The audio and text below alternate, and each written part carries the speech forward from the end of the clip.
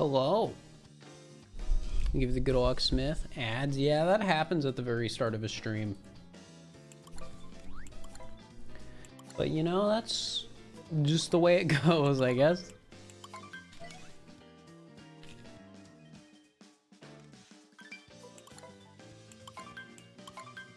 Ba-da-da-da-da-dum. All right, we're just gonna get started right away. Let me turn off the comparison. It's been a little bit since I've done all moons.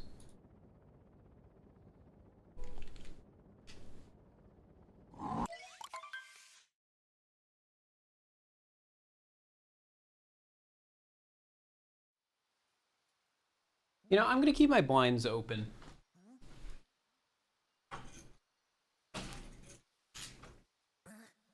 Open back up. I'm starting the speedrun, please.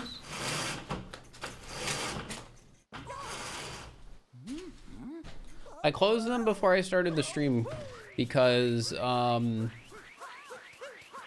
there's a big light that shines on my face that you can probably see because it's a window. But I just like how my room, you know, I like the lighting. I don't know, I just like how it feels more with it open, if that makes any sense.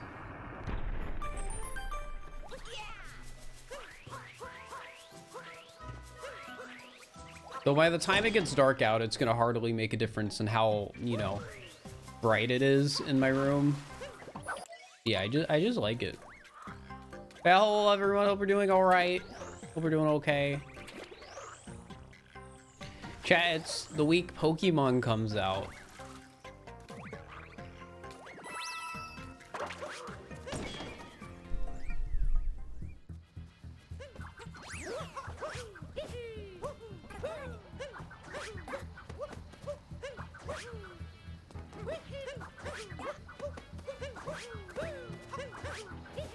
You guys excited for Pokemon?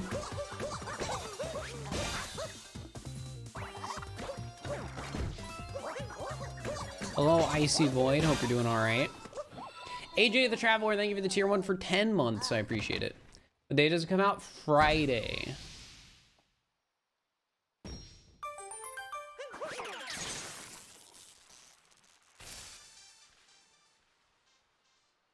I'm gonna play it this week. Yeah, so we're gonna stream it on Thursday. So what's gonna happen is I have the game pre-ordered on the eShop on a Japanese eShop account.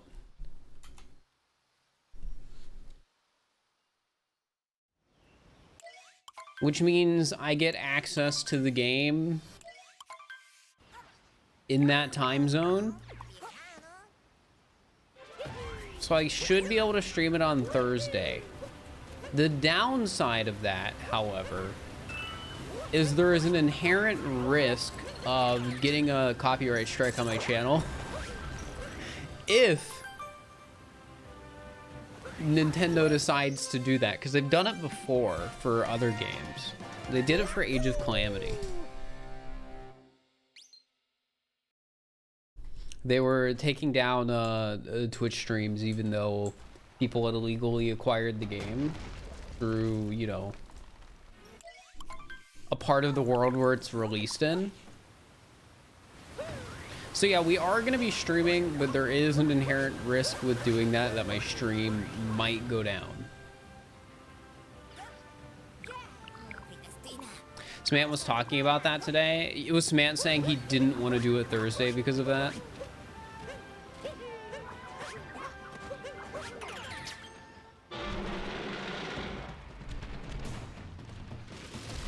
Because that would make sense.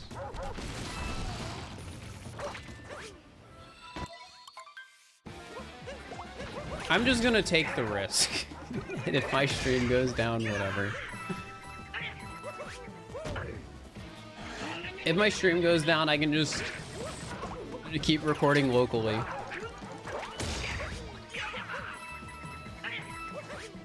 Remember Worcester got banned for playing a Nintendo game at Australian release and he lives in Australia? Yeah, it's a weird thing. And again, I'm just gonna take the risk, and if the stream goes down, I'll just keep doing what I'm doing and the stream will go back up European midnight. If that's, you know, if I can have my stream go back up. I'll have to do some looking into how copyright strikes work. There's actually a couple of ways I could do it.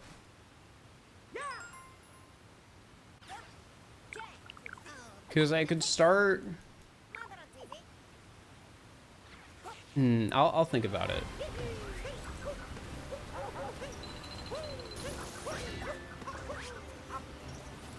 Game show's good. I'm glad you liked it.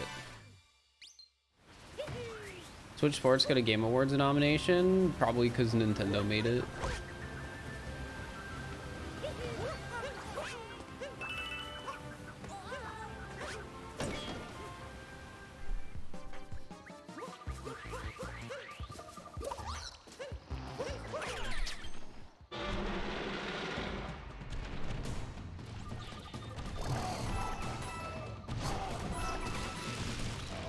Yeah, there's a few ways I could do it. I could start the challenge I want to do as soon as the game releases and only stream the back half of the challenge.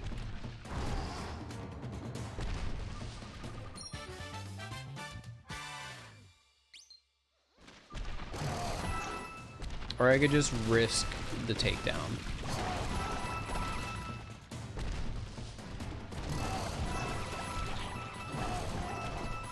Because I've streamed a game on OS/JP release before. I did it for Animal Crossing.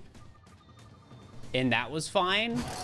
But again, I know it's one of those things where it's essentially you're just taking a risk as to whether or not Nintendo wants to randomly strike people.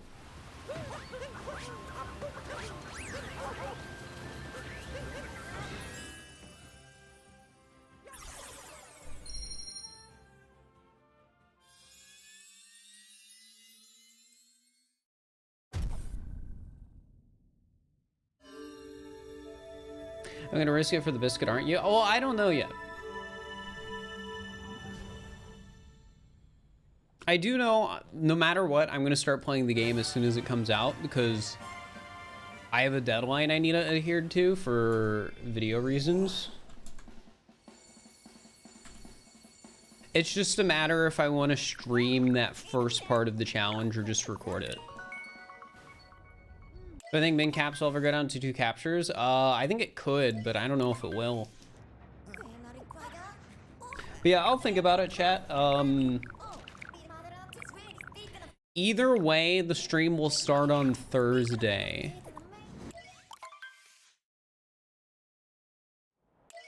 Because even if I don't stream the first part of the challenge, what I'll end up doing is I'll go live at EU time for the release.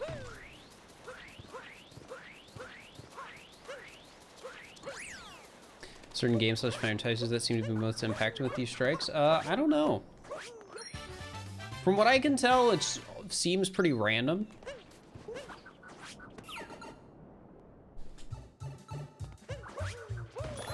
What Pokemon game was it when Worcester got a strike for it? Because I know Worcester got a strike for a game. And I know Linkus has also gotten a strike before. Am I using the right route? Just realized this feels different.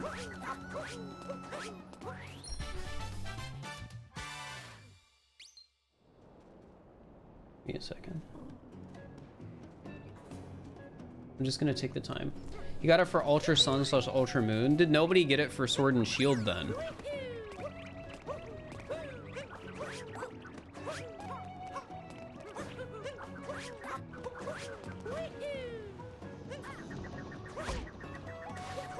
Or at least nobody that anyone can think of.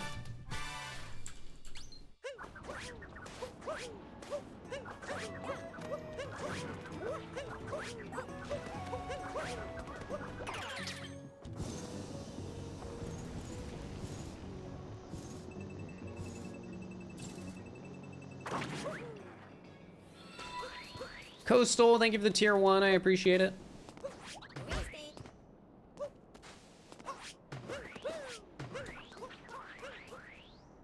Streaming Thursday or Friday as well.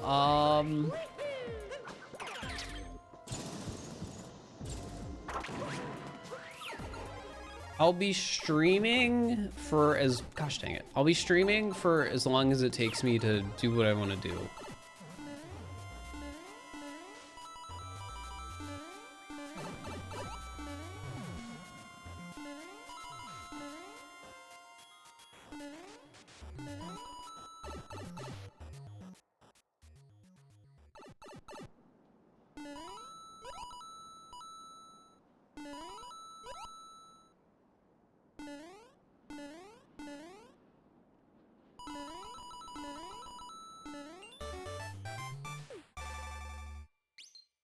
Can't see anything happening for Sword and Shield.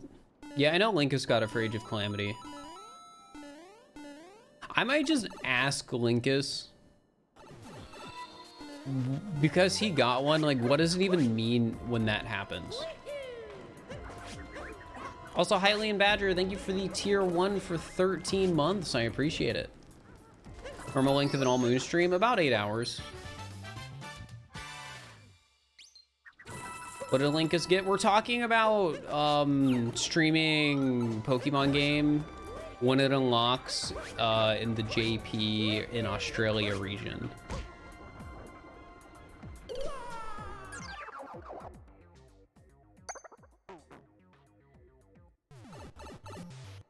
Gosh dang it.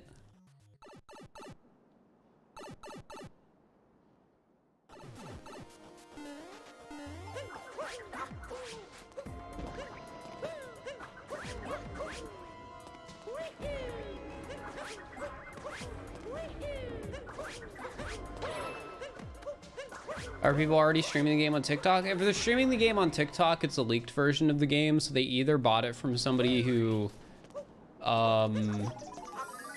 didn't care about breaking the street date.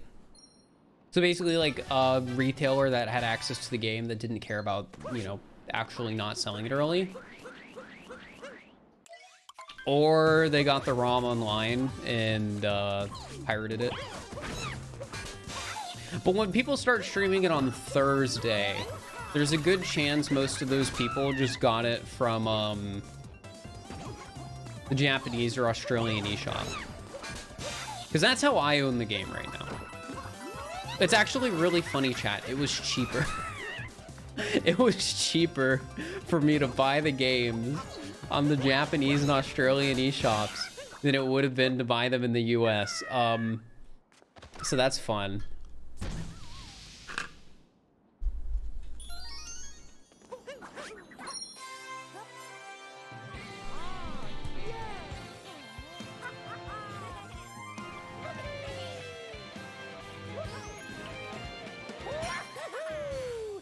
It's probably something to do with the dollar being like strong compared to other currencies or something. But it wasn't, I didn't expect it.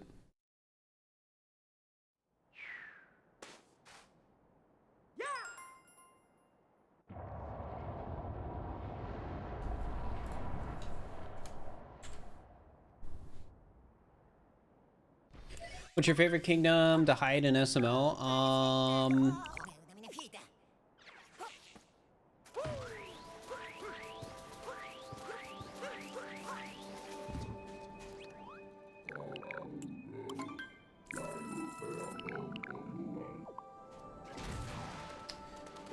I don't think I have a favorite, because I usually just come up with the spot on the fly.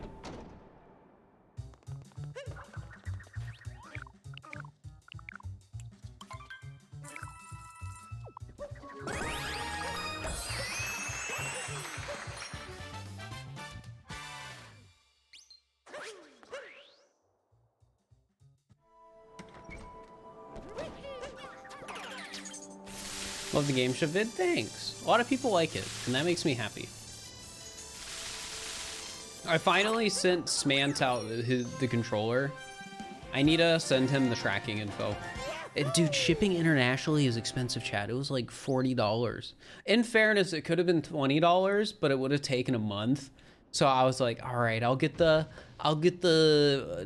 more expensive version that'll take like a bit over a week and has tracking, instead of the one that doesn't have full tracking and will take like a month. Magnus, thank you for gifting a sub to Danish. I appreciate it. Enjoy the gifts of Danish, and thank you so much, Magnus.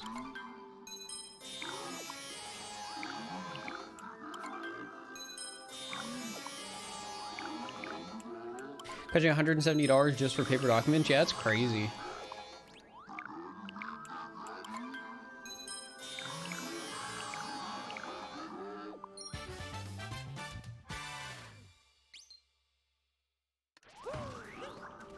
Chat, I'm curious. So if I am doing Pokemon Scarlet, I am curious if I'm doing the Pokedex, right? Because that's what I want to try and do. I want to try and like be one of the first people to complete the Pokedex, because that sounds fun to me.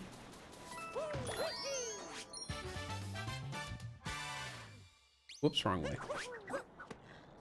Yeah, the question becomes, if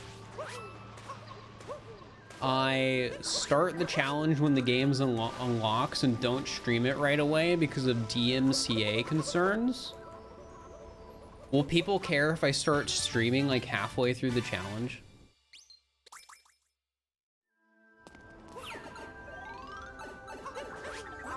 I'm just curious. I'm not saying this is how I'm gonna do it. I'm just like, want to weigh my options. You prefer seeing it from the start? I mean, there'll be a video regardless. Like, even if the video comes out like a month from now and nobody cares anymore, or like somebody else like beats me to it or whatever, like there will still be a video.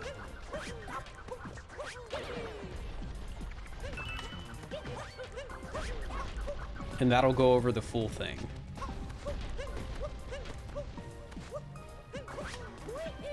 This stream will probably be like 8 hours. New game only saying half the story, kind of weird. That's fair. Is streaming hide and seek tomorrow? The plan is to.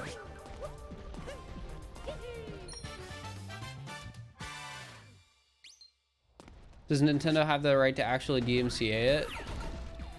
I mean, yeah. Technically speaking, I think they have the right to DMCA like any content that is of their game if they want to.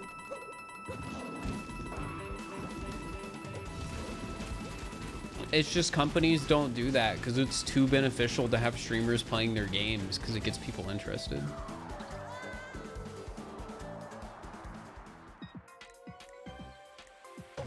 I'm doing it solo victory, man. I bought both games.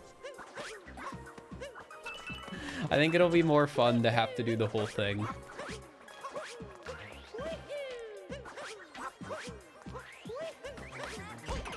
Because at the end of the day, my goal is I want to be one of the first people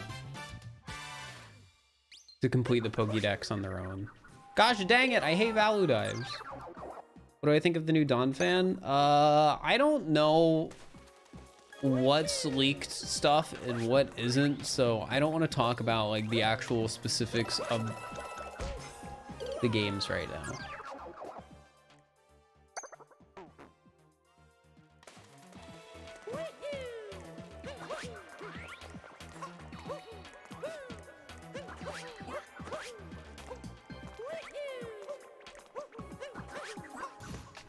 Which starter do I want to pick? Well, I have to pick all of them.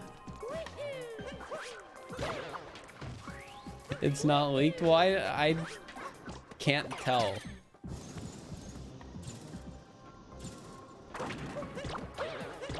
Because I just don't know, because I've looked at like everything about the game. My goal has basically been to get as much information I can about the game so I can be prepared. Which starter will I pick first? Well, it doesn't matter. That's the thing. Dawn Fam was shown in the newest trailer. Makes sense. What version am I getting? I have both.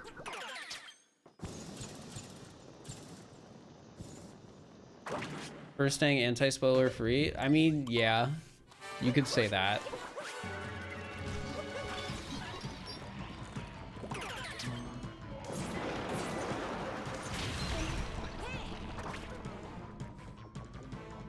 If I had to pick one, well, that's the thing. I don't have to pick one. That's the problem, right? I'm not even burdened with this decision because I already know I don't have to pick one. To my understanding, Pokemon locked behind events are not prerequisites for completing the regional dex and getting the reward for completing the regional dex. Like Pokemon you can transfer over from Legends Arceus didn't count, event Pokemon shouldn't count, and stuff like that. It should only be the 400 Pokemon in the regional dex, instead of like the 440 or whatever it is that are in the game, I think.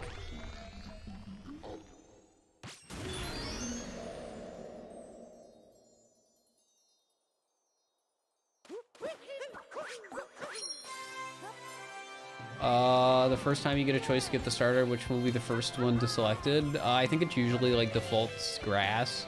Like that's number 1 in the Pokedex, so I'll probably do that.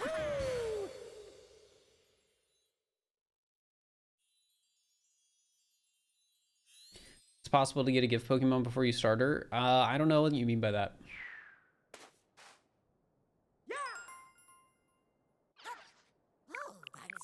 Can I do a name every Pokemon quiz online and stream it? I would do so poorly, chat would make fun of me, so no. No, I cannot.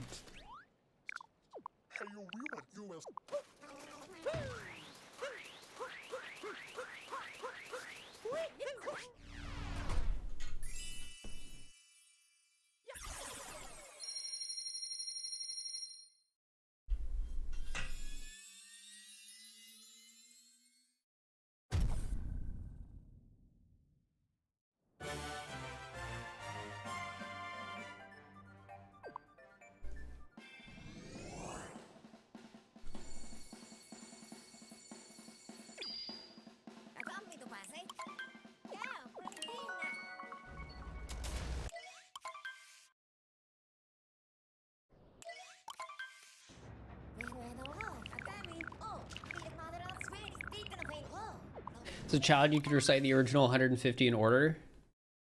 I could probably name almost every of the 150 if I like saw pictures, but I wouldn't be surprised if there was also just like 1 or 2 random ones that I just couldn't remember. And yeah, definitely I wouldn't be able to do it in order.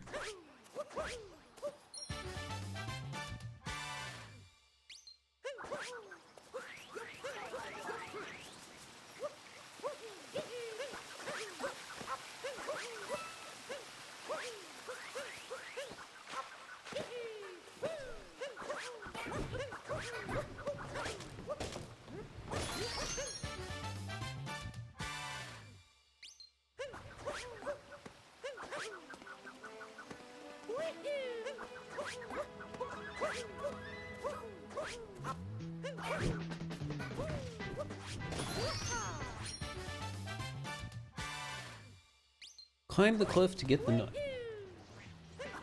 Got that one. Checkpoint. Anyone else here despise deep woods? I think a lot of people dislike deep woods. Maybe I'm wrong though.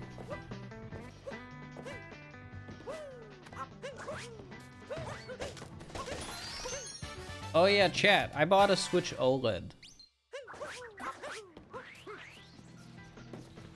I wanted an unmodded Switch so I could have the 2 different Pokemon games on the 2 different Switches without having to worry about updating my modded Switch. So I bought a Switch OLED. It's really fancy. Like it looks clean. Like I have the white Joy-Cons too. The downside is it was $350.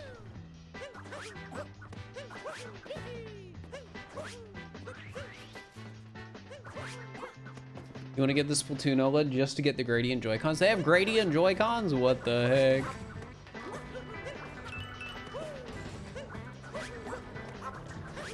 Good thing I don't collect Joy-Cons and I just sort of accept the fact that they will all break.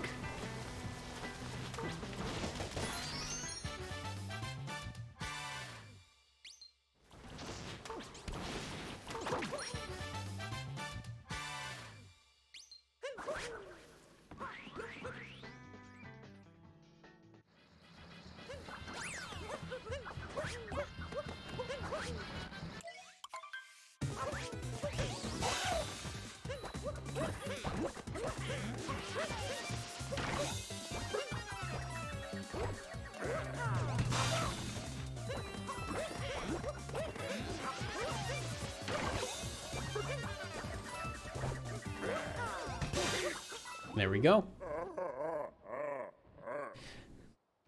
The irony of Smant winning the controllers he uses Joy-Cons. Yeah, it is kind of funny. Though, in fairness, the controller was meant to more be like a trophy than something you actually use, but it does work. Oh, Beef, thank you for the Prime. I appreciate it.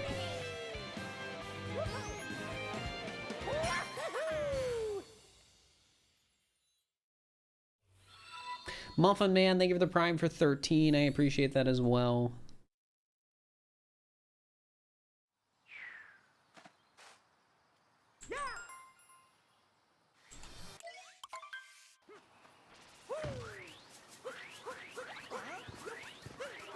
I said your name right, Pog.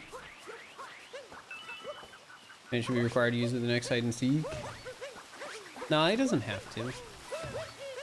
I think we are doing hide and seek tomorrow. I think I signed up.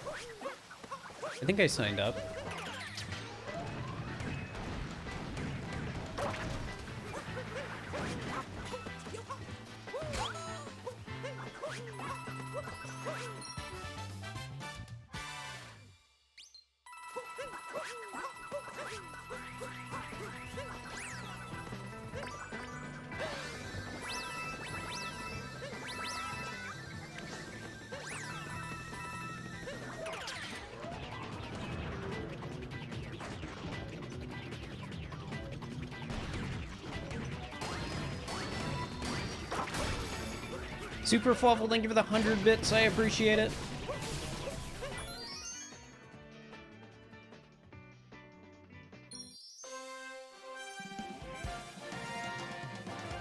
Also, chat, I'm still thinking about this Pokemon stuff and like doing the Pokedex and streaming it and all that. There's a part of me that thinks if, you know, my stream does get a takedown, that's a really good narrative point. You know?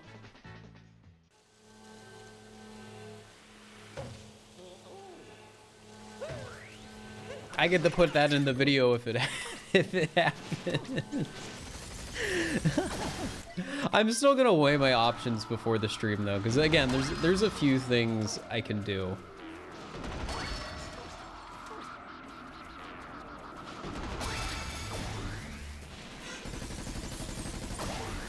You know, I'm probably gonna see if I can send somebody a DM who has experience with playing a game and then getting a takedown, even though, you know, they acquired the game legally from the eShop.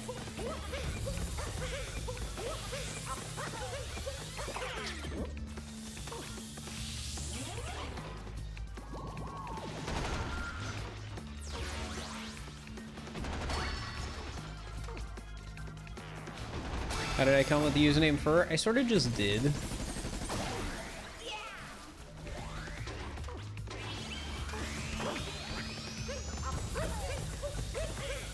Well, it wouldn't be them taking down my video. It would be them taking down the stream. Because they've done that to streamers before that have been playing on like Australian or Japanese copies of the game. Because that's what people will do sometimes with Nintendo or just like Switch releases. They will buy the game when it releases on the eShop in Japan or Australia instead of when it releases on the eShop in the US. So they can play the game, like, I think in this case it is 14 hours earlier than the average person in the US.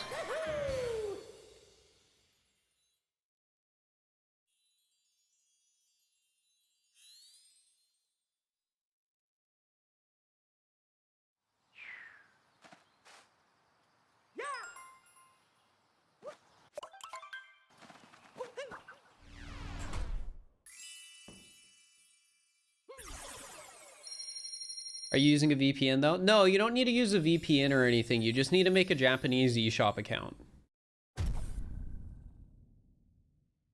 And then buy the game on the Japanese eShop. It has nothing to do with the VPN or nothing to do with like your IP or where your Switch is located or anything like that. You just need to make an eShop account in the Japanese region or the Australian region. And then buy the game on that eShop account.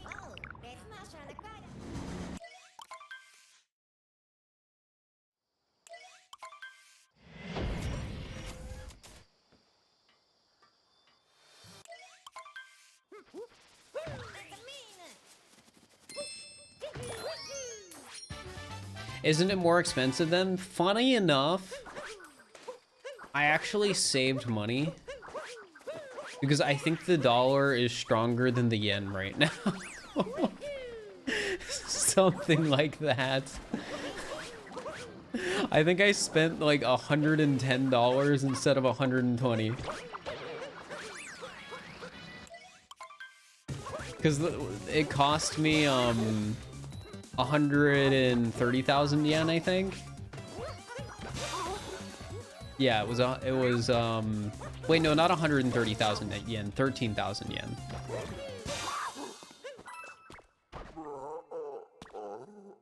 And the eShop cards that I bought,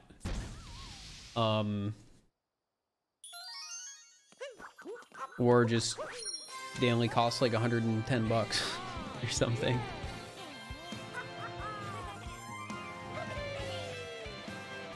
The cost of living right now, every little helps. I mean, yeah, I'm doing fine for myself right now. I'm happy. And I mean, next month, chat, this is gonna be big, chat. One of my move-in specials was a month free rent. I'm using that month free next month.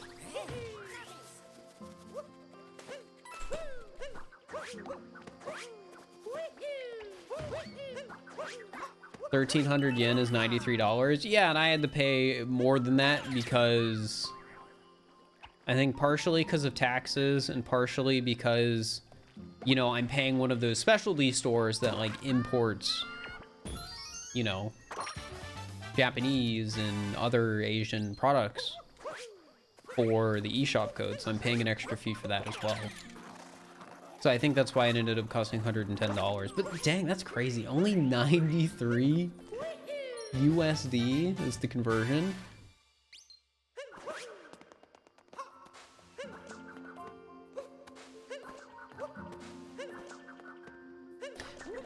Maybe I should just buy all my Nintendo Switch games on the Japanese eShop. Sure, I can't read any of the menus, but I can usually figure out what to do to buy the game. Doesn't converting the money also make it cost more? Well, see, I wasn't converting the money. I was paying one of those specialty stores that sells products like that. It's like, oh yeah, we sell Japanese eShop cards and we can also ship you stuff.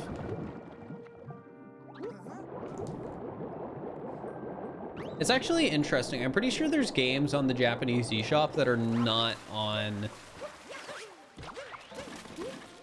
the US eShop. I don't know what those games are though, but I think I've heard of that being the case.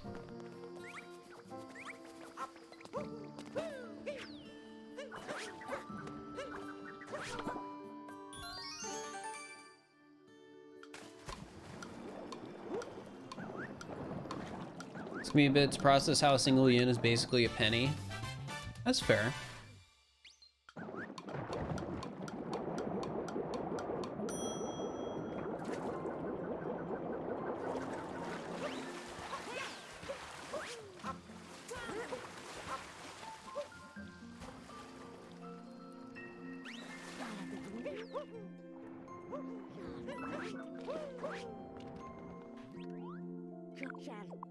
Yeah, I'll keep you guys updated for what I end up deciding to do for Thursday.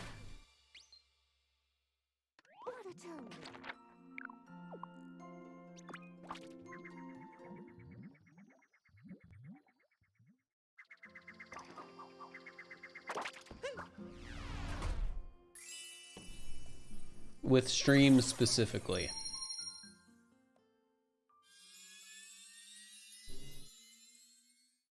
First time I went there was like 160 yen to the dollar, made it hard to equate them in your head. I mean, I think in some instances it's probably just better to not try and equate them and just get used to thinking of, you know, a yen as being a yen. Especially like if you're living there, right? Because then all of your expenses are yen.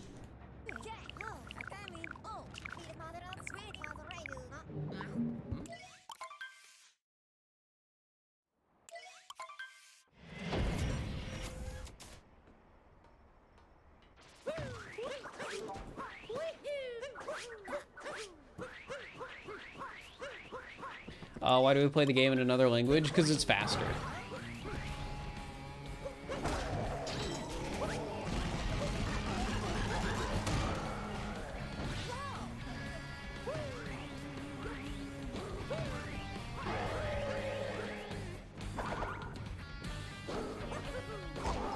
So my streaming schedule, I usually stream most of the days of the week around 4 or 5 Eastern, excluding Fridays. I like basically never stream Fridays. This week it's gonna be a bit weird because again, it really just depends on what I end up doing with the Pokemon stuff.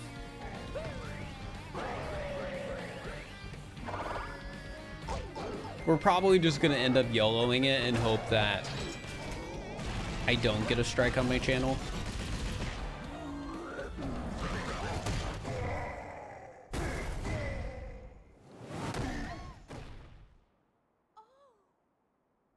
It's hard to automatically try to do the conversion. You think, is this a reasonable price? Well, I think it's just the sort of thing you got to get used to over time. It's sort of like learning a language. Like eventually it just becomes second nature. Why would you get a strike? Because sometimes people who buy the game in Japanese or Australian regions so they can play it earlier have gotten strikes for Nintendo games. Did I appeal the strike? Probably not.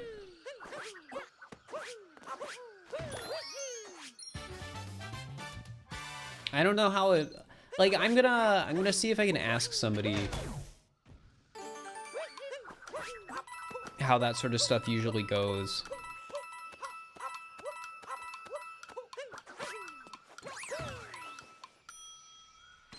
Because if I'm gonna take the risk, I wanna, you know what I'm risking.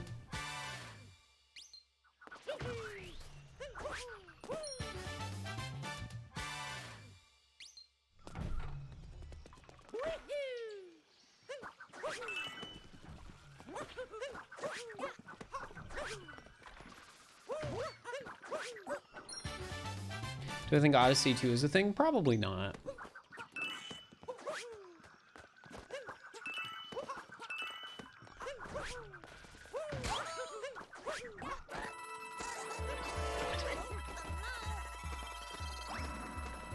I think Odyssey 2 would have happened by now.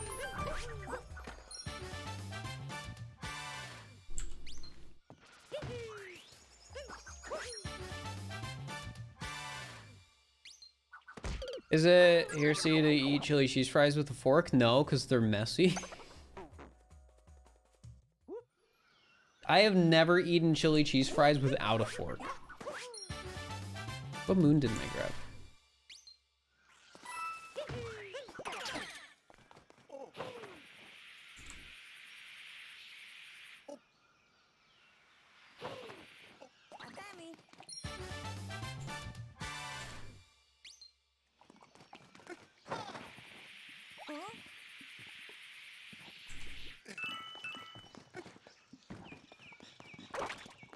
Ah, that one. I'm gonna need a warp, so we're gonna lose a little bit of time here, but that's fine.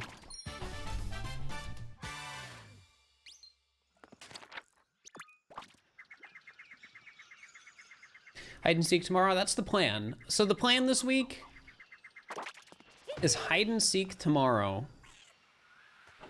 Wednesday, I'm gonna do the if I say Mario, I reset the speedrun, which is basically a run where if I say any Mario character name that is in Mario Odyssey, I have to reset.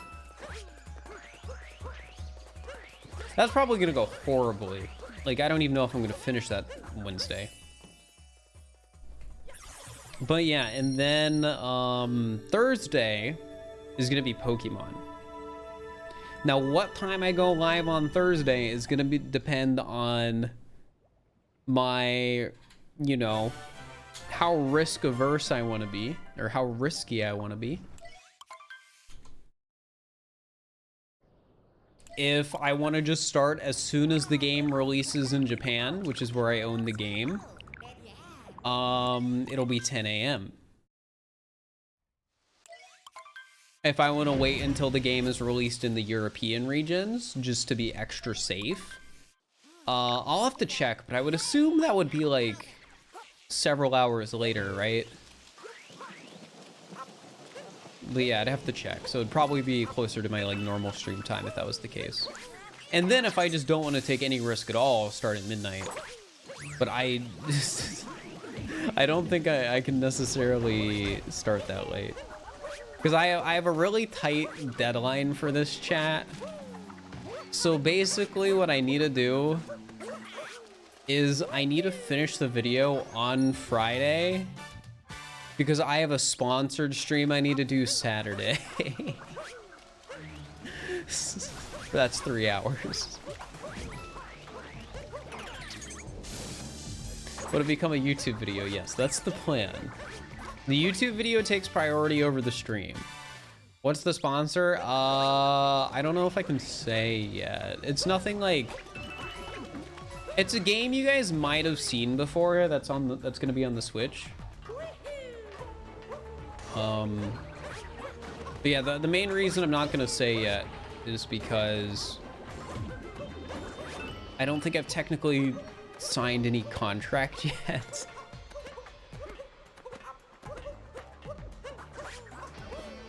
But yeah, there will be a sponsored stream Saturday. As for like an indie game.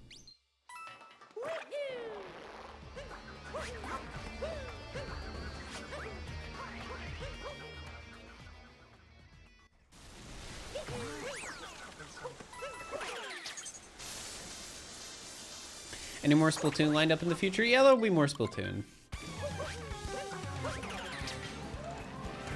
You gonna play it yourself first? That's fine.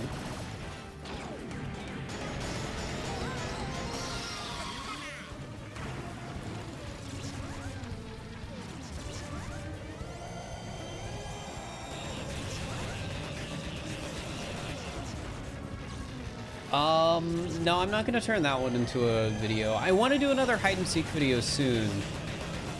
Hopefully something that would go up in like December or maybe January.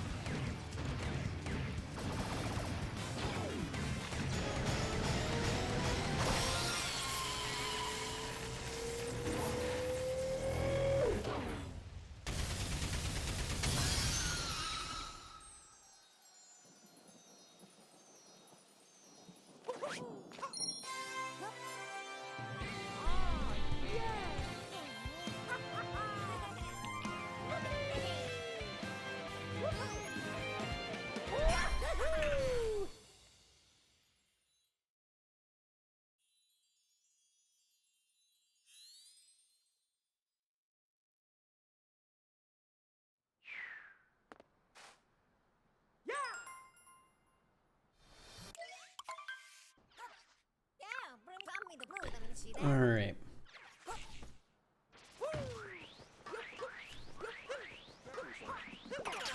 Go to the next slide, please.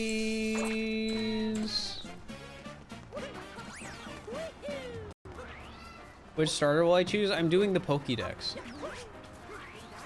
So I'm not really picking a starter. I have to get all of them.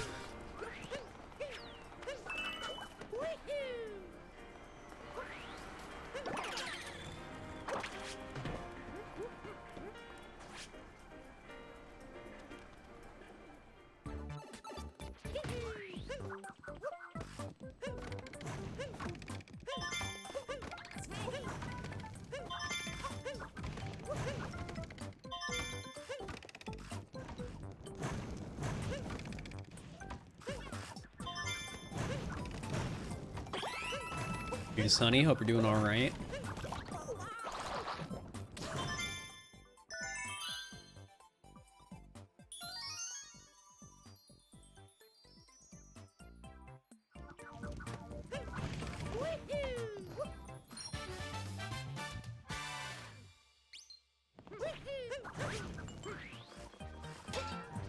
What makes a Pokemon a good Pokemon? That depends on your opinion on Pokemon.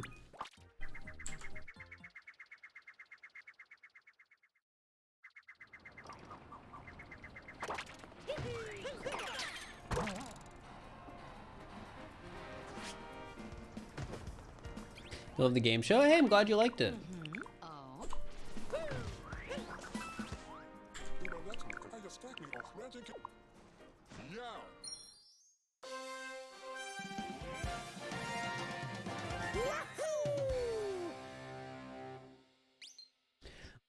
Look which Pokemon have been turned into 6-foot plushes as a measurement of likability, honestly.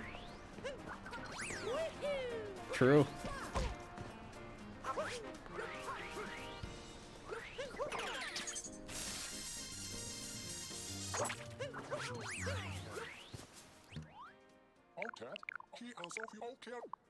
I wonder if one day just every Pokemon's gonna be available as a 6-foot tall giant plush.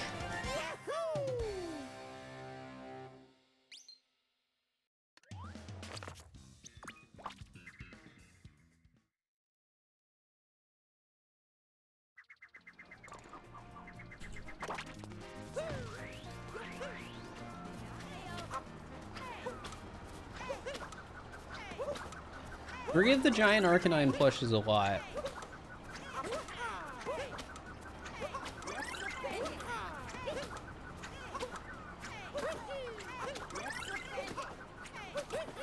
Darkseid has no good content. I think Darkseid's fine.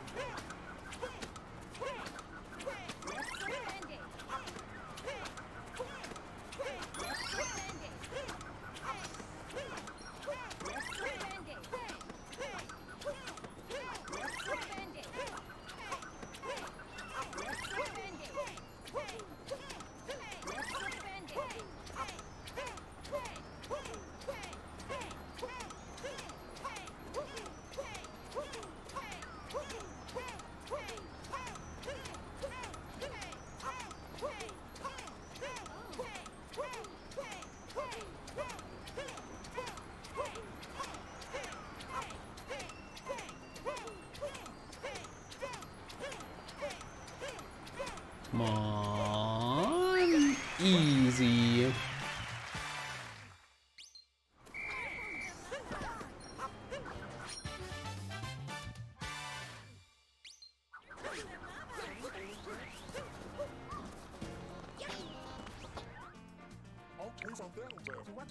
And give you the good luck page, appreciate it.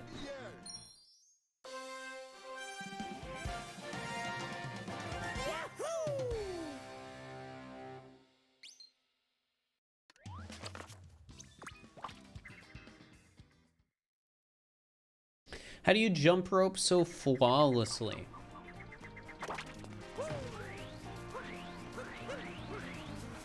I don't know, I'm just good at it. That might not be a very satisfying answer, but I don't think I have a better one.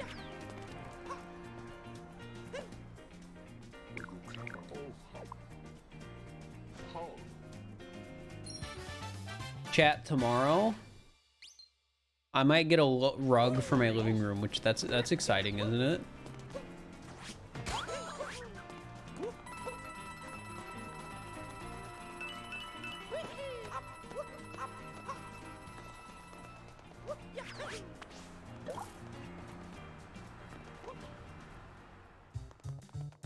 It's exciting. It is exciting. Rug reveal. It's gonna be a white one, and it's gonna be one of those like fuzzy ones, you know, where it's like fluffy looking. Warp to New Donk City Hall rooftop. That's true. They are expensive. However,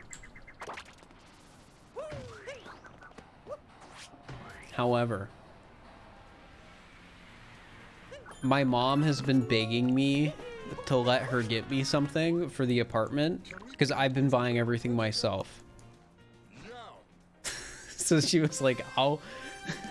So when we were talking about me getting a rug, I just asked her, "Do you want to get the rug for me?" And she said yes.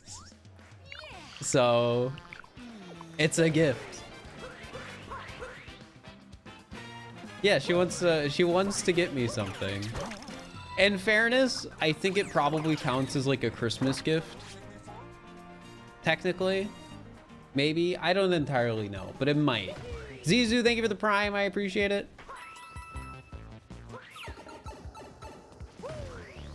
Give me the rent paycheck. Dude, I already mentioned it earlier. I get a month free rent with my move-in deal. So guess who's not paying rent next month? This is me. I'm not paying rent next month. Let's go. They told me I could pick the month free for whatever month I want. So I decided I'm going to pick the first full month of rent.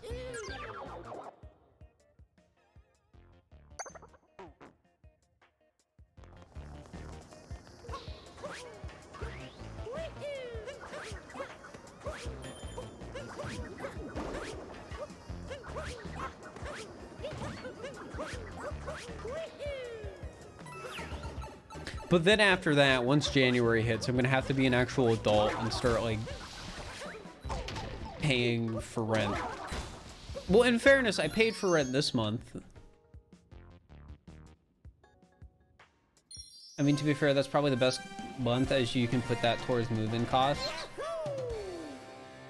I mean, yeah, I'm gonna be spending a lot of money next month to finish essentially my living room. Because I need a TV stand, a smart TV, because it would be nice, chat, to be able to watch like Hulu and Netflix and, you know, all that stuff on a TV. I don't watch TV a ton, but when I do, it would be nice. Also, you know, maybe something I can watch Twitch on.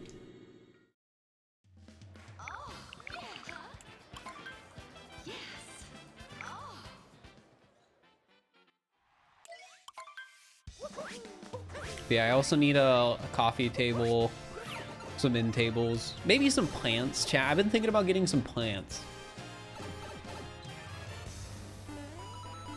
There's a part of me that sees big appeal in having live plants instead of fake plants.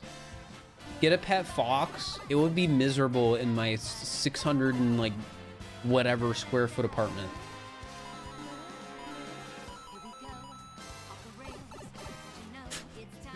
Did we already lose the prediction? This was not a good festival. You can't imagine switching on big screen because you can't type soft jammer. Well, I never type in chats. Streaming's my job, though. Something I always mention about like streaming as a job is I don't know what the lifespan of this is.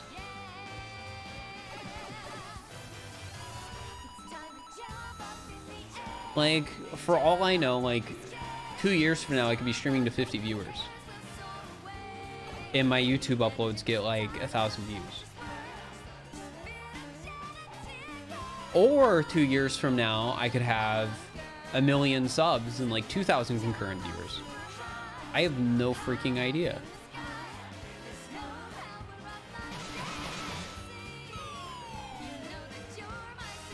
So this is my job as it currently stands. I do not know how long it'll be my job, and I don't know what I will do if I need to do something else as a job. I mean, most people don't know the lifespan of a job except like doctors and teachers. Yeah, but streaming is like different.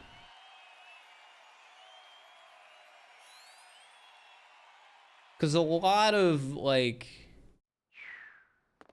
more traditional jobs have been around for a while, where streaming as a serious profession has only been around for like 10 years.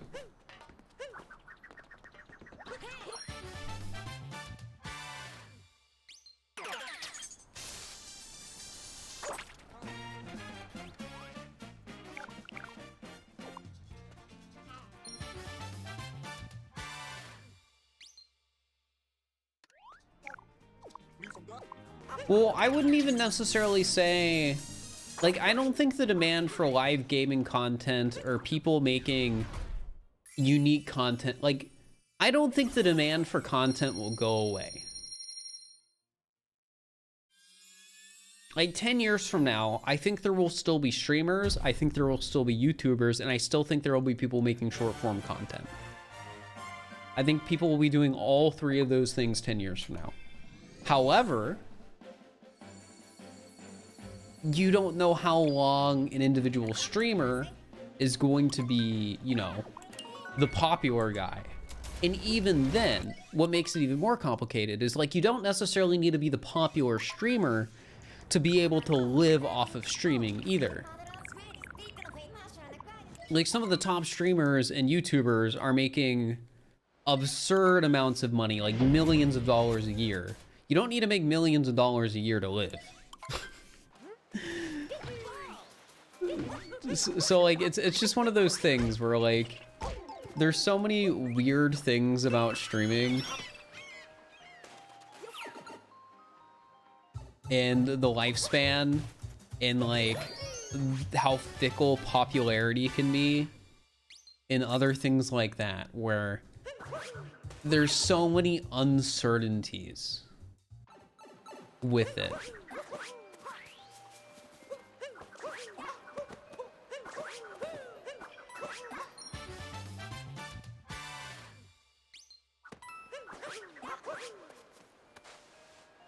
So yeah, I have no idea where I'm going to be in 5 years. I hope I am still doing content in some capacity, but who knows?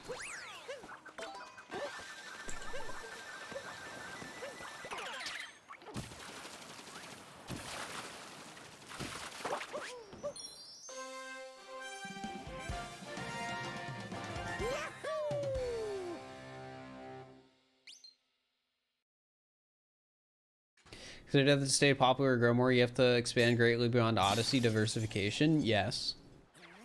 My next YouTube upload's a Pokemon video. My previous YouTube upload before the game show was a Splatoon video. I have a Kirby video I want to work on soon.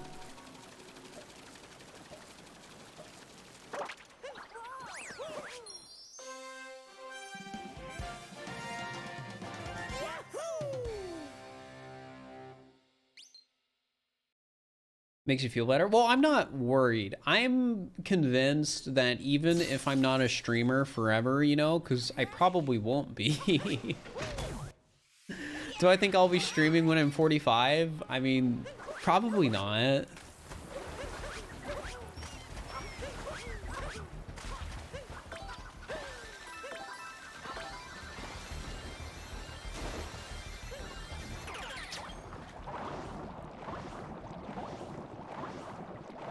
Yeah, I'm not like worried. I don't think like my life is gonna crumble apart in front of me.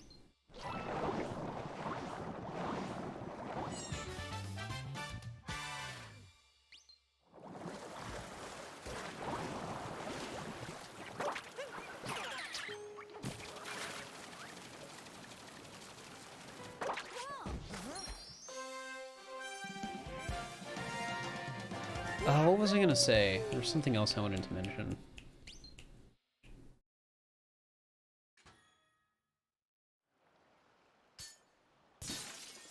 I forgot.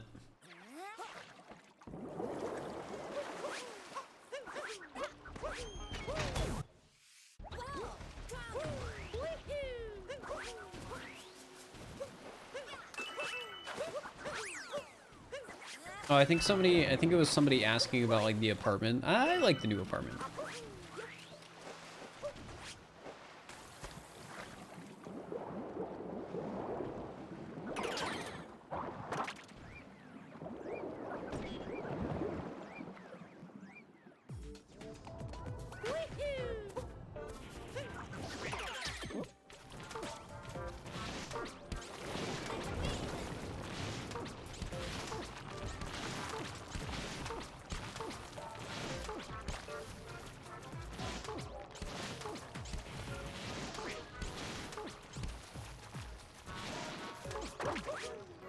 It is nice. So I haven't been going to the gym here yet, but I did spend some time today, go back down and make sure I reminded myself where the gym actually is, so that tomorrow I'm more likely to go to the gym in the complex.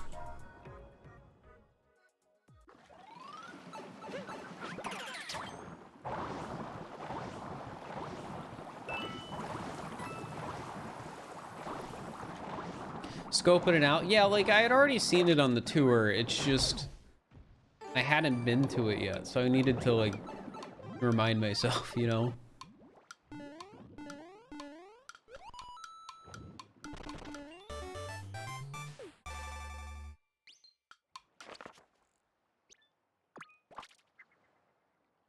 Oh yeah, chat, this is sort of random, but it's something I found out, which is kind of nice. About one of the amenities that my apartment complex has. Amenities.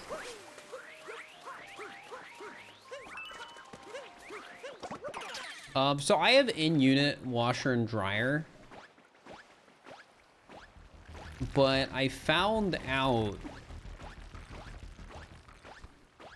there's a place in the complex where you can dry clean your clothes. So hypothetically, I could just avoid going to a dry cleaners and just do it there.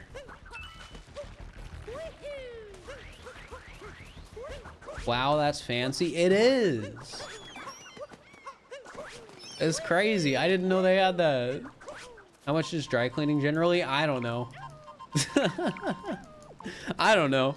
I just know I have one hoodie that is cashmere, so it's dry clean only. And because of that, it has never been cleaned. But I've also hardly worn it. So I have this one hoodie that's like really nice, that I've had for like a couple years, that I've hardly worn because I haven't been able to clean it.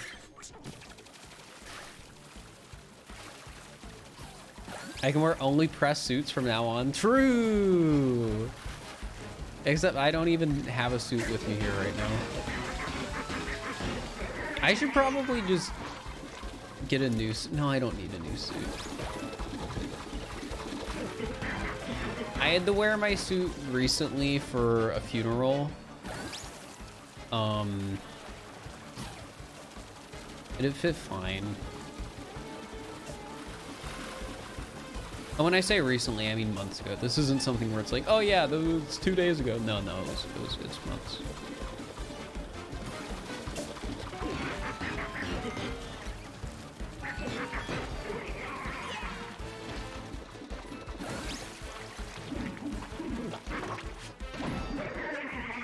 What's my headset name? Oh, like a nickname? I don't nickname the stuff in my room. And I was thinking for a second about making a joke about something in my room being named something.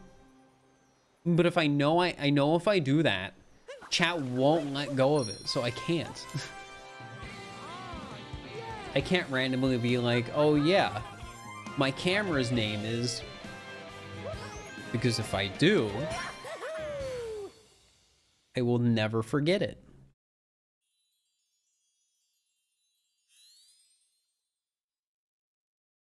So yeah, I'm not naming anything, chat. Not happening.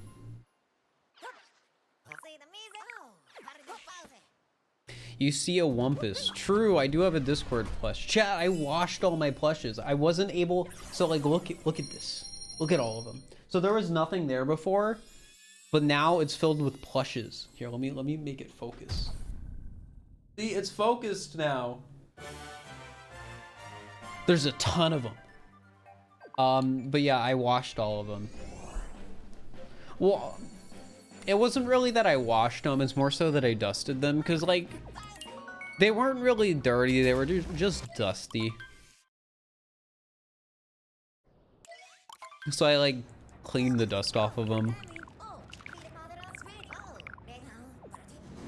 Proceeds to nearly fall off the chair. I didn't fall off my chair, I was just leaning it back.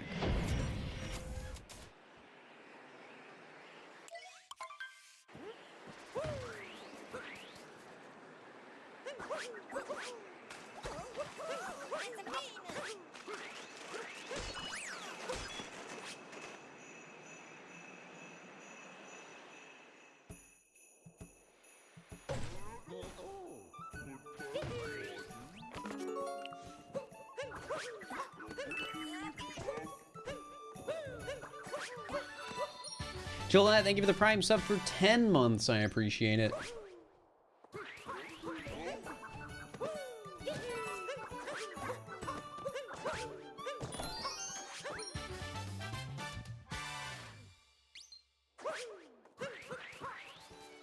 You have 3 giant holders of plushies when you were a kid? Nice. I have like 80 snake plushes in my closet. They're all in a box. Because I used to sell them as merch. So technically there's already been a fur plush. Do you have a good Mario impression? This is urgent? No. I can hit you with a, like a... I can't do it. There's too much pressure. But it's not a good one. Not a good one, Katie.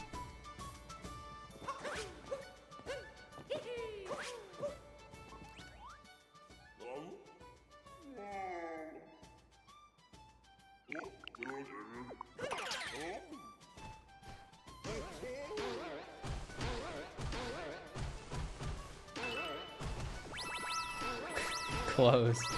It's just hard to do something like that on command. Like, even if it's a bad impression, there's just all that extra pressure, like, it makes me choke. Also, guys, get your guesses in the chat for the Bound Bowl Grand Prix. Get them in.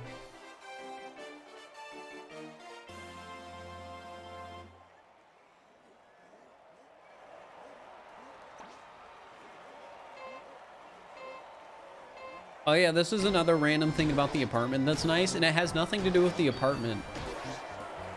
It has more to do with something around the apartment that I can talk about without doxing myself.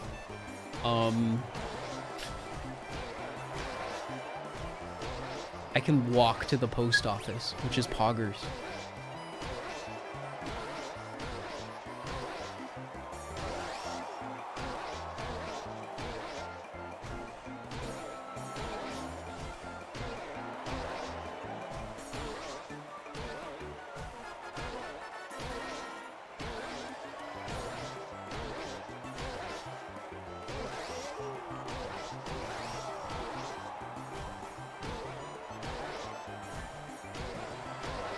Walking, yeah.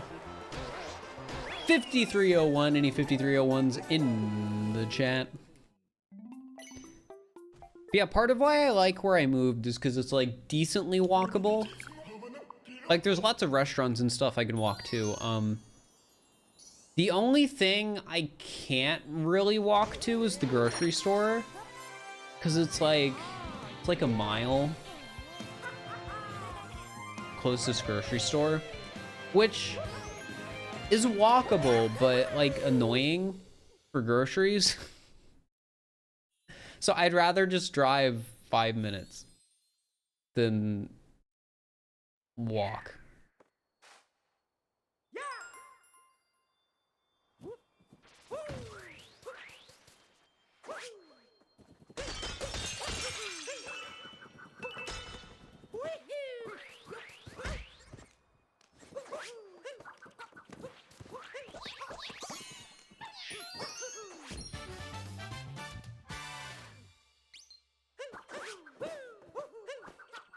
I want to do more hide and seek videos.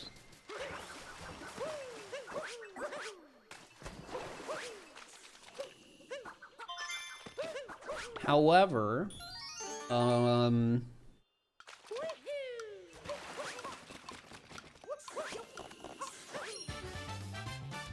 want to get a good session that I like want to make a hide and seek video out of, if that makes sense. Is this attempt one? Yeah, usually when I do all moon streams, I only do one attempt on the given day.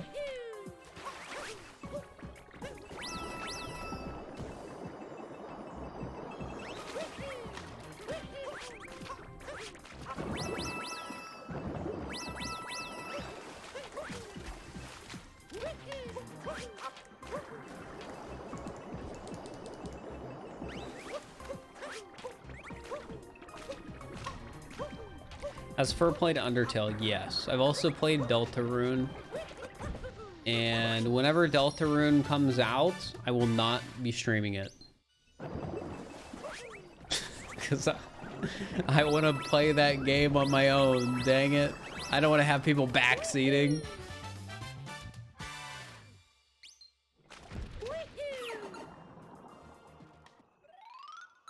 I've reached a point where basically everything I like play video game wise is streamed, but I'm not letting that happen to Deltarune.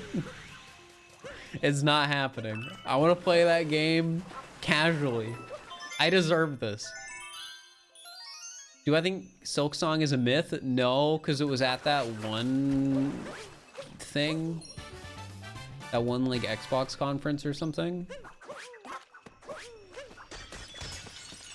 Just so you know, Fir, you would never backseat me. I appreciate that, Katie.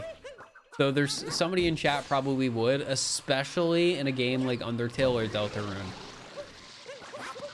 I mean, if you guys remember when Undertale came out, the whole like thing with the game is like, you should really play Undertale, but don't kill anyone. Don't kill anyone. That was like the whole thing. Everybody would tell you to play the game, and then they would tell you how to play the game.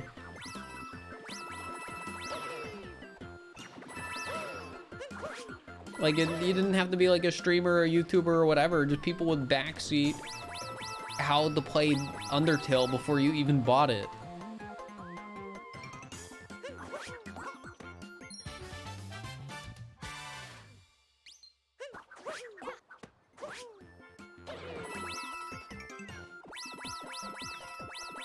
Hey Maple, hope you're doing all right.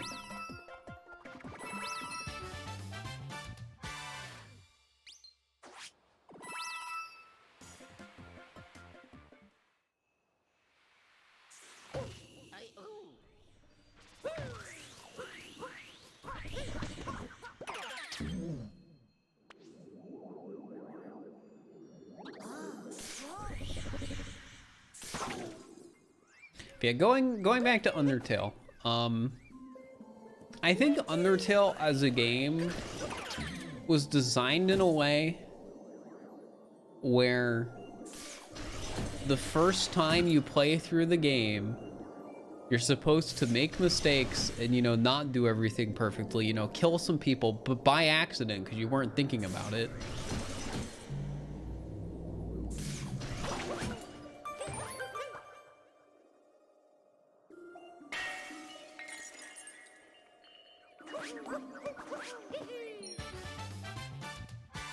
But because of how people treated that game when it came out, most people just, you know, were forced to play the game a specific way.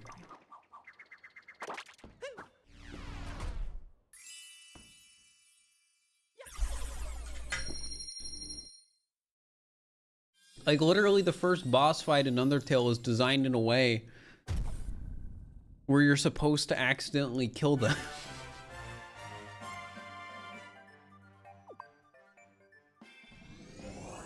The early part of Undertale is intentionally misleading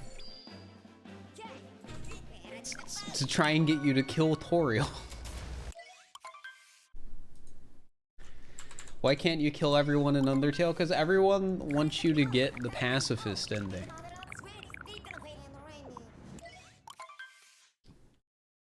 Because it's, in quotes, the best ending.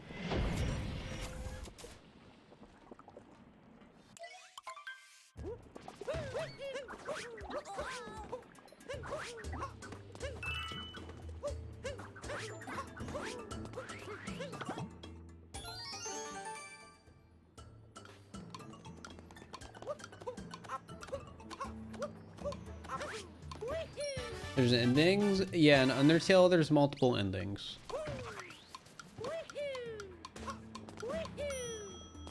And a lot of the people, when that like game came out, would try and specifically guide people towards one ending. And I mean, I'm pretty sure it still happens.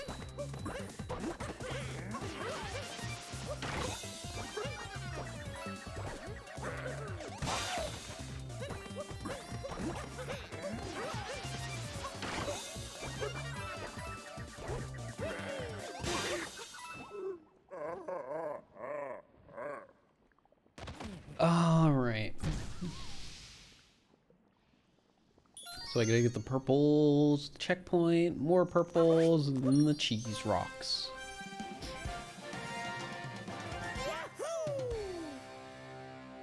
Isn't it technically impossible to get the pacifist ending on your first playthrough? I think the way it works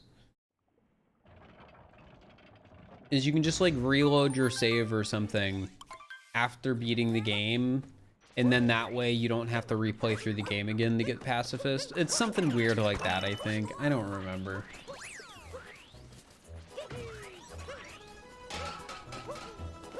But I'm pretty sure it does something to mitigate playing through the game again.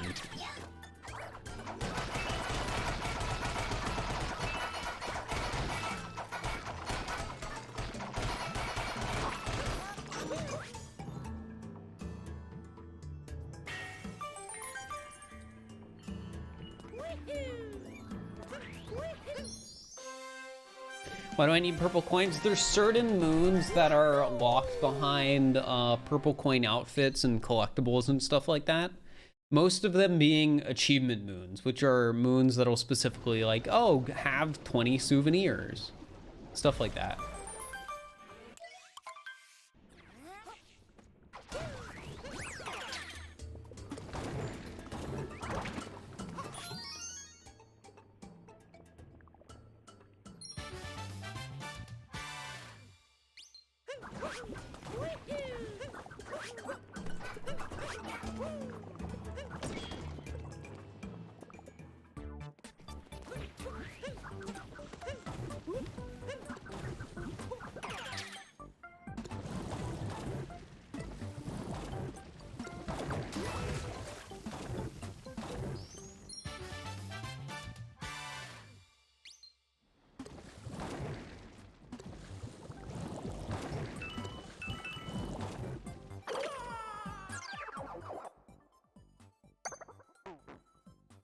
How's my day been? It's been all right. Been like kind of productive in the sense that I like went to the post office today and like did some other like general stuff I needed to do.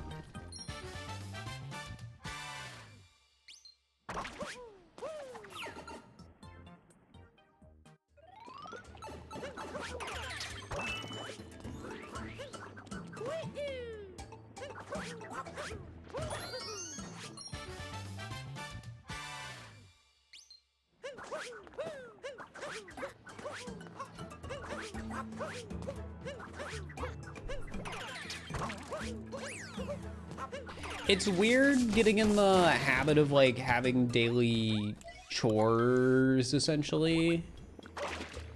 When I say daily chores, I mean it's just like, oh, I need to do some laundry today. Like today I washed my white towels.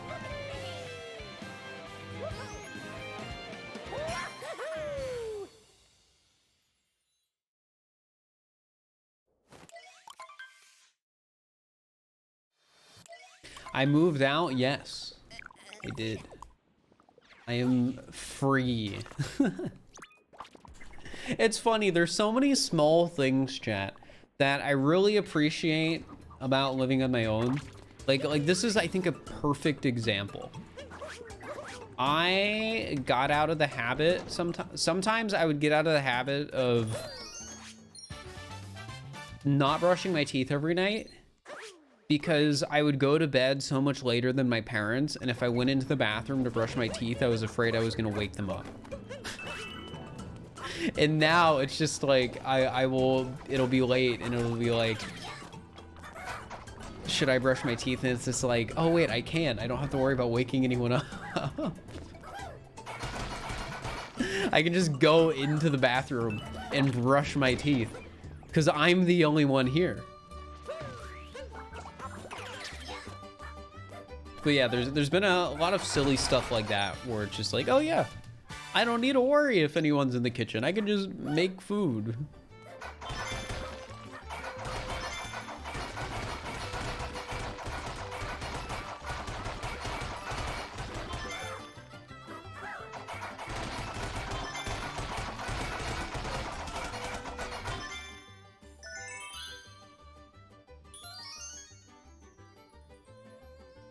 You brush in the morning? Well, I mean, I brush in the morning and the night.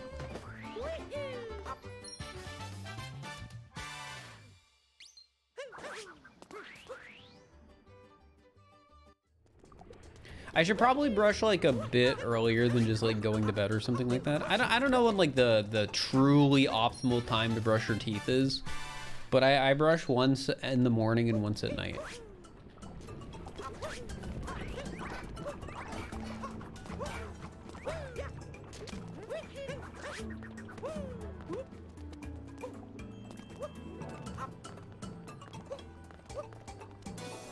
Oh my gosh, my controller's being weird.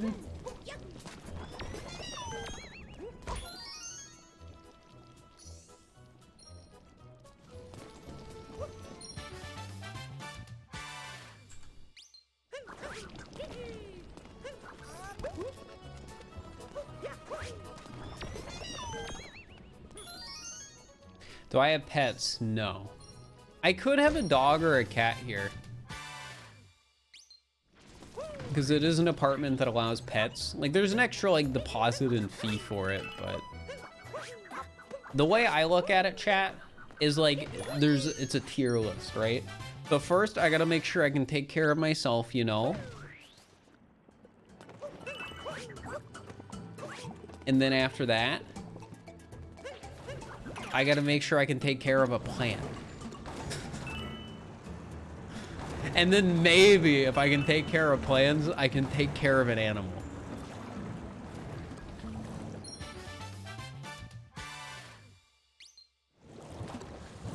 Dog would be good if you want to get out more. I don't want a dog.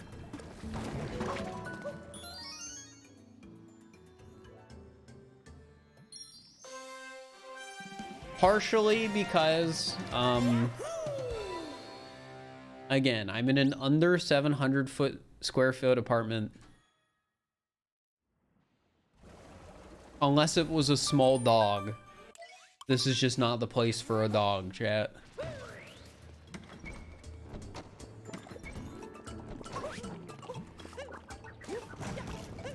Just due to the lack of a yard. There's spaces here for like taking your dog, which is probably why I see so many dogs at this apartment complex, because there's actual spaces for pets, which I think a lot of like nicer apartment complexes these days have that sort of stuff.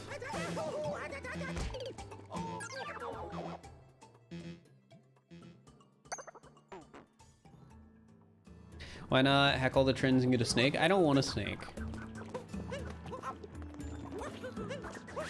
If I were to get like a non-traditional pet, it would probably be, and when I say non-traditional, I just mean not cat or dog. It would probably be a rabbit.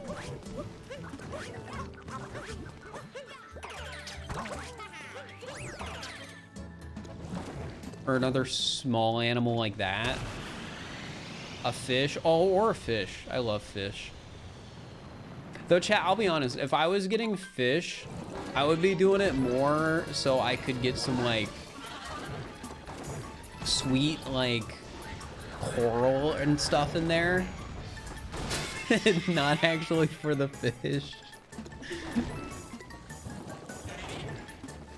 I see, like, one, you know, like, saltwater fish enclosure with, like, tons of coral and plant life in it, and then it just sold me on, like, how cool that is. So, if I were to ever get fish, it would probably be saltwater fish, so I can keep that sort of stuff in there. And that's just the truth. That stuff is so cool. I'm in it for the ecosystem, not the fish. Exactly.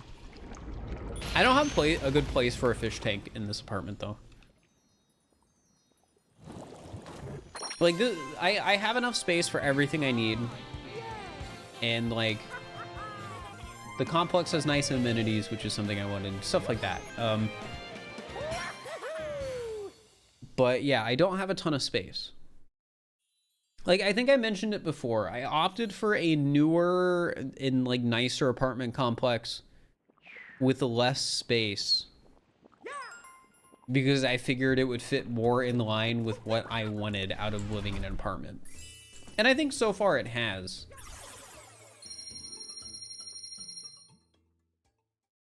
Like, I can actually walk to places because it's, like, a good location. I really like the actual unit I'm in. Like, it's nice. A lot of the stuff is new. Yeah, I like all of the things about it. The internet's great, too, which is part of the reason I wanted a newer place.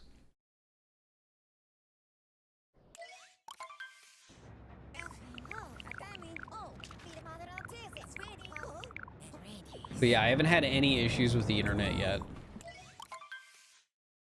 I think right now I'm getting like 100 down, 50 up.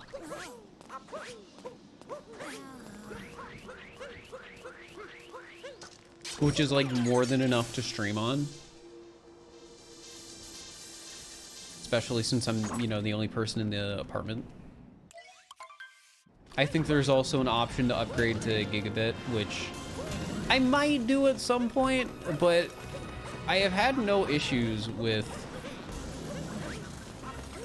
what I have now, so. Where am I? I'm in Ohio. Do you think you'll get complaints if I'm loud? No, because the soundproofing's pretty good. I've talked about this already, but there's a dog across the street from me. And when I say across the street, I mean across the hallway. And there is a dog next door to me, like that way. And when I'm in my unit, I basically never hear them.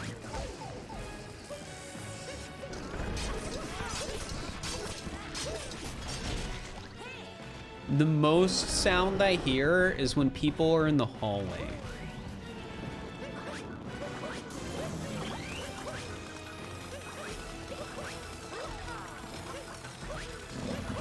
Visiting Ohio for the first time for work, it's flat.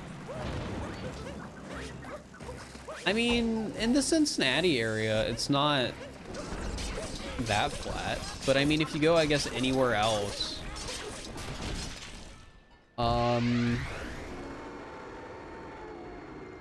it's just all corn.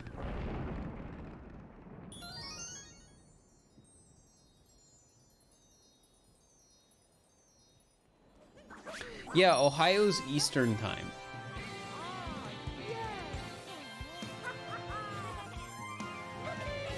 Even Indiana's Eastern time, right?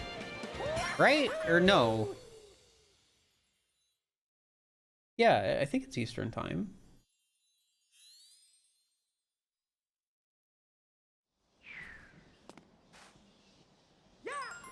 Why does everyone say the joke about Ohio being horrible? Ohio's like the meme place. Most of Indiana's one of the weird ones. Ooh, that's hecked up.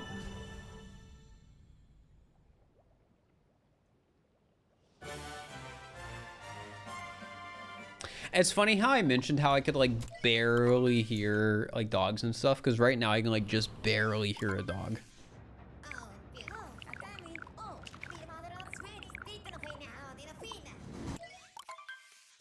I can just barely. I don't know where it's coming from though. Let me try and listen closer. No, I just can't tell at all. It's somewhere though.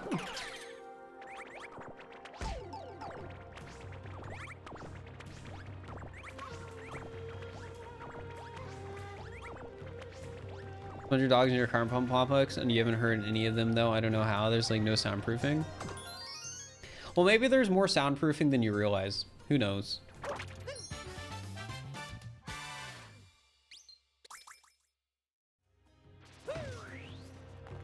Because like to my understanding, all the soundproofing really is here is that the walls are thick, like they're concrete or something.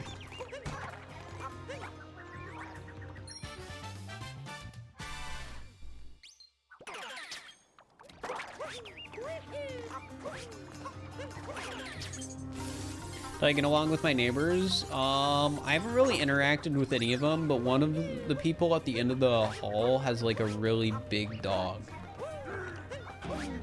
And they're a very friendly dog. And the girl always says sorry when the dog tries to approach people, which you know is fair. You don't want your dog to be a nuisance to other people. I get it. But yeah, it's a very big friendly dog.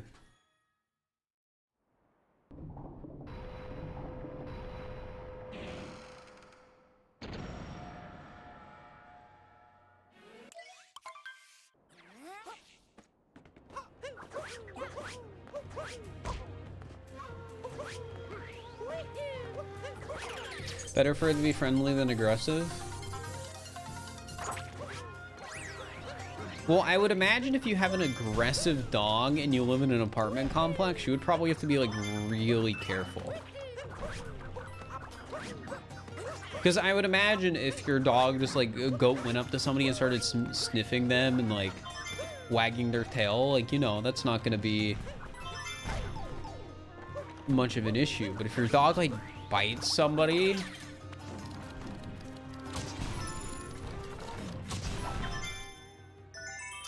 well, I don't know. I just can't see that ending well if you like live in an apartment complex. I don't know like what they would do, but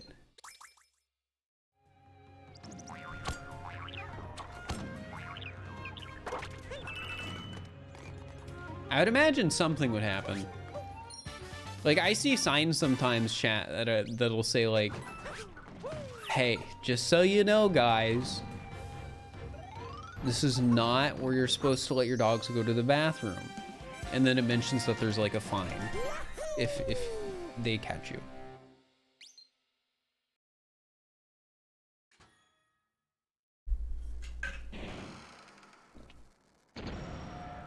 So yeah, I don't know what they would do if somebody got bit.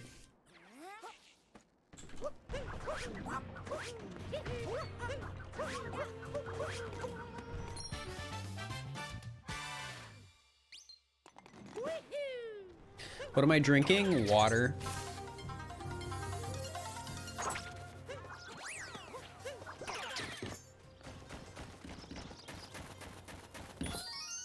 Fine should be to make you go to the DMV and get a new ID. Yeah, that is pretty mean. Your dog bites somebody, you'd have to be put down. Doesn't that only happen if like the person who gets bit wants to press for that to happen? Because I swear I've been bitten by somebody else's dog, but that dog didn't get put down. But I mean, I didn't want it to get put down. I think it was also my fault. Because I think I stuck my hand through a fence. But you know. This is a long time ago.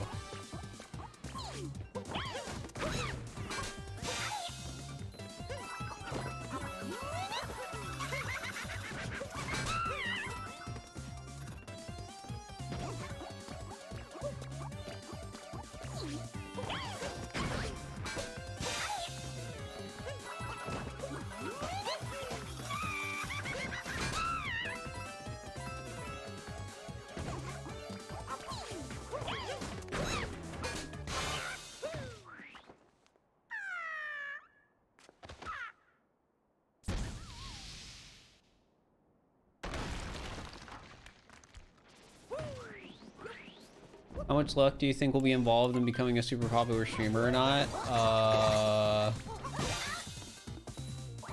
It depends on what you're doing. Like, there's definitely a lot of luck involved.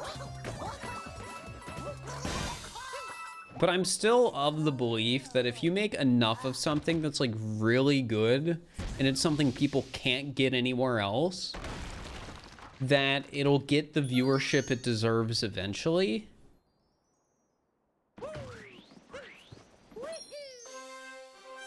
But it's complicated. And I feel like a lot of what people think is like good content sometimes just isn't. I don't know. I think that sort of just reflects how I've had this increasingly pessimistic view towards like the quality of some content, including my own. I don't necessarily mean that in like a horrible way, just in a way that's like, this could be better, if that makes sense.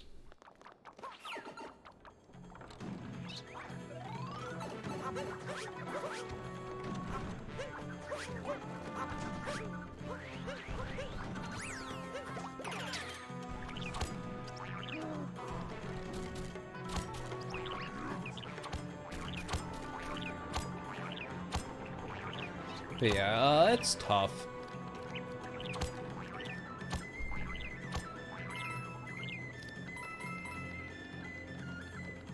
And it really depends on what you're doing.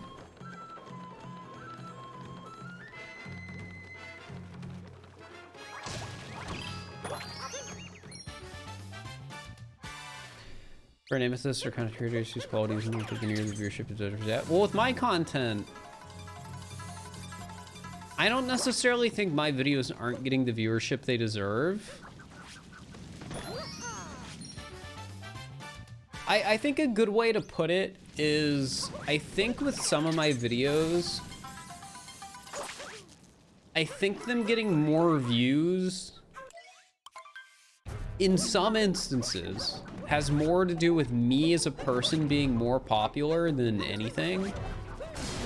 Because like they're already getting a ton of views for just, you know, being good. Like my YouTube's doing really well right now. But I think as time passes and I continue to become like, I guess, more popular potentially, I think that baseline could go up.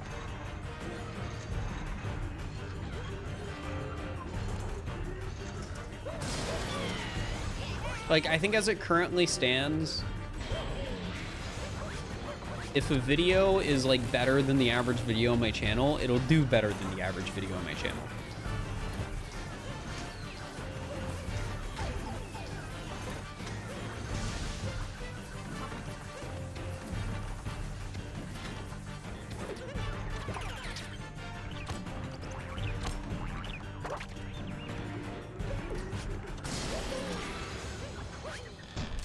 There are a lot of people out there that would like your content that haven't found it yet. Yeah, I think that's a good way to put it. And I think the best way a lot of those people can find my content is me continuing to make more content that is just as good or better than my existing content. Because that's like the only way people really discover it, if I keep putting more stuff out there.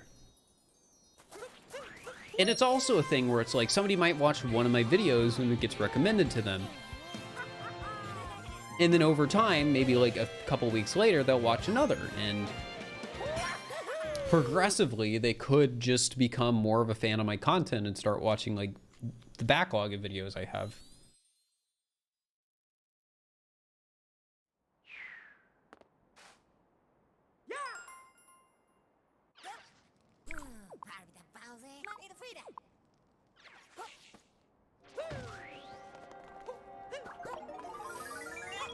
So your content's too similar to small ants and are limited because of that? No, not really.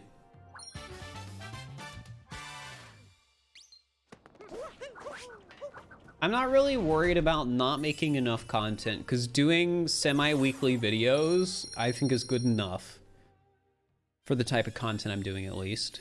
And I don't really think there's any issues with my content being similar to small ants. Like, there's videos on my channel that I'm pretty sure Small Ant has just flat out done the same thing for. And with like Pokemon coming up, right? Like, I'm planning on doing completing the Pokedex video. And I'm like 99% sure Small Ant probably is too, right? Like, sometimes I think as a creator, I just have to accept, and especially with new games, that there are gonna be people who want to do the same ideas I want to do. And at the end of the day, I just need to, you know, try and make it so that if they watch that other person's video, is my video still worth watching? And that, I guess, should sort of be my goal, right? To make my videos worth watching, even if somebody's seen something similar.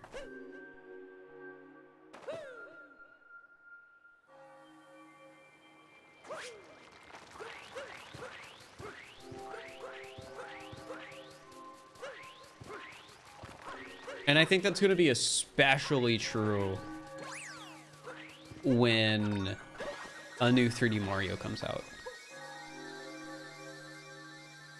Because I'll have to go in like hard on a new 3D Mario. And there's probably going to be so many things that I want to do that tons of other people are going to want to do as well. Like, we could just name some, like, simple ones, like coinless, jumpless, damageless. I'd love to do a video on all three of those things for a new Mario game. However,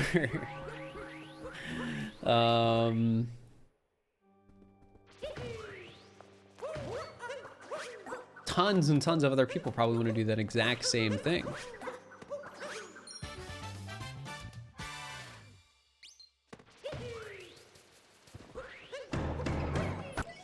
Like both my commenting and editing style. Yeah, and I think that's something I gotta lean into more.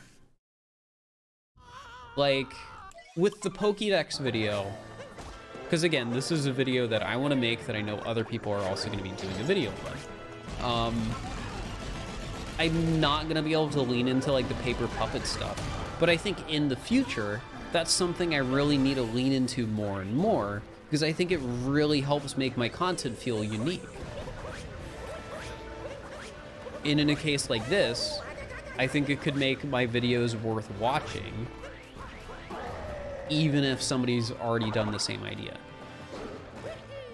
I mean, that's sort of how the whole series came about to begin with. Super Mario Odyssey, but murder is illegal, is an entirely unoriginal idea. It is pacifist SMO, which CJ had already done before.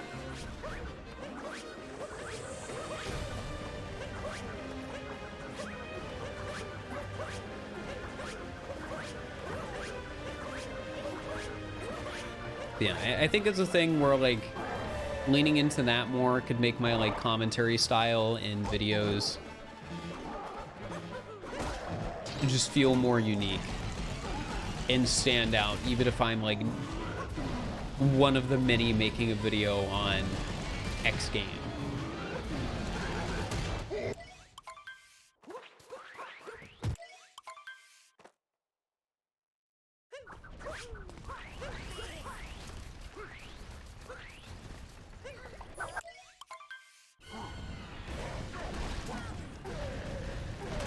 If I make the same video as... I mean, that's something, like,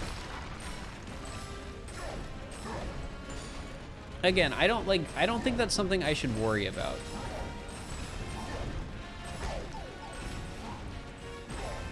There is inherent value to being either, I guess, like the biggest person who makes something or does an idea, or like the person who does it first.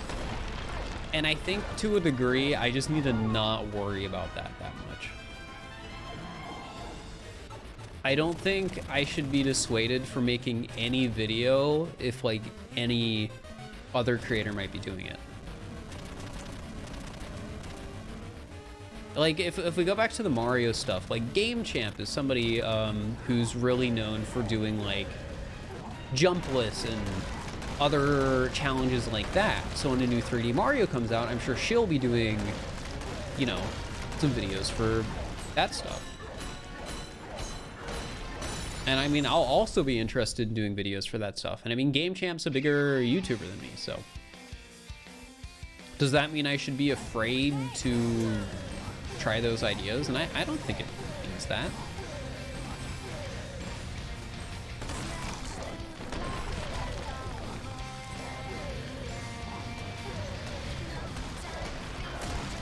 Like the last thing I want to do with like my YouTube is to be afraid to try things. Because if I only ever do Mario Odyssey videos, my channel will die in like a year. Maybe that's not entirely true. Maybe that's like an exaggeration. But I think there is some truth to like reaching a point of just like pure stagnation if I don't try and do anything new or anything that's like scary or stuff like that. Small Ant does more than just Mario Odyssey.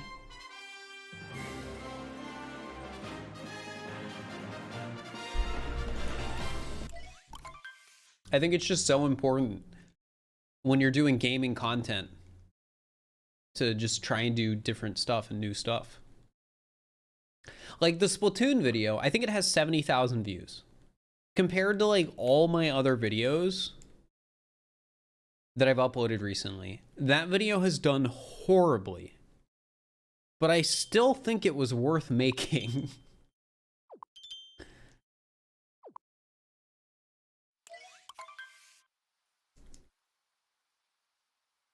And another thing about the Splatoon videos, I think eventually that video will hit 100,000 views.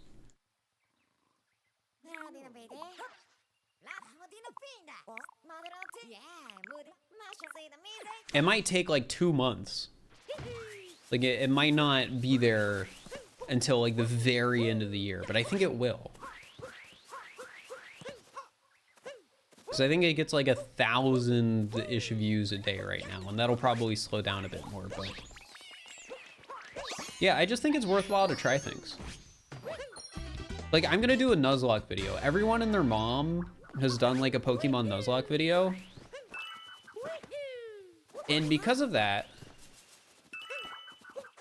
there's a really good chance that it could be like my worst performing video ever, because like who wants to see another guy just do another Nuzlocke video? But it could also be an instance where it's like I make a really compelling video because it has like the, you know, mass appeal of it being a Pokemon Nuzlocke video could do really well. Like, I have no idea. How's the game show video doing? Good enough. I'm happy with it.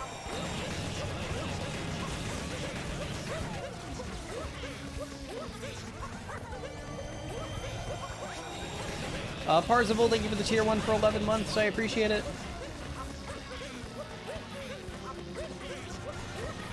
The everyone and their mom might be true with Smant. Did Smant do a Nuzlocke with his mom? Because I know Smant's done like a Nuzlocke with like CJ and stuff. I mean, honestly, if Smant hasn't done a Nuzlocke with his mom, somebody probably has.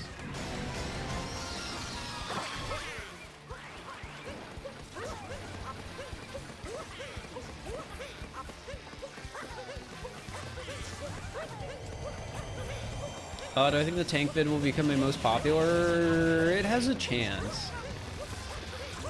I don't think the If I Say Tank video is the best video on my channel, but I think it's good. And it just has the appeal of being like one of the most popular ideas you can make a video on.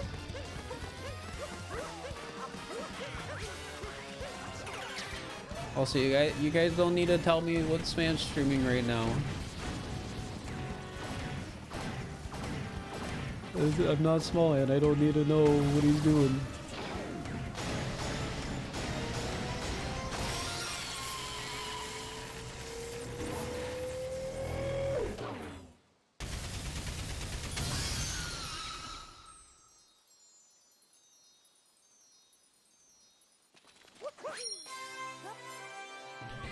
Yeah, continuing on with the Nuzlocke thing, I really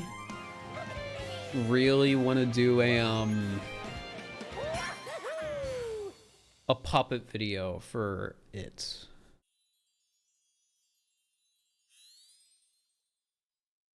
Like, again, this is why I feel like if I made a good enough video, I could make a really compelling and unique Pokemon Nuzlocke video.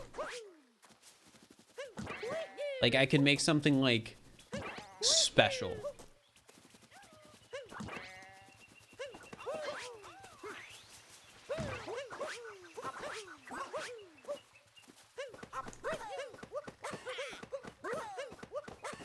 I know you guys are just memeing around, but no religion.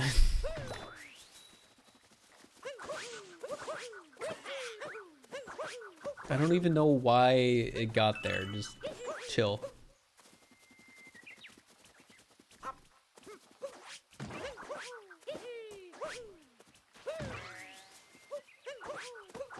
Like to see me make a Nuzlocke vid? Well, it might be something I start working on in December. Because after I finish the Pokemon Pokedex video, the plan is to work on a Kirby video.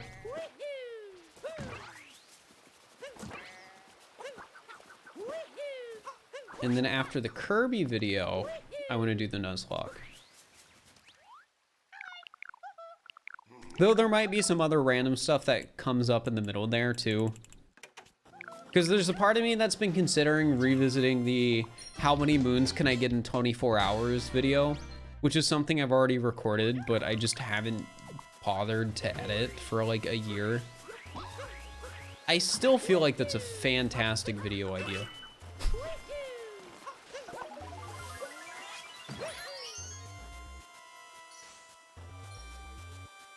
In terms of like Mario challenges. Like, not like, oh, this is the best idea ever, but like, oh, this is a pretty good idea. This is fun for Mario content. Do I still have the VOD? Yes, it's 100 gigabytes and it's on, it's on my, what is it?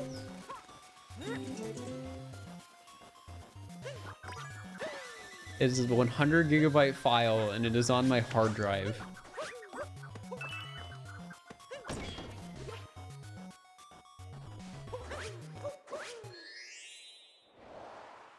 Wouldn't you get like all of them in Odyssey in like 3 to 4 hours? So what I did is I was allowed to play through the game as many times as I wanted.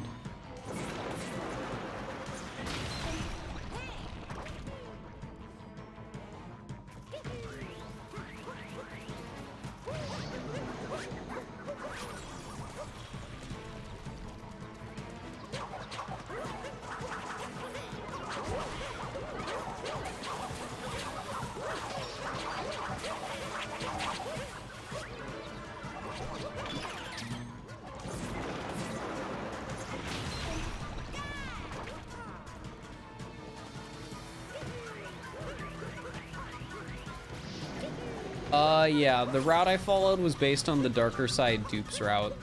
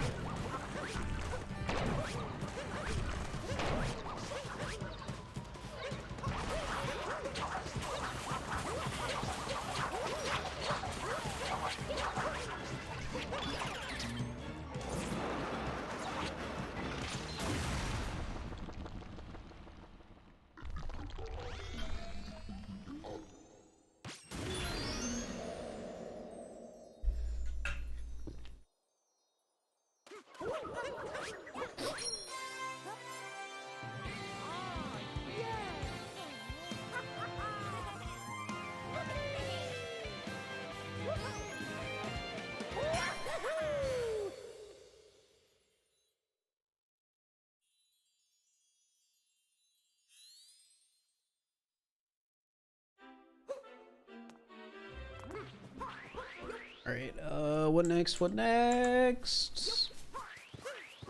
Here. Can I read Japanese? No. Ohio's banned in Platicorn's Discord. Wait, what?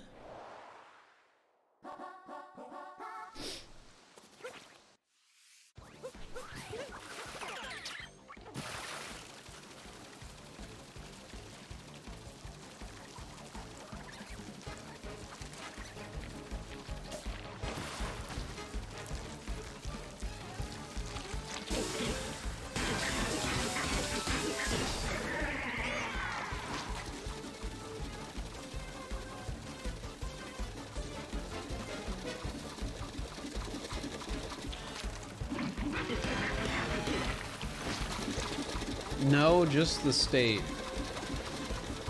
But I live there, what the heck?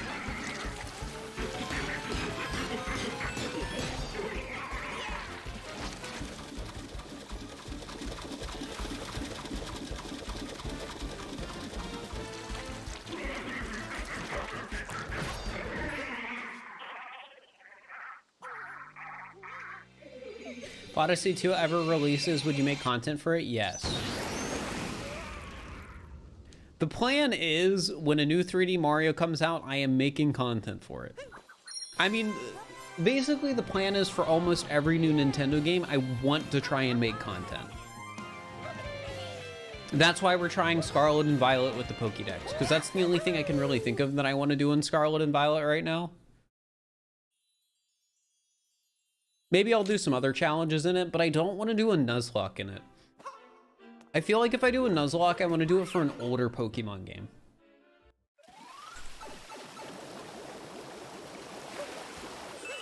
Part of the reason for that is because it's easier to cheat, and when I say cheat, I mean Nuzlocks with level caps and unlimited rare candies are better than Nuzlocks where you have to grind. All right, guys, it is time for Koopa free running in Mushroom Kingdom, so get your guesses in the chat. Get them in.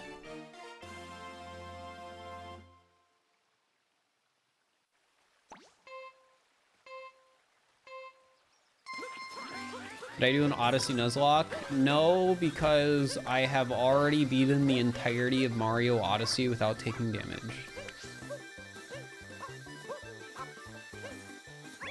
$12.89, any 12.89s in the chat. If not, get your guesses in for round 2. Honestly, it kind of sucks, chat. I got all Moons and Mario Odyssey damageless before I became a popular YouTuber. Which means I can't make a video on all Moons and Mario Odyssey damageless because I've already done it before. It ruins the narrative of the entire video. It ruins the whole thing.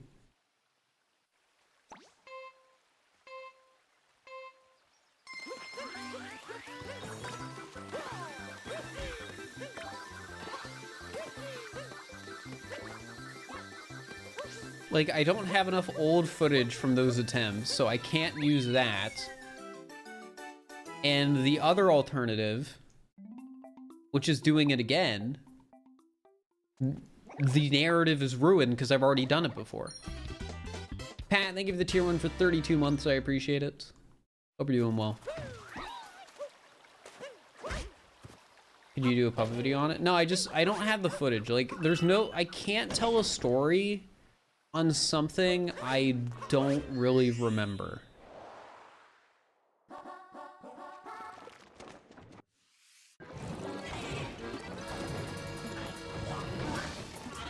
Gosh, I got all Moons damages prior to partner. Is that true? That just seems wrong.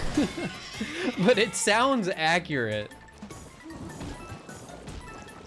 Oh, that's like, that almost hurts.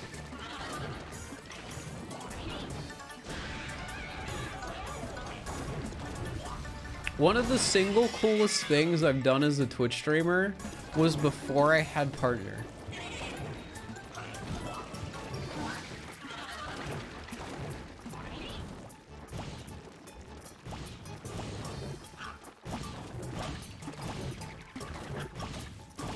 Oh well, at least I got to do 3D world damageless after I got partner.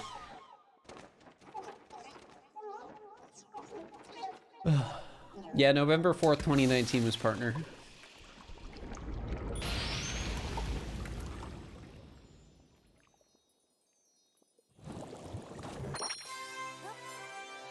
I will probably never forget the day I got partner, but I don't know the day I had 100k subs on YouTube. I do know when I hit 90k subs, I was playing on MCC Island though, so...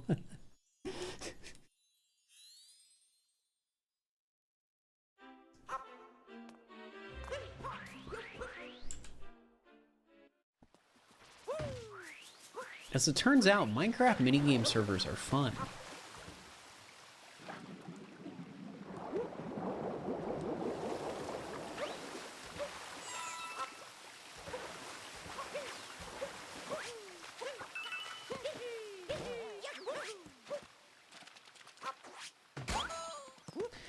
$100k was September 1st.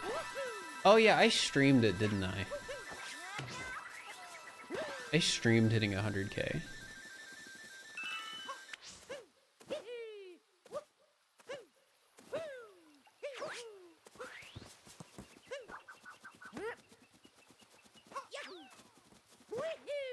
Dang, that didn't go in.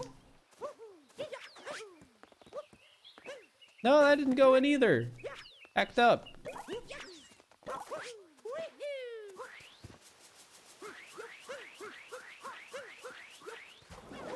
Chat, I appreciate you watching the ads on the stream because it makes me money.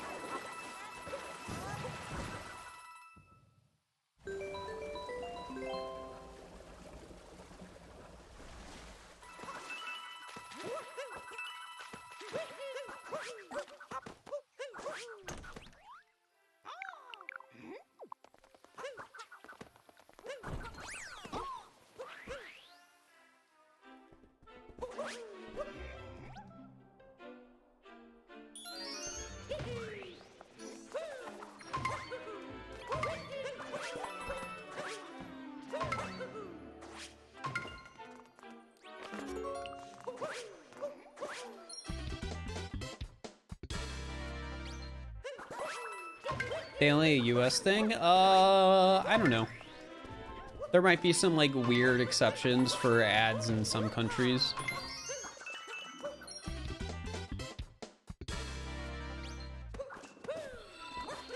Yo, Peaches, thank you for the Prime for 15 months. You got on your laptop to use your Prime? Shoutouts to Twitch Prime.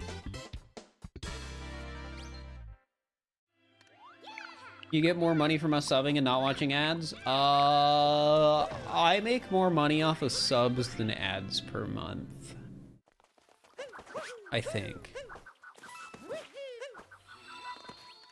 Matt Ario, thank you for the Prime. Sinless the Fox, thank you for the tier 1. Guys, you don't have to watch the ads anymore. And I make more money off of the subs than the ads. Let's go!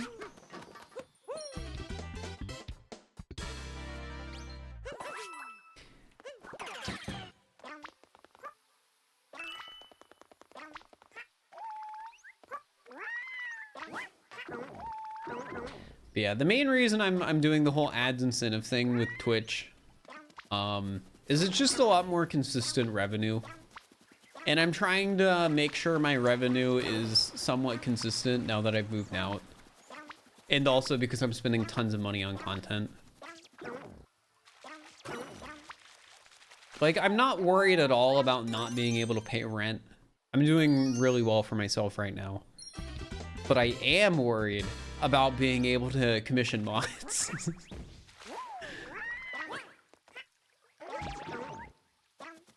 Because some of those projects I've done are expensive.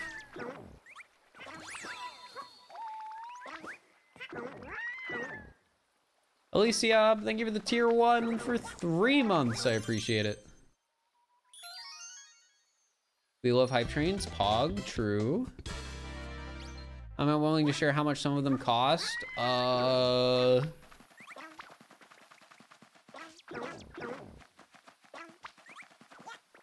Is Amethyst's rate public?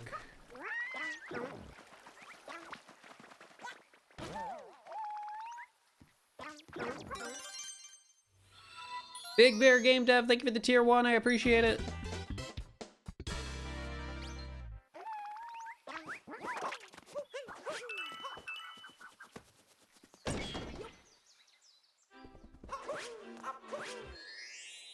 Chat, do any of you guys know if Amethyst's rate is public for how much he's charged creators for mods?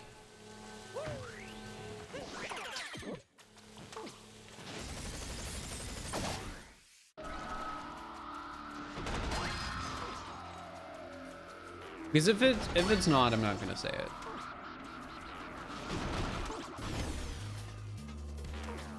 Most expensive mod I've commissioned? The game show mod was pretty expensive.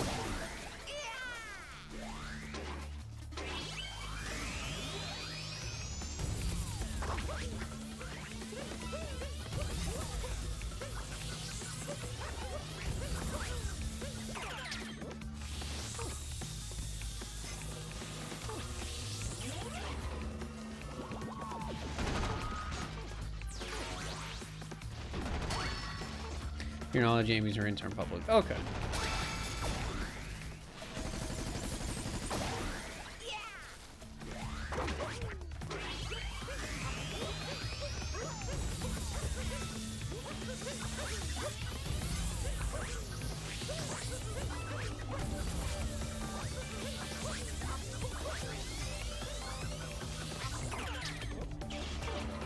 Hey!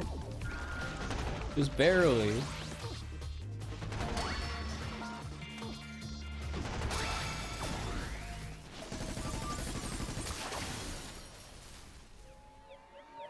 How long do I think it'll take? I mean, this usually takes around 8 hours, so we have about like 6-ish more.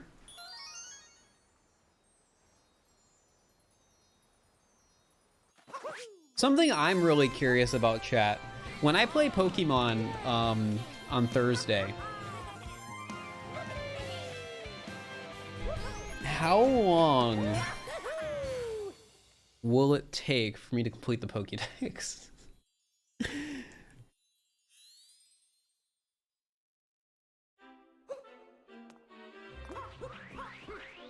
Pokemon comes out Friday, but I bought it on the Japanese eShop, so that means it would unlock at 10 a.m. Eastern.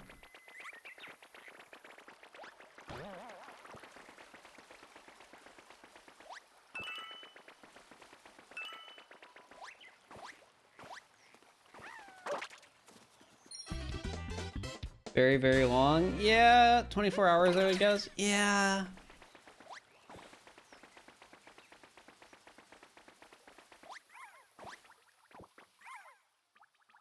Would it be in Japanese? If it does, so the eShop's in Japanese, but usually the games have language options.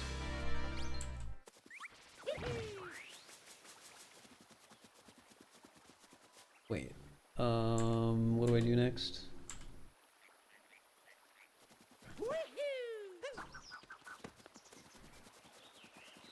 So I'll probably still be able to play it in English.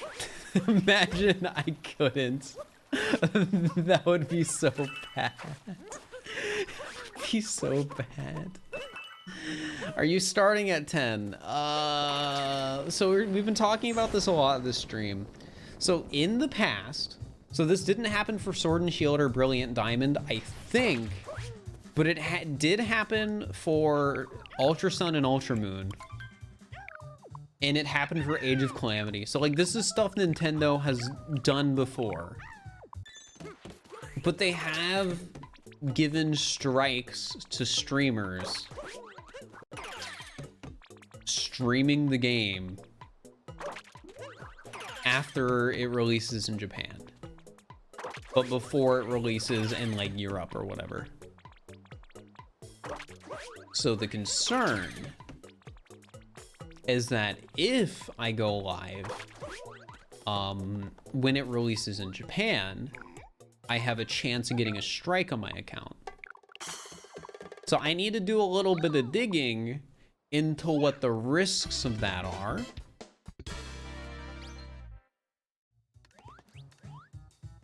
And whether or not I am willing to take those risks. It'll be fine. I think it'll be fine.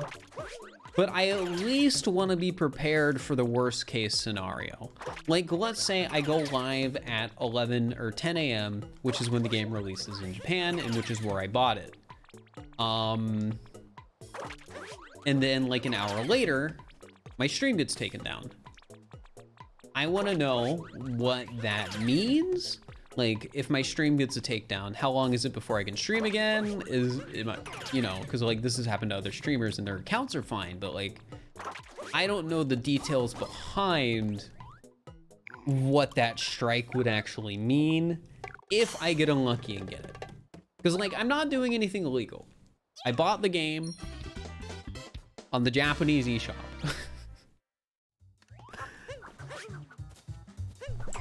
But I just want to know what'll happen if Nintendo decides to strike my stream anyways. So I just want to be prepared, basically.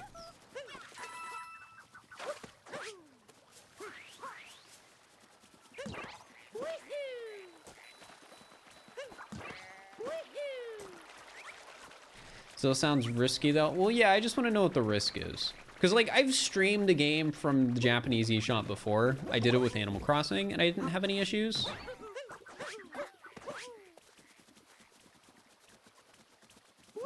But again, other streamers in the past have. And I don't know how long it's been since any streamer has had those issues with a Nintendo game. Like, maybe they've worked out the issue and it doesn't happen anymore.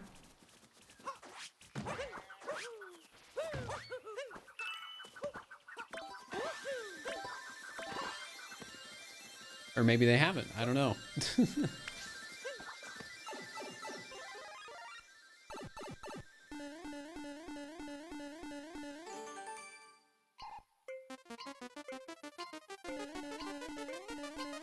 When did Age of Calamity come out? I'm just sort of like curious what the timeline is. Because the Age of Calamity is the last Nintendo game that came out that I remember streamers having issues with streaming from a Japanese or Australian eShop.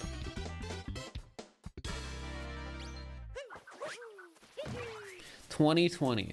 So it has been like 2 years since I've heard of an issue like this happening.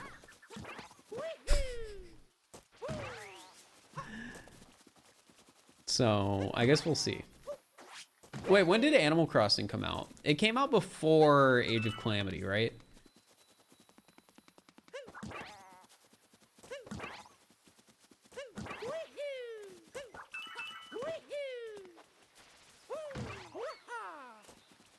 Yeah, so it was March of that year.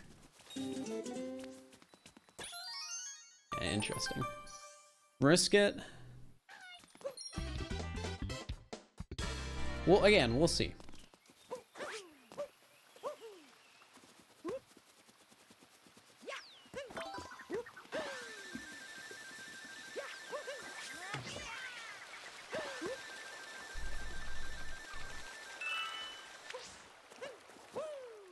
Did anyone get banned for BDSP? I don't think so. I don't think anyone got in trouble for BDSP.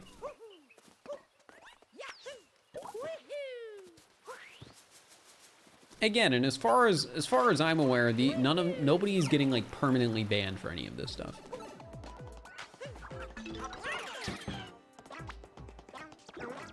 If it didn't for Sword and Shield or BDSP, I'm assuming it's fine. I would assume too.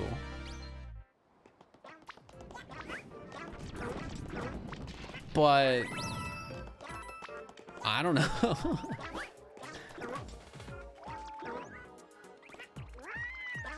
Like my assumption would be that the reason this happens isn't because out of like malice from Nintendo.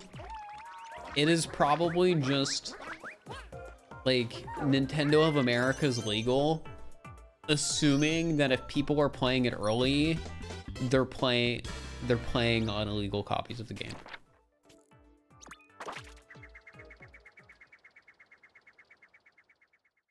Or maybe I shouldn't even word it as like if people are playing early.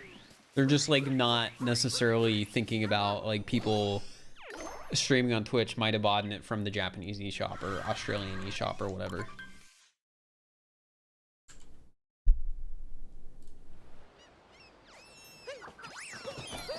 Yeah, I don't think it's intentionally malicious.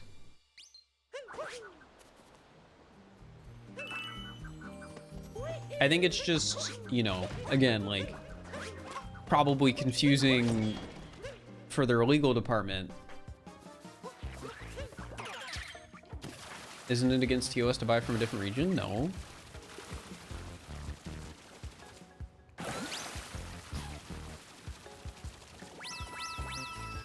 They literally unregion locked the Switch. So you could buy like a Japanese game cartridge and play it on your US Switch. I do not think there is anything TOS about having a Japanese eShop account on your Switch and then buying a game.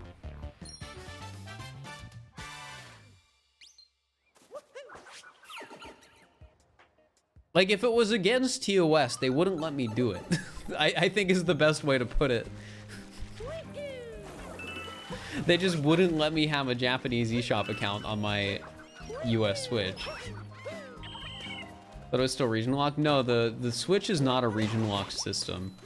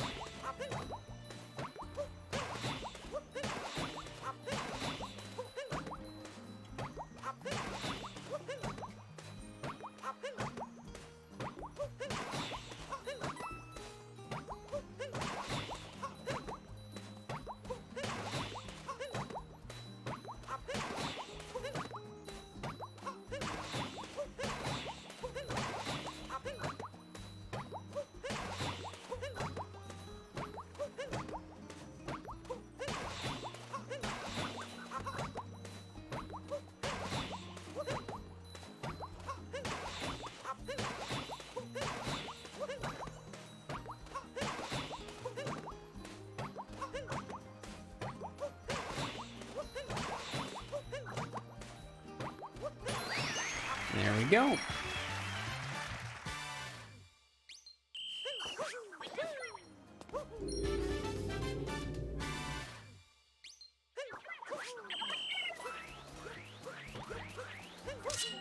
Good volleyball.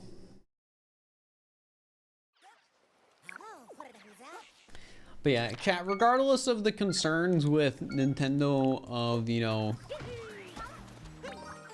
America being weird,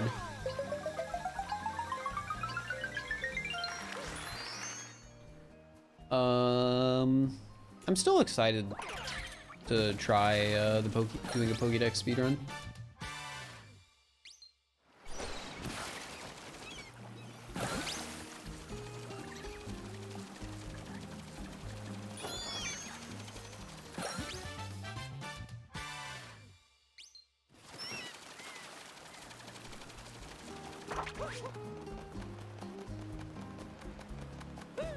Nintendo of America being weird? Yeah, so I guess to just re-explain it.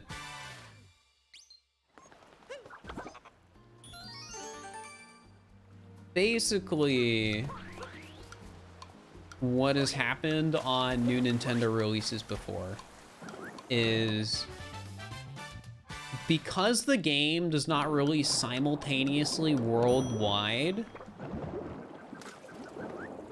you can get the game faster if you're outside of the US by buying it on the Japanese or Australian eShop.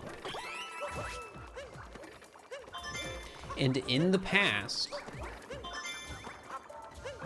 and this has only happened a couple of times. It hasn't happened with every new release. Streamers have gotten striked on their channel for playing on one of those versions of the game. And this has even happened to like people who live in Australia. Like people gave Worcester as an example. Somebody who apparently lives in Australia getting a strike for playing the new Pokemon game when it came out. So since I bought the game in a Japanese region, I have access to it at Thursday at 10 a.m. That's when the game should unlock for me, because I purchased it on the Japanese eShop. And that's when I want to stream it. But doing that means there's a risk if Nintendo of America decides to be weird and just strike channels for whatever reason for it. Did that happen to Linkist? Yes, it happened to Linkist for Age of Calamity.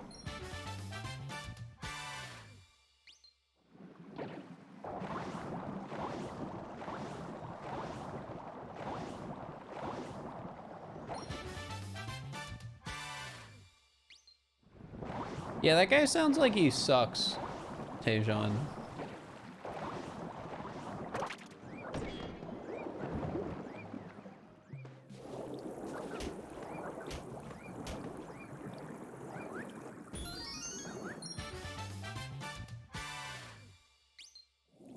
Is it really training their lawyers and remembering that places outside the US exist? I mean, basically.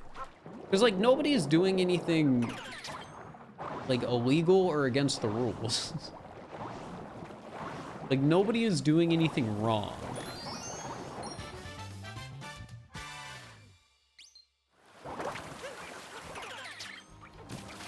But yeah, it'll be interesting to see what happens. I'm probably just gonna go for it and stream as soon as I can. But I think it's worthwhile to talk about how, like, there is an inherent risk of Nintendo's lawyers being dumb.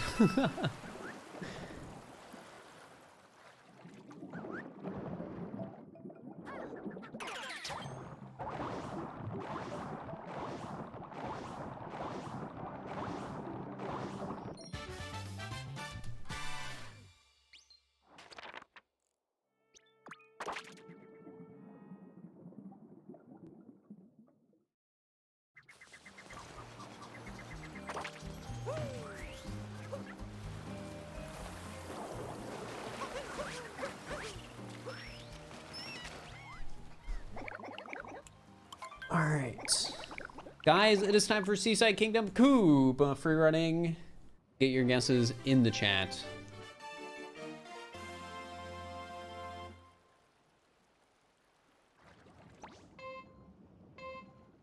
Also, stop spamming in the chat that it's quiet when, like, people are clearly talking and typing. It's weird.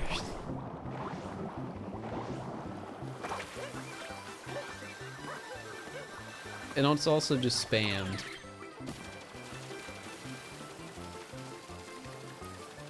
And even if people, like, weren't talking, it would still be spam.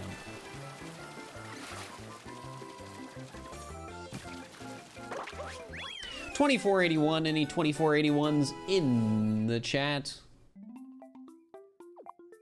Imagine one of the Nintendo lawyers is here. I doubt it. I doubt people who are lawyers at Nintendo actually like video games.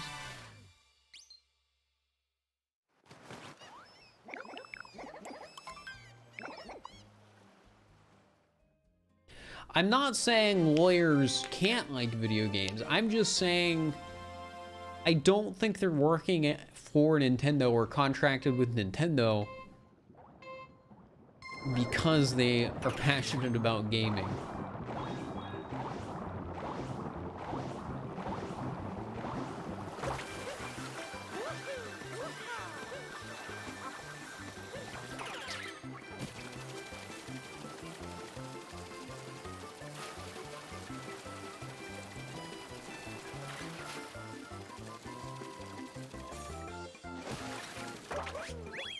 $25.04, any 2504s in the chat?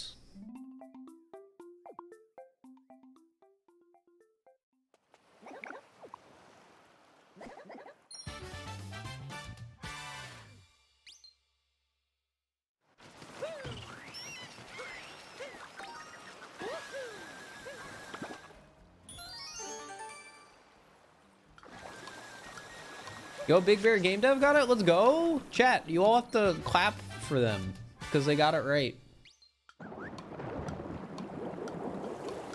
It's the law.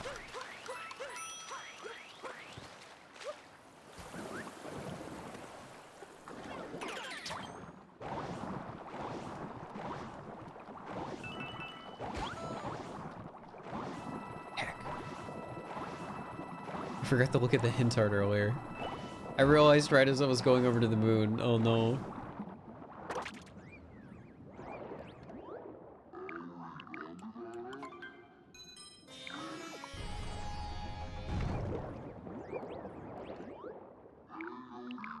What if you're not subbed? People don't win subs for free running. They never have. Well, actually, that's not true. They have. It's just they haven't for a long time.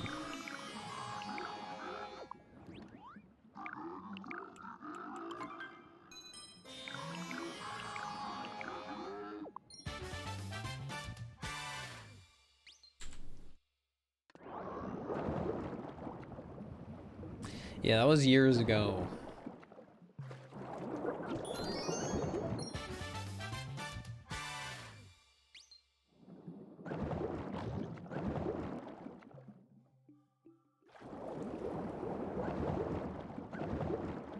Yeah, other people gifting subs when somebody wins free running has nothing to do with me.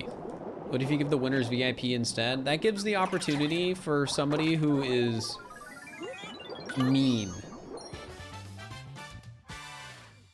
to get VIP.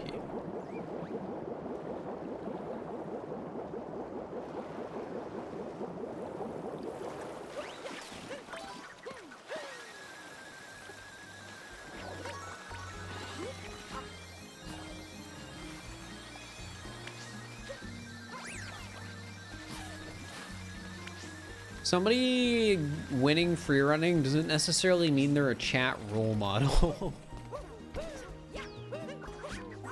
Which is why I refuse to give VIP to people for winning like free running and stuff like that. It's also why I stopped giving VIP to bigger donators. Because I used to do that. I used like people who would donate a lot to the stream. It's like, oh, I'll say it as a little thanks, give them VIP. But I feel like that's slightly problematic. Potentially, because one, somebody who, you know, is not like, if somebody giving me a ton of money doesn't necessarily mean they're a good person. And also, I don't want people to feel that like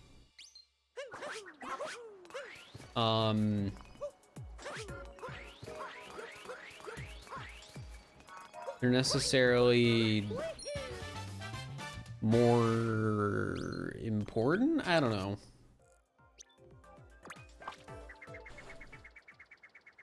Yeah, the only people who've gotten VIP recently are people who've done like mod work for me.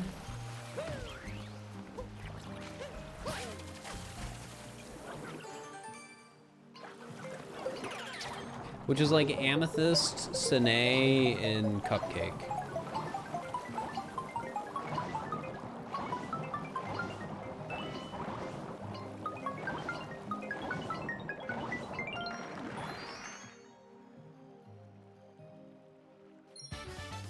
Crafty, technically, Crafty hasn't really done any like direct mod work for me. At least I haven't paid him for anything. There was like one thing really early on he helped with me a little bit.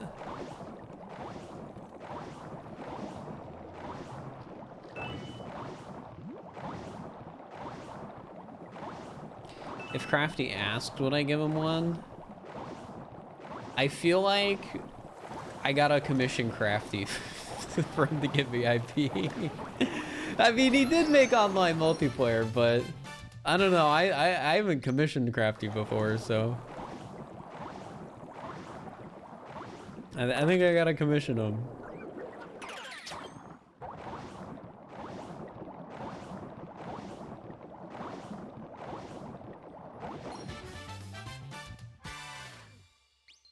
How many hide and seek videos have I done because of Crafty? I know, you make a good... Crafty should have VIP, to put it simply. He made online multiplayer. I've made, yeah, like 6 online multiplayer videos. Crafty should have VIP, but I don't think he does.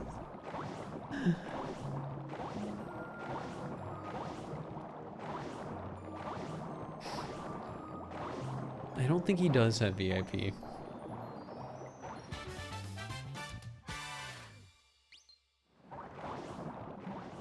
Crafty made online mods a thing. In fairness, outside of online multiplayer, I've only done one mod that builds off of it for my channel. There was the Tether one, which was an Amethyst video. But the only thing on my channel that builds off of online multiplayer that isn't hide and seek is the game show. King Toad, thank you for the Prime for 3 months. I appreciate it.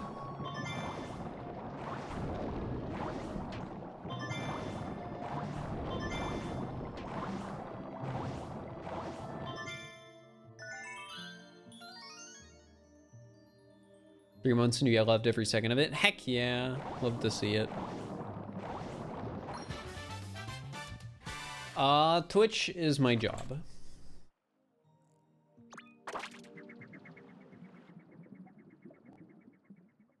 It's interesting how things have changed over 4 years. Yeah, they've changed a lot, and they'll probably continue to change a lot.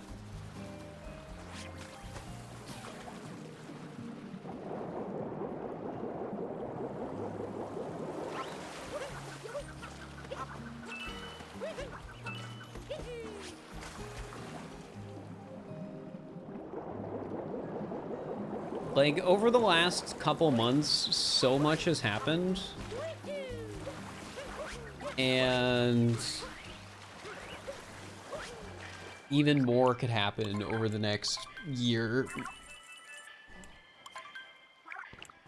Like, I have no idea what to expect for 2023. Absolutely no idea.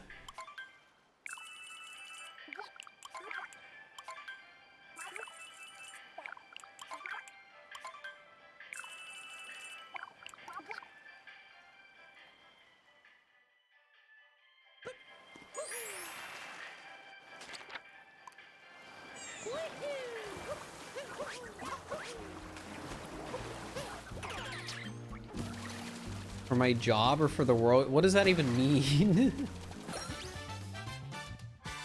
Oh, with like, yeah, I mean just for streaming in YouTube.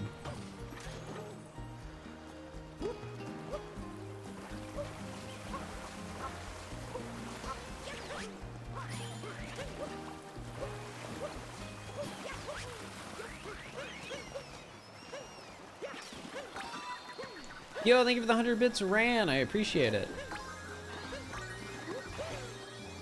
Most challenging video that I've done. The Chaos mod, which is a new mod every 5 minutes, which it's actually a new mod every 5 to 10 minutes decided randomly. In case you didn't know that, chat. Fun fact. Oh, if I don't include Odyssey, it's probably 3D World Damageless, yeah.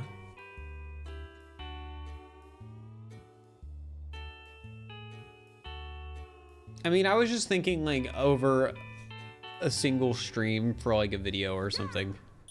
But no, if we just count absolutely everything I've ever done, it's probably 3D World Damageless. I don't even know if there's any other person who is proven to have gotten 3D World Damageless.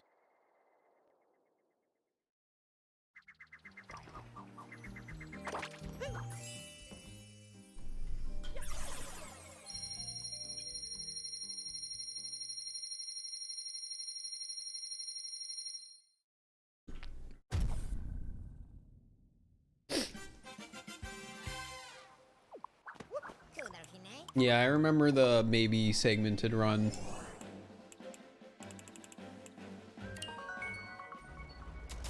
Yeah, I've done all Moons damageless. I was like, I think second ever. Because Timpani was world's first for that, and I was second. Or sorry, I should say Tippy, that's my bad.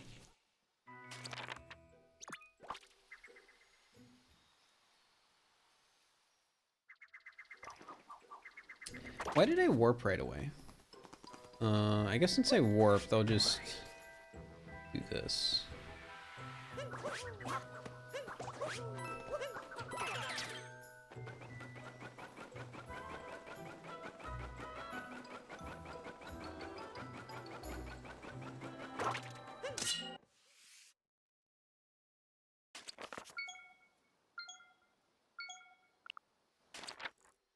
The most challenging boss fight is probably one of the boss refights in Mushroom Kingdom, but I don't know which one I would say is the hardest.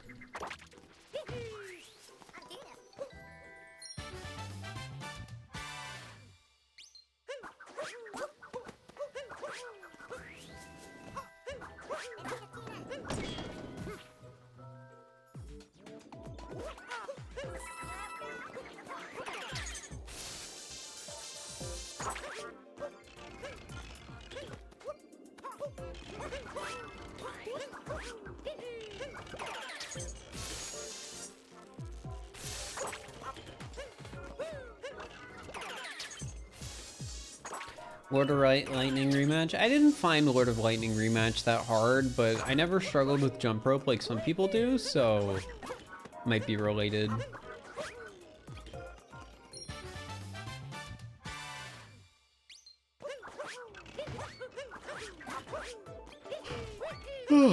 Excuse me, chat. I think we're hitting that part of the stream where I'm just like sort of tired. It always happens. Jacob, thank you for the tier 1. I appreciate it. I could get a Red Bull. If I really wanted.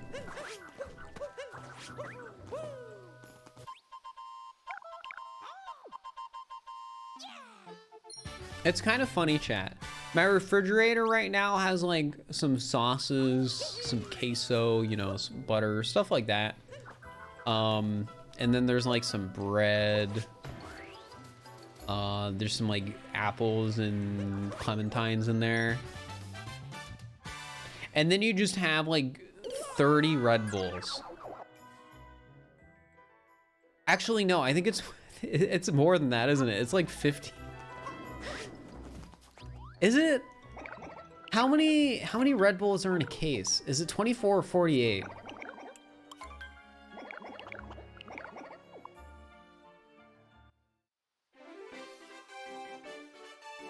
Either way, there's just like the two cabinets that have like some cheese and like meats, and then the other cabinet that has like some fruits in it. And then there's my like water filter. And then there's just like a ton of Red Bulls. Like a ton. There's so many.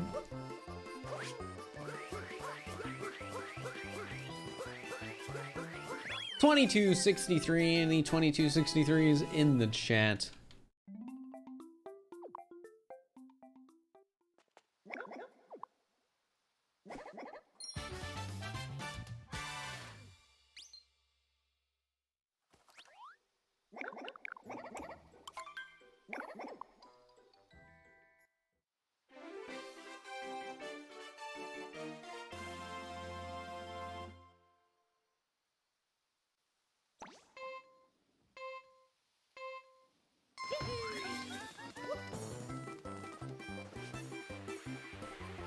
Alright. Oh yeah, there's also a ton of sparkling water in my refrigerator now.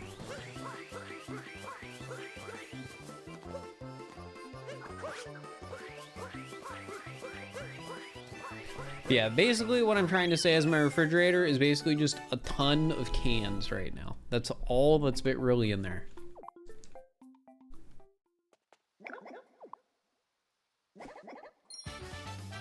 I mean, there is food, but like it doesn't really count. There's more Red Bull in the fridge than food. Okay, actually, that's probably not true. Actually, it might be. I don't know how the weight of apples compares to the weight of Red Bull.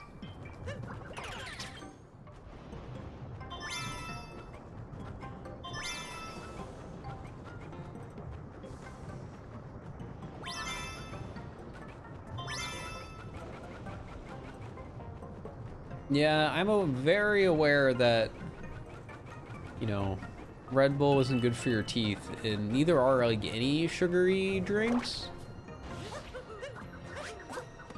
But I feel like there's probably bigger health concerns with energy drinks than just them being bad for your teeth. Maybe I'm wrong, but I think there's much other health concerns than, you know,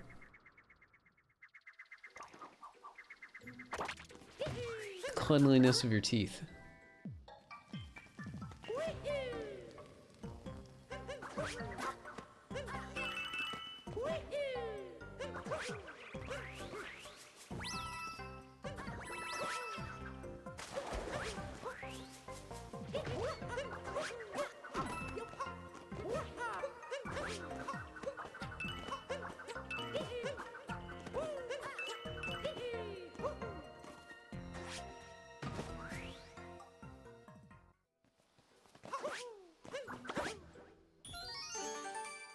Yes, I am aware of what things that are bad for your teeth can do to your teeth.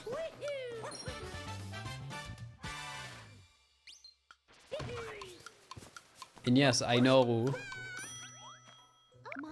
issues with your teeth can cause issues elsewhere in your body, and it's important to keep good teeth health. I am aware of all of this stuff. Guys, I know Red Bull is bad for you.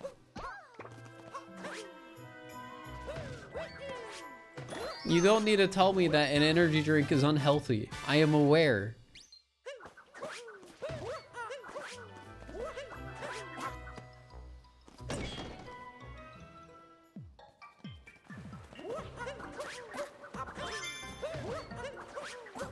Like, my parents are health nuts. I know all about this stuff.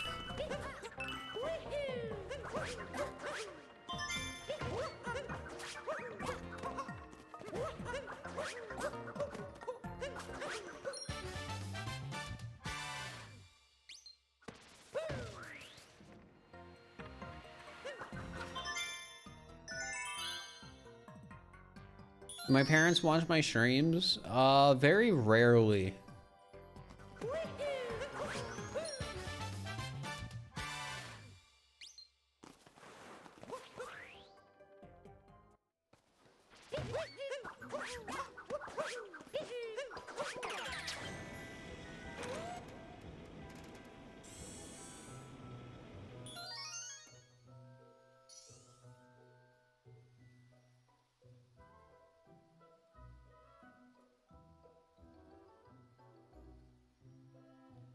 What a good moon.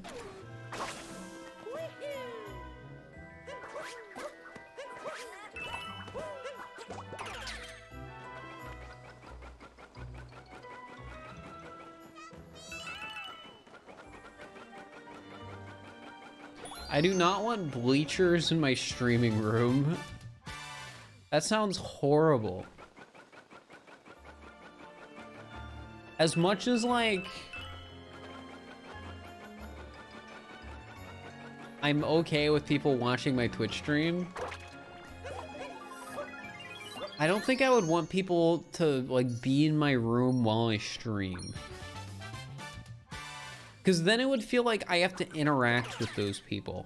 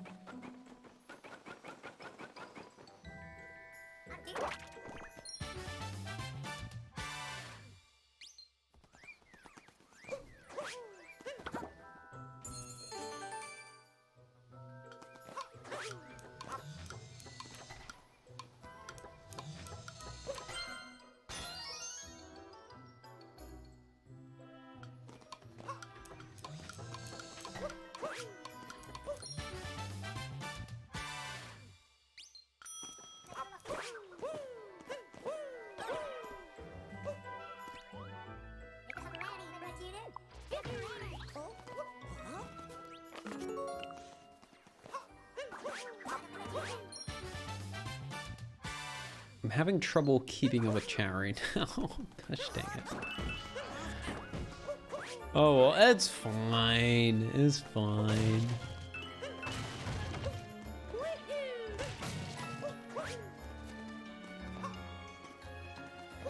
Whoops, I forgot one of the things.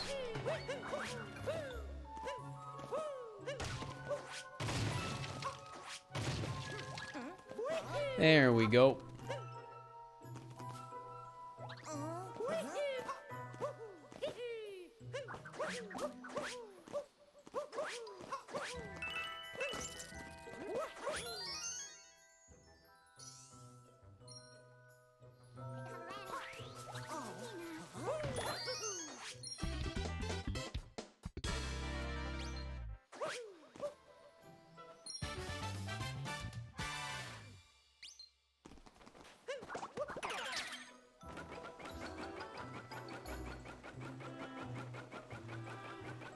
Ba-da-dum.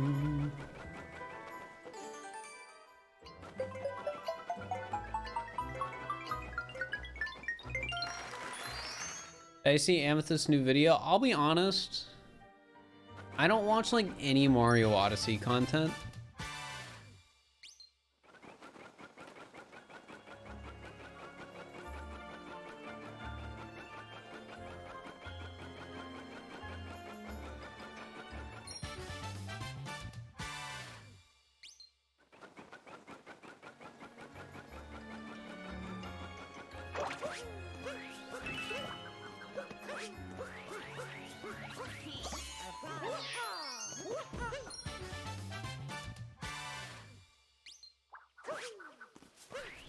Find that making content is time consuming itself, and a lot of it's also like, if I spend so much of my life doing Mario Odyssey stuff already, I don't really want to watch Mario Odyssey stuff in my free time.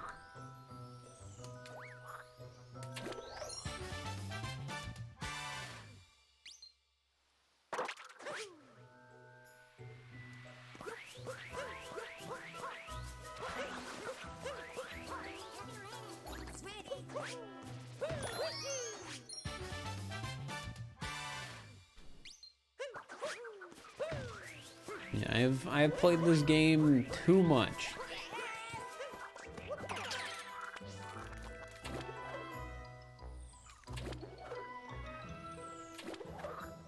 I have played Hollow Knight, yes.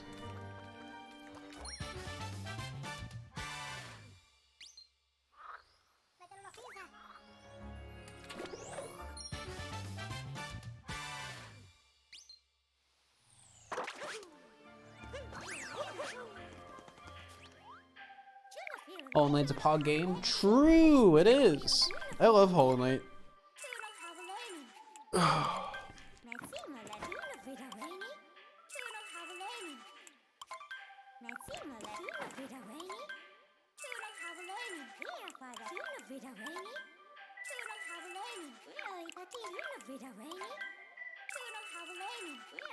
Ba, ba, ta-da, bum. I plan on playing the Origami King and still sung when they came out. Wait, why did I say it's the Origami King for TOTK? Tears of the Kingdom. I probably just didn't register the second T in there. Yeah, I plan on playing the new Breath of the Wild game when it comes out.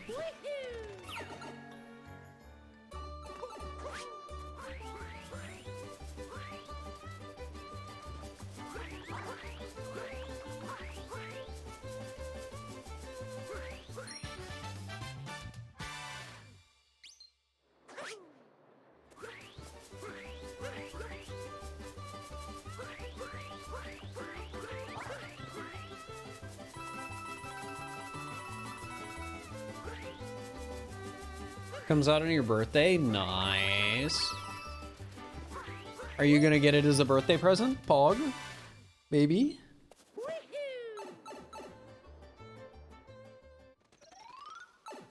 Whoops, I was supposed to warp. It's fine.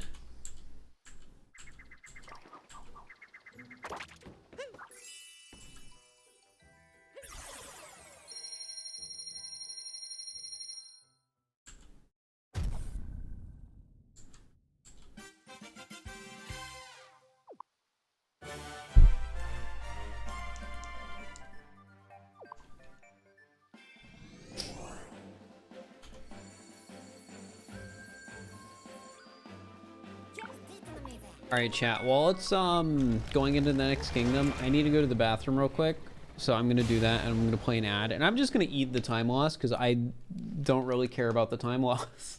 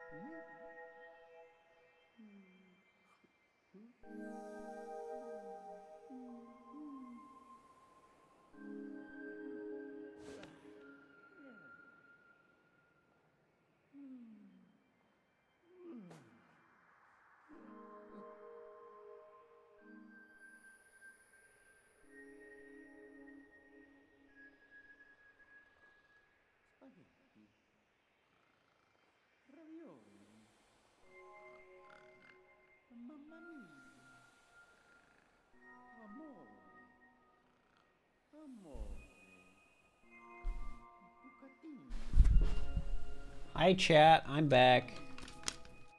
Are you supposed to be watching an ad? If you didn't get one, that means we scammed Twitch. Where did I get my Cappy plushie in the background? Somebody bought it for me, so I don't know.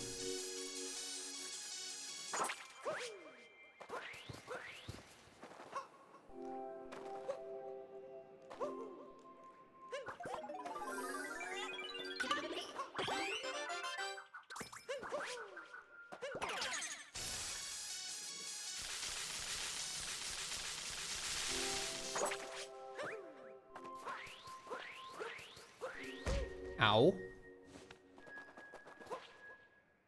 Also, Pog, we're like 3 hours in. Let's go. I must have shifted the cam because you can't see the gamer light anymore. You can't? Wait, am I still centered then? Oh, I wasn't paying attention. Oh, that's true, you can't. But I am still like roughly in the center.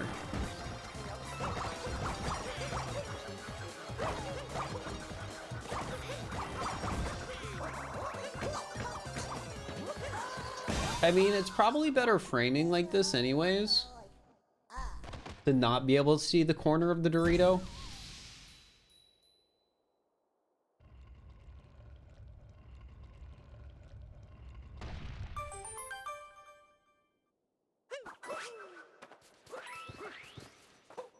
That was fast damage. Yeah, I was distracted by my left monitor not being completely set up at the beginning of that fight. And then I also wanted to check my webcam, so it was pretty stacked against the believers there as soon as that stuff started happening.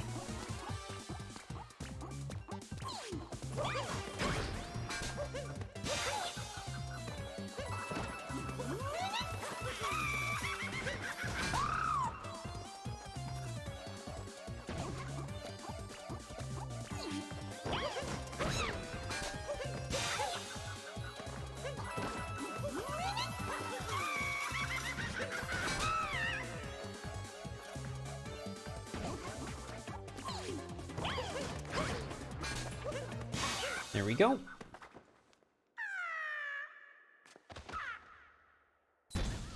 You rigged it? I didn't rig it. I just messed up. Because I wasn't paying enough attention.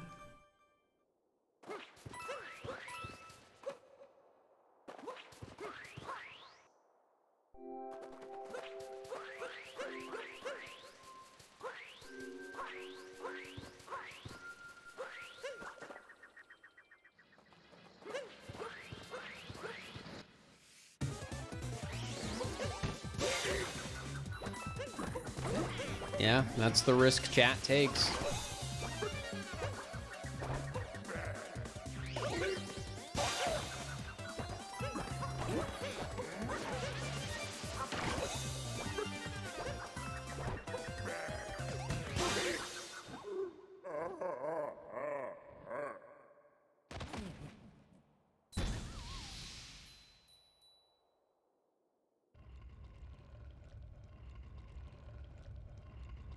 Yo, Leggy redeeming smile, guys. We get some smiles in the chat for that.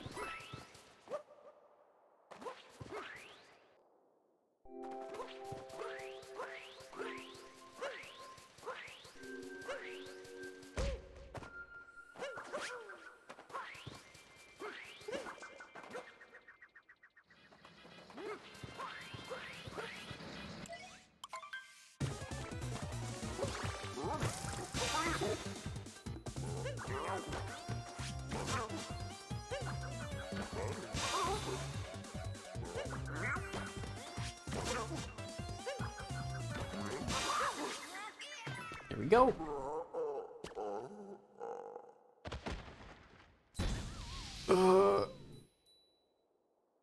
Man, today is a sleepy day. Maybe it's because I didn't eat a ton today. Like, I had some toast, I had a sandwich, some fruit. That's really it.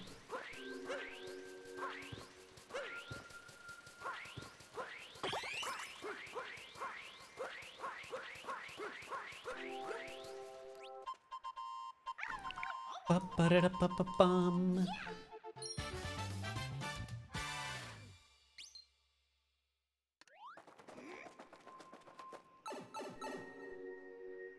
What do you put on your toast? It was just, you know, plain old butter toast. Sort of Bronze, thank you for the tier 1 for 8 months. I appreciate it. Thank you, thank you.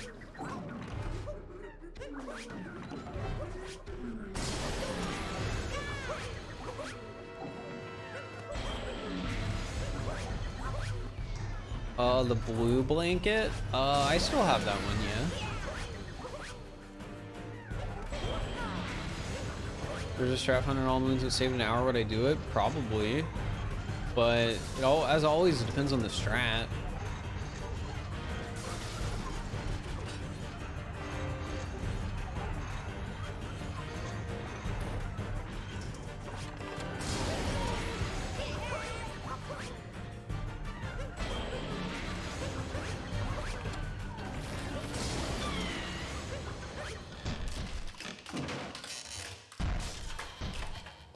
Like, even though better jump farm saves like a minute, I'm not doing it because it sucks.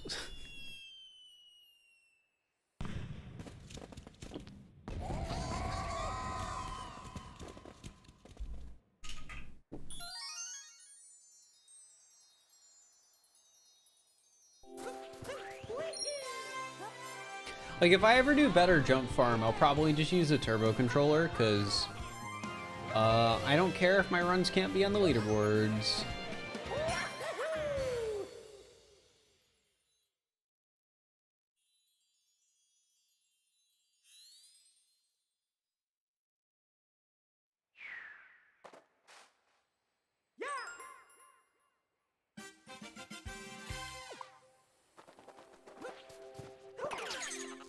Wrong way, I gotta do this first.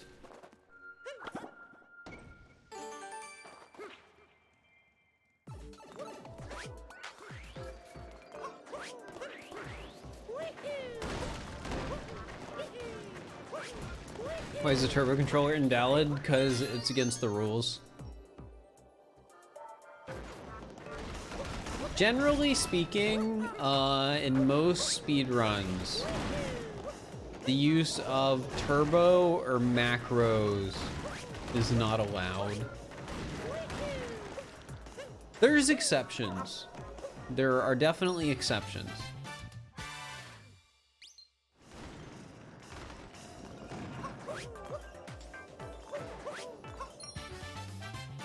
But Odyssey is not one of those exceptions. As a turbo controller, basically, instead of having to mash a button, you can just hold it down and the controller will mash for you.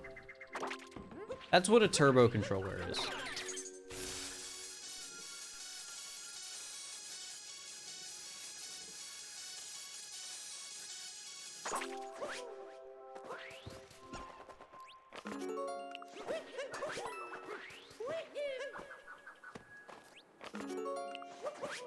That just sounds like cheating. It is. Well, it depends on the game you're speedrunning.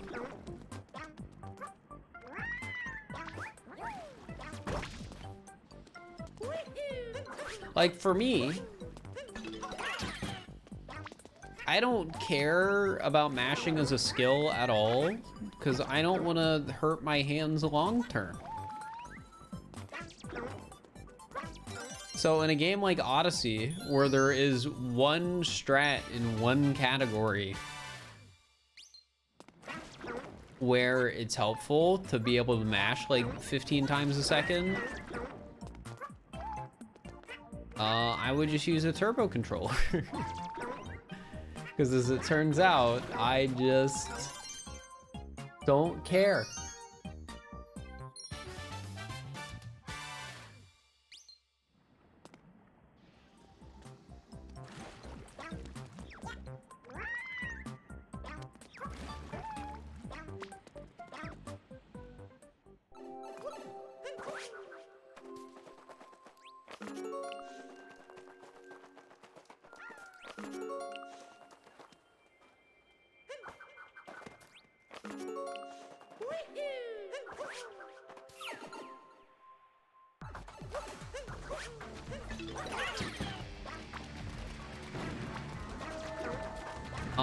A lot of the movement in SMO, you sort of just get better at over time. Like when it comes to things like roll cancels and spin pounds, because a lot of the difficulty of spin pounds is just knowing when to buffer spin pounds.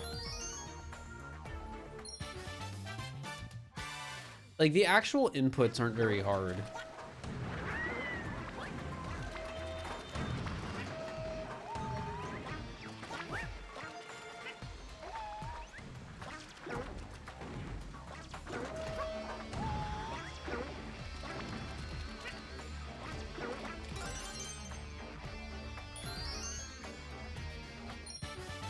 It's the same with roll cancels. Like, the inputs for roll cancels aren't very hard either. You just sort of have to get used to it.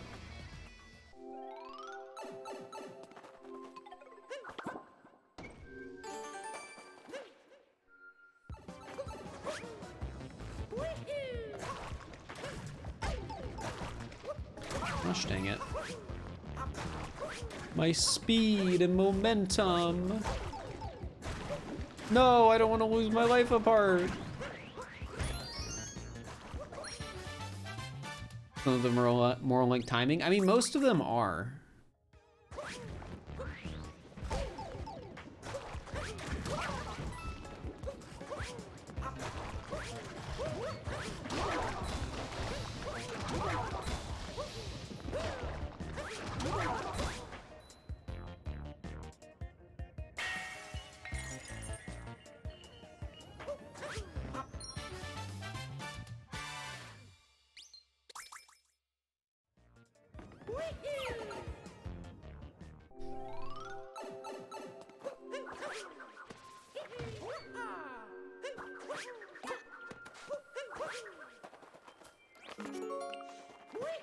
Alright, got that hint art. Now this hint art.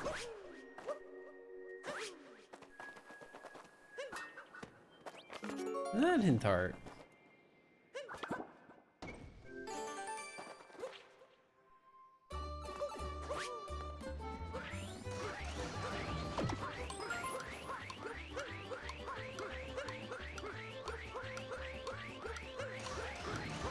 I do not have a custom audio mod on, no.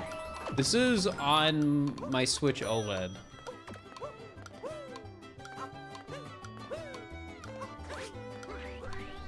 Which I don't think would have different audio.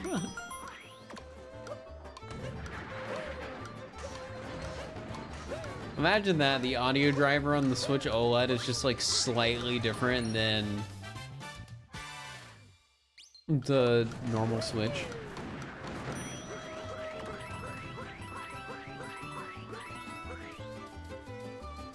It isn't, I figured it wasn't, but you know.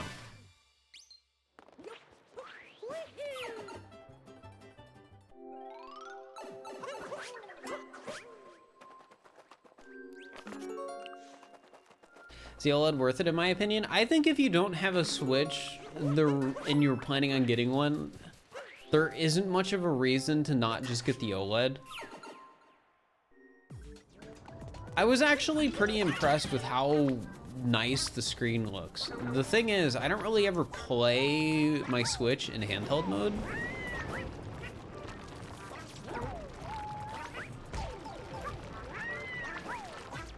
So I don't think I'll really make good use out of the, this sucks, the OLED screen.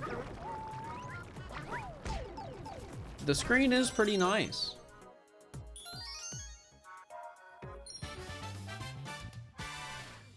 Also, the newer dock is really nice. Like having the Ethernet built in, it just looks really clean too. Dude, I hate Yoshi, and me playing through this sub area this particular time has been a fantastic example of that.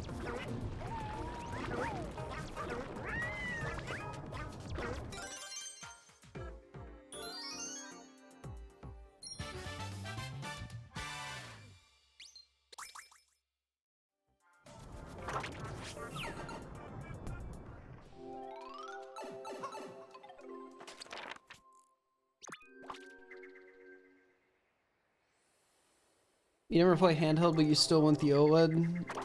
I mean, I think it has better internal storage too, right? Or am I making that up?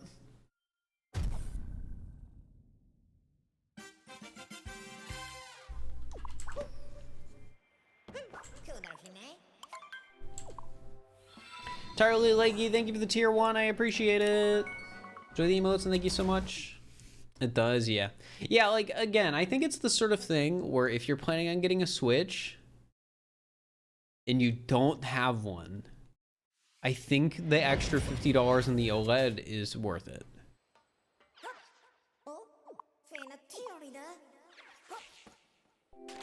But if you already have a Switch, well, I don't know if I would recommend getting an OLED. Unless you, like, you know, have plenty of money to spare and just really want it. But you could give that same money to me, you know? it'd be like you bought the OLED. Except you bought me the OLED. You bought my OLED. You paid for it for me.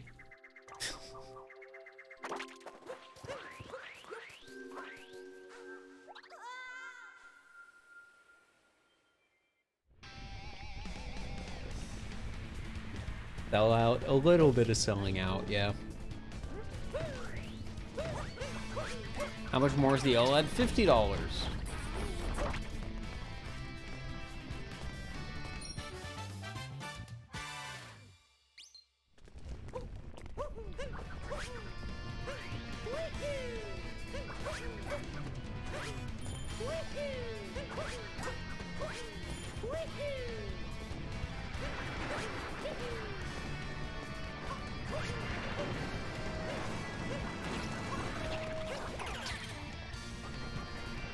Moon Cave time? It is Moon Cave time.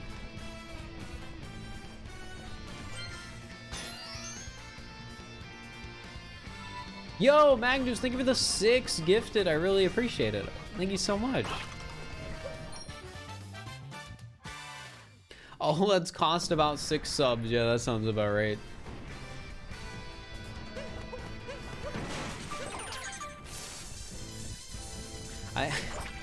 In reality, I think after taxes it was like $370.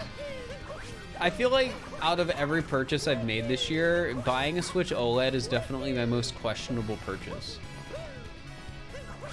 Because the reason I bought it was specifically for Pokemon.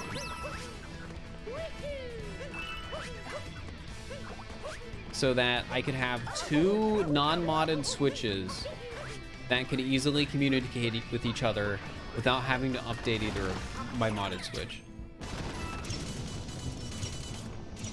Like, that was my big concern with using my modded Switch for the Pokemon run.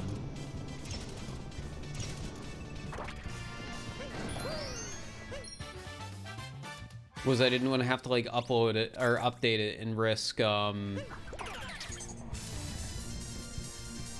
know, deleting or having to like fix atmosphere and other stuff like that. Does kind of make sense though? Yeah, but it's also, again, $370. Which is why I would consider it a questionable purchase. Because like, I have 3 Switches now. I hypothetically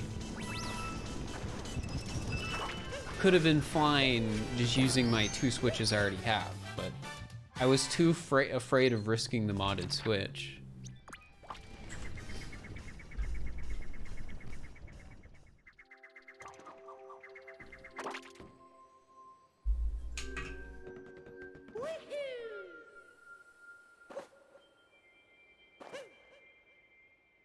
On the bright side, this is my job though, so it's like, it's a business expense and all that, but still.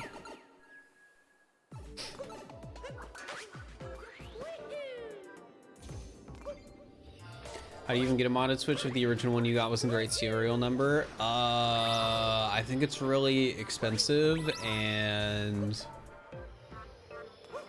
you need like a very specific chip. I used one with the right serial number. Something I've heard about that is that they're actually more expensive. I don't know if people sell pre-owned Switches that are moddable on eBay for more than they normally cost, but I wouldn't be surprised. And it's probably even harder to find ones that aren't banned. Like, mine isn't banned. Yet. It's not banned yet. That doesn't mean it won't happen.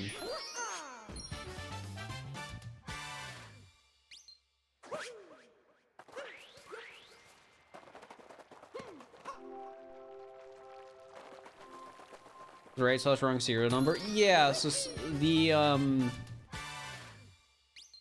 the way you mod your Switch on the older consoles was patched out in newer versions of the console.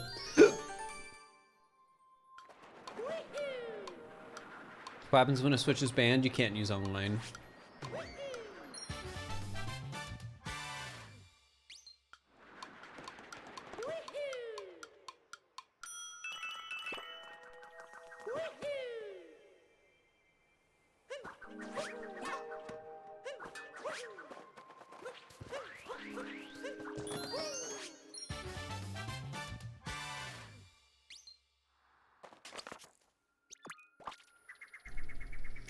I didn't get the purples.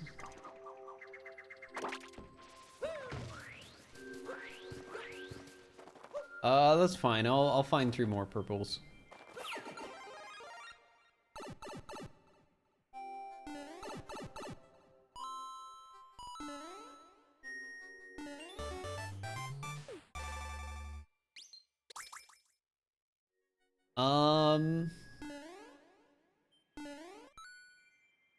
I mean, I understand why a company wouldn't want people modifying their hardware for the reasons of, like, hacking.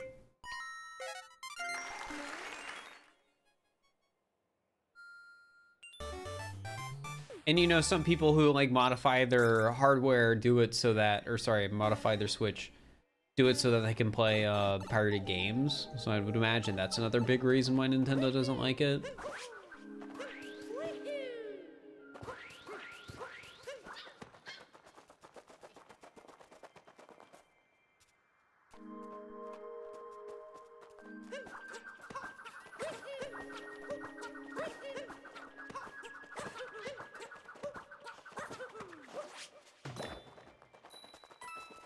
Alright, come on, doggy.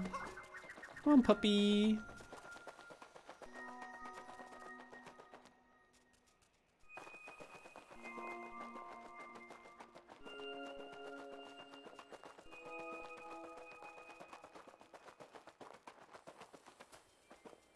Well, I mean, from a legal standpoint, and obviously I'm not a lawyer.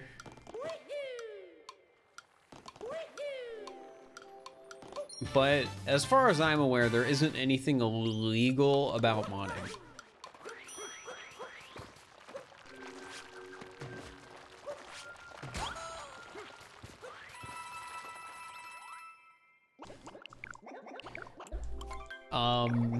I have looked into it before, and there are some, like, complications.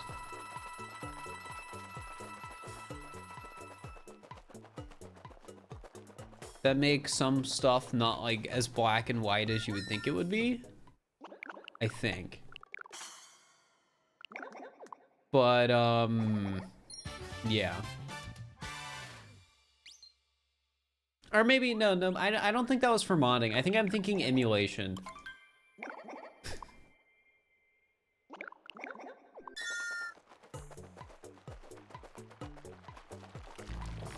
Where it's like...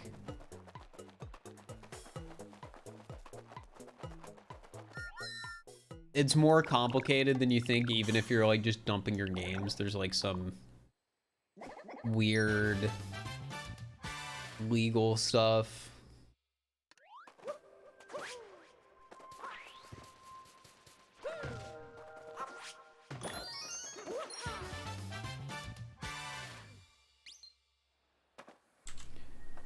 Alright. I need to grab 3 more purples. I know which I'll get.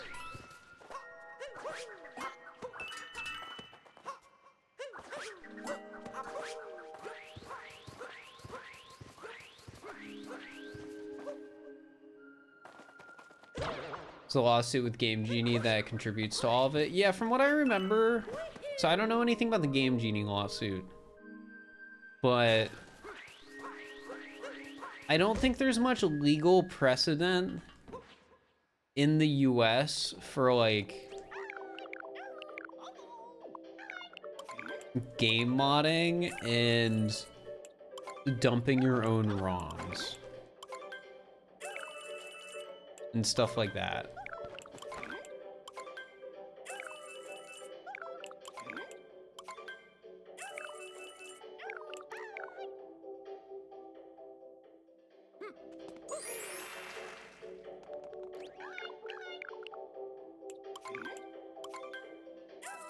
No, I gotta get the doctor's outfit too. Come on, Mario. We need this.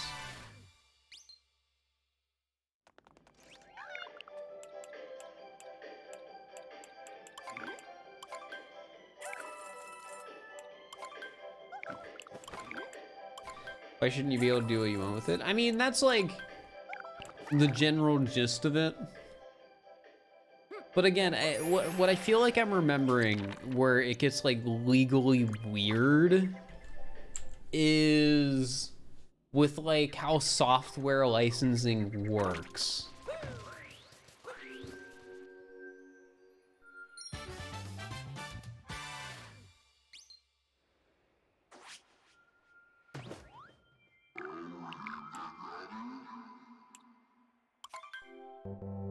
Whoops.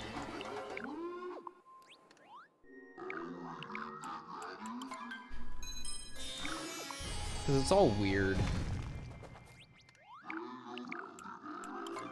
Some unpatched switches here going for what you would expect a regular switch to go for.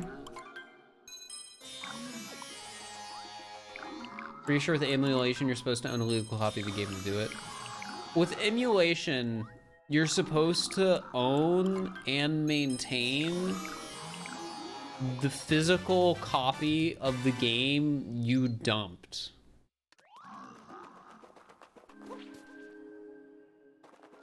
So it has to be the copy of the game that you physically dumped. If that copy stops working, then you lose the right to the dump as well. That's like my vague understanding of it. For dumping ROMs of games. Not legal advice, by the way, but I looked into it, and that's how I remember having it explained. That's weirdly specific. Well, it's something to do with how, like, owning the physical cartridge of the game is, like, the license, essentially, I think. And you have, like, a sort of, I'm pretty sure you have, like, a sort of right to do, like, what you want with that, like, software that you have a license to use. And gosh, this is really weird.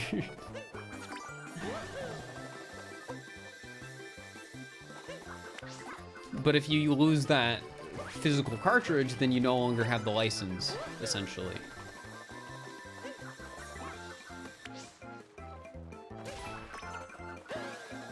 Would it be similar to putting an MP3 file of a song on a computer from a CD? Yeah. And I'm pretty sure it's the same thing there. As long as you own the CD, you are allowed to have that digital replication or whatever. Digital copy. 45, any 45s in the chat? It hasn't actually been rigorously tested in court. Yeah, and that's where it gets all very legally gray. Because again, I looked into this because I was curious, like, oh, I want to make sure I can, you know, have legal copies of ROMs. But as it turns out, there's not like much legal precedent.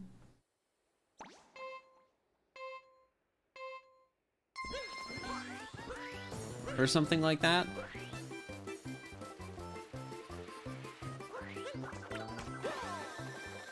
So yeah, it just gets really complicated.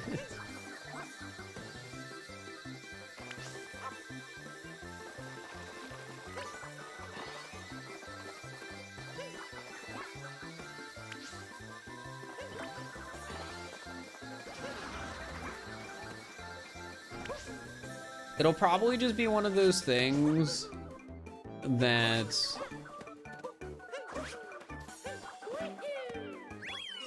nobody ever goes to court over it. 3834, any 3834s in the chat.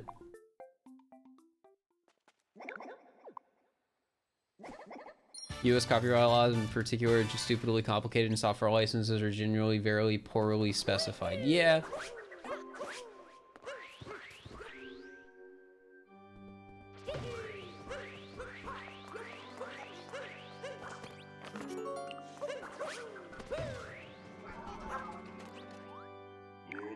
Like, to my understanding, it's one of those things where it's like, you can definitely make a legal argument.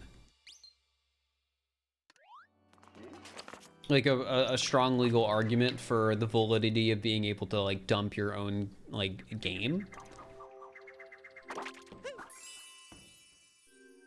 But there are ways, I'm pretty sure you could make arguments the other way around, where it could be illegal or whatever. And this is, again, we're not talking about like piracy necessarily here. We're just talking about like dumping your own game cartridges, not downloading stuff online.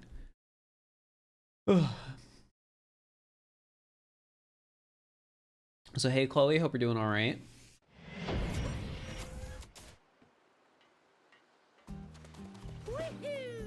And again, none of this is legal advice. I'm just somebody who looked into it out of curiosity. It's better for corporations not to have it legally ironed out because there's a possibility of it going poorly for them. I would imagine that that's why there's no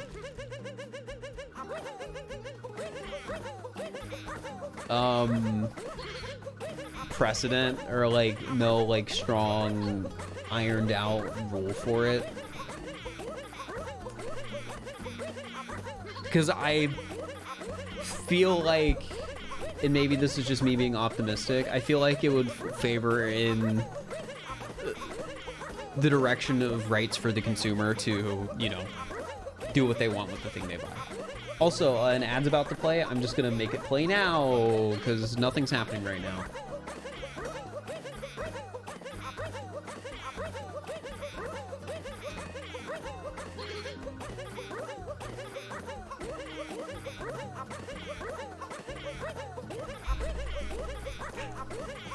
Being vague has been better for the consumer historically. Well, I mean, I'm not a lawyer again, so I don't know.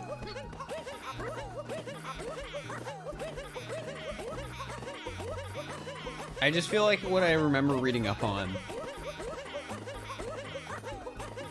it just seemed like the sort of thing that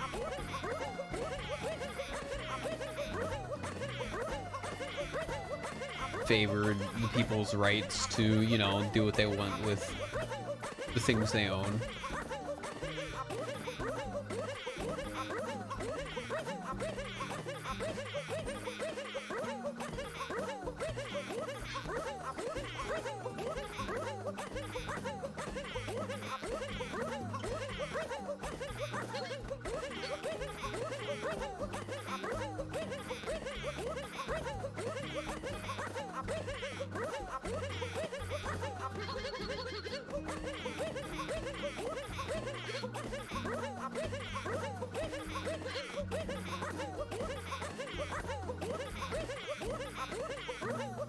Got 3 ads, let's go boys, heck yeah. Mario just moved? I don't think he did, I think that was just me seeing things.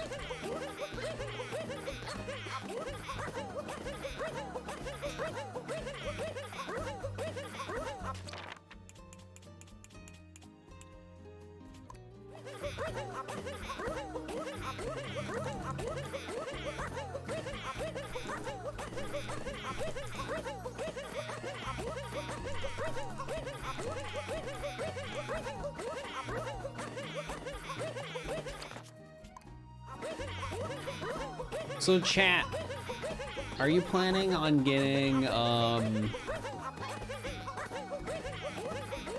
Pokemon Scarlet or Pokemon Violet, if you're getting either of them?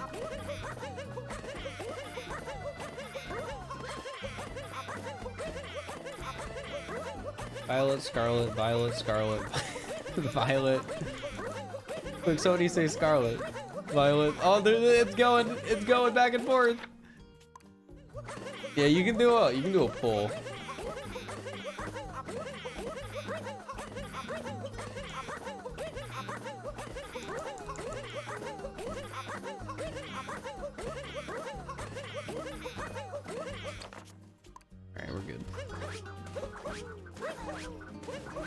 You have no idea what the game differences are?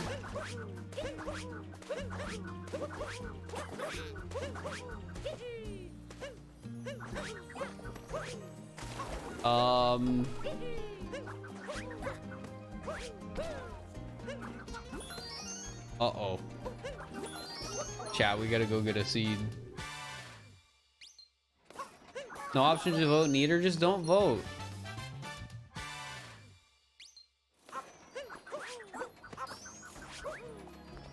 Scarlet, so you get the cool legendary when me and my friend trade.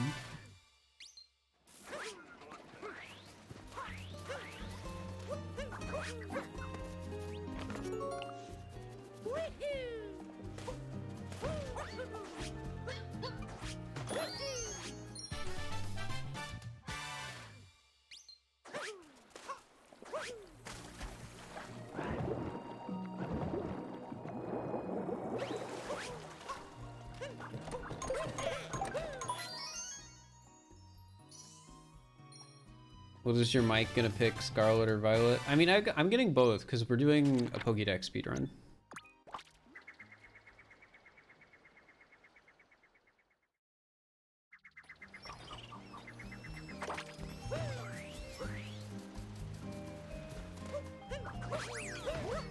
I think it's this. Yeah, it's this seed I missed.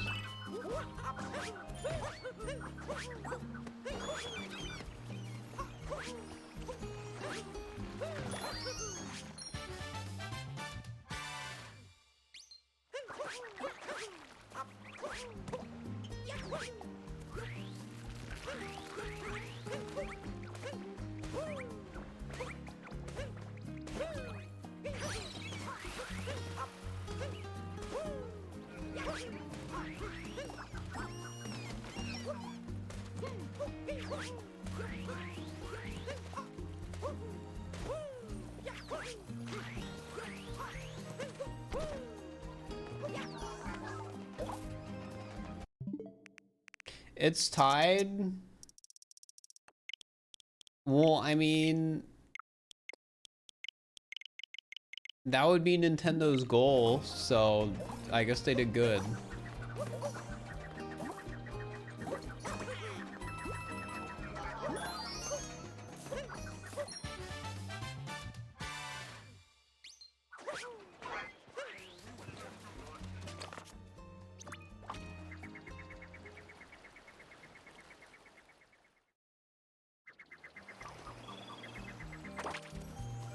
Nintendo's goal is to get people to buy both. True!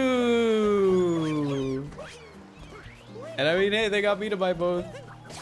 It totally wasn't motivated by me wanting to make a YouTube video. No way.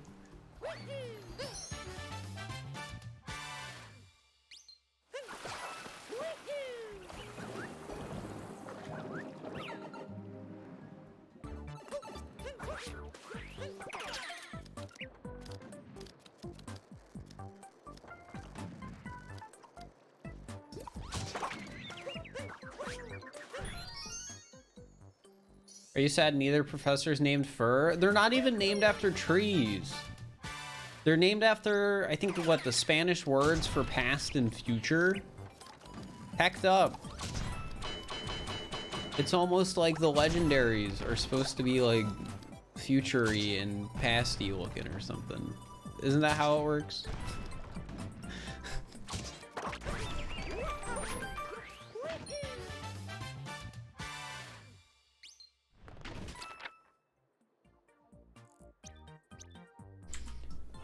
Lighthouse warp.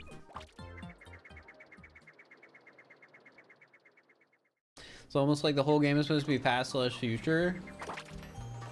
But Legends Arceus is the game that takes place in the past. This is hecked up. How could Nintendo do this to us? I can't believe if you buy Pokemon Scarlet, you're just getting Pokemon Legends Arceus because it takes place in the past. They didn't even make the new game. You're just... You get Pokemon Legends Arceus if you buy Pokemon Scarlet, and if you buy Pokemon Violet, you get Brilliant Diamond.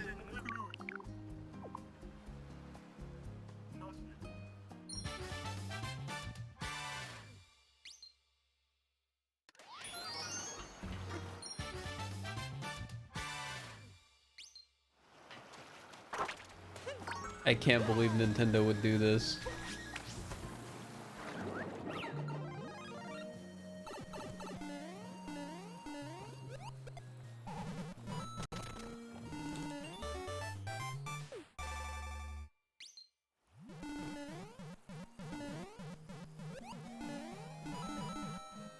I'm obviously not going to talk about him, but it's been interesting. So I've been trying to like figure out all the different Pokemon in the Pokedex, so I can just be prepared in like, since some Pokemon in Pokemon games historically have had really stupid evolution methods. Like I was being told about some of the ones that were in Legends Arceus, and apparently there's some like really dumb ones where it's like, oh, use a strong style move 40 times with this Pokemon, or another one where it's like, oh yeah, do 400 damage of recoil in Pokemon Legends Arceus to yourself to evolve, or something like that. You hope for my sake there isn't one you can only get a certain day of the week. Yeah. Wait, what? How have I been missing so many moons? Moon 6 Seaside Kingdom. Oh, I didn't get on the cliff overlooking the beach. All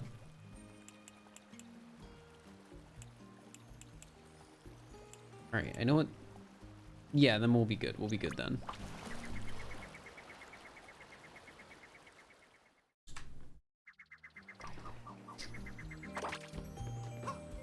But yeah, I've been able to find out enough information to where I should know all of the dumb evolution methods and stuff like that.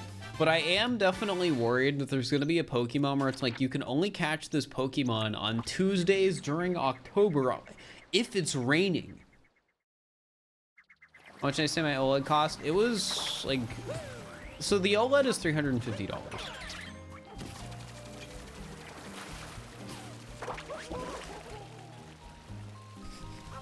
If you think about it, chat, I spent about, if we count taxes, about $500 so I could speed run completing the Pokedex. That just makes it sound sad. I bought a new Switch and I bought both of the Pokemon games just so I could do a speed run of the entire Pokedex.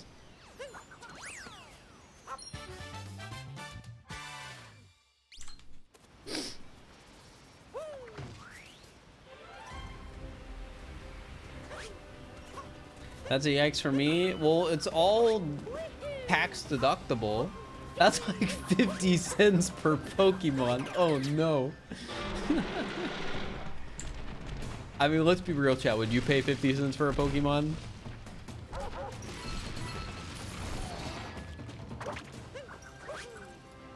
You can't get the entire Pokedex if you only get one version.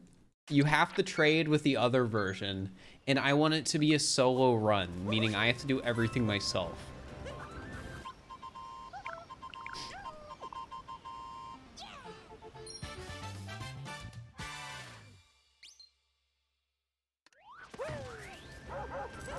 You bought a Ditto once off eBay for shiny hunts?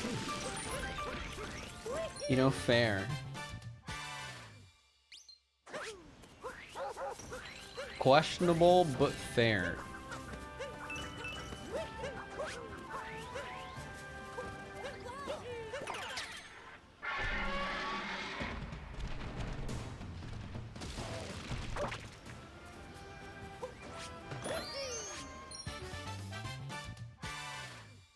Get a shiny Lepony up and then max odds. So back when I was like playing Pokemon Sun and Moon, I did a little bit of shiny hunting. The best shiny I got is I got a shiny Salazzle, and I think it was Modest too.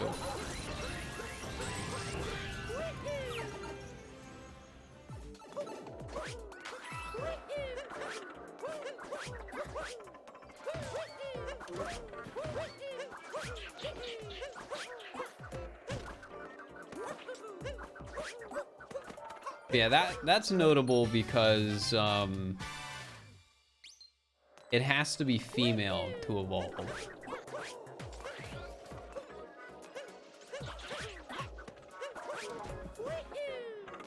I forget what the rates are for it to be that though.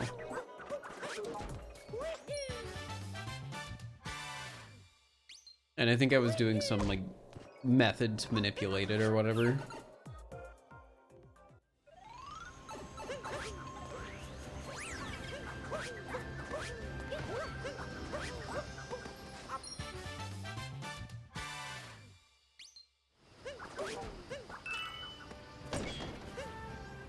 Did I collect Pokemon cards?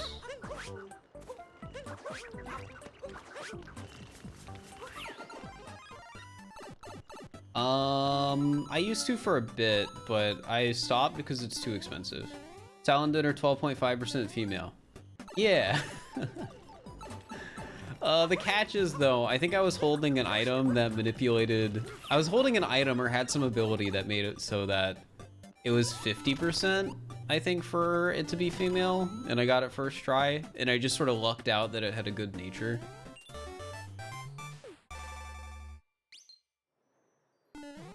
What was the app where you traded Pokemon online? Pokemon Home? I think it's Pokemon Home.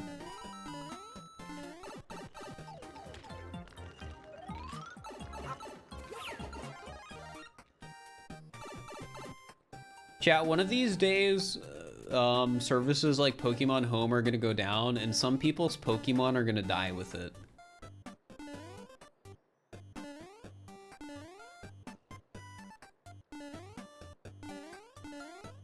You ever think about that?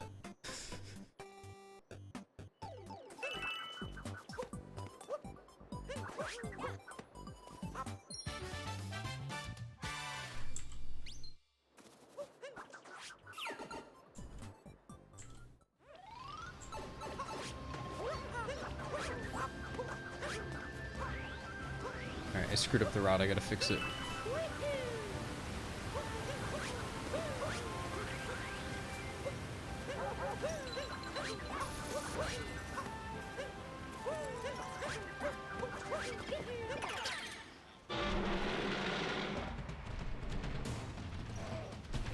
Wait, did I not ground pound this? Oh no, it's because I went into a sub area.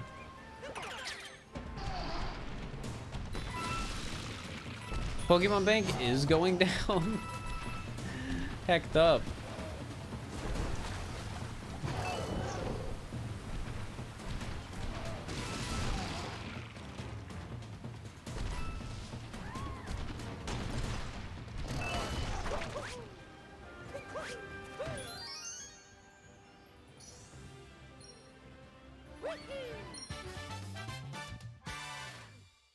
Pokebank officially dead? I don't know.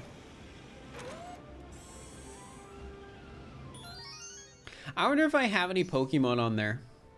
Did any of my Pokemon die?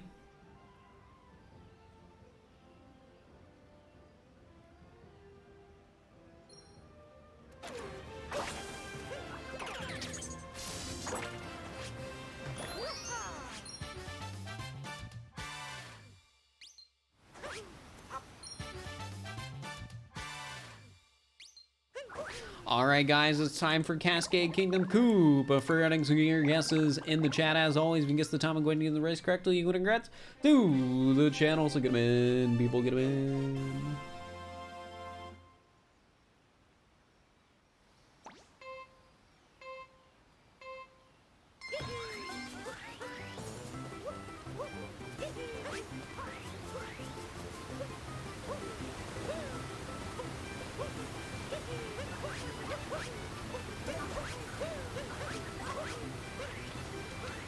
$15.99. Any $15.99s in the chat? But on gear, yes, isn't for round 2.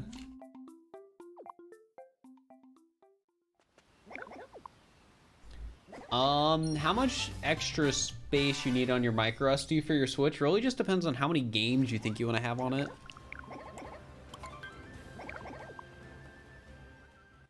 Like, I think my micro SD is like 124 gigabytes, but I probably will never need that much space because I usually buy physical games.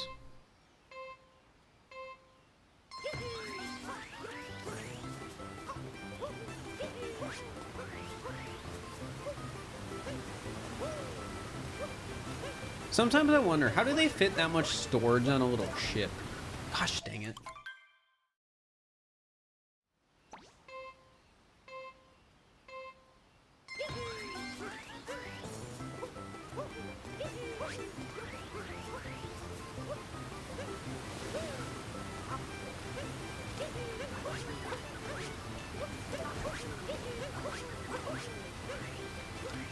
$16.19. Any 16.19s in the chat?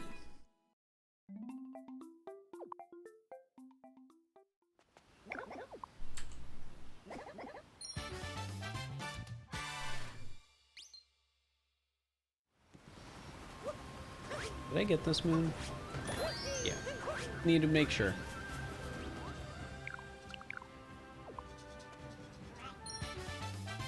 It was 0.19 faster? I mean, that's a lot faster. It's not easy to just magically be 0.19 faster.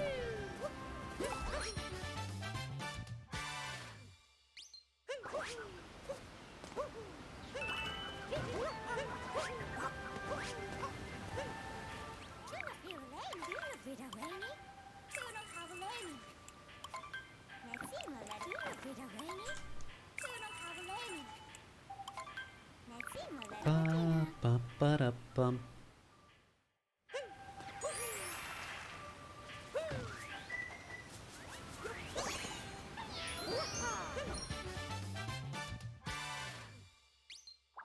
It's not all purple coins, but you do get Toadette moons for buying like a certain number of outfits and souvenirs, which you need purples for.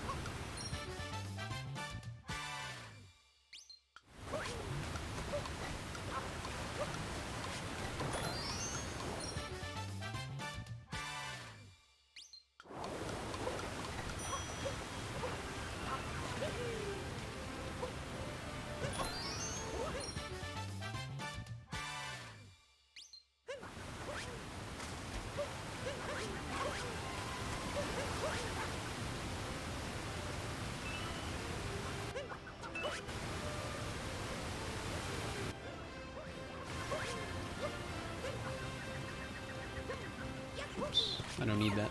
Already got it. 1 terabyte or bust? Dude, how do they even fit a terabyte of data on a little micro SD card?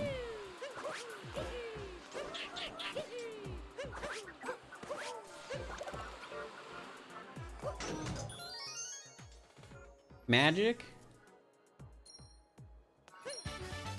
Well, I'm just wondering, why does my, like, you know, 2 terabyte SSD need to be that much bigger than a little tiny micro SD card? What the heck?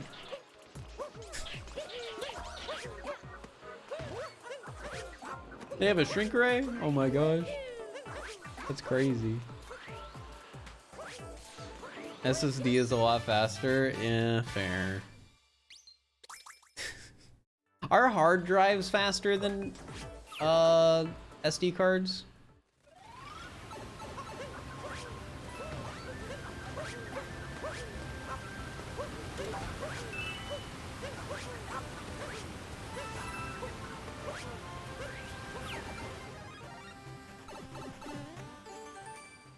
They are? That's crazy. No, unless it's a really slow SD card. Then why do we use hard drives?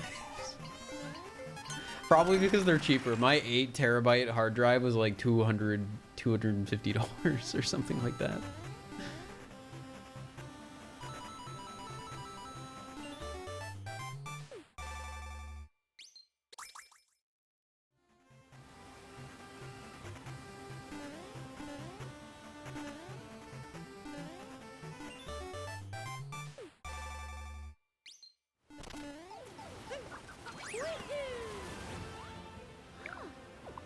Hard drives are very cheap in comparison. Makes sense. Not for speed or reliance. Yeah, I mainly just use my hard drive for backing up VODs because I don't have space to keep all that raw footage on my SSDs.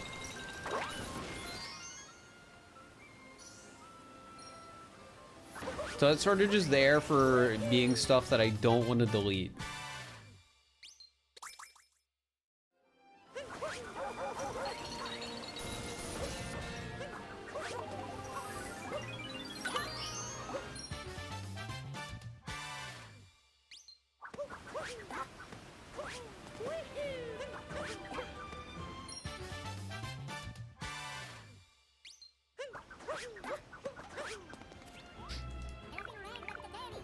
Remove my magnets and bumping it.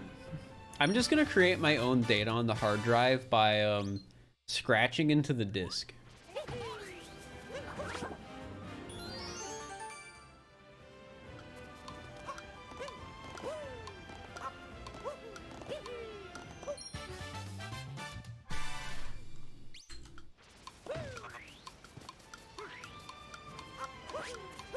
Opera GX to limit RAM. Is Opera GX actually a good web browser?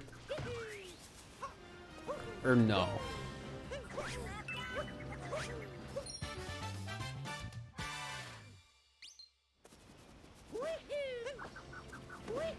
It's all right.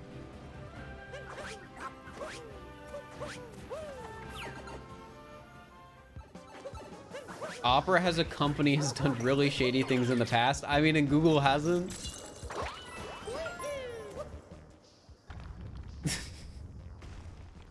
I don't know if that holds much weight if we're comparing it to Google. True, but you use Firefox? Oh, I don't know if Firefox is so shady things or not. Well, they changed their logo. That's pretty shady. It doesn't even have a fox in it. It just colors.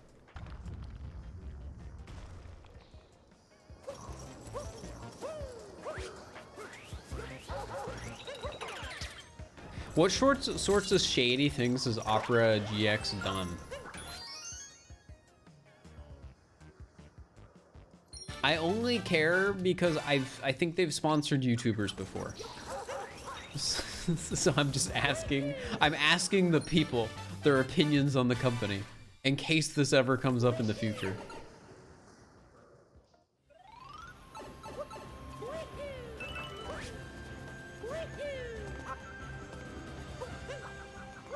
I already did this sub area and I already did that sub area. I already got those purples. We are here.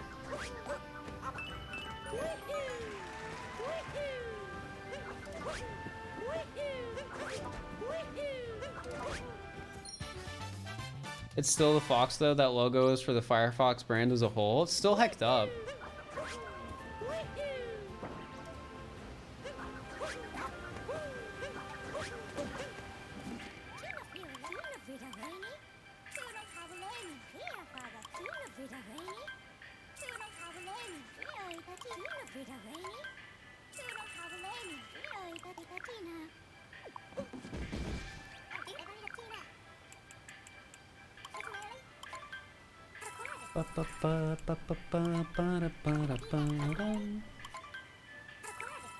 Hello, Jake. I hope you're doing all right.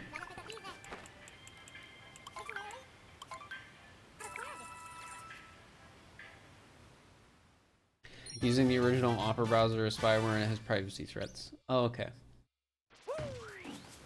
So it sounds like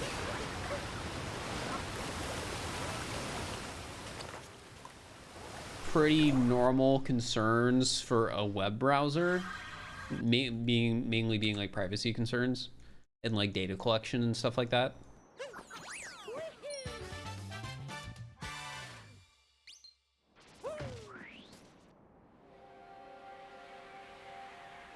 I mean, that's got to be an issue with Chrome too, right?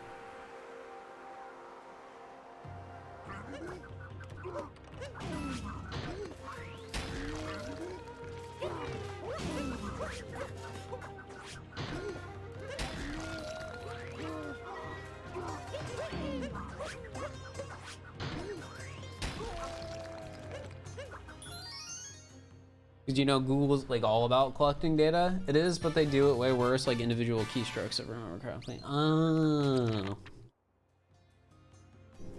Interesting. Well, if they ever come up as a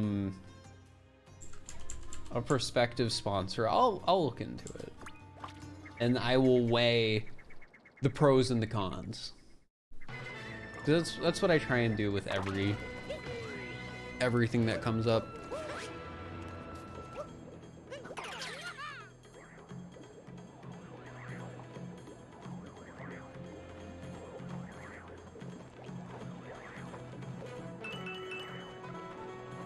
But yeah, I've never received a sponsor offer from them. Have I gotten any sponsor offers lately then? I'm doing a sponsor stream Saturday, and there should be a sponsored video that comes out this month.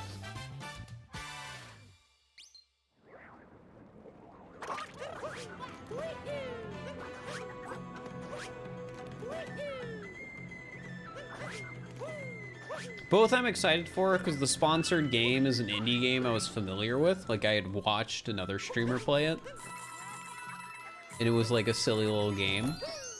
So I don't mind getting paid to play a silly little game, you know?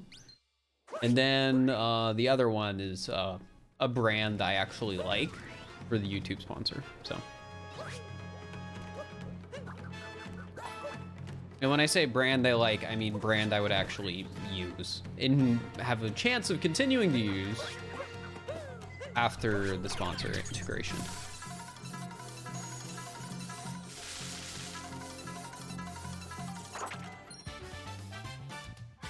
Which is nice, because those are like the best sponsor integrations where it's like, oh, hey, I actually kind of want to use this product.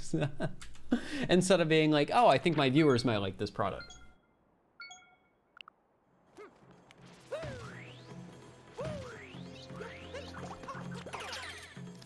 Raid Shadow Legends? It's not Raid Shadow Legends. The way I feel right now is I can't take a Raid Shadow Legends sponsorship because I made fun of them in a video. Other gacha games, maybe. Is it an actual mattress? No, chat, I've been sleeping on the couch. It's been fine.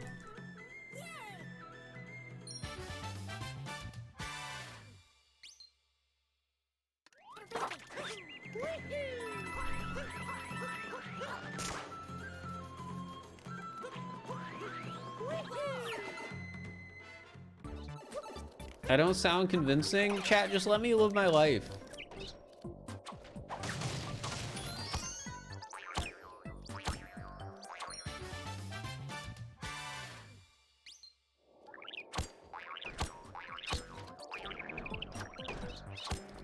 How do you like it when I do it? Yeah, stop drinking soda every day. Brush your teeth every night. When was the last time you ate a vegetable?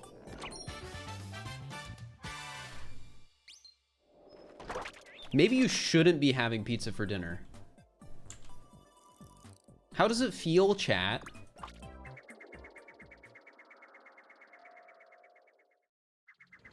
You don't drink soda at work? Well, maybe that's bad for you.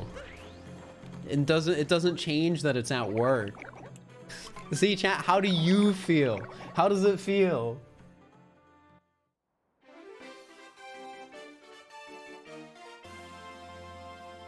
How did you know I had pizza? It's a popular food. Somebody in chat is bound to be eating it. Also, guys, get your guesses in the chat for Bowser's Speedrunning. Yeah, chat, let me sleep in my pull-out couch, okay? And I'll let you have your things that are maybe not the best health decisions, but make you happy. Like, chat, this is my objectively questionable health decision that makes me happy that I'm gonna make, okay?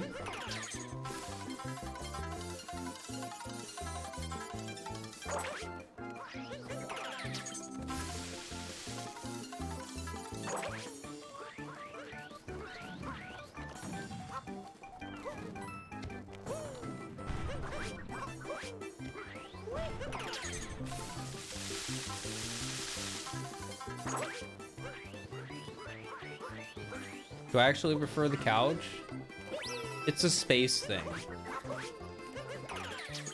It's about wanting a functional living room, a functional office, and somewhere to sleep, in a 1-bedroom apartment. And the way I opted to do that was by getting a pull-out couch.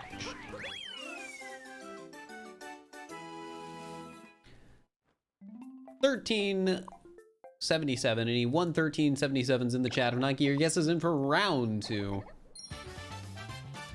But yeah, that's how it happened. Because this is my office space. I've got like my nice desk. I've got, you know, some like stuff back there. I've got like an art space over there for like the arts and crafts stuff. So yeah. Do you actually fold it back up every day then? I've been trying to stick in that habit. So every day I've slept in it so far, I have folded it back up. And you may notice the keyword "so far," because last night I wanted to just sleep on the couch like a couch because I felt like it, because I live on my own, I can do that. Also, Mythic Cheese, thank you for the raid, I appreciate it. So yeah, I didn't have to do it this morning. I didn't have to make the couch back, but that's only because I just sort of wanted to sleep on a couch, because I can do that. I'm exercising my ability to be a an adult that lives on their own. I'm probably not going to do that again, because it was definitely a worse sleeping experience than the pull-out mattress in the couch.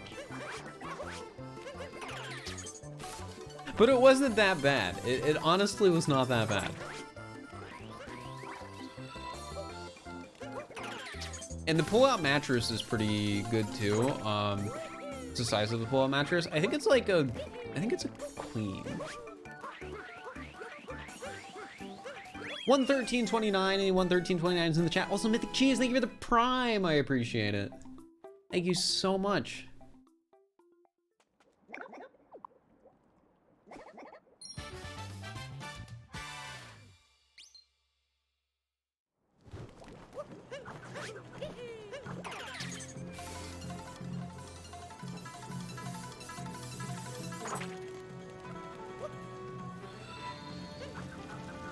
Nerd Cold, thank you for the tier 1 sub for 7 months. I appreciate it.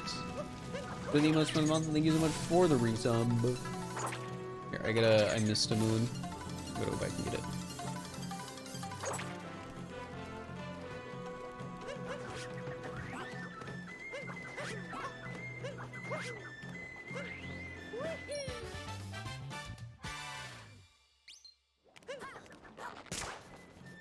Yeah, with sleeping on the pull-out couch so far, or the pull-out bed, the sleeper couch, whatever, I've only really had one issue with it.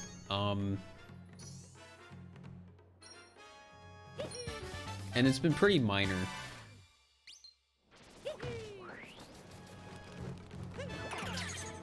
So I'd say I've been sleeping all right.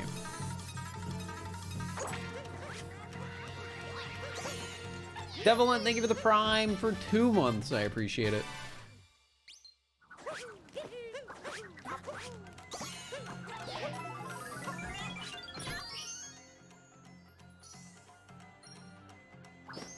Yeah, financially over the next year and a half during my lease, since I have an 18-month lease, I think what I want to aim for is to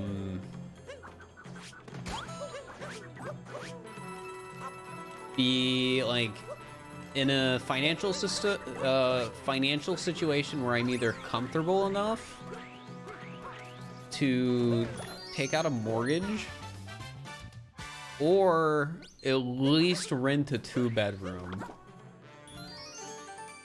How much is your rent? I'm gonna keep that private.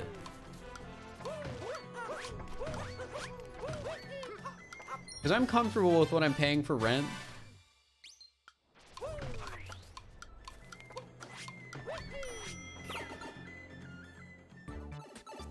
You can tell us how much your rent is next month. True, because next month I'm not paying any rent. Let's go. I got a month free as a move-in bonus. And I'm going to ask him to put it on next month, baby. So I'm not going to have to pay anything.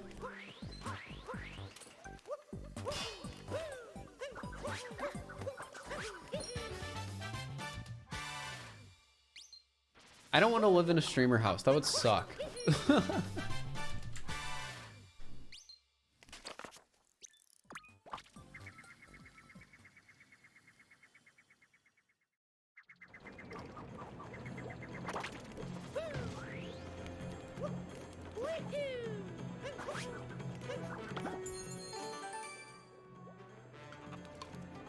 Why? Because I don't want my entire existence to be centered around content. I was thinking for the 100 bits, Void. I appreciate it.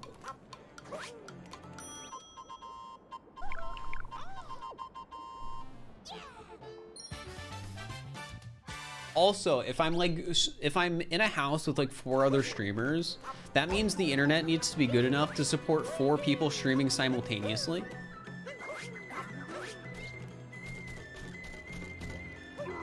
And that seems like it would suck.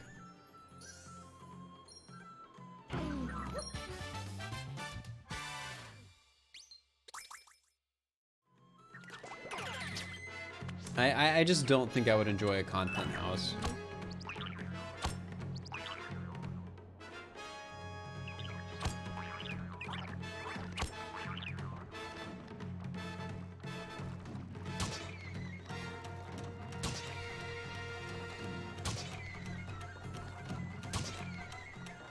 There we go.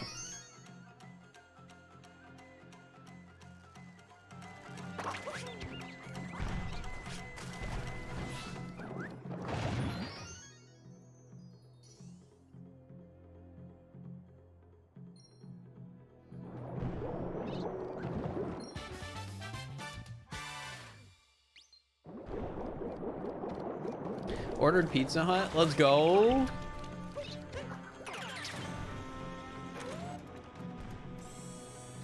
One of the fun parts about moving has been getting a feel for what is actually around me and where I need to drive to get places. So that's been really nice. Which I'm bringing up because somebody talked about getting food. Pizza Hut, and that made me think like, oh yeah, I've been like trying some of the places near me. Is there a Skyline nearby? There's a Skyline nearby. Well, I live in Cincinnati. There's always gonna be a Skyline nearby, first off. That's just, there's not gonna not be a Skyline nearby. That's like the Cincinnati chain. That being said, there is a Skyline nearby. I did go to it, and it was the worst Skyline I've ever had. So I don't know if I'm going back there. I might have to try the Gold Star nearby. Whew. If you know, you know.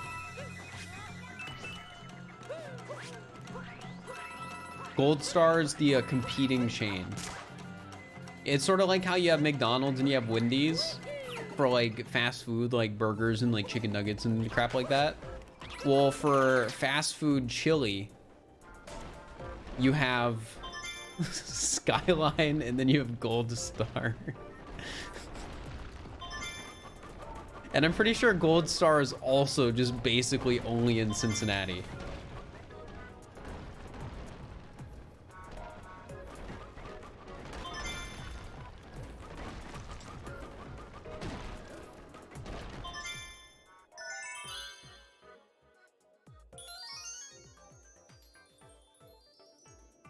Is Midwest equivalent of Skyline versus Gold Star is Culver's versus Freddy's?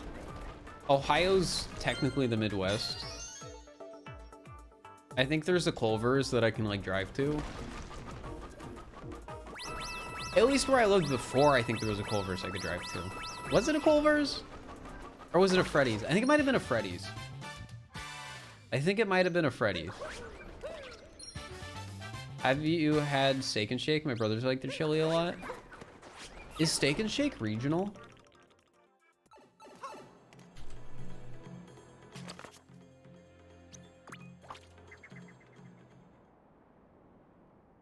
Yeah. I didn't know that.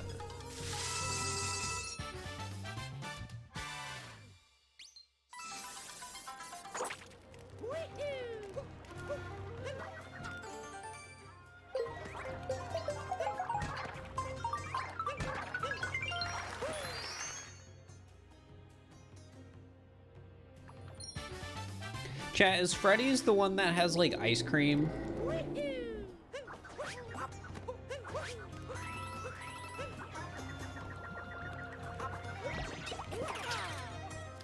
Or like custard or something?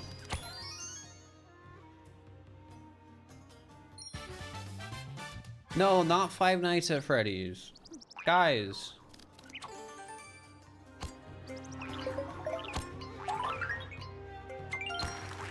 Custard and concrete, yes. All right, yeah, then I think there was a Freddy's where I like... There was one... I mean, I could still drive to it, I guess. Maybe there's more. I don't know. Culver's has custard? Maybe it was Culver's. I don't know. There's just this one place I drove by once. Well, it's more than once. It's just like an area I know. And I had never been to it. But it's a Culver's or a Freddy's. I don't know. I don't know which. I want to say it's a Freddy's.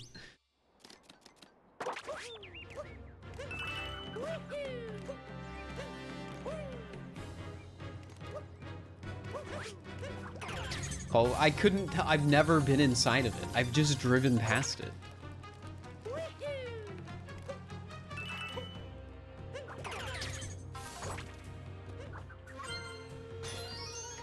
And clearly I didn't drive by past it enough to actually remember what it was.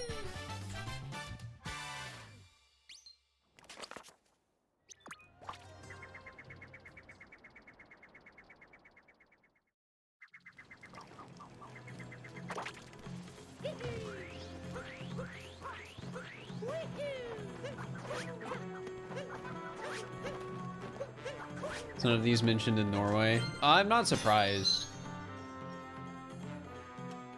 I would imagine most US chains just don't exist outside the US. With the exception being like the big ones like McDonald's. KFC is pretty common outside the US too, right? We don't even have, you don't have KFC? What the heck? I didn't even read that message before I mentioned KFC. You're in New York and have never heard of any of the restaurants you never heard about? Quick, types of restaurants in chat I'll have never heard about. Like, just mention like a random chain you see there and you think it's, and you don't realize it's regional, but it actually is.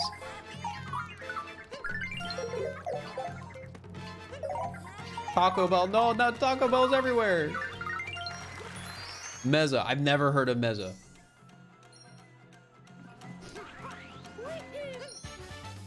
Or Taco Amigo, or Punch Pizza. White Castle, I know White Castle. You can't trick me.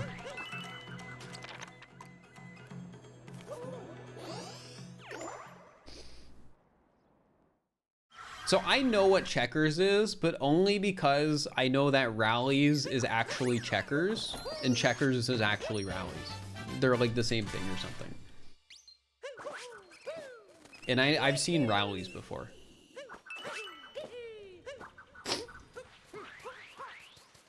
Mezza, yeah, I've never heard of Mezza. Golden Corral, I know Golden Corral. I went there with Ray's Fire. And Panga.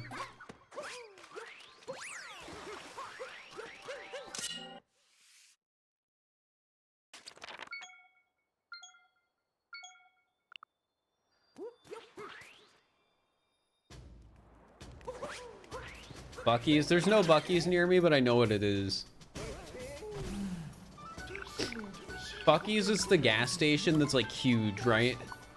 And when I say huge, I mean the locations are physically huge.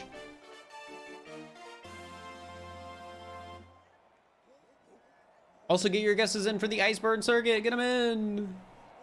The Golden Corral picture is iconic. It is a picture.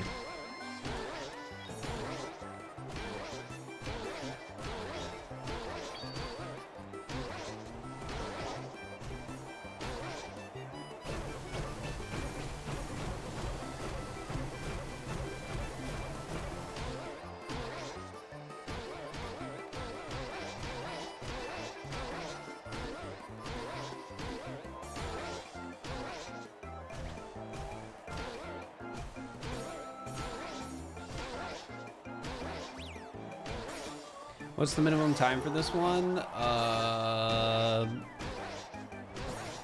lot of the times around like 135, 134, 136 are pretty good guesses. This one has a bigger range. So like usually around 135 is a good guess, but it's the sort of thing where I could go like a few seconds faster, but I could also go a few seconds slower. It's just such a long race.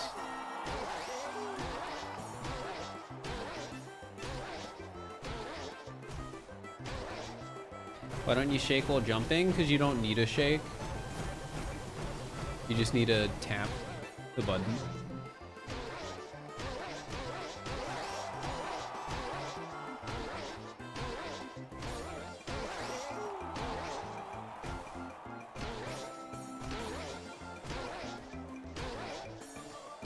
$135.60. Any 135.60s in the chat? If not, get your guesses in for round 2. Did an all Koopa speedrun? I think I did Koopa Free Running RTA once. Just like the official name for the category.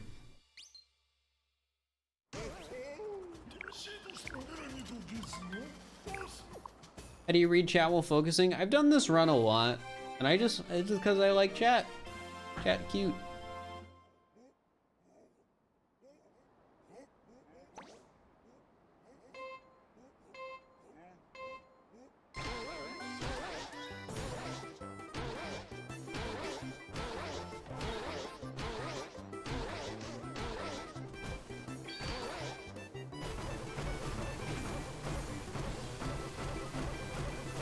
Is this gonna be a YouTube video? No. Maybe one day I'll make the YouTube video on collecting as many moons as I can in 24 hours.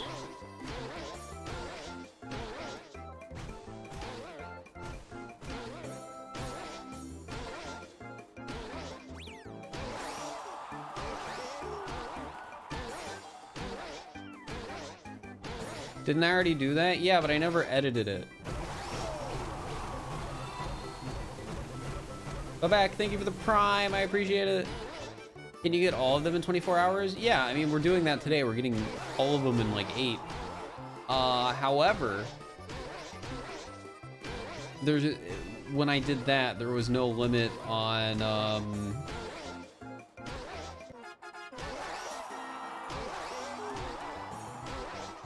how many like files I could make. So I ended up getting over like 3,500 moons.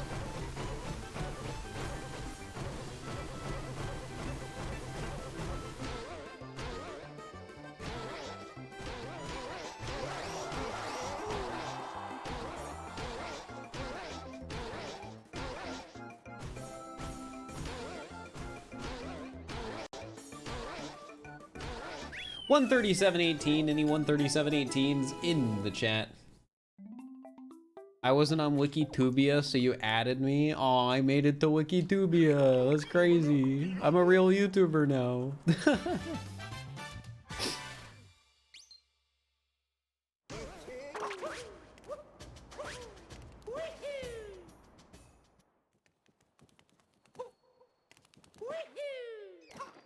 I'm officially famous. I still don't think using the word famous is right for YouTubers. I don't need a security detail. I'm not famous.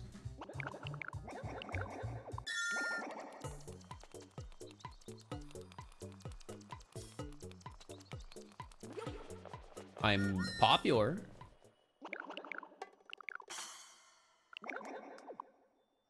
But you know, I don't create safety hazards just by walking around.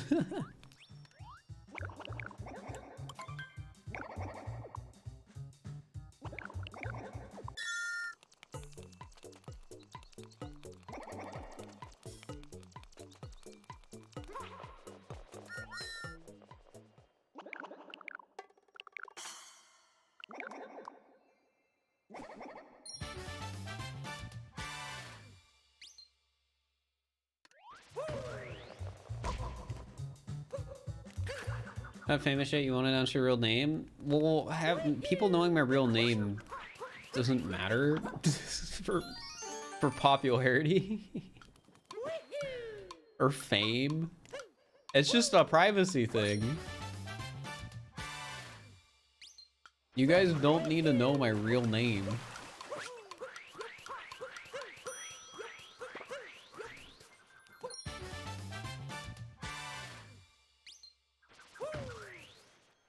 I mean, Dream became one of the most famous YouTubers without people knowing his face.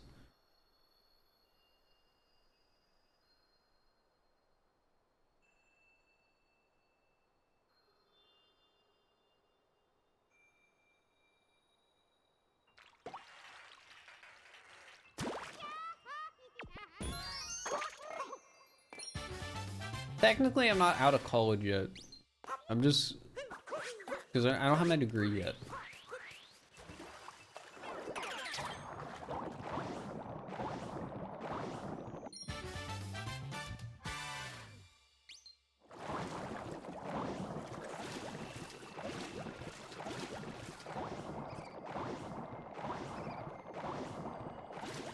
Dream is one of the most famous. Dream is actually famous. Yes. There is a big difference, chat, between 150,000 YouTube subscribers and 30 million.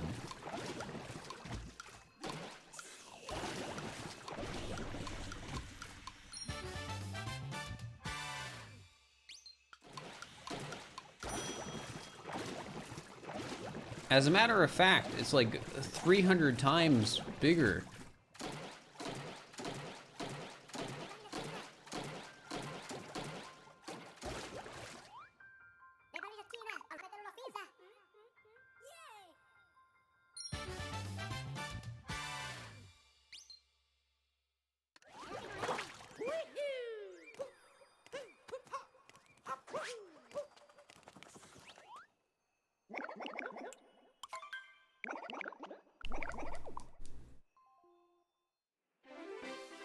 Don't do that, Taco Domar. That's weird. I don't want people calling me something that isn't my name, nor do I want people guessing my name. Both of those things are weird. And before somebody says Fir isn't your real name, it's still an alias I picked. It's different. 1525, any 1525s in the chat. If not, get him in for round 2.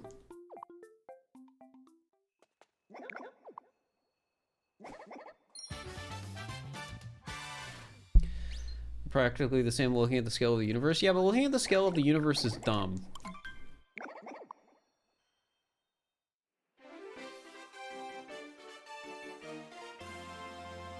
Everything in your life is here, not out there.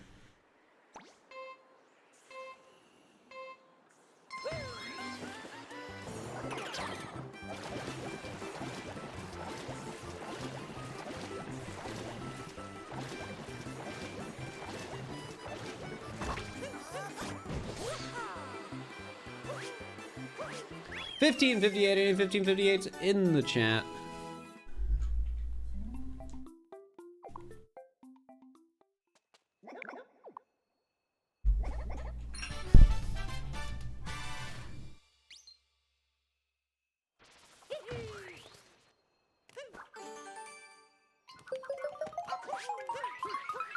What am I studying? Business. By the end of the year-ish, I should have a associate's degree in business.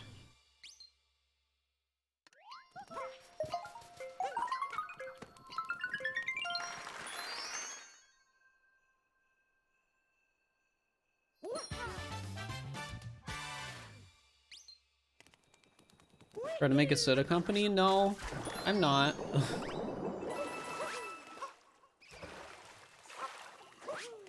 This way. Chat, stop guessing names, please. I literally, like, just said I don't like it when people do that. This doesn't mean do it.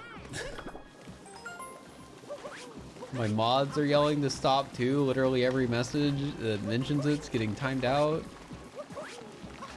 I feel like it shouldn't be that hard to figure out to stop.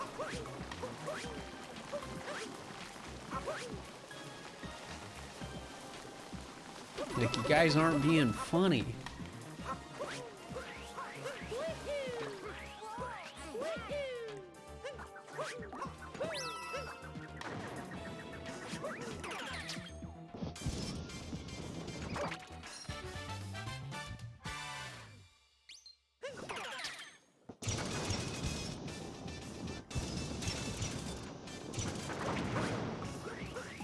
How am I doing? I'm doing all right. How do you become a mod? You don't.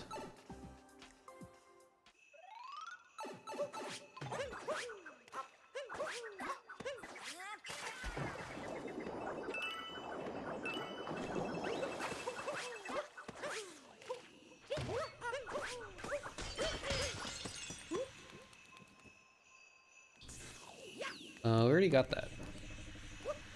We need to get this.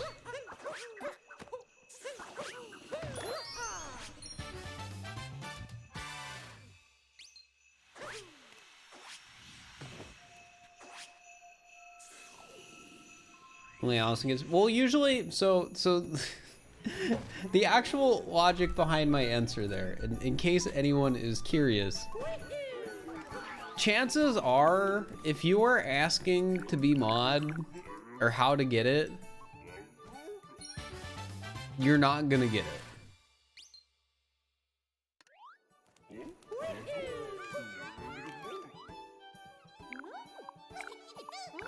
It's almost like a red flag that you're actively seeking power, which is not a good thing to look for in a prospective mod.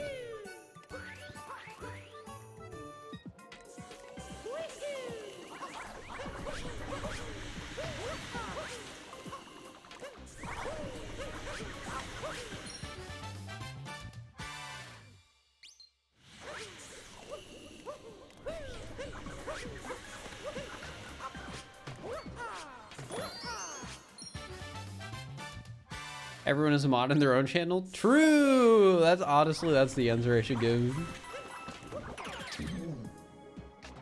They should, when somebody asks how do you get mod, I should usually like, you're already modding your own stream, and then just give a little like wink.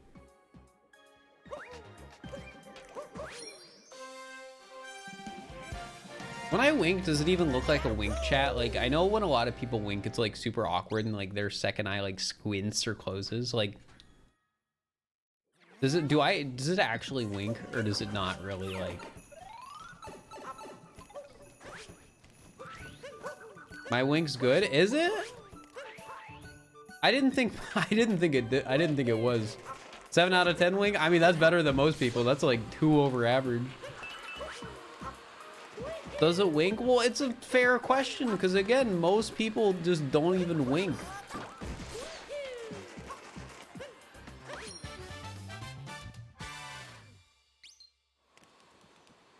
How active would I say I'm in the Discord server? Not very active, to be completely honest. I help moderate, but I don't really have time to interact in the server.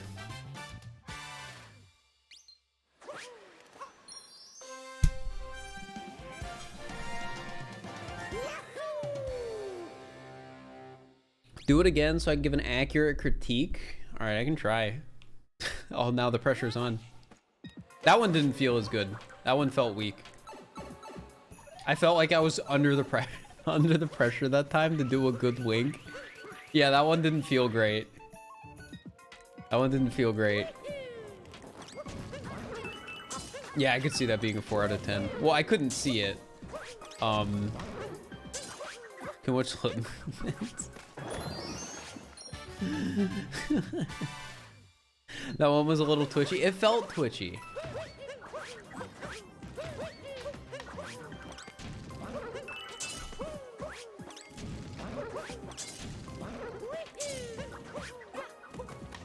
The sub goal is, it'll make me smile.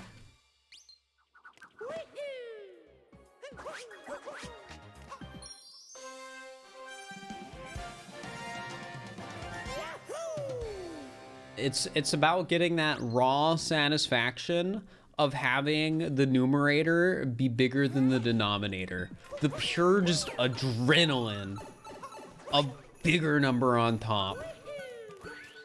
That's what it's about. That's what the sub goal is about. Chat, do you like it when the bigger number's on top?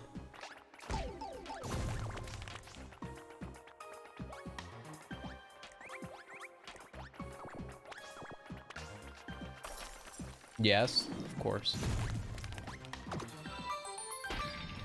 Soulme Han, thank you for the prime. I appreciate it. Enjoy the emotes and thank you so much.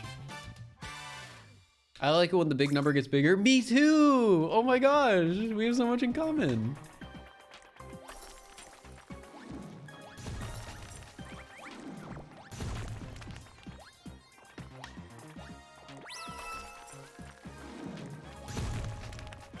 You always see people randomly DMing you or getting friend requests from the Discord? A lot of the random friend requests are probably bots.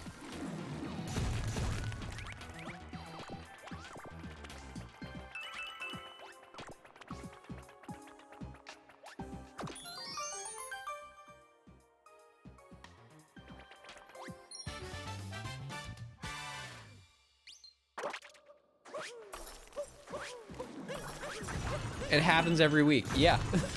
Yeah, there's... Discord has an issue with bots. In our server, having like 20,000 members in it, I think it's like 18,000 or something right now.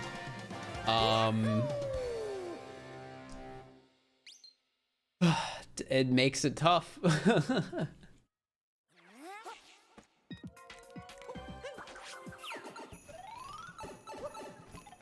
It's honestly crazy to think about how much of an issue it still is, because our server has phone verification on it.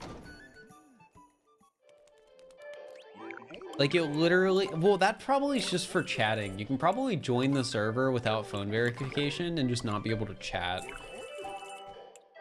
I would imagine that's how it works for Discord.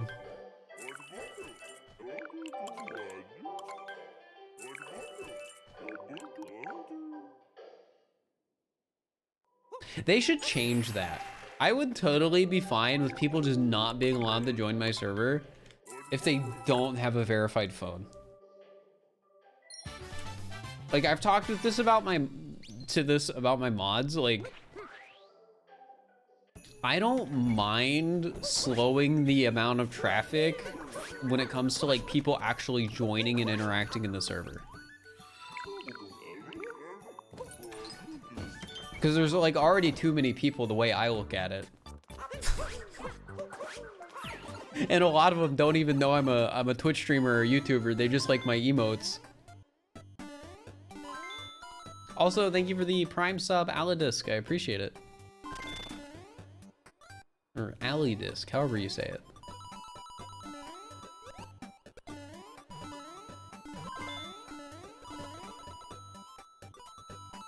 The second one? All right. No promises I'll remember, but heck yeah. The emotes are cute. Yeah, the emotes are great. It's just an issue you wanted to bring up. Yeah, there's not much I can do about it. Something you can do, Eagle Gamer, though. And this goes for any Discord server. The way Discord works with... Frick. The way Discord works with sending messages to people is on a per server basis. So if you want it so people in a specific server cannot send you a DM unless you not send you DMs, you can do that. And I have it set for my own server. People who are in my server cannot send me DMs. As a matter of fact, 90% of servers I'm in, people can send me in DMs on. The only exception is friend servers. Minecraft Valley, thank you for the tier 1 gift sub to the community, and thank you for subbing yourself. I really appreciate it. But yeah. It's actually wild. I get a lot of random friend requests. And originally I felt bad rejecting them. And I would like wait to reject them because I felt bad. But it's reached a point where I get enough that I just immediately reject the friend requests. Don't feel bad, they'll just say hi and nothing else. I know. I know. And typically speaking, when I meet friends, I want there to be like a common ground, you know, like, oh, like you're friends with blank? I'm friends with blank. Oh my gosh, we have so much in common. There's something like that. Lethnar, thank you for the sub, I appreciate it. Sorry, Minecraft Valley, thank you for gifting a sub to Lethnar, thank you. But yeah, I basically reject every friend request I get.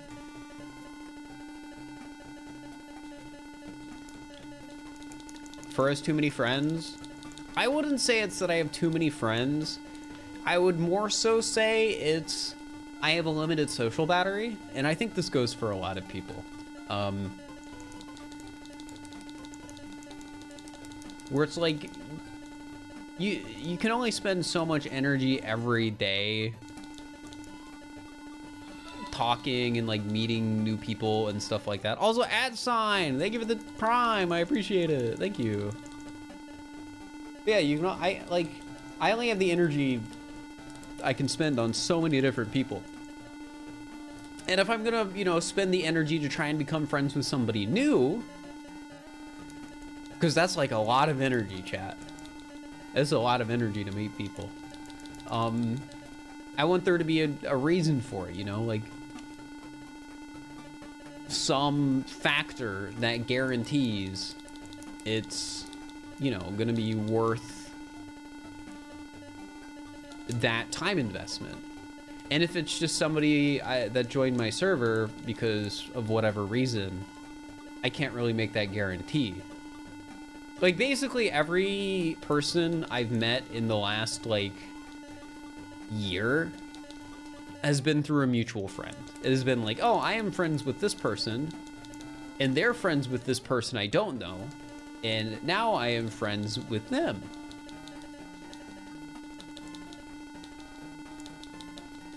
That's sort of just how it goes.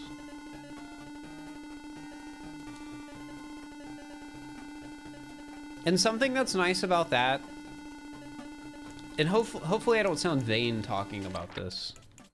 Something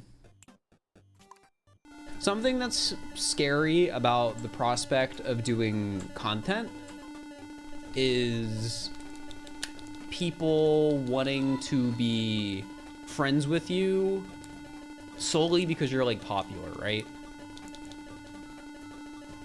And like either take advantage of that popularity or it's just like, oh, you're popular, I want to be friends with you, you know, that sort of thing. And that sort of stuff sucks.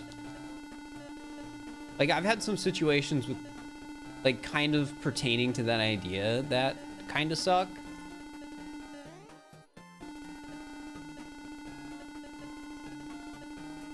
And I feel like usually random Discord friend requests are kind of like that.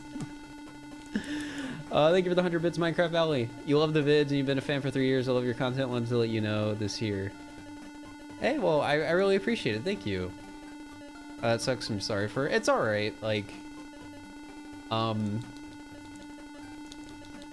it's not really something that I've had to deal with much.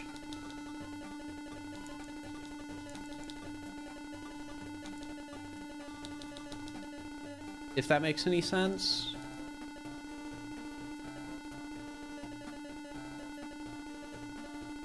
But yeah, have you ever had anyone impersonate you?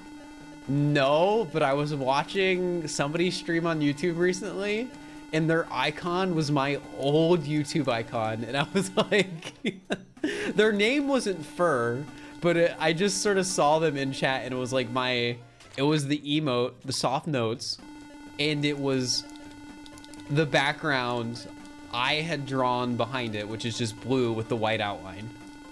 It was the exact icon.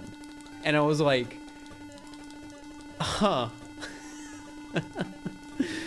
It was just some random YouTuber, or not random YouTuber, random like YouTube viewer.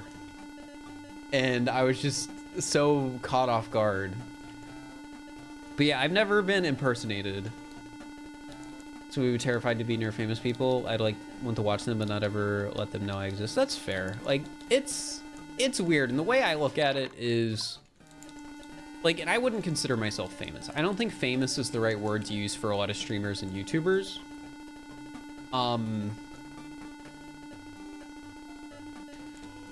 But it definitely is a bit scary.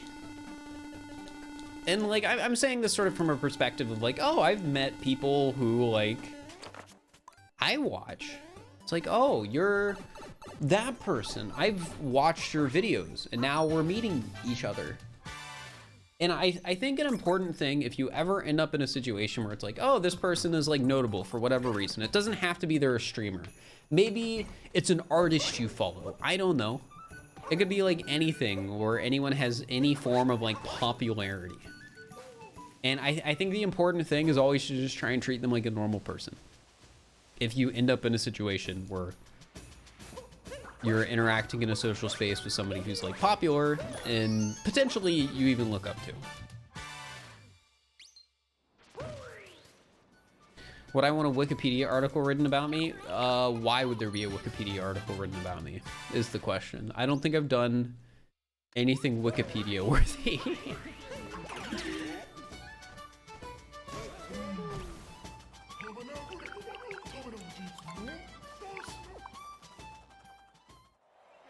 All right, guys, get your guesses in, because I'm the for underscore. See, I don't want that to be the relationship with like people I meet.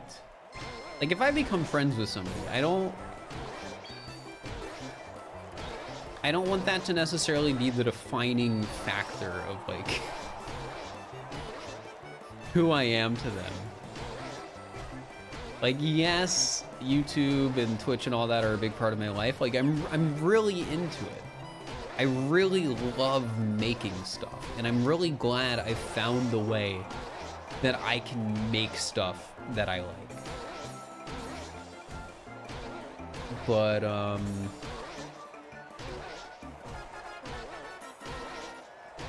yeah, I don't want to, like, just be that.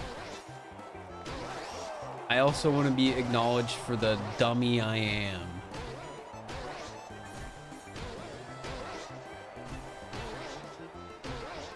$53.28. Brother occasionally sometimes works near famous musicians and other celebs, and the main rule is don't be weird about their celeb status. I mean, yeah, I think that's a good rule. And I think it applies more than just celebrities. I think it applies in any situation where somebody has popularity. And I think it will always just be a good rule of thumb to just, you know, treat people like people. You have a wiki? Well, somebody said I had a wiki-tubia or whatever. 1, 2, 3. Yes, we're good. That'd be 54 out of 55.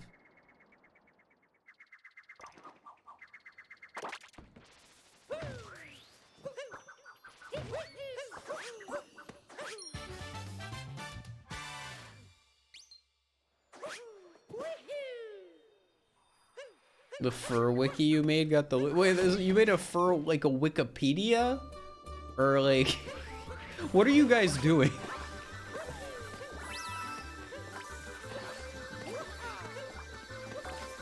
Unfandom. Oh. Huh. Or is there a cult? We're not a cult.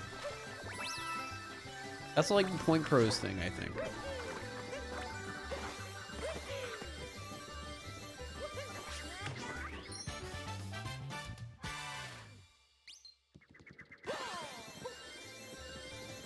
On Wikitubia, this was slightly empty. Well, that's because somebody literally just made it.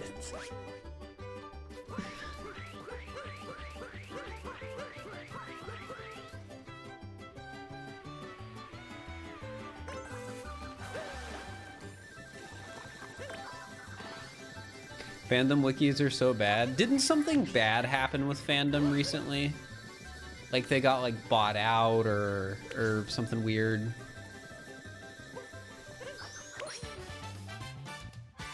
And Wikitubia has helped me? I have no idea.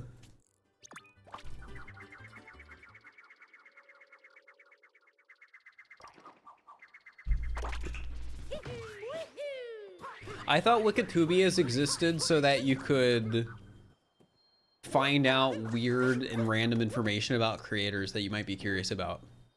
Like, oh, how old is Tommy in it? Like something like that.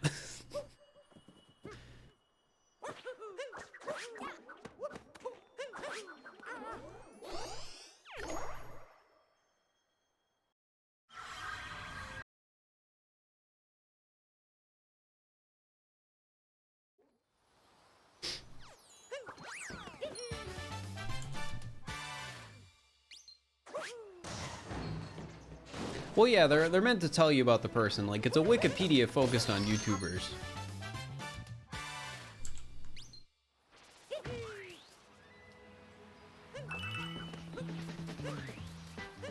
Frick. I gotta warp back. I gotta get a tank.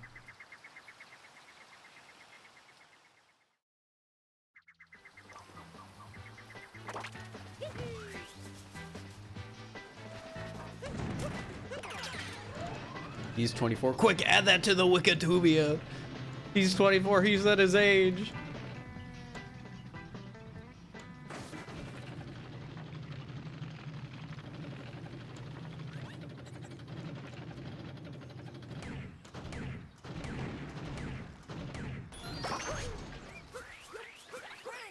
Are we able to play the game show mod for ourselves? I'm fine with it being released. I just haven't talked to Cupcake about making that actually happen.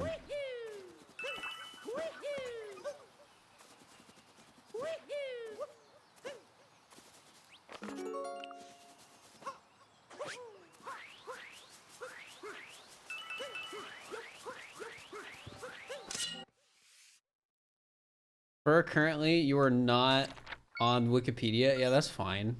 I don't need to be on Wikipedia. Does hide and seek public? Yeah. There was a release build a while back. What is my Twitch icon?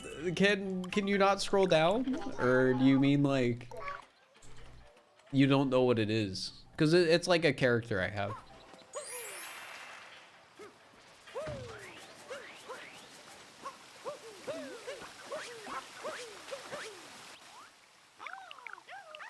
Yeah, it's supposed to be a fox. Some might even call it a fursona.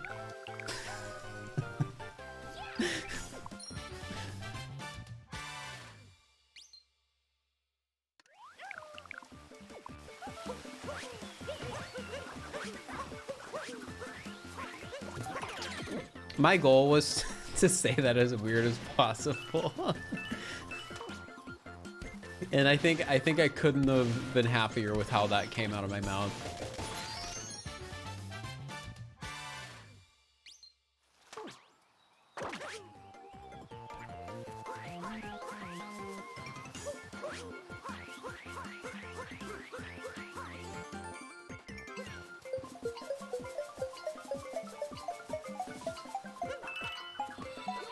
Yo, Tazdor, thank you for the prime. I appreciate it.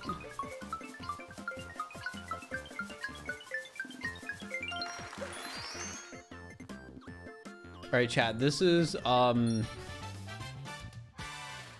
of a random thing about living in the apartment since I moved recently, and I want to tell you guys about it. I hate it.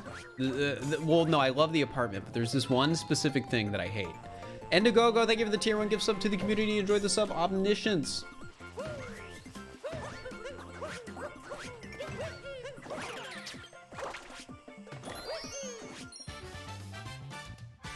All right, so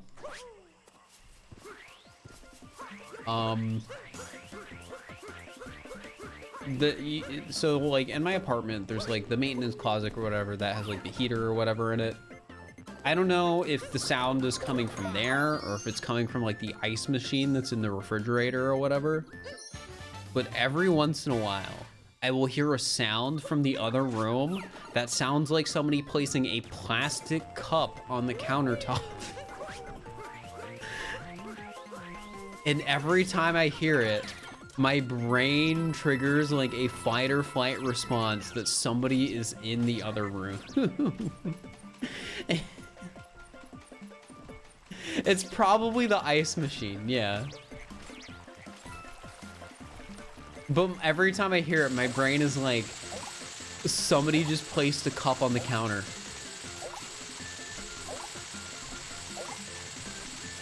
I just need to get out of my head that it's not a plastic cup on the counter, because I don't have plastic cups. I got a glass cup set for like $30.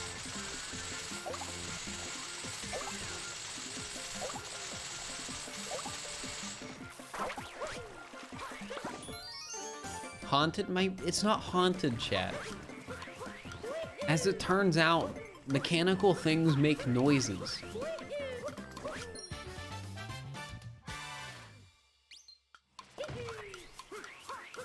Someone went out of their way to bring a plastic cup in. Yeah, totally.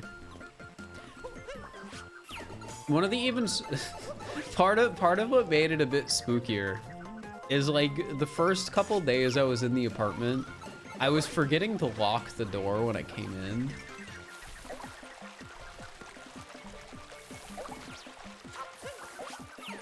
Because being in an apartment sort of gives off like that hotel vibe in a way. So my brain was just thinking the door would automatically lock, but it wouldn't.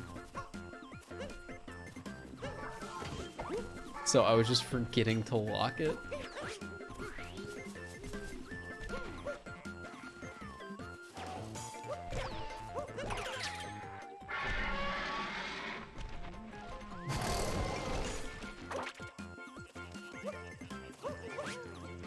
Hey chat, how am I supposed to know that I have to lock my door?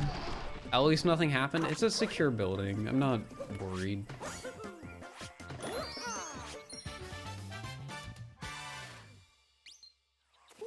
Are you sure it isn't Tuesday? Yeah, it's Monday.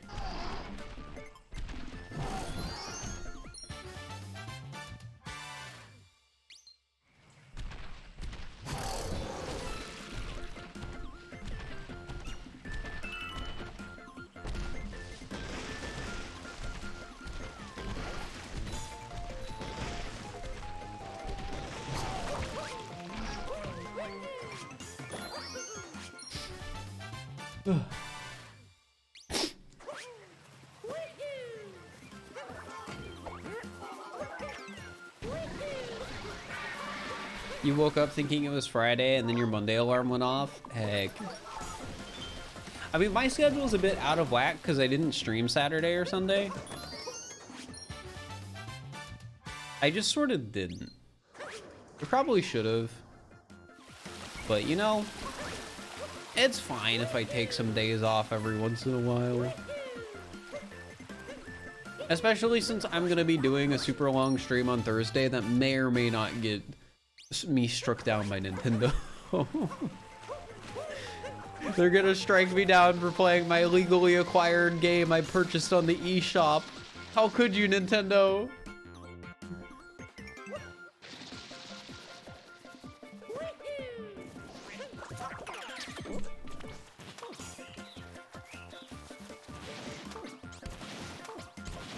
Why didn't I post on the Discord server? Because it sort of just happened. All right, Chad, do you want to know the, I had a moment to think about it. You want to know the real reason I didn't stream Saturday or Sunday?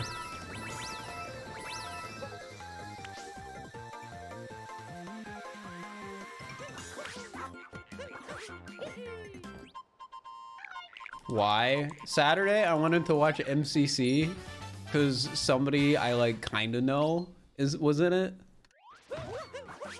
And then on Sunday, I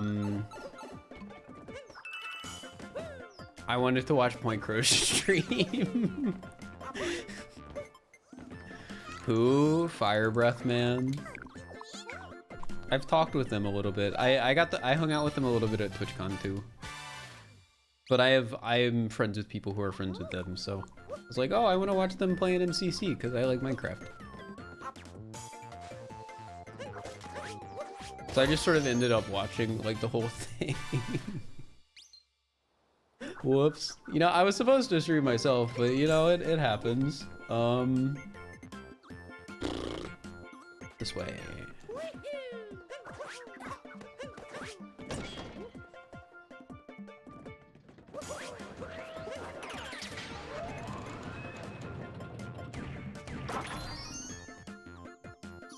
San Diego's different than Ohio? Yeah, it's all, you know, upscale apartments and condos.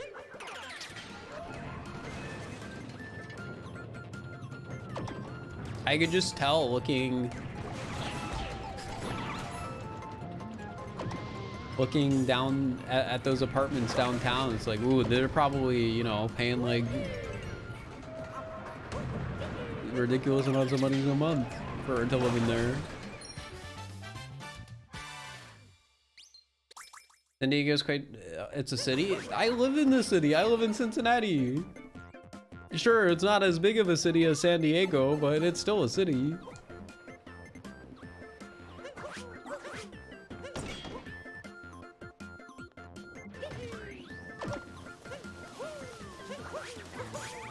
Like, I've seen a tall building before. I know what they look like.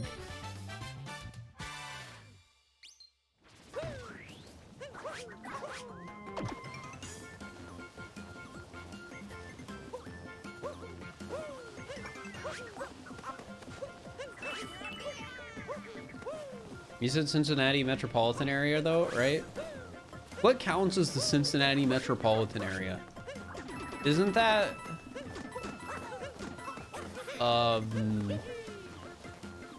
doesn't that include like that's the same as like the greater Cincinnati area. So it's like the area surrounding Cincinnati. So it would include Indiana and Kentucky, as well as like, you know, outside of like downtown and stuff like that, right?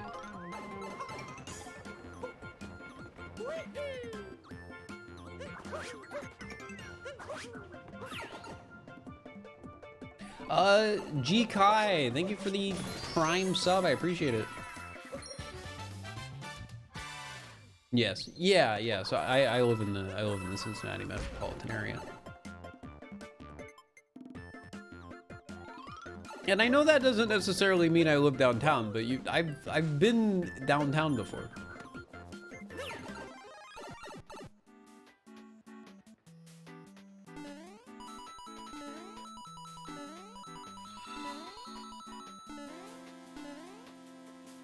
Ryasu, thank you for the tier 1 for 13 months. I appreciate it.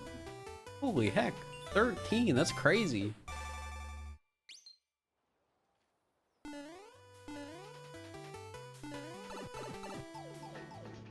Does anybody make Cleveland look small?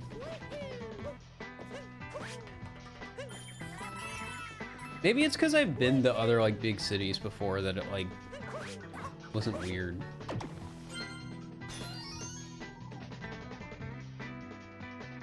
Because living in San Diego, like, or not living, visiting for TwitchCon, it didn't feel like anything special. When I say that, I mean it didn't feel like anything crazy. Like, it was nothing I hadn't seen before.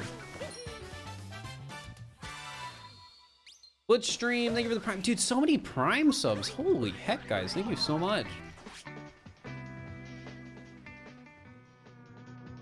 You know, restaurants in San Diego? Yeah, of course. I mean, that's like half the fun of like going to places. Nothing like New York City. I've never been to New York City. I feel like if I went to New York City, that would, you know, be something.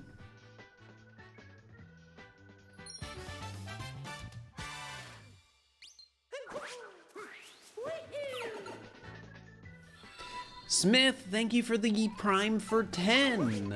2 months left to 12. Yeah, you're almost there. That's crazy. There's so many subs. You guys are going crazy. I know I just used that word, but it's true.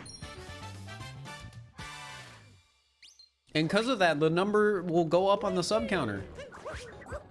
Speaking of sub counters, I need to get a better sub counter because the one I have currently sucks, and I know there's better ones out there.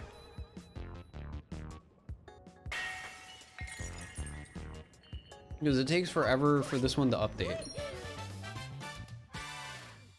It feels like it updates like once every 2 minutes.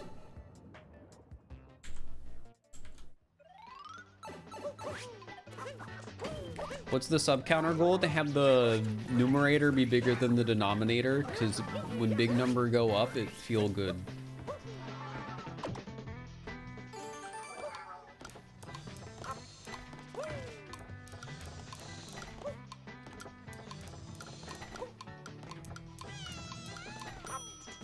I think Smant has a better one, but I don't know what he uses. Like, I don't know if it's like custom for his stream or not. Because I know some people have like custom stuff made.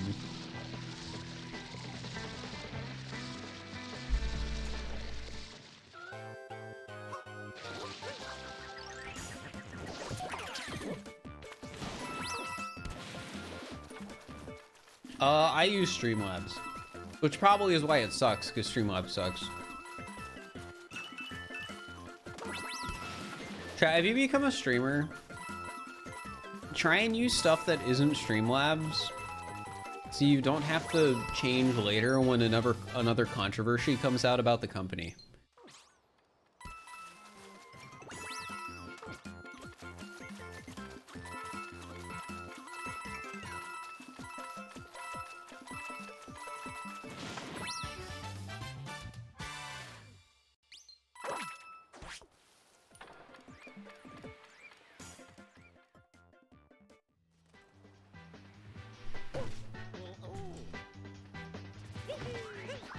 Streamlabs would be too lazy to switch. Yeah, that's sort of like the boat I'm in right now.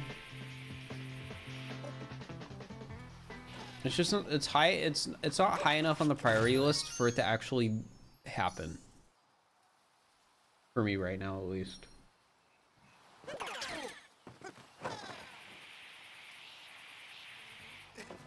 Ooh, ooh, no, no, Mario.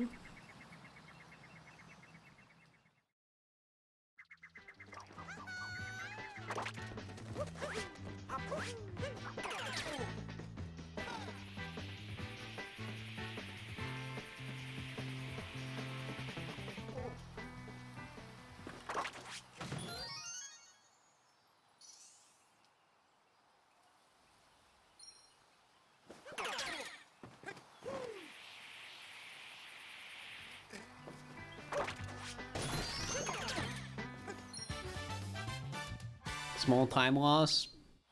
Yeah, it's pretty negligible in such a big run though. Like I'm not worried. I mean, we're just doing this for fun anyways, chat. We're just here to have a good old time.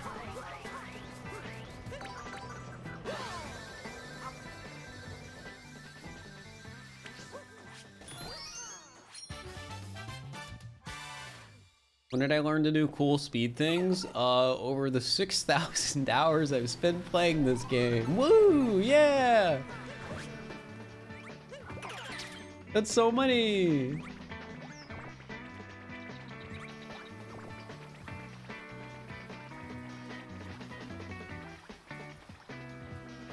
Please?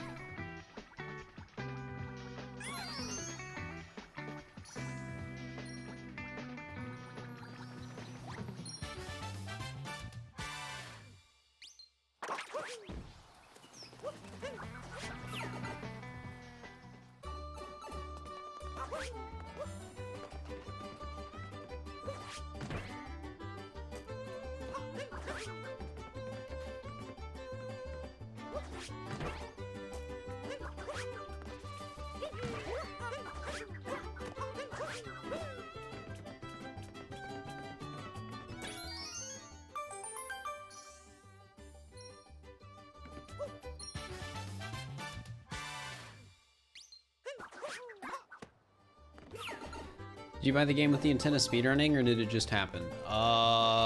There was definitely some intent.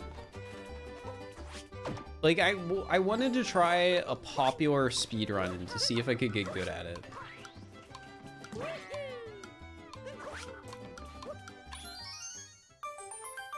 When's the next Koopa free running? Soon.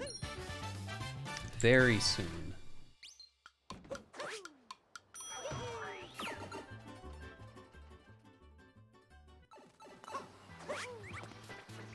What about SM64? I don't like that game.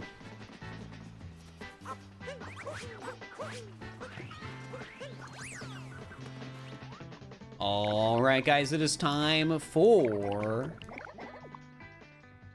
Wooded Kingdom Koopa free running. So get your guesses in the chat.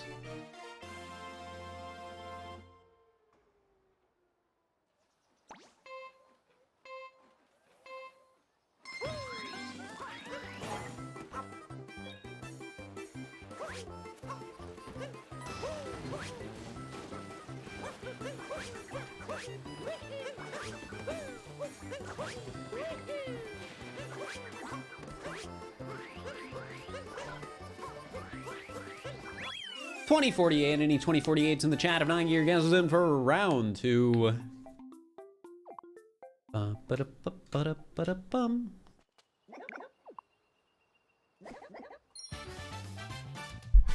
Get him in, chat. Think of how cool you'll look if you guess right.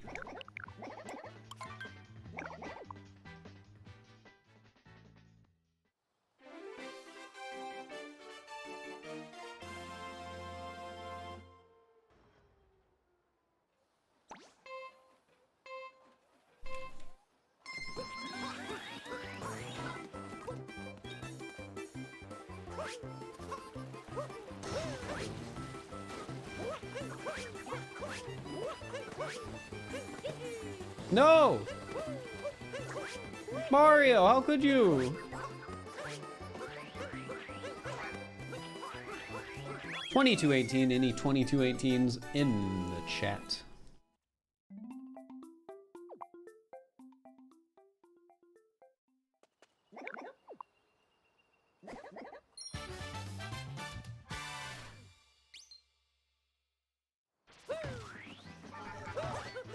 Have I considered becoming an auctioneer announcer? No. Not really. Could be a good fallback though.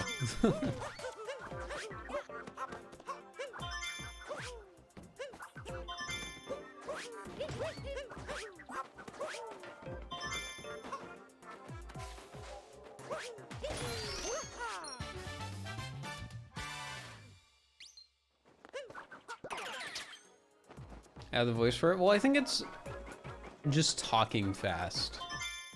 And the only reason I can talk fast during Koopa freerunning is because of how many times I've talked about Koopa freerunning. I don't think I can like naturally just talk fast.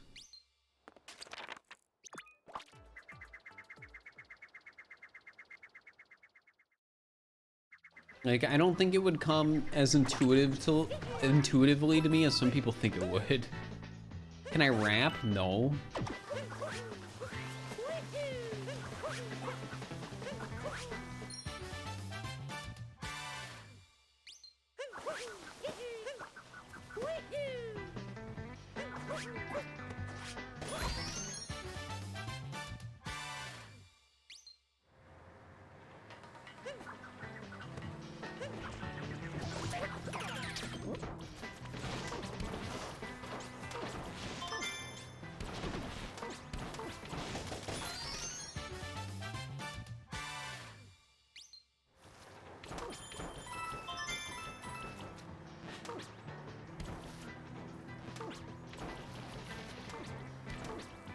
I'm gonna decorate my apartment for the holidays. That's something I realize I can do.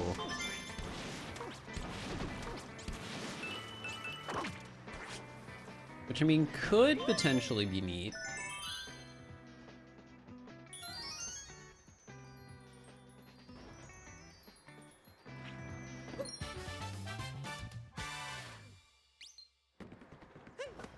Buy me a mini Christmas tree. Well, the issue is if I decorate for the holidays, I don't know if I'll really have anywhere to put the stuff after. And I don't want to pay for a storage unit.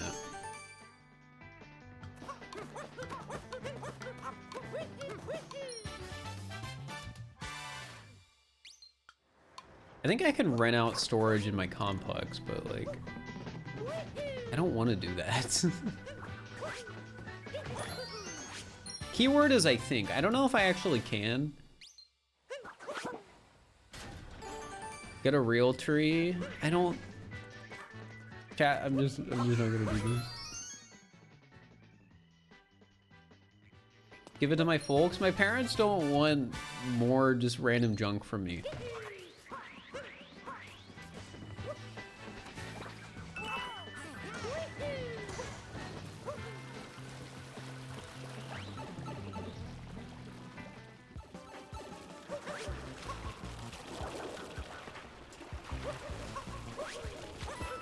You could get a fir tree. I mean, fir trees are Christmas trees, yeah? How about my siblings?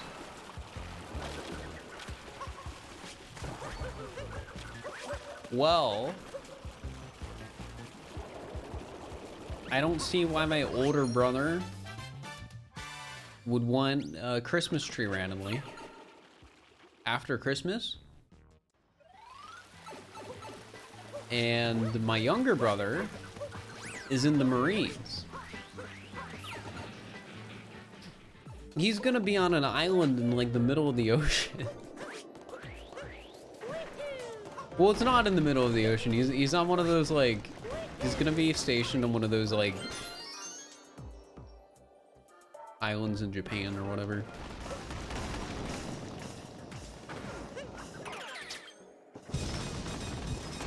So I don't think he wants to have a Christmas tree like shipped to him.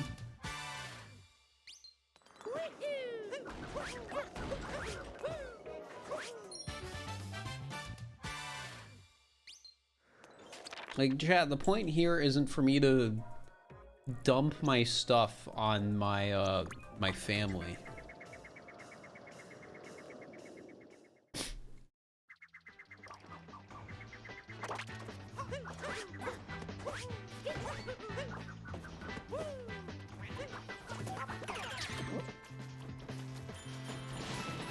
Get a natural tree, throw it out at the end of the year. That's messy and expensive.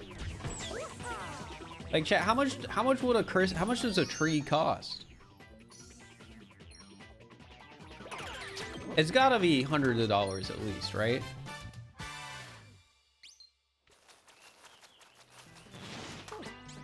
I don't. Only 100?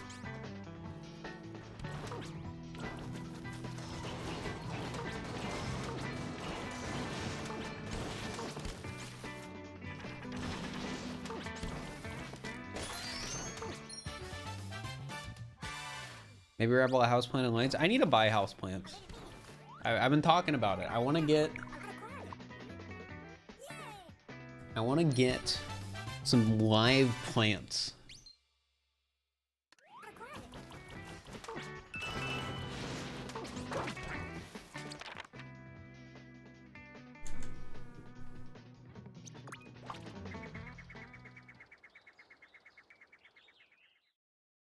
Where am I gonna put the live plants? In the living room. Where else would I put them?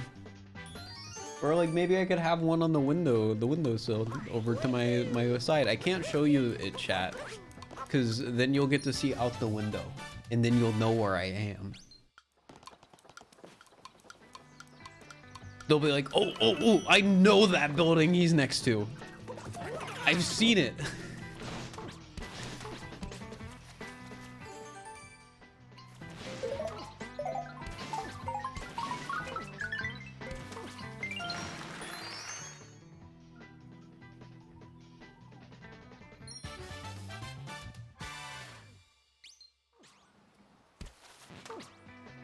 Succulents are hard to kill. Yeah, I've seen that there are some plants that I could get that might be good beginner plants.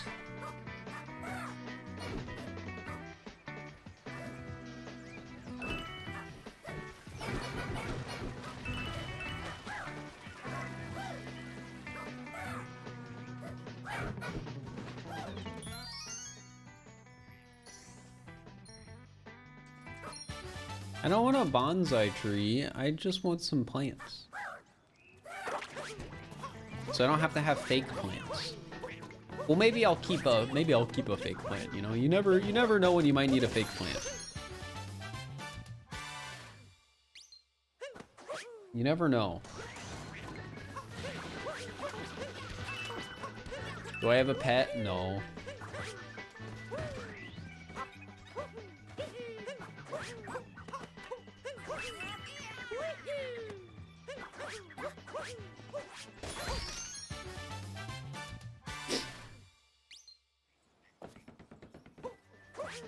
They could hang Christmas decorations in the fake plant. Well, I'm not. I'll be honest, chat.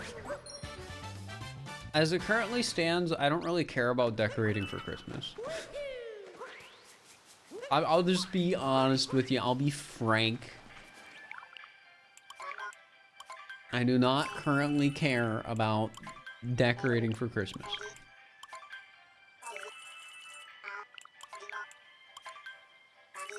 What I care most about right now is having a living room that is more than a couch sitting across from a TV on an end table. That is my living room right now. It is a couch, and then on the other end of the living room is a end table with a TV on it.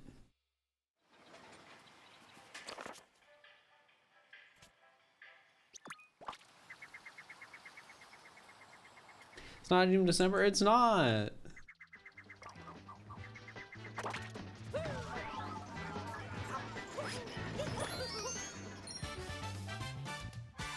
Soon I'll have an epic rug. True, I think I get that tomorrow.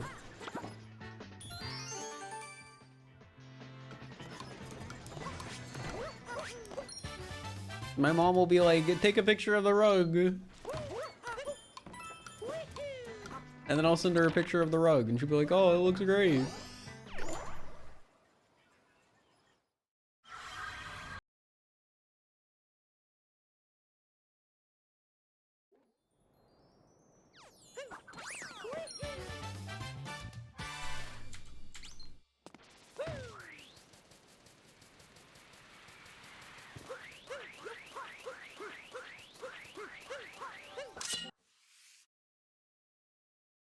Smith redeeming smile, guys. Can we get some smiles in the chat for that?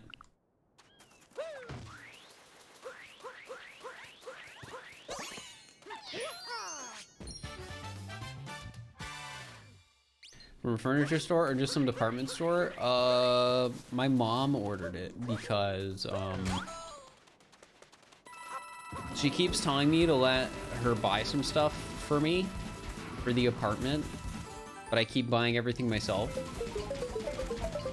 So I finally let her get the rug. Which one of the reasons, chat, I was willing to let her get the rug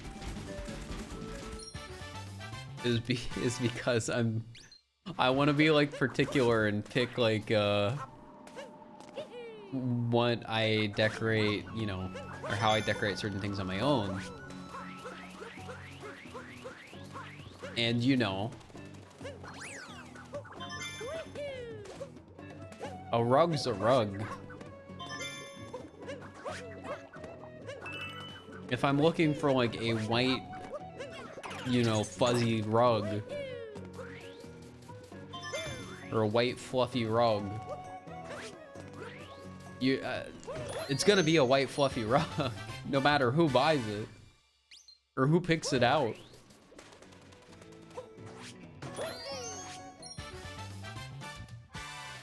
Are you trying to become a massive streamer and YouTuber, or pretty content with your current niche content level? I think everybody who does content, or almost everybody, is trying to grow to some capacity, and I'm definitely trying to grow. I'm trying to like expand my niche and do more. I've talked about this on stream before, but a lot of my thought process, and this is a really ambitious thought process, relates back to the idea of what I as a creator need to be doing if I want to hit 1 million subs eventually. That's the thought process. What do I need to do if I want to hit 1 million?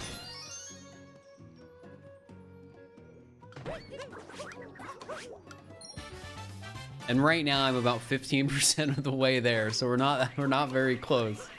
And I could very well never hit that number. Like, that is a very unfathomably big number. But I don't think it's a bad like mindset to think in. At least in my current like position as a content creator.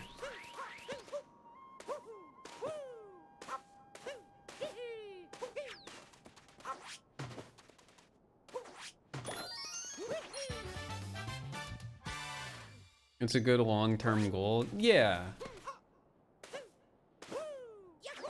It's really crazy when you start like putting it into perspective though.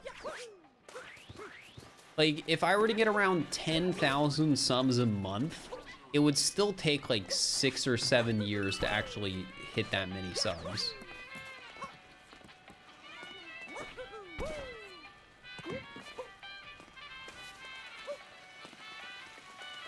I think what is it? If you want to hit like 1 million subs in 2 years on YouTube, you need to be getting like 40,000 subscribers a month for 2 years straight.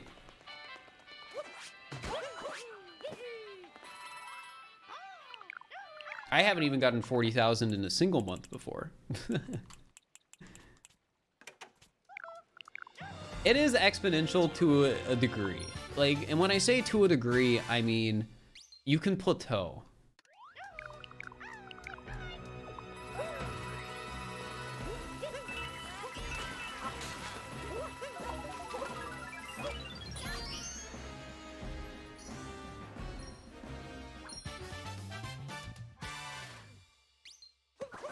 Like, last month, let's just talk about it. Like, last month, I got around, like, 5 million views in the month, which is insane. I've never, ever gotten that many views in a month. And that's, like, I think it beat my prior record in a month by 2 million views. This month, I don't think I'm gonna be at 5 million again. It'll probably be closer to, like, 3 if, you know, my next couple of uploads do well.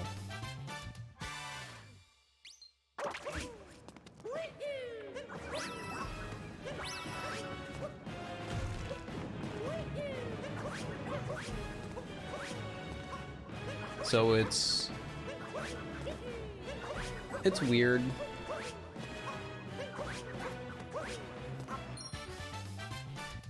Do you look to Samant, for example, because he's done those things and makes content similar to yours? Do you ever feel stifled because he's already in? What do you mean by stifled in this case?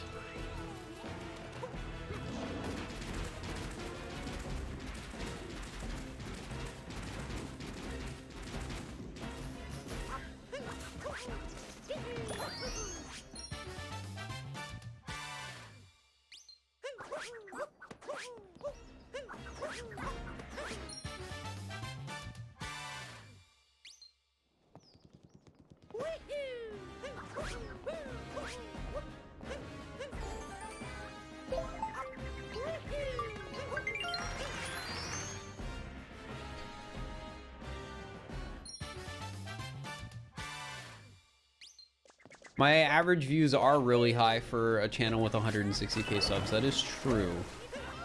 But you never know how long that'll last. It could also get better. That's the crazy thing too.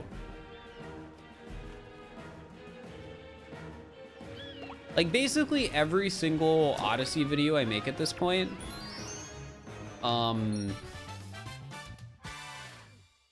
gets more viewers than subscribers I have, which is really good, I've been told. Feel restricted by Samant's content. I don't feel restricted by somebody's content. Like, well, I wouldn't say I feel like restricted by somebody like Samant in particular, or like anyone in particular. I think it's more like the only thing that's really restricting is like the space in general, because like everyone's trying to do like new and unique ideas, and if somebody else has already done that idea or does it before you or whatever, it becomes an issue of like, oh, do I still want to do this, or how do I do this and make it different and interesting? And that's just something that's always going to exist, I feel, if you're doing content, no matter what you're making content on.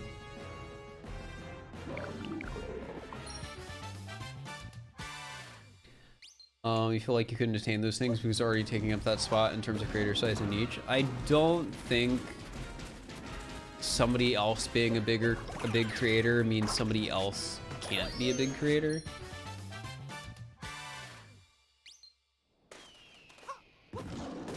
Like, I like that dumb little analogy where it's like,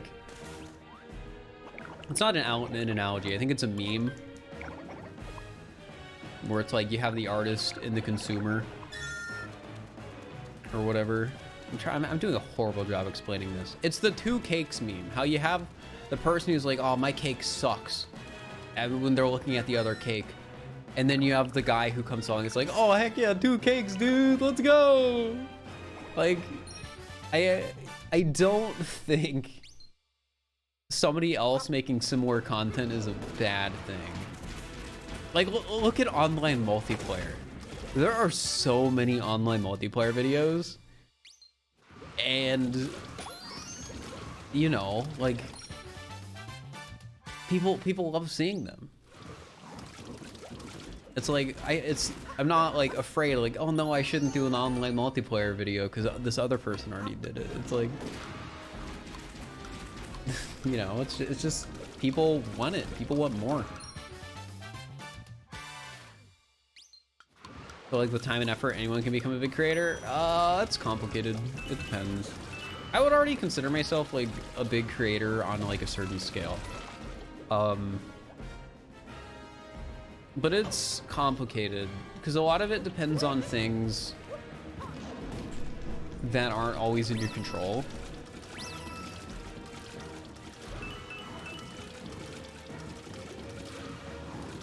And like, if you're a gaming content creator, that could be what game you play.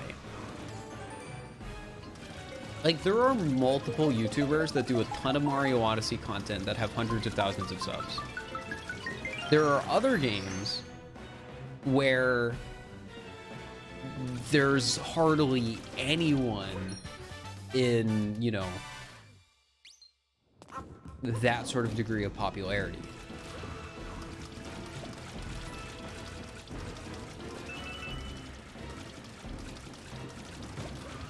So sometimes you're limited by the like popularity of what you're doing. Like, what is the mass appeal of playing, you know, one game versus another?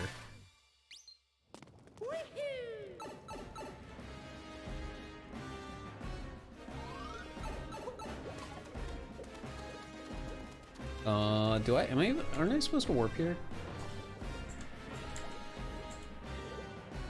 I am. Will I make a vid on all moons? No. I just like doing all moons. Everyone adds their own flair and style to things. Yeah. We were talking about this earlier in this stream, but something I think as a creator I need to lean into more is the paper puppet stuff. Like, I know I'm not the only one who does that sort of thing, but I do think it makes my content stand out, especially in like the gaming space I occupy. Because the only other person that I could think that uses like paper and cardboard for arts and crafts presentation in their videos is Noodle. And the content they focus on is a lot different than mine. Like, they're definitely more video essay. I'm more like challenge.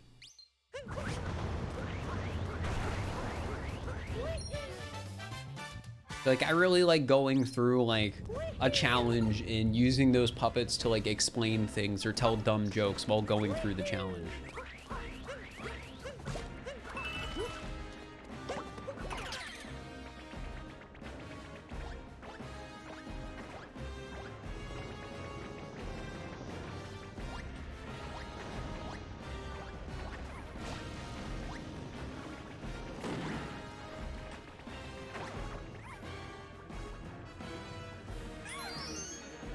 What are any puppet videos you're working on now? Right now, my main focus has been on Pokemon stuff, but I'm gonna do a Kirby puppet video really soon.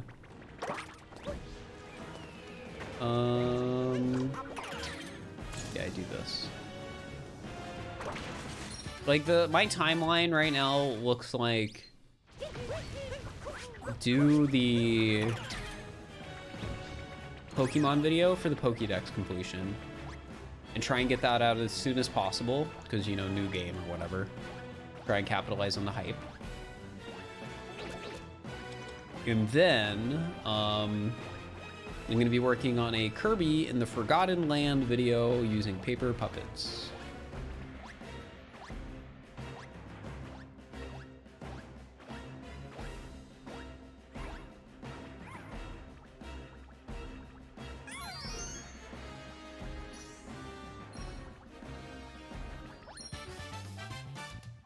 Flying on HD? I'll have to look them up because I haven't seen their content before.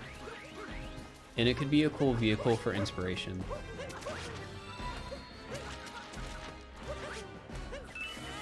Vinizel, thank you for the Prime. I appreciate it.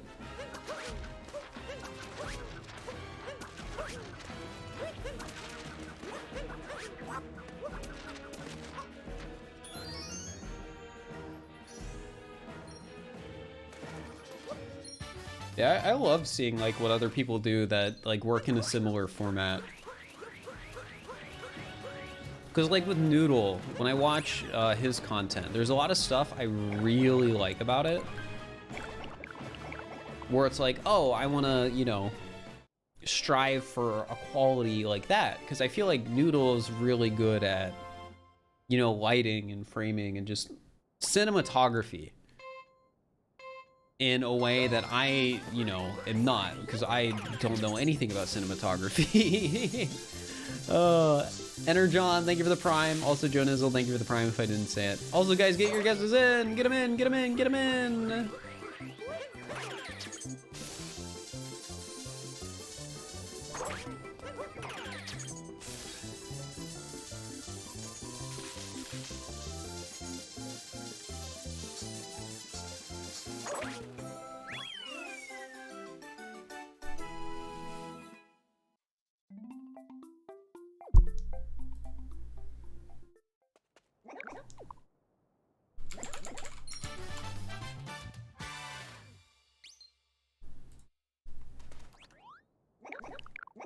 Does his puppet videos on his Callus champion battles because he lost the footage on one of his runs?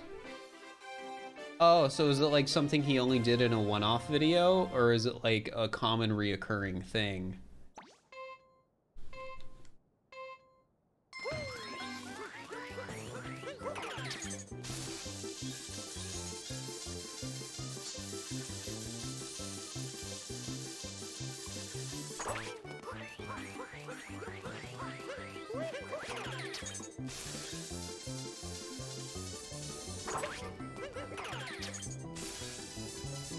Somewhere in the middle is not super often. Okay.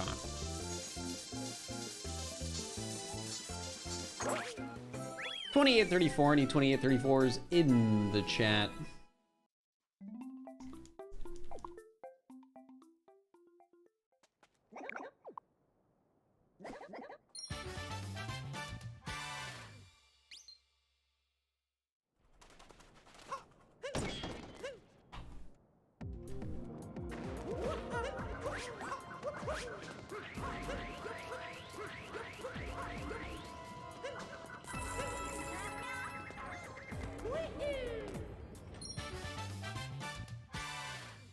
Seems like a gag he likes to run with now. Makes sense. For me, it's definitely a thing where it's like, when I make certain videos, I want it to be in a format that takes advantage of the, like, papercraft stuff instead of it just being a one-off gag. Like, I really love making those sets. And I think I'm like sort of getting a little better at it too, even if like what I'm making is super simple. Like I think the sets and the horror game video are fantastic. I really love how they turned out. Like a lot of them just feel like really cool and special in a way. Even though it's like pretty simple details. Did I do a papercraft tutorial because you love them? I don't know if there's really much I can do for a tutorial, because really I'm just cutting up, you know, 5x7 pieces of cardboard and super gluing them together. Well, not super glue, hot glue.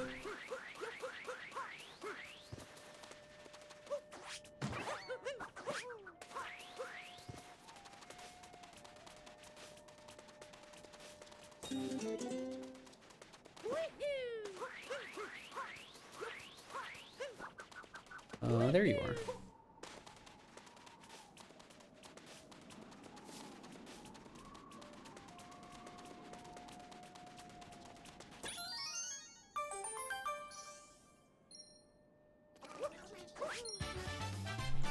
Alright, from here we go Knuckle Tech Arena hole. Yeah, it'll be interesting to do the paper stuff for the Kirby video, because I'm probably gonna have to make like a couple more sets.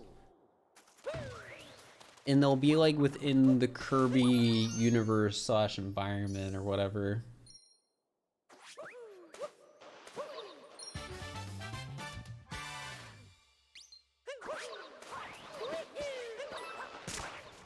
Though in fairness, they don't necessarily need to be. Like, it could probably reuse assets or whatever.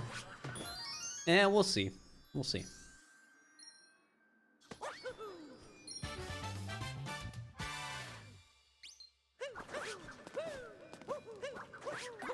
I think it'll be a good video, though. Because I already know what challenge run it's going to be over. And I think it's a pretty good premise.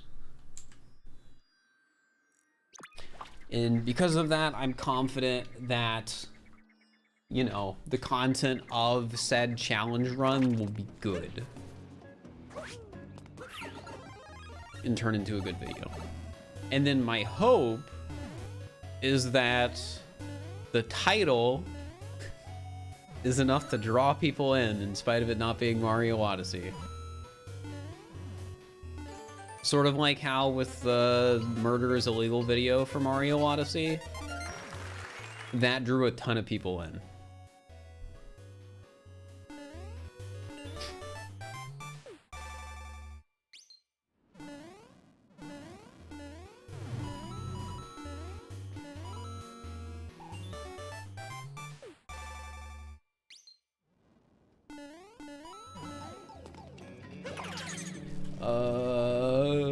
Yeah, this way.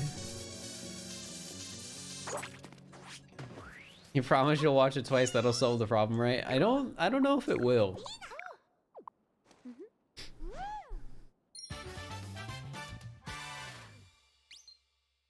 Murder is Illegal is the first video you saw on my channel. That doesn't surprise me because it is the most viewed video on my channel right now. I think it's gonna get overtaken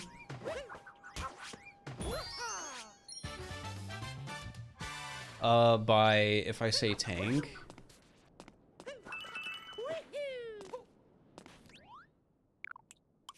But it does currently have the most views. I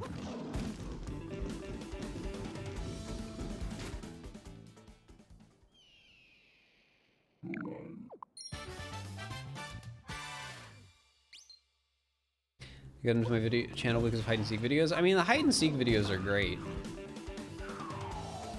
I feel like the nice thing about hide and seek is no matter what, the content is basically always good. So even if it's something people have seen before, it's like still good content.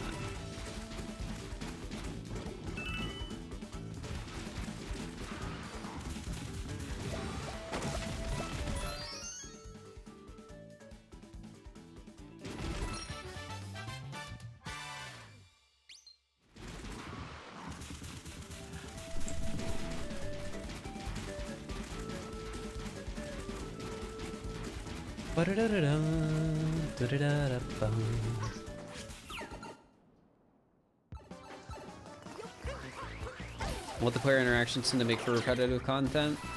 I agree with that.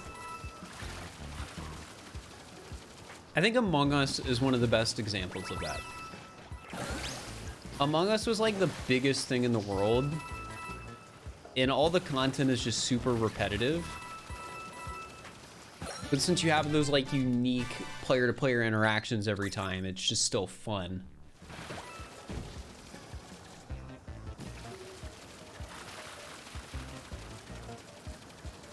Does it do the technical difficulties?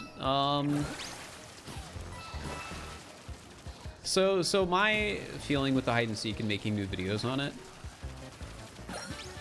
is I want there to be something new still. Like, I don't want to just beat hide and seek to death with uploads on my channel.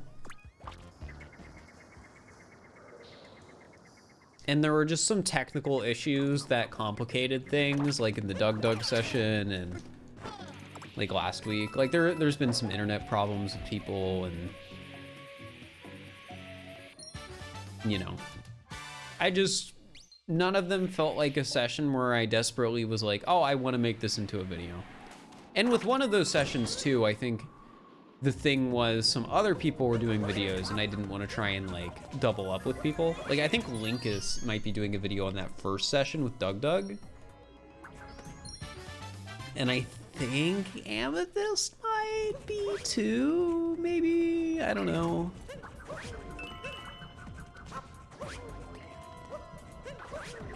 And like, I don't want to upload the same video as somebody else.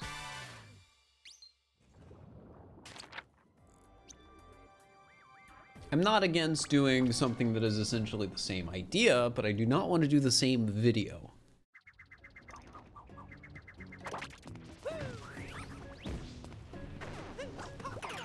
But it's likely, yeah, I know she was really excited to have Doug in the session. It was a good session. Doug's a funny guy. And so is Linkus. Linkus is great. Yo, Doodle Doggy, thank you for the raid. I hope you had a good stream. Thank you, thank you.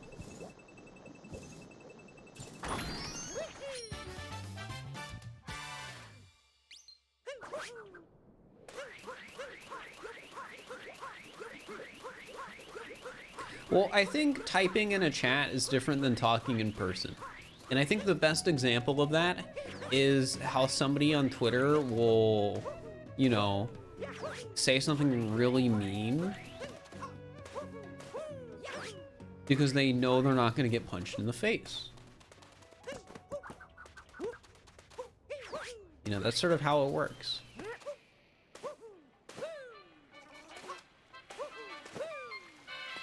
I feel like there are just, in general, less consequences and repercussions in online interactions than in-person interactions.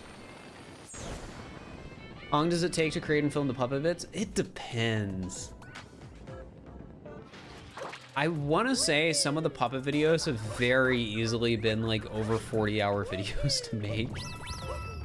Just because of how long some of the puppet stuff has taken to make.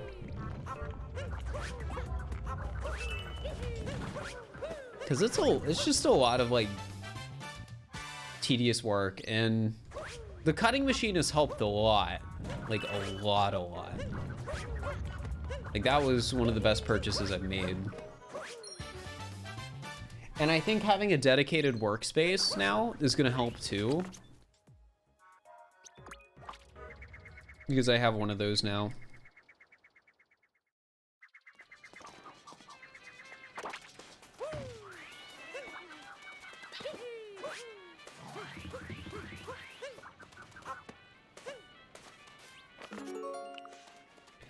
How long did the Mafia vid take to make that? I don't know. I couldn't give you specific numbers. That's the like thing. I don't time keep myself.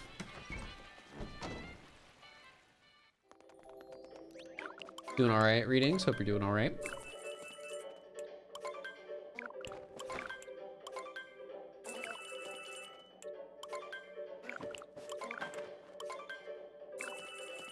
No, I'm not gonna put on music randomly, I'm sorry. If you want to listen to the New Donk City Cafe music, just listen to it yourself.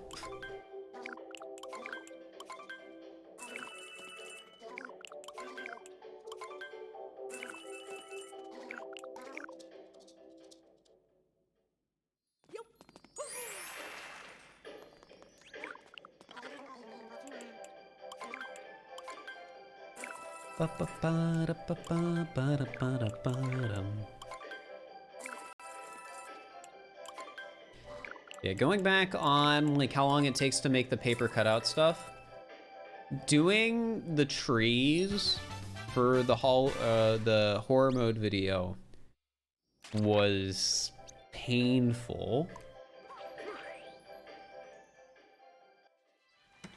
because I can't use the cutting machine on cardboard. So I had to use an X-Acto knife to individually cut out all those cardboard like trees. For the like paper I pasted on top of it, like I could use the cutting machine for that. But yeah, what the cutting machine doesn't do cardboard. Well, it might be able to do cardboard, but it would also probably wear down the blade really quickly. And I would imagine it's not the cheapest thing to replace. Because, yeah, cardboard is,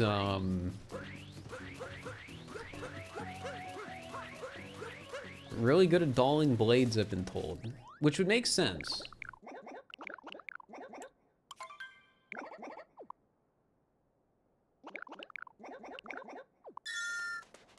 Yeah, I mean, I could look into whether or not I can do cardboard with it, but I'd probably have to buy more cardboard.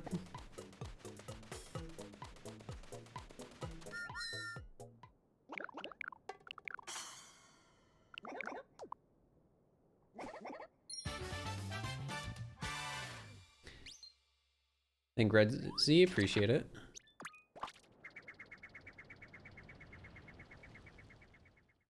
Like, the cardboard I use now is just 5x7, like, rectangles.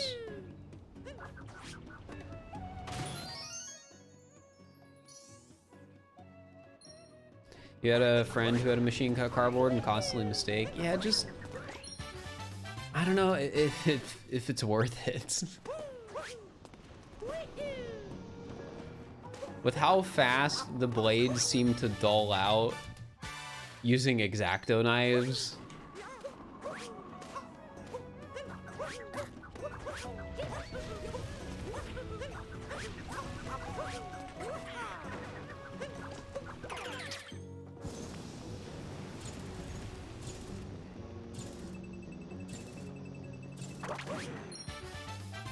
Is it a Cricut Maker you got? Yeah, I have a Cricut Maker 3.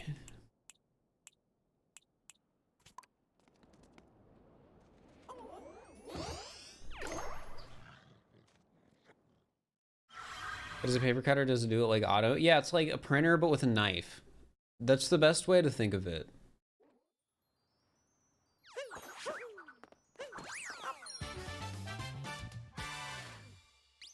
How cheap were the X-Acto knives? Not the most expensive.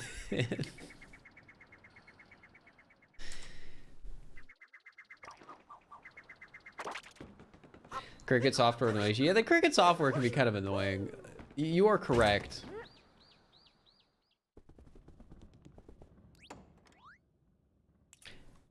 That's a dangerous printer. I mean, hey, some printers, you know, create things, like you have 3D printers, and others have to destroy. It's two sides of the same coin, chat.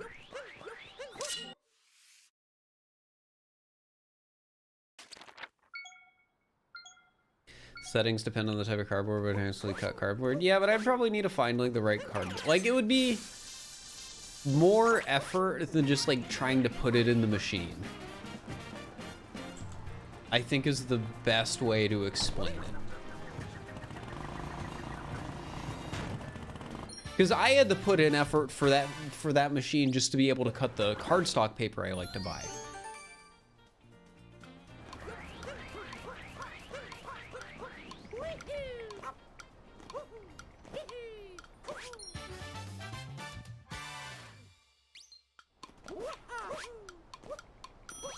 Have a cutting mat? I do have a cutting mat, but I don't know if I trust the adhesive cutting mats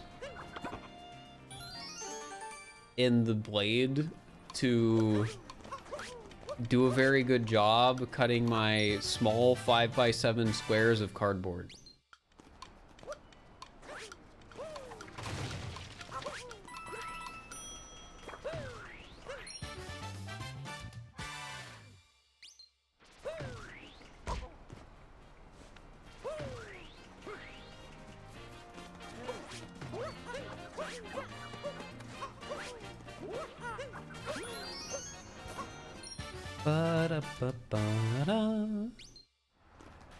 I do need some bigger cardboard.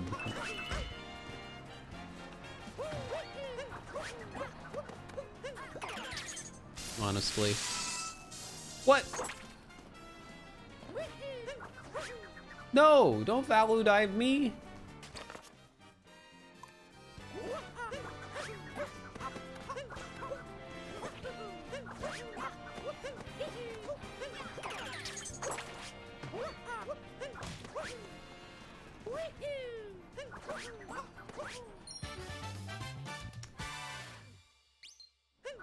Hard boxes for like furniture and moving might be good. Yeah, but I'd rather get like clean sheets just because it's easier to work with. Like, I know recycling's great and all, but they can recycle the cardboard into something else. I want to make sure the cardboard I have is easy to work with.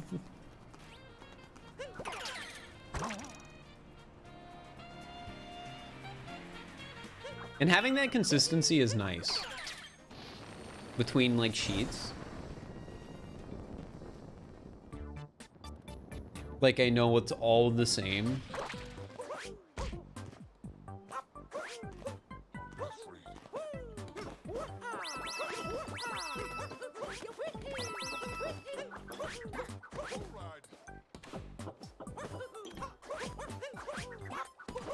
No, I was too fast.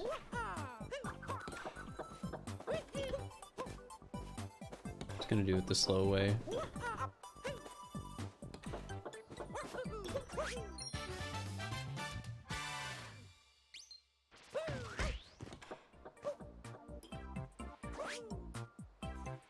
Chat, wanna know something fun about this run?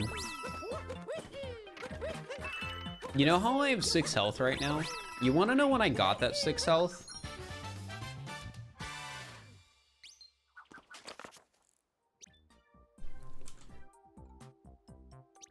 You wanna know when I got it?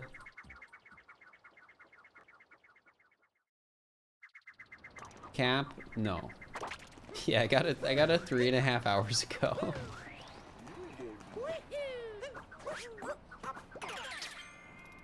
I got it in Dark Side.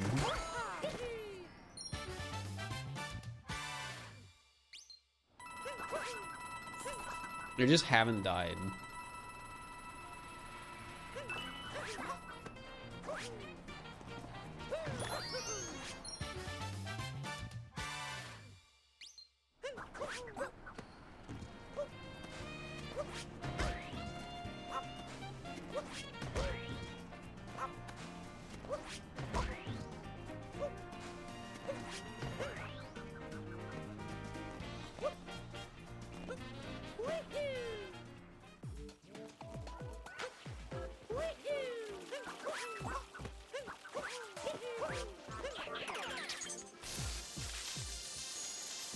You think I'll get all moons record again one of these times? No.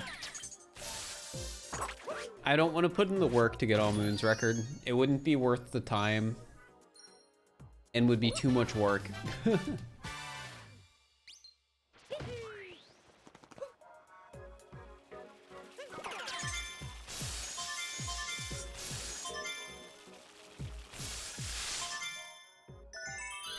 Do you do all moons every Monday? I'm trying to get back in the habit of it, but I haven't been the most consistent recently.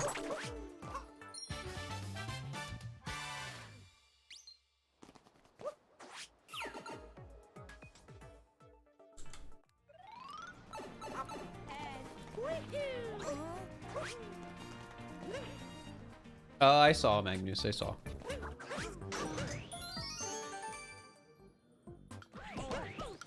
Going back to the tree specifically, it wouldn't have helped to have a cutting machine to do those. Because I was using the entire piece of cardboard that I had on each one of those. Like the branches, or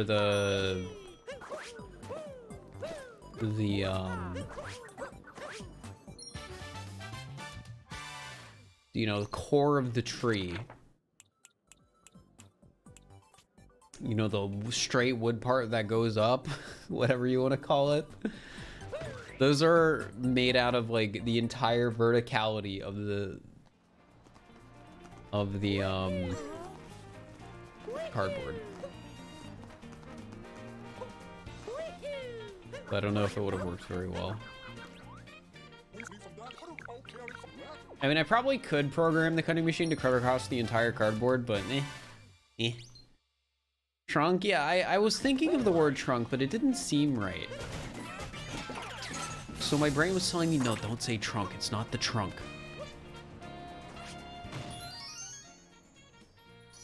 Should get a laser cut cardboard. I don't think I have room to put a laser in my apartment.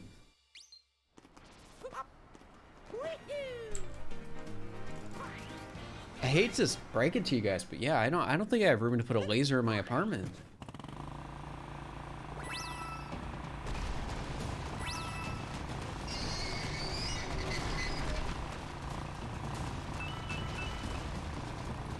Time to move. I just moved in here, chat.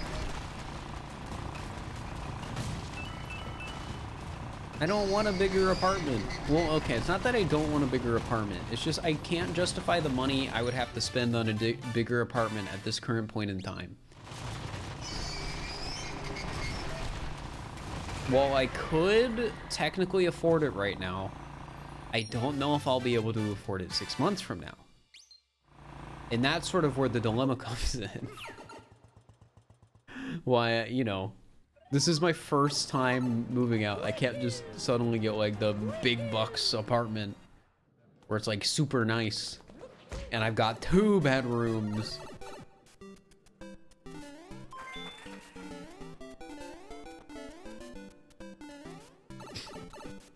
And besides, me having a cheaper apartment means I get to put more money away.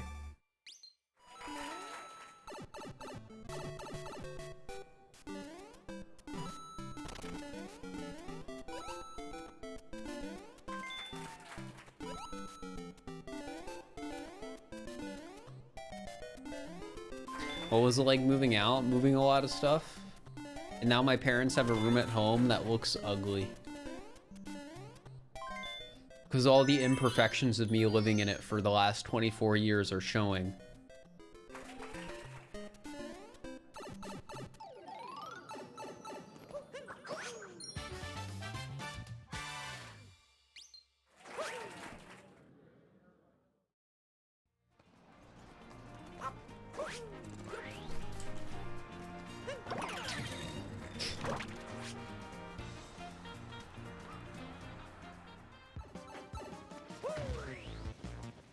Foolproof plan plus a butt ton of backup money. Backup money important. I don't have a ton of backup money right now. Well, actually, that's not true. I don't have a ton of liquid backup money right now.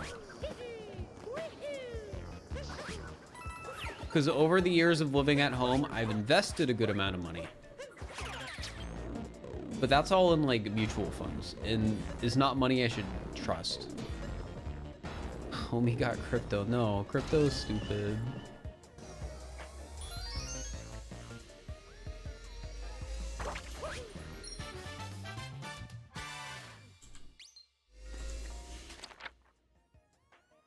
Give me an S&P 500 mutual fund instead, honestly.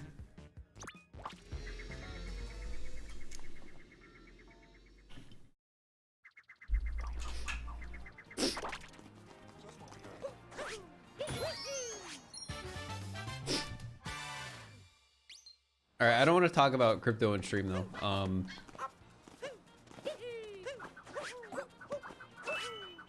So yeah.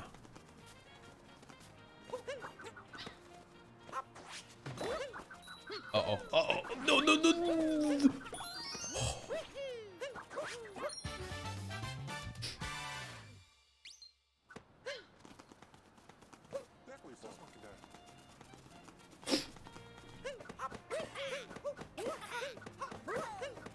How have I been feeling lately? I've been feeling all right.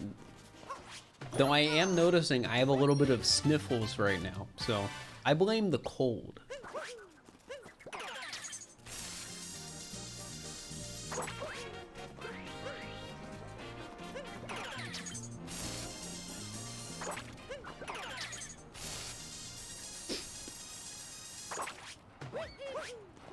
Allergy season sucks.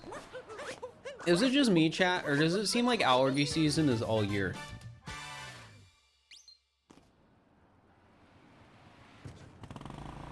To me, it feels like every season is allergy season somehow. And I don't mean this from a personal experience. I mean this from a, in my brain, I cannot identify a singular allergy season.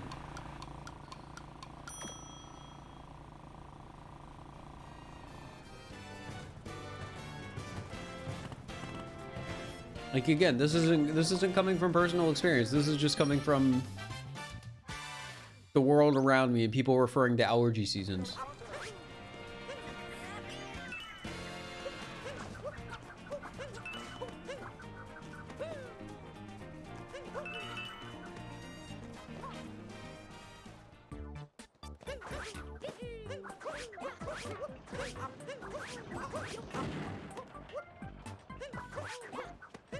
And you know what I just realized, chat?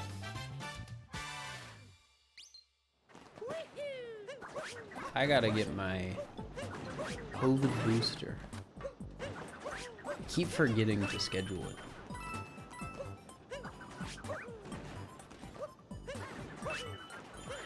But I need to remind myself, because I have a friend I know, and they got COVID, and they haven't gotten the booster. They hadn't gotten the booster yet, and it sucked. Is what I could, you know, tell from it. I don't want to have that happen to me.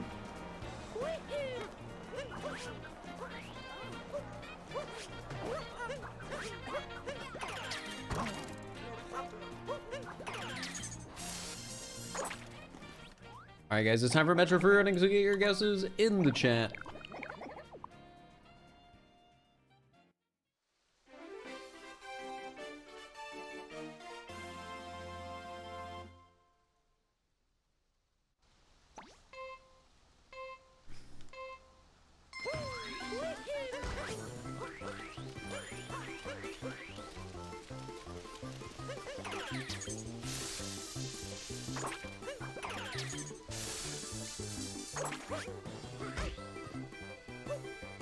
While you were in Hawaii, you found that your dad got COVID and couldn't go on the cruise. Did you find out that you couldn't leave Hawaii though because your dad had COVID?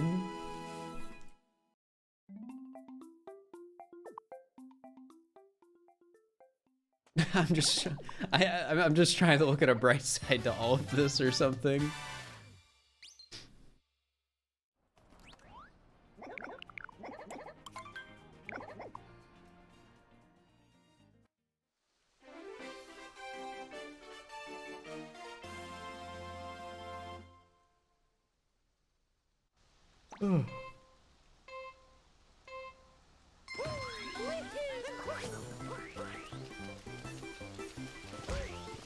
Ow.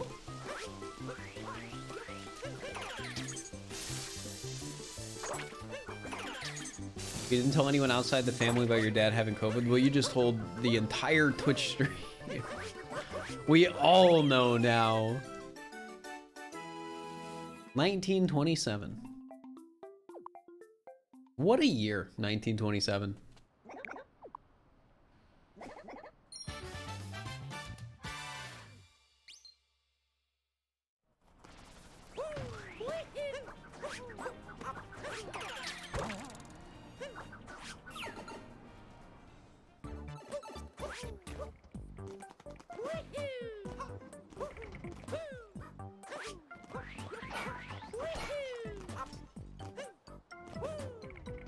You've not gotten the COVID vaccine and you're not planning on it? Cringe.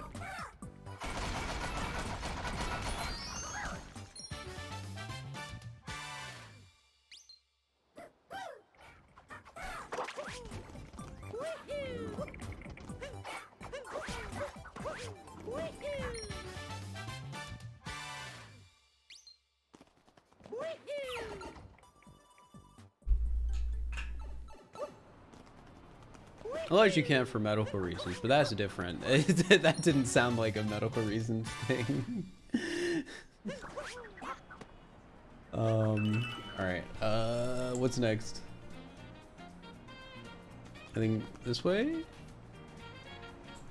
Wait. Oh, it is this way, but I did something wrong. We'll have to fix it later. Okay, okay, okay.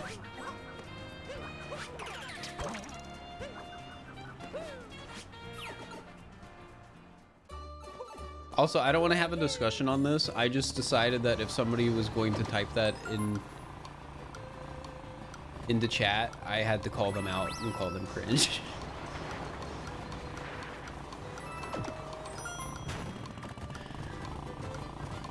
You know?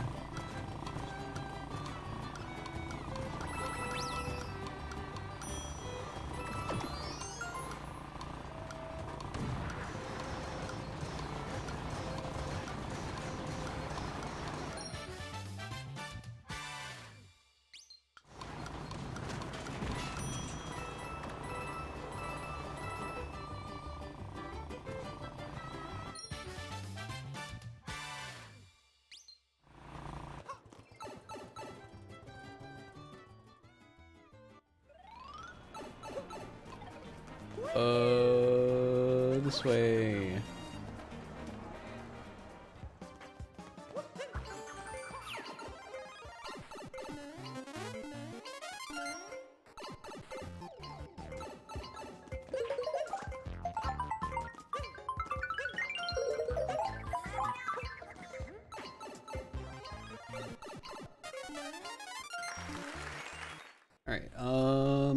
Alright, I thought about it. I'm just gonna time you out. I would recommend getting the vaccine. I'm not gonna force you, obviously, but it's a really weird flex.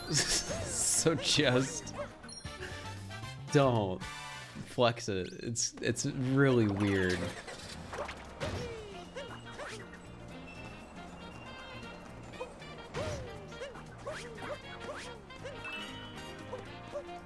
Really weird.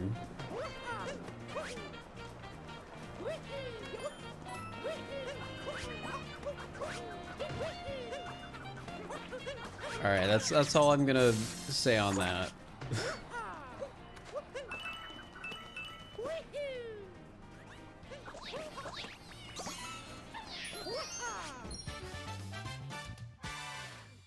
I call it a flex is ignorance.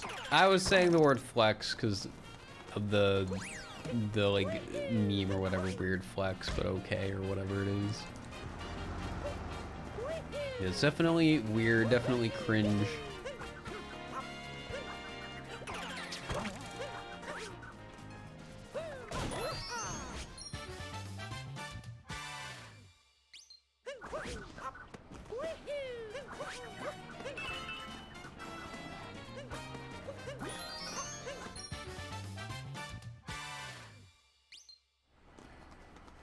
All right, RC car, woo!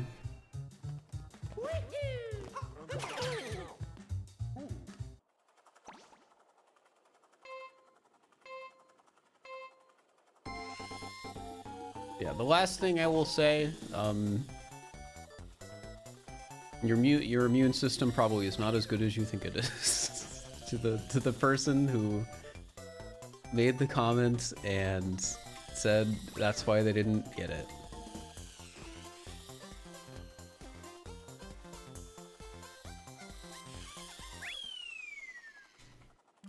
I would just recommend it to protect yourself and those around you. All right, that's the last thing I'm gonna say. All right, get your guesses in for round 2. Get them in.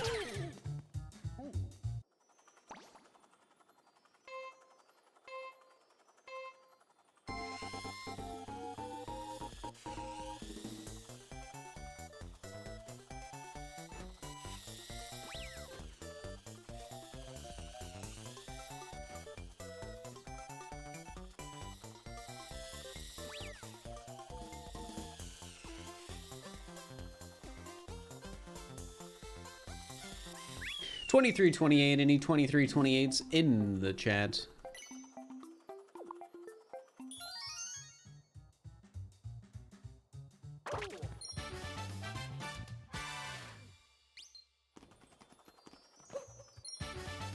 It's a good time. That's pretty all right.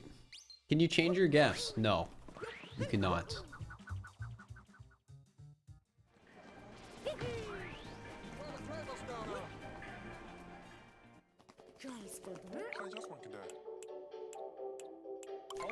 Right, pirate time. Hog.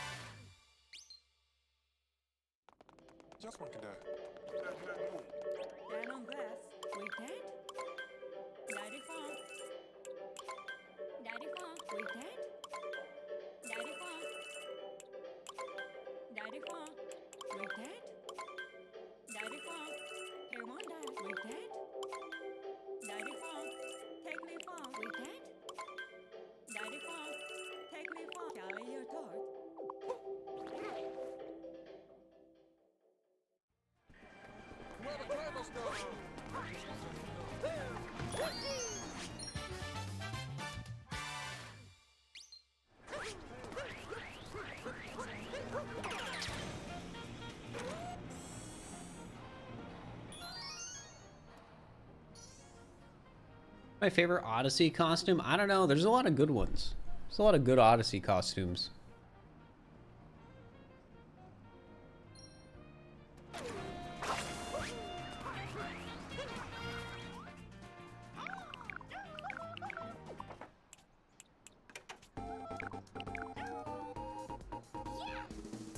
Ba-da-ba-da-ba.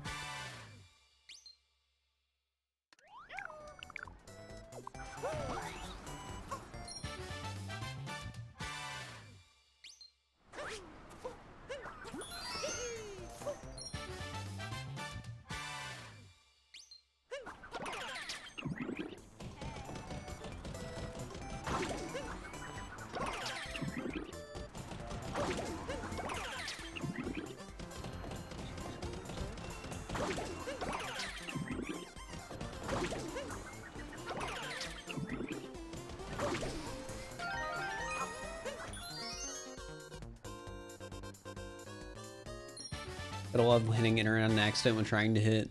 Yeah, pretty hecked up when that happens.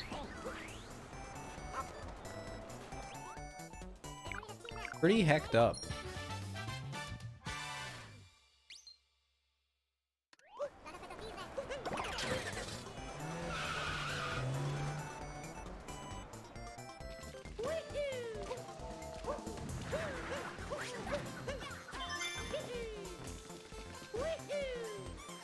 Starter am I gonna choose? I'm doing the whole Pokedex, so I'm gonna be getting all of them.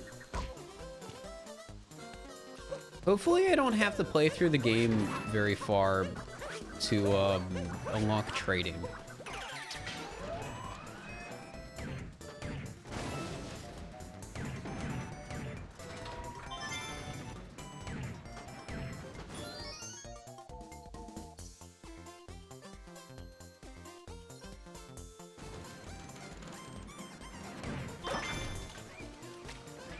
You haven't heard anyone who say they're choosing Fuecoco? Have they officially unveiled the evolutions?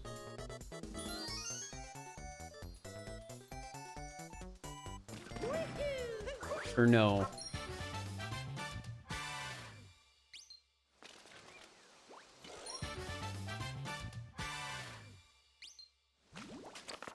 No. Alright, then I won't say anything.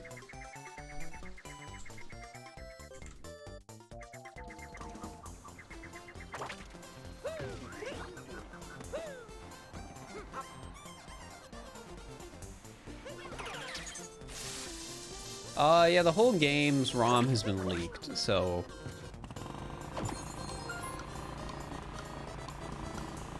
I think I already got this moon. Yeah, I already did. We need to get the ones down here. These are the moons that I forgot. Are we gonna say something about the evolutions that we don't know? Well, I've looked at leaks. I don't want to give people information on a non-Pokemon stream about, you know, I don't want to, yeah, it's just not fair, basically. It is not fair for me to, you know, spoil people on something in a place they are not expected to be spoiled on it. Or already has the ROM installed? No. I've gone out of my way, like, so much with game ROMs to not pirate anything. I have literally dumped the Game Boy and DS games myself.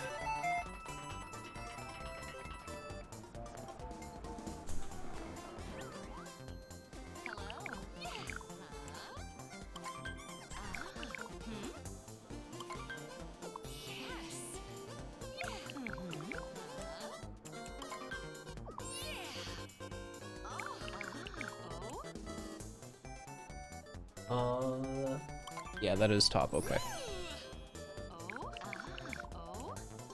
Middle.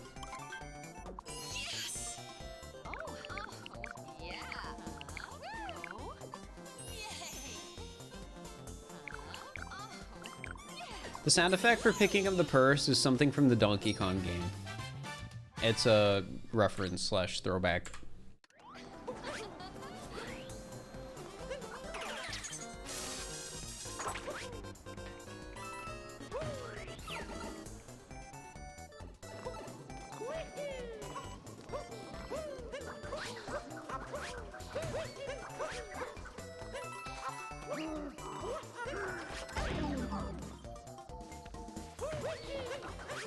That hurt.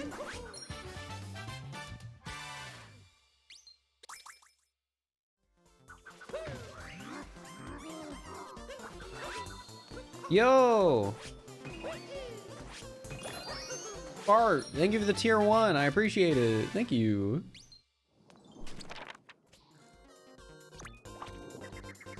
Enjoy the emotes in the ad-free viewing.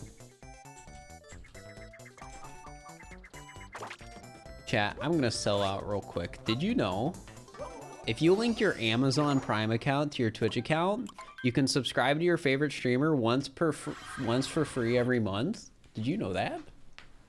Did you know? And also, to top it off,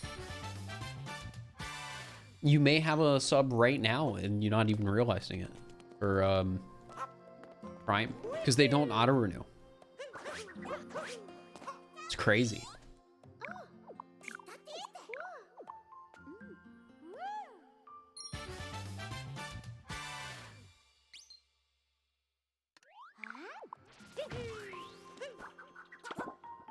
Split. Oh, whoops.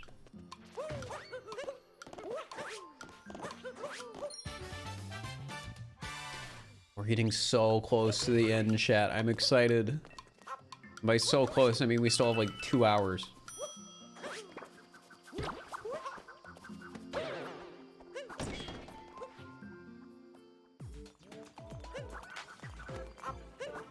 I mean, I haven't been doing it like every week. There was a point in time I was doing it every day though a few years ago. That's fun.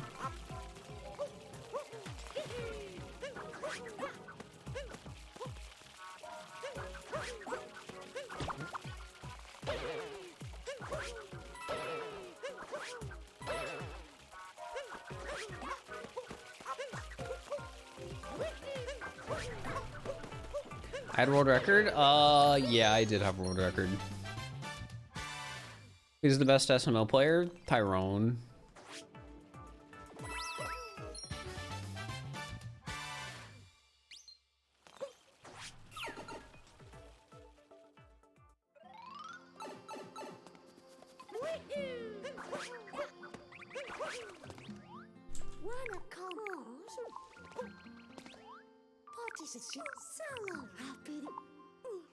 Surprised the run is still going. It's an 8-hour run. Also, how are you at the gym for 3 hours? That sounds like a lot. Holy heck. Some endurance.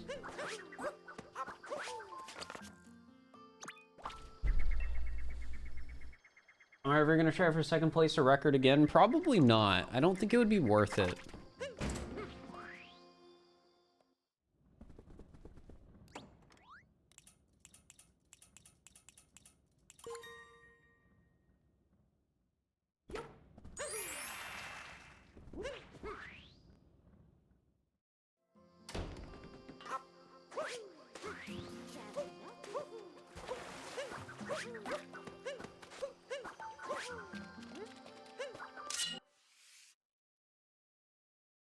Working 12 hours sucks.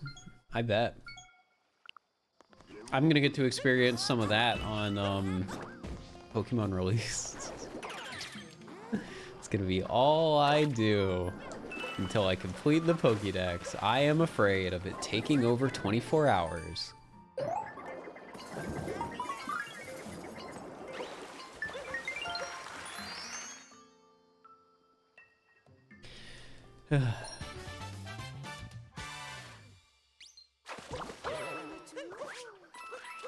I am afraid.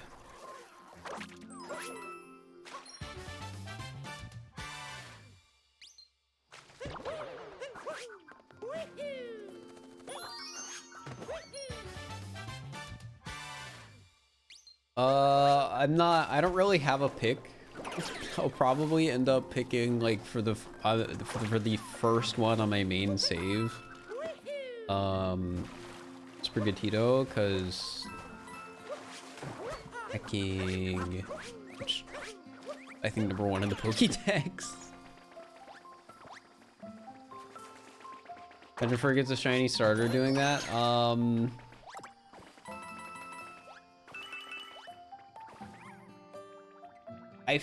So I don't know if this is true or not, because I haven't actually looked at anything related to that. But I think they're shiny locked.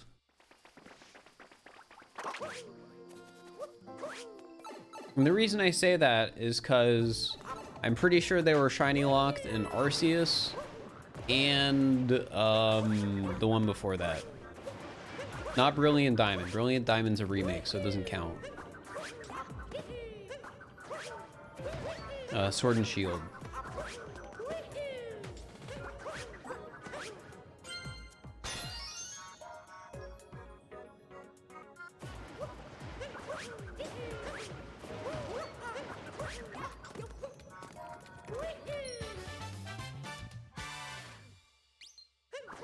Starters are often shiny locked? Yeah.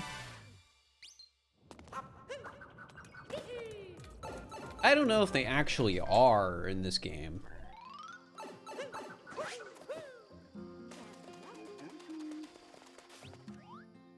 Tried shiny hunting sorting just to learn 12,000 in, it was shiny locked. See, this is why it's really important if you're gonna shiny hunt a starter to look it up and see if it's shiny locked.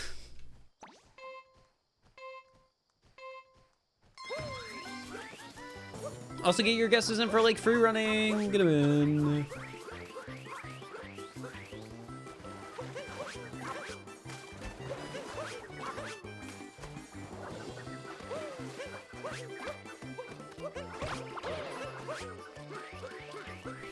$19.94. Any 1994s in the chat. Get your guesses in for round 2.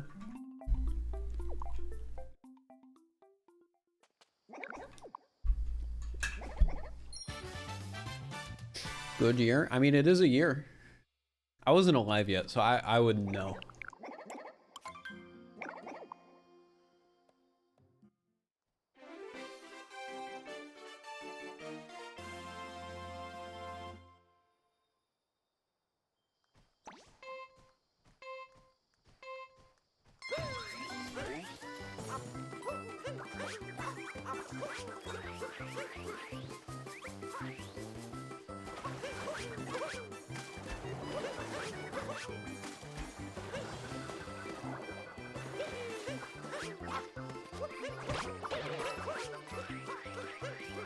$20.87. Any 2087s in the chat?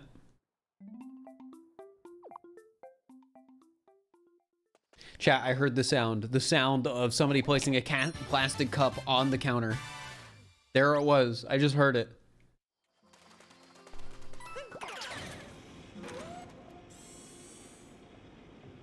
Love the content. Thank you.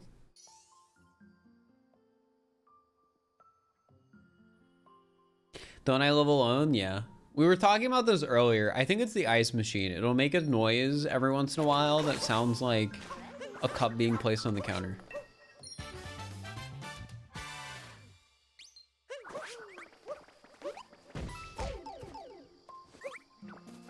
Where do I go from here? I think this way. Oh yeah, chat. This is a random question. What happens in an ice machine if you never take the ice out? What do they do with the ice? Does it just keep making ice and then there's too much ice? What happens?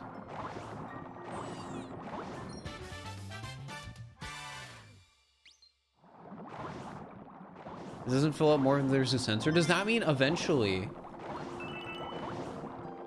there will be a point where I will no longer hear the sound where it sounds like somebody's placing a cup? Yo, thank you for the 500 bits. Fart, I appreciate it. For some, it melts and reuses. Ooh, I think mine might be a melt and reuser. I've just got a feeling.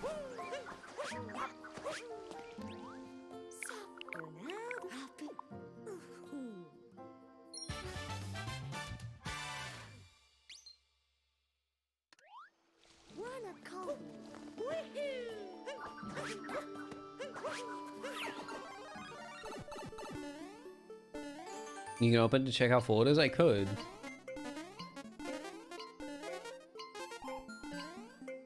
Ever experienced a fridge with an ice maker? Yeah, this is a first. Well, actually, is this a first for me? I mean, I think my parents' fridge had an ice maker.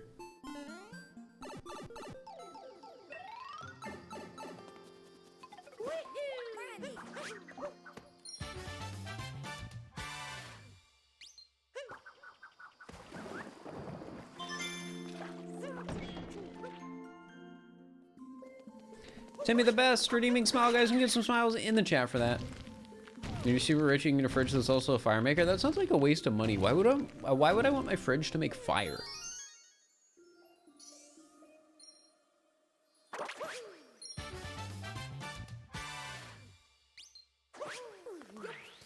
There's people want weird things. Yeah, but the weird thing they want are like smart fridges.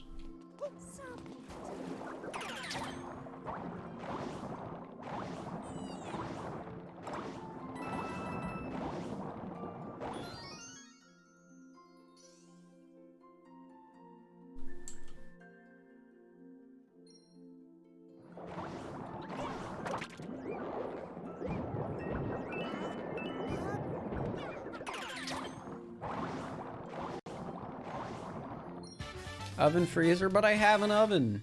I haven't used it yet, I'll admit.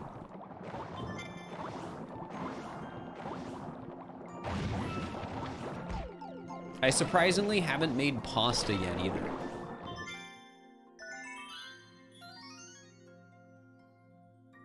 What if you beat a random Mario game on a smart fridge? I don't know if I want to play Mario on a smart fridge. Would you guys just want to like wait at your refrigerator playing Mario? Wouldn't you rather like sit down? What am I doing with my life? I have pasta, I just haven't made it yet.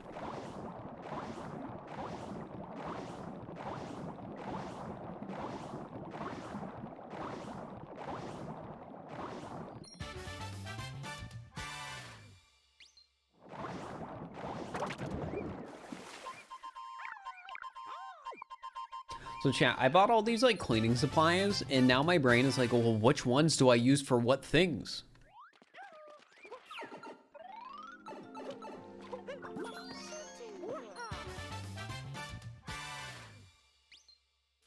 It's like, oh no, when am I supposed to use the Lysol disinfecting wipes? I don't know.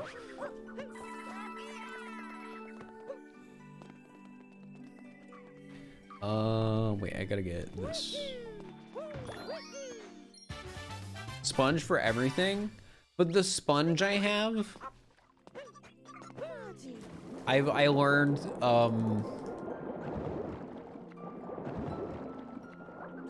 might slightly scratch one particular thing in the apartment, so I can't use it for that thing, so I can't use the sponge for everything.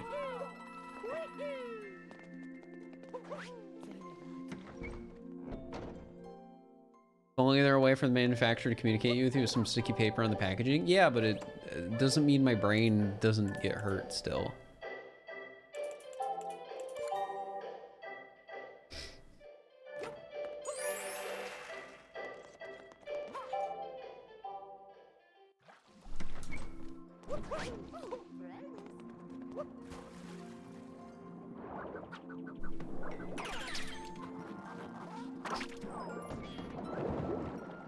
Oh, don't worry, I'm not gonna mix cleaning supplies. I'm dumb, but I'm not that dumb.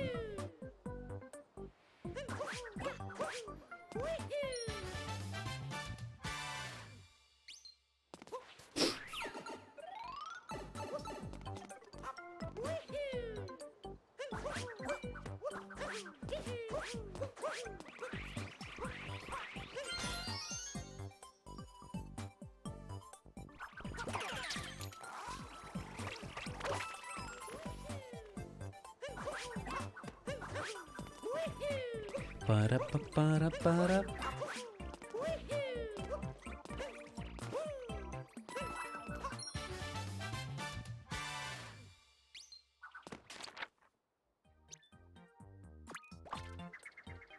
Yeah, as it turns out, chat, sometimes cleaning things is overwhelming.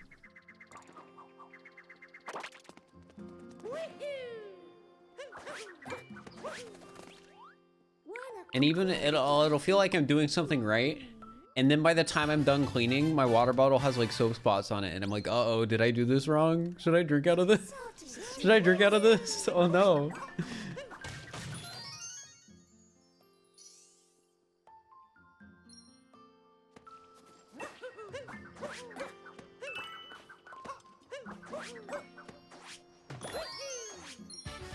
You have that same problem? It's probably just hard water spots. Is it though? The chemicals just make the water more spicy.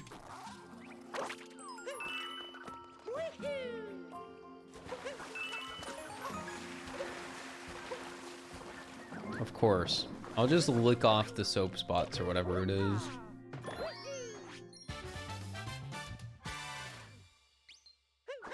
For the extra flavor.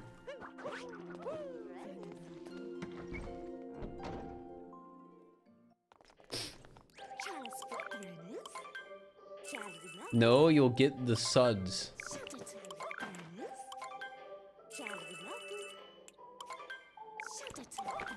That sounds like a sickness that would be in SpongeBob.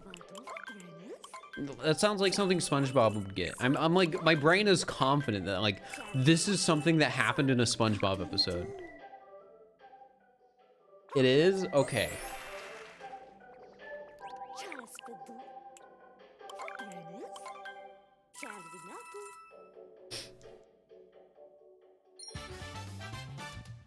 That's the reference. All right. So I can lick off the soap spuds. Or soap spots. Is what you guys are saying. It's perfectly safe to just like lick them off. Just slurp them.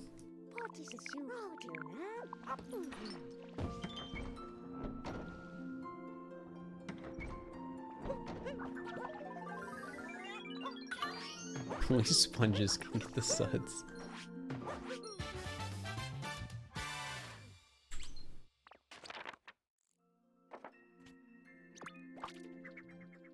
Worst you can get from soap spots is soap taste. Is that how it is with most like dishwasher cleaners? Like worst case scenario, there's trace amounts of it left after you do your rinse and you get a soapy taste. Because it's intimidating. Like that thing is, that dish soap stuff, it's like blue.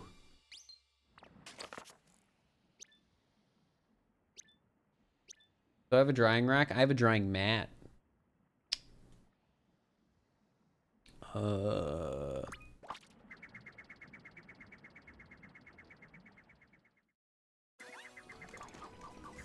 Split. There you go.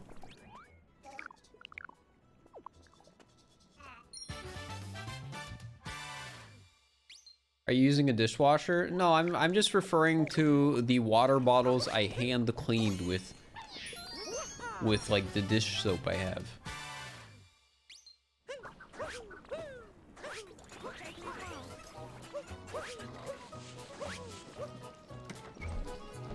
And after I cleaned them and let them, you know, dry on my drying mat, there were soap spots.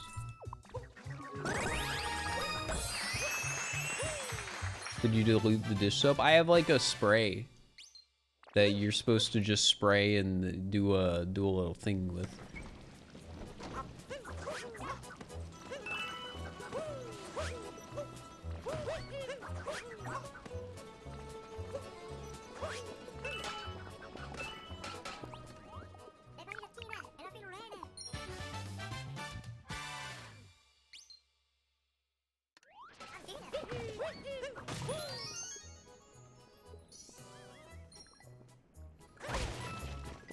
And it's just diluted Dawn in a spray bottle. Yeah, it's pretty great. I love it, chat, because it means they put it in the spray bottle for me, so I don't have to do any of the work. It's like, oh my gosh, this is easy and approachable. I'm a new renter. Wait, which outfit do I buy here? Yeah, okay.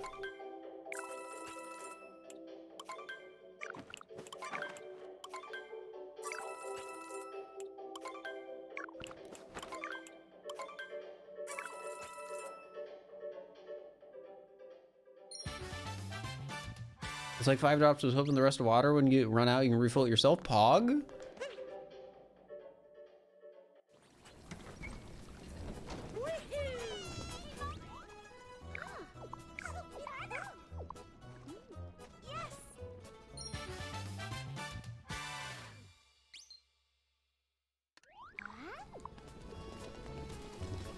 Isn't that a lot of cleaning supplies? It's like basically something just super simple, but then you pay like $5 for it.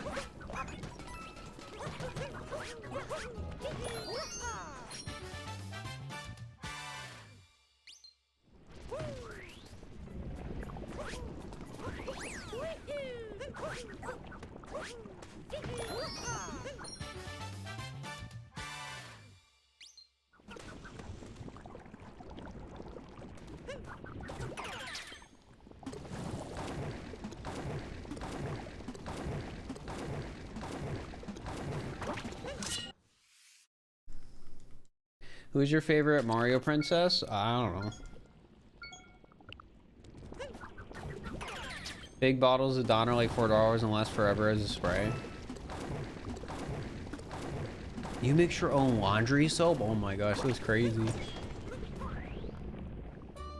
I, however, am going to be fooled by the expensive stuff. It makes my life easy because I don't have to think about it.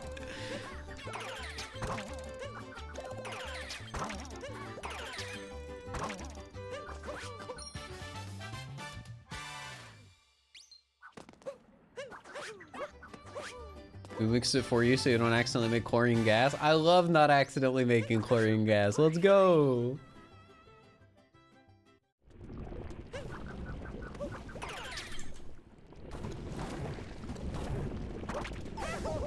That was impressive. What time is it there right now? Like 11.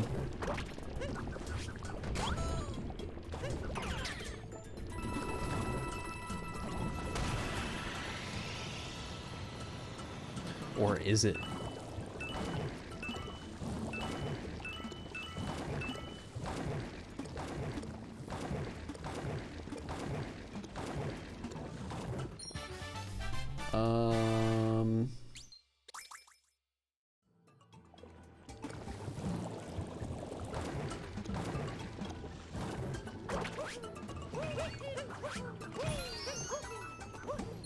All right.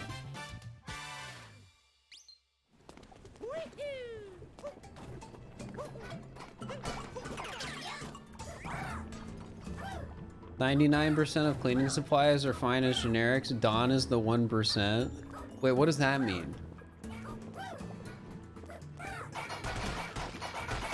Is this people shilling for Dawn or people saying that Dawn isn't worth it? I need to know the cleaning supply drama. Dawn is worth it.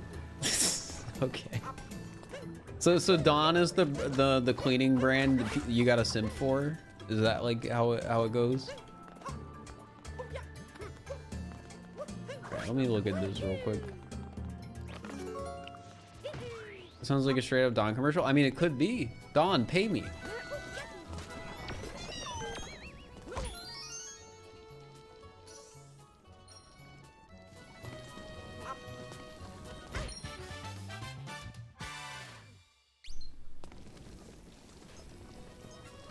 Now we gotta go back for another Pam, bro.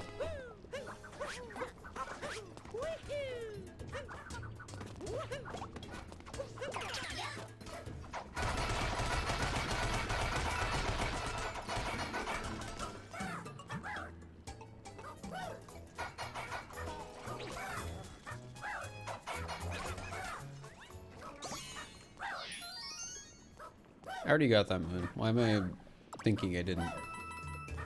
This entire bit is hilarious. I don't know if it's a bit, chat. I don't know how to clean stuff. I have no idea what I'm doing.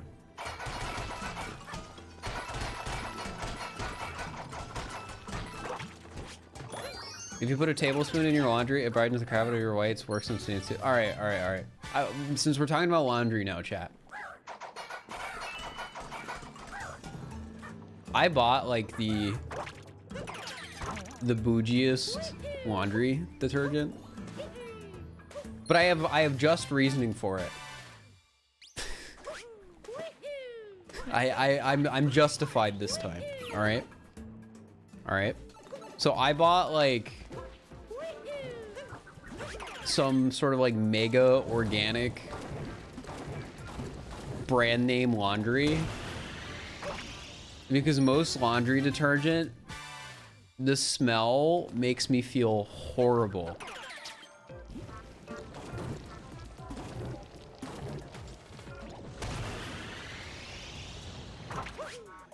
Like laundry detergent kills me.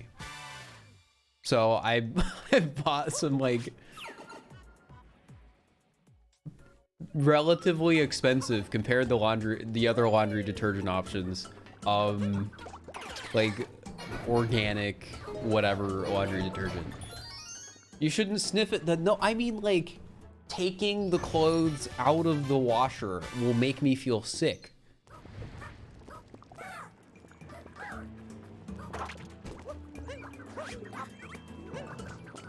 No, I'm not using detergent with gold leaf in it.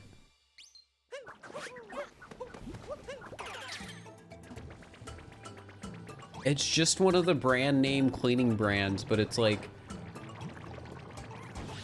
organic or something.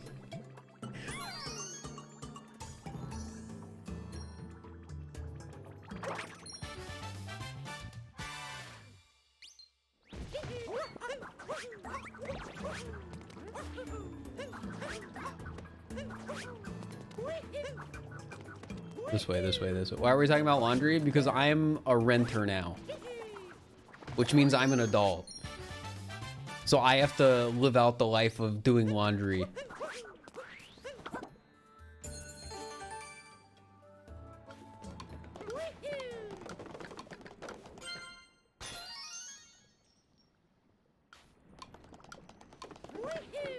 Which means I'm rich? No, it doesn't. Renting doesn't mean you're rich.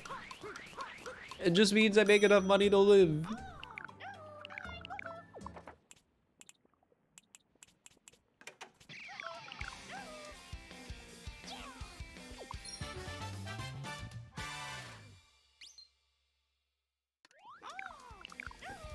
Those cleaning products have stuff put in them specifically to make them taste bad.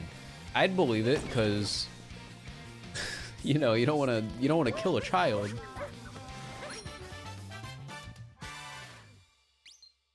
Doing laundry is cringe. Why can't Siri do it for me? What are they gonna make Roombas for laundry?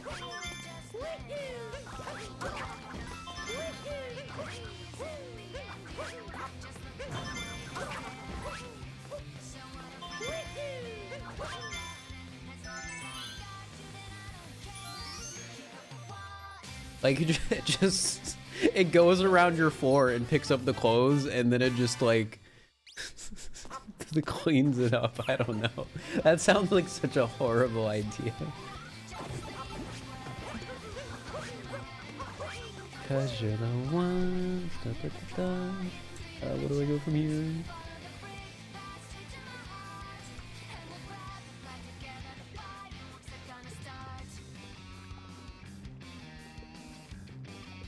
Alright, I found the right side. I want a clothes folding machine. Clothes folding isn't that bad.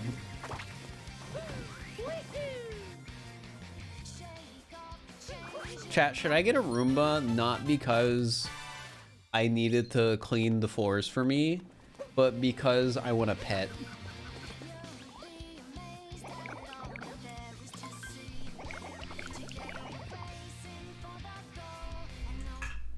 Yes.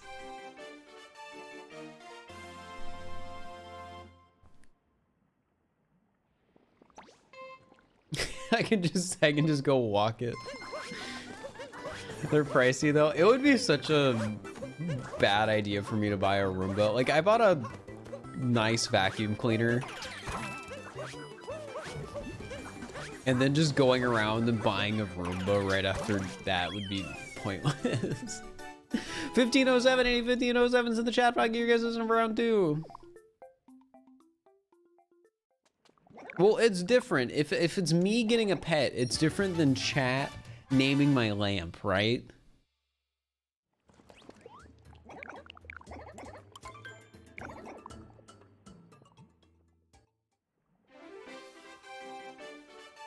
But yeah, chat, if I get a pet Roomba, I don't have to pay the pet deposit.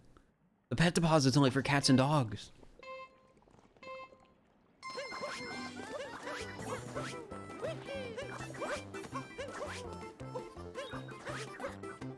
That does make me wonder, like, if somebody has, like, a... I'm just gonna use this as an example again. If somebody has, like, a rabbit or, like, a bird, do they just not have to pay the pet deposit because it's not a cat or a dog? $16.97, by the way. Because the website's only... It only ever seems like the pet deposit is for cats and dogs. Because it always feels like it specifically lists cat or dog.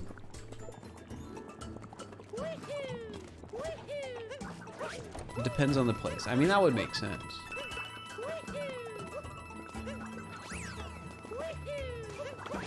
Just don't tell the landlord.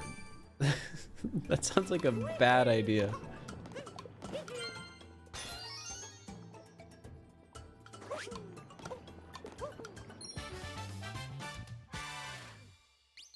Probably specify what types of pets are allowed elsewhere in the lease.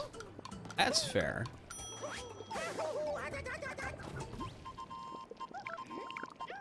It's for roaming animals only normally. I mean, you can have a rabbit roam, you know? You can give them a room. You just gotta rabbit-proof it. And I mean, what about a roaming bird? Chat, can you just have birds roam around your house? Any bird owners?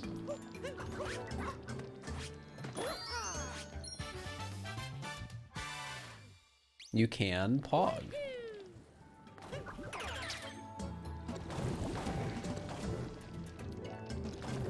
I would imagine you have to bird proof it though. You just like living your rabbit in a tiny cage. Well, you're not supposed to. And what I mean by that is like, if you have a rabbit and you're leaving it in a cage all day, you're doing it wrong. It's the same with a bird though too. Like if you have a bird and you're leaving it in a cage all day, you're doing it wrong. Honestly though, if you have a fish and you're leaving it in its tank all day, you're doing it wrong. You gotta take that thing for walks. Give it a skateboard.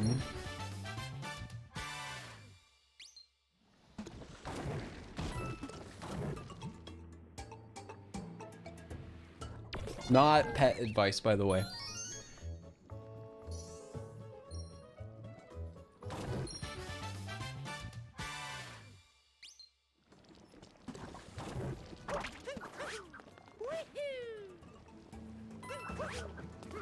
You put your fish in a hamster ball filled with water?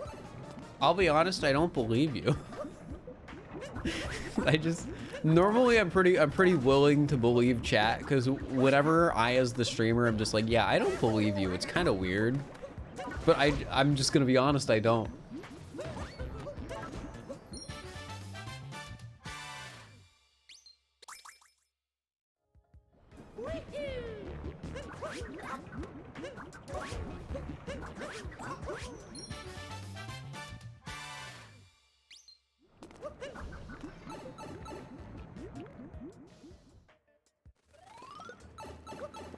Don't hamster balls have tons of hair holes? Probably. I mean, you probably wouldn't use an actual hamster ball to do this. I think the hamster ball is just there for the analogy.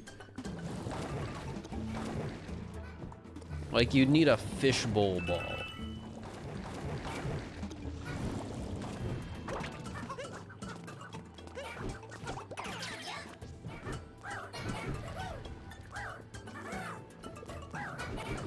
Still a bad idea though. I don't think the fish would gain anything out of that. Maybe they would. You need to ask a fish expert. Because I don't know if, like, you know, having your fish in a ball where it can roam around your room would stimulate the fish in the same way that, like, a tank would, right?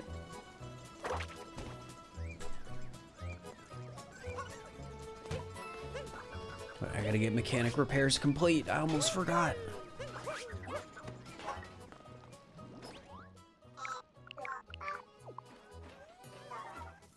Fish can't drive tanks, silly. Well, maybe you could make it drive the tank.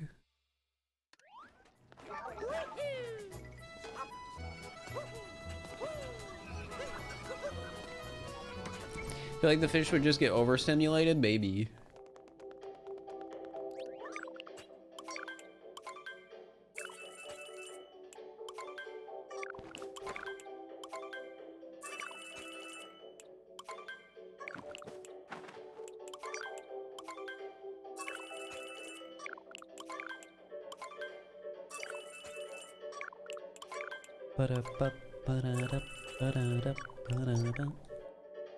The water wouldn't be able to oxygenate and the fish would suffocate. Well, what if you like gave it a whole system where the water can oxygenate?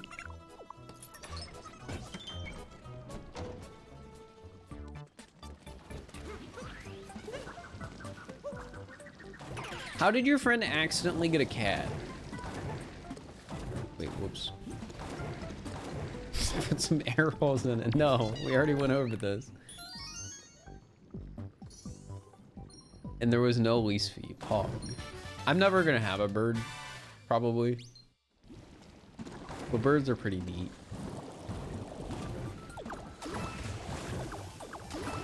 I feel like if I ever get a pet, it'll be a cat or a rabbit or like some other small animal.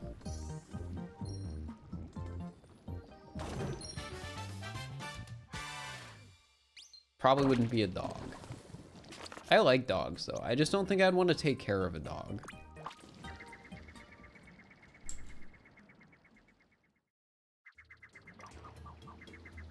Rats. So my issue with rats is I heard they only live for like 2 years. I feel like that would be too much for me. But my emotes are dogs. They're actually foxes.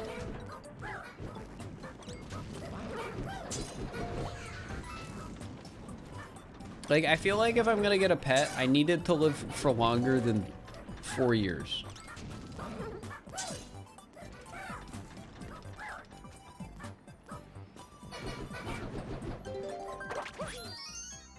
My profile picture is literally a dog. It's an Arctic fox, guys.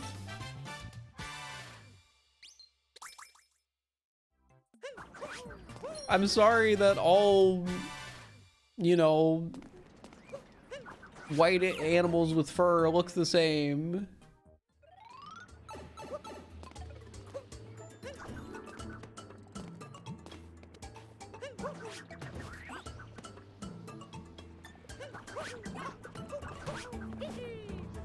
The oldest domestic rat was like 7 or so years. Yeah, I don't think I could do that. M4, thank you for the raid. I appreciate it.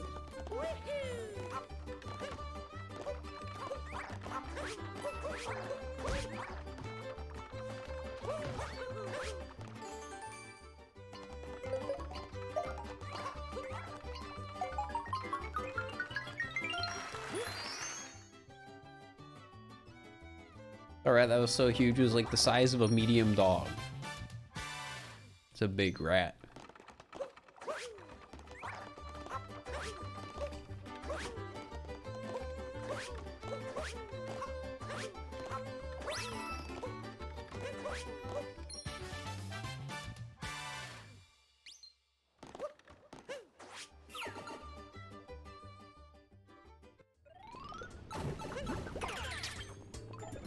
Yeah, I definitely could not have a pet that doesn't have a long expected lifespan. It would be too much for me. Though I do feel like I have the added benefit of I grew up with lots of different pets. So I am used to the loss of a pet. So I'm sure it would still be different if I adopted something. Because then it would be my pet. Try a pet fox. No. Chat, foxes aren't pets. They're wild animals. So if you have one as a pet, it's like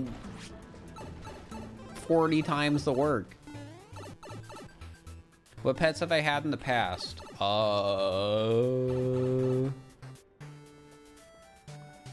Growing up, we have had, at least from what I remember, so I'm not going to count anything I don't remember, 6 different cats and 3 different dogs.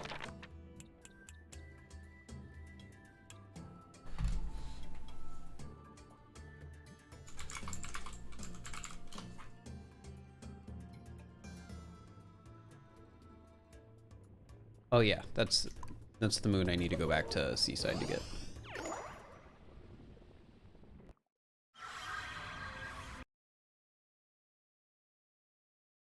Yeah, there are domesticated foxes, but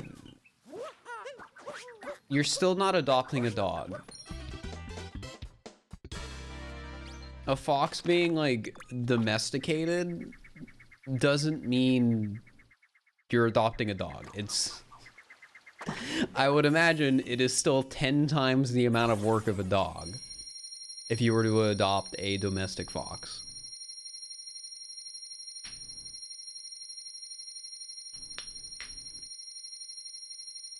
Aren't cats not fully domesticated either? Well, I guess it probably depends on what you mean by domesticated. I don't know. Split? Fine, I'll split.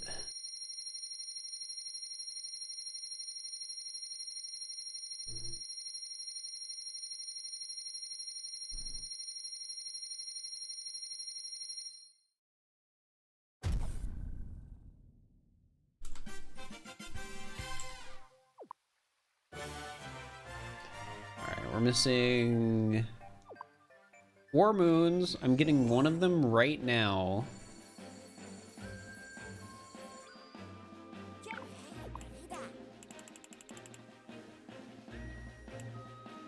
It's in Seaside.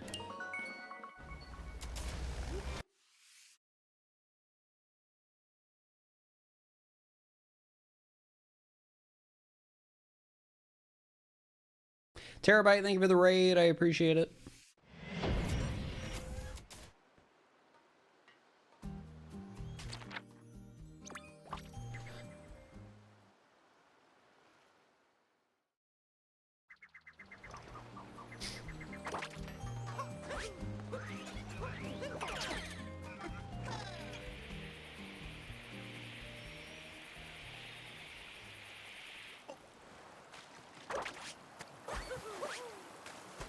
Also, since we're talking about pets, I think at the end of the day, what matters is if you are getting a pet, you know what you are getting yourself into. Because I feel like a lot of people get pets not realizing that, like, hey, this is a live thing that I need to take care of that has its own needs and, you know, wants and stuff like that.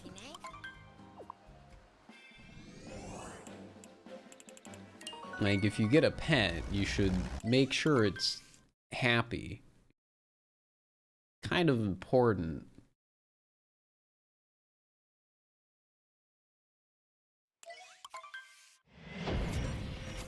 Like, if you can't keep an animal you adopt happy, you probably shouldn't have it.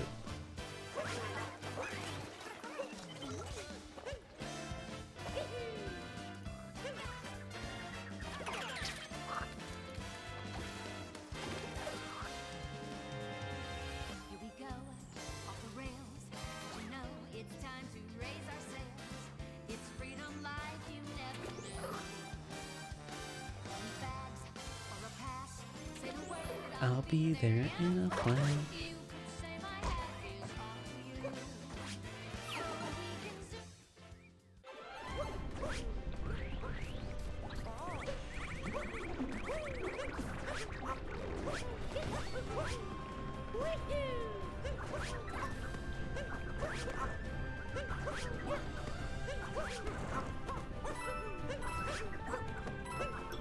maybe one day I'll have a pet, but yeah, definitely not anytime soon.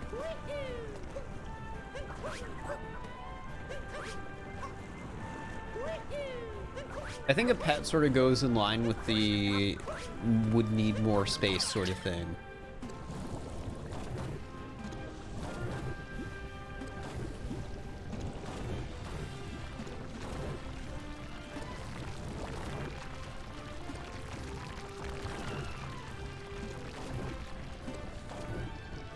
Ba, ba, ba, da, da, da.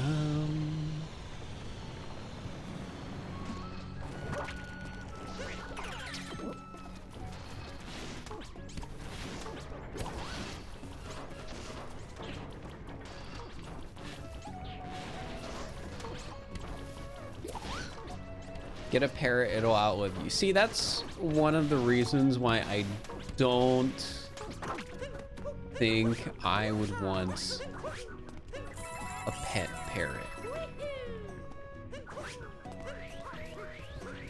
Or just a bird in general. Birds live for so long.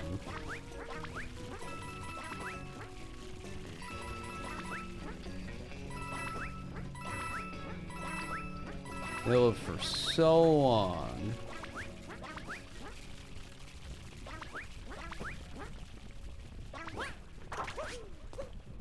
Like I feel like I would feel weird having a pet that might outlive me. At least like knowing that when I'm in my 30s or like 20s or something, you know? Getting a pet and, you know, just knowing that like it'll probably outlive me and I'm not even over like 30 yet.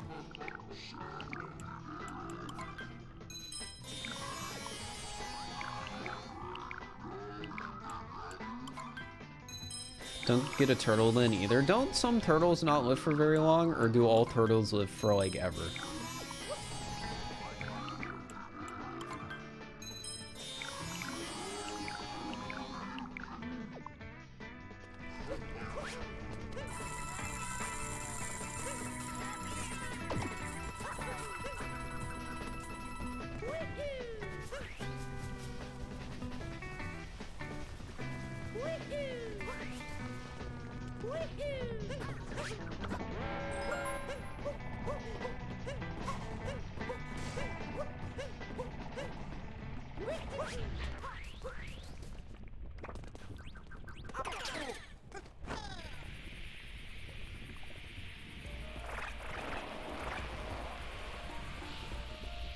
Turtles is the only one that lived for a while. I have two, and they're supposed to live till 70. That's crazy.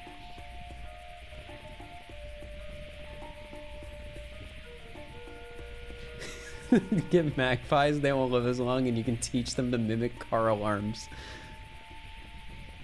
That's pretty good.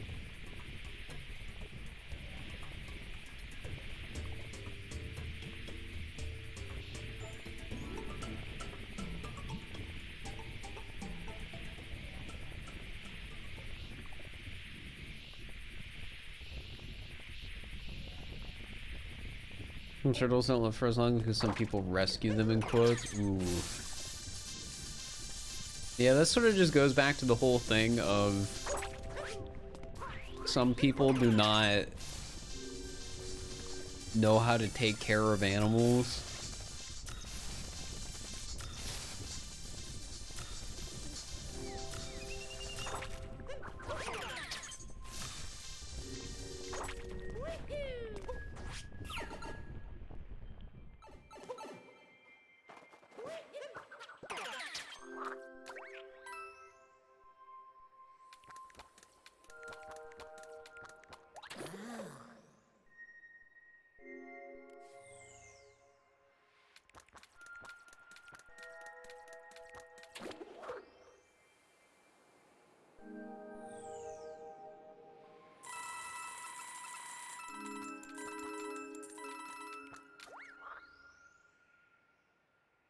Usually, okay. coins. Yup. We should have more than enough coins, but you know, just in case. The last thing I want to do is make it to the end of the run and be like, uh-oh, I don't have enough coins. How am I gonna fix this? And then I spend like an extra 6 minutes getting enough coins. There we go. We're done with Darker Side. Which means we are on the final stretch of the run. Fantastic.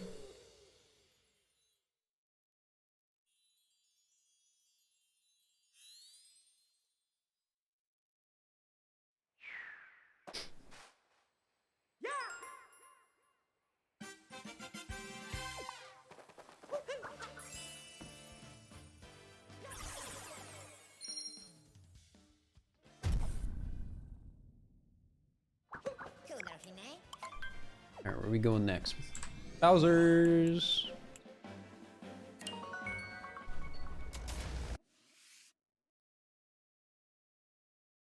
Now you play the rest of Invisible? Nah, we only play a little bit of Bowser's Invisible. We don't do that much Invisible.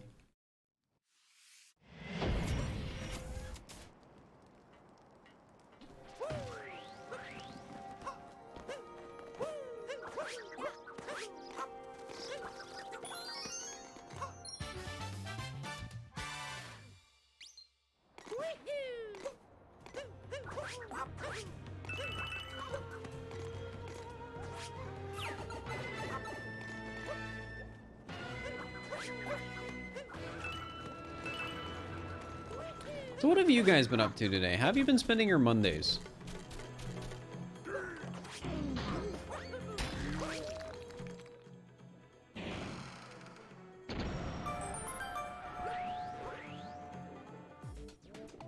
Working Minecraft, chilling and cooking. Nice, nice.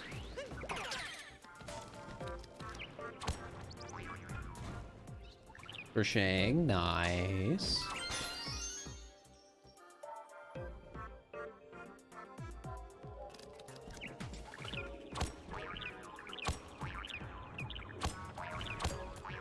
Lots of school, the classic. Drawing stuff for your shop. Ooh, that's fun.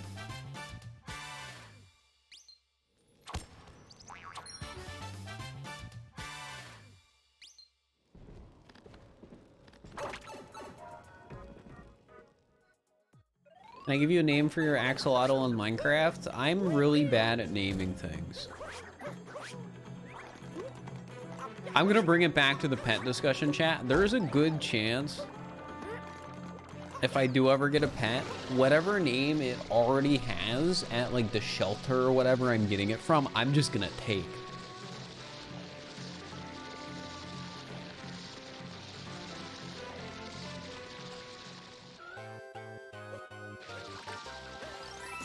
Because then I don't have to name it myself.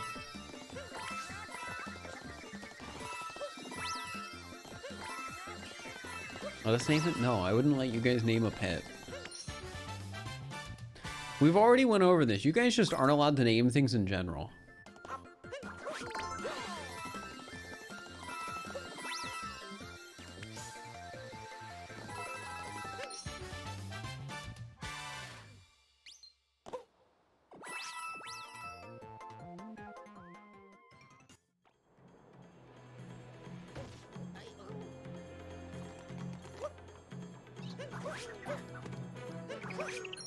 Ba-da-ba-dum.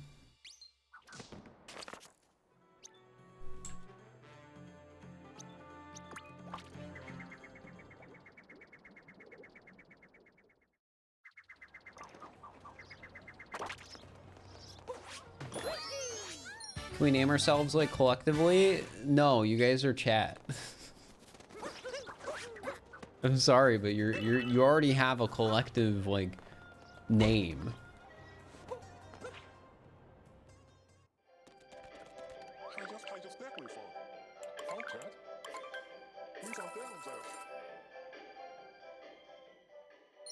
And yeah, you already all have your individual Twitch names. No, wrong person. Mario, stop. Stop.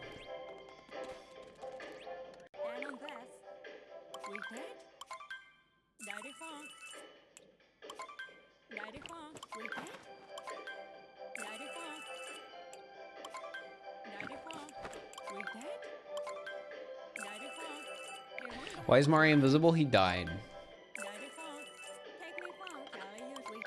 It happens sometimes. I know, a bit shocking, but just happens.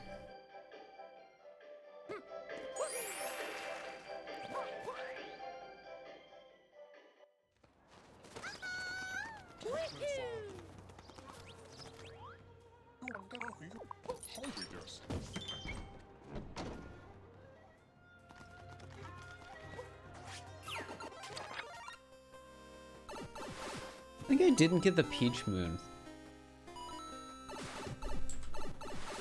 Now that I'm thinking about it.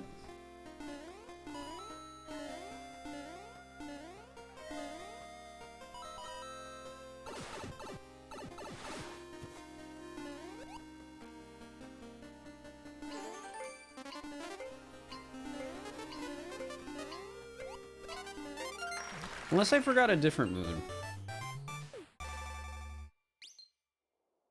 I guess we'll find out after this.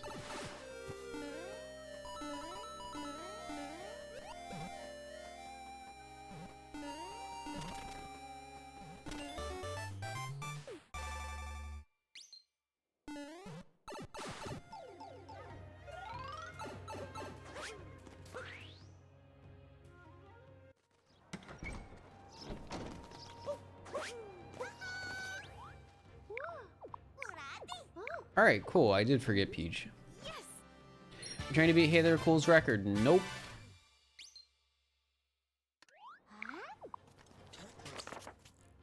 Trying to get world record in all moons again does not sound like it would be fun. I'm gonna admit. I just like playing all moons and talking to chat. Guys, I'm sorry, but even if you try and give yourself a name that is like the Fir Nation, I'm not gonna start calling you guys that. When somebody resubs, I'm not gonna be like, yo, welcome back to the Fir Nation. Like, I'm not gonna do that. I hate doing stuff like that. And I always feel weird when other streamers do it. Which they're allowed to. There's nothing wrong with it. But I just... it's not for me.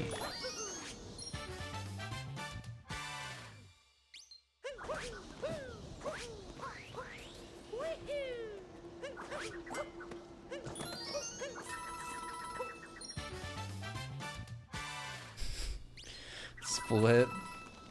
I'm just gonna skip this one. Because it's too late to split. Because Ruined is such a short kingdom. Yeah, like, there's nothing wrong with a streamer doing it on their own choosing. It's just not for me.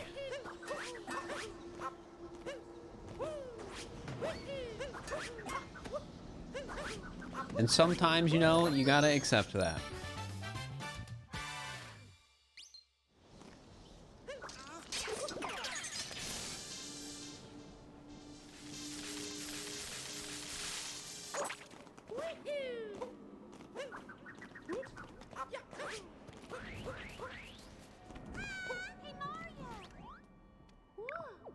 Wish Ruin was a bigger kingdom. Yeah, it could have been neat. Yes.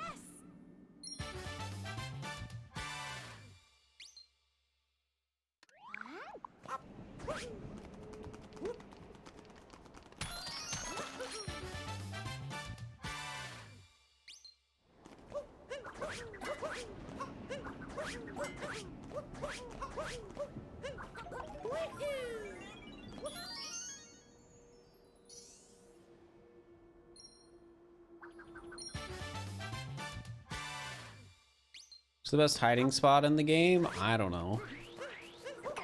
Nobody's found it yet.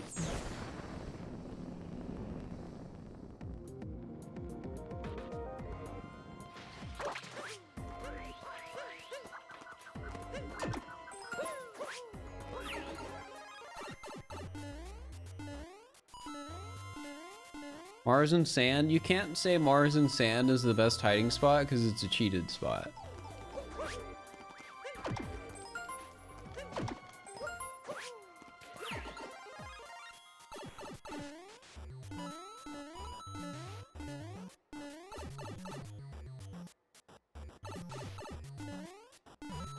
Why did I sell out Mars when she hit on the edge of the ice pillar? To save myself. Mars didn't cheat. Mars did cheat in the same way that me and Small Ant cheated. Me and Small Ant lost the round we cheated, and Mars lost the round she cheated.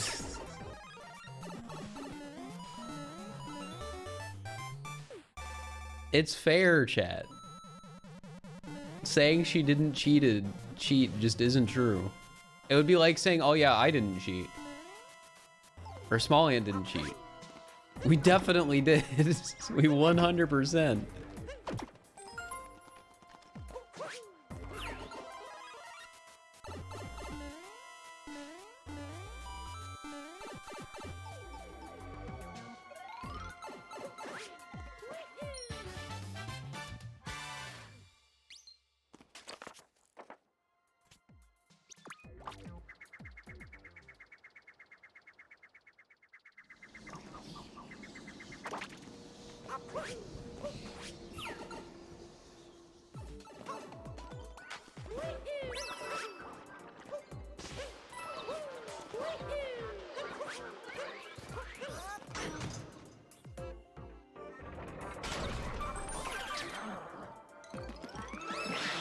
Well, I mean, the best hiding spot, just like, if we're going by definition, would be a spot nobody can find, because then you can't lose.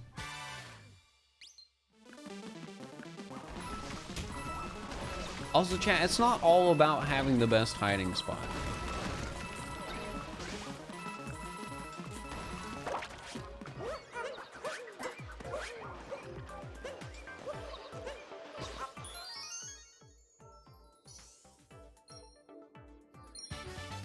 It's about having fun.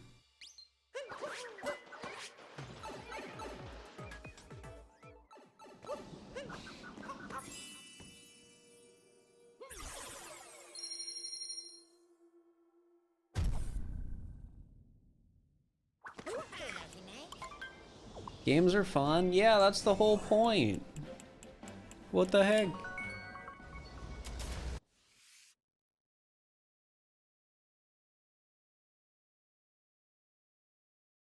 If you find the best spot, you can make a video on it like Matt. Well, having spots isn't fun, in my opinion.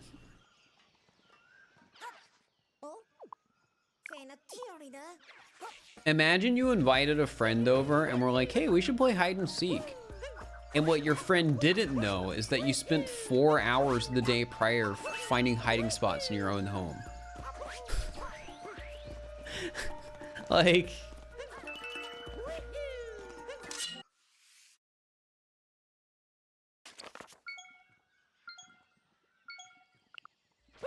I feel like it ruins the point to an extent.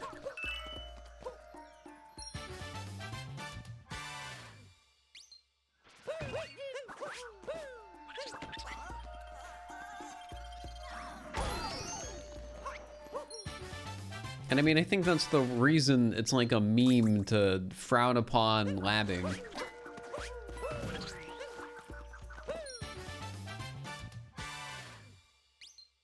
Like, I don't think anyone's actually upset about it. But there is a reason people, you know, meme on it.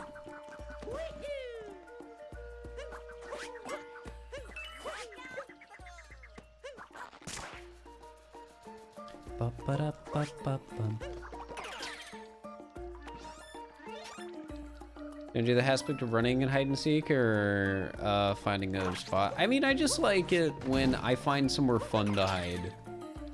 Like, it really just depends, right? Like, a lot of hide and seek recently for me has just been trying to find, like, silly or funny spots. Because those are the ones that I have the most fun in. Like, I don't necessarily care about winning.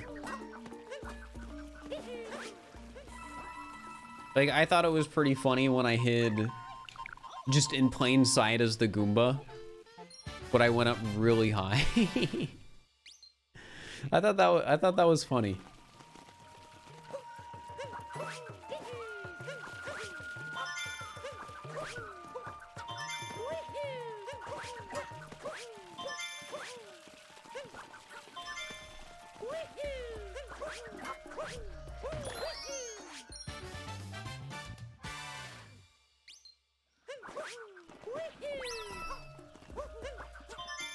All right.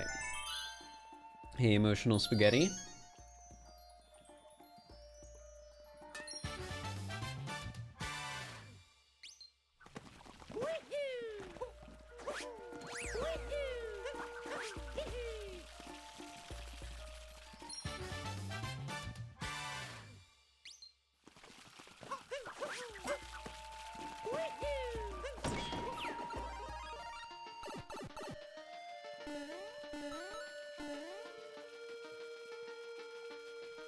Just gotta wait and be patient.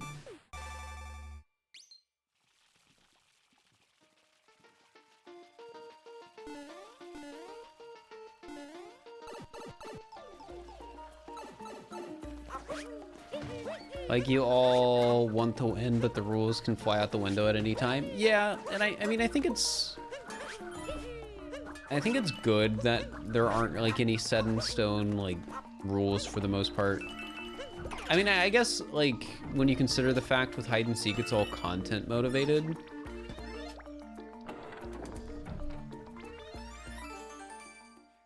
Like, if people think something will be good for content, they'll do it.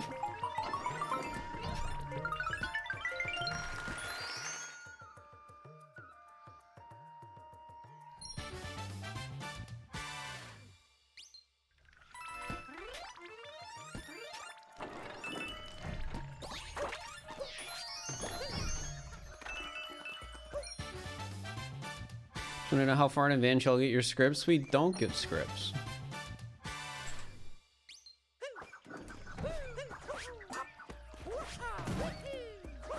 The most hide and seek gets scripted is people having spots. Am I exhausted by the constant grind for content? Oh, it's incredibly exhausting. It's hard.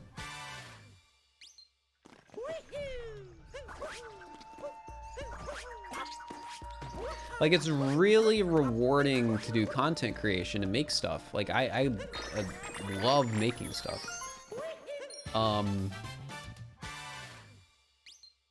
But it's exhausting. Which set of 2 did I miss?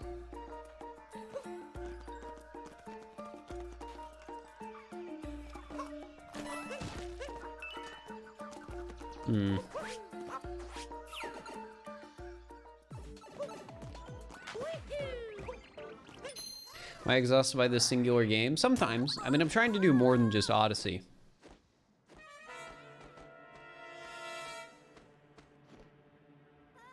Like, I think my issue is less that I'm exhausted by Odyssey and more I don't have much to do in Odyssey. Like, the only time I ever feel like I have new Odyssey content is when I get a mod. Like, there really isn't anything I can do in this game without modding to make new content. Are the games I've thought about running? I want to do some Breath of the Wild stuff on stream, and I want to do some Pokemon stuff on stream.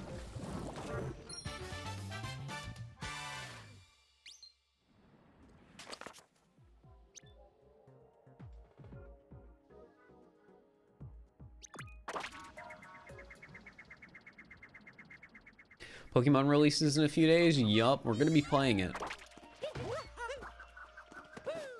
We're gonna have to come back up here when I find out what purples I missed.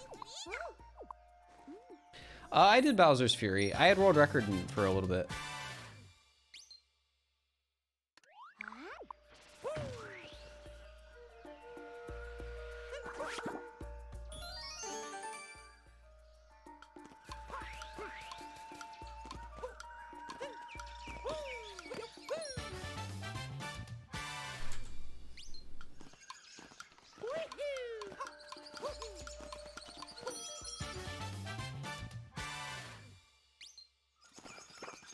I mean, I played the new Pokemon Snap.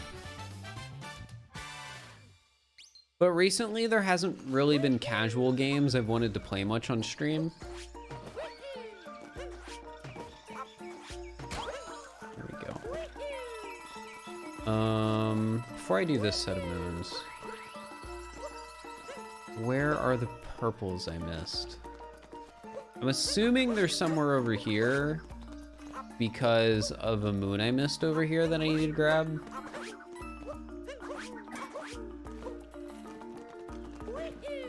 I missed this one.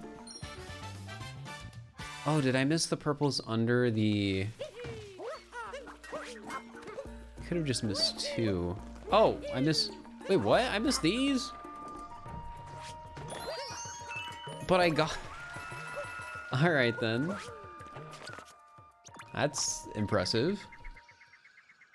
Have you / do you plan to do Odyssey randomized? Crafty made a randomizer, but I don't think it's done.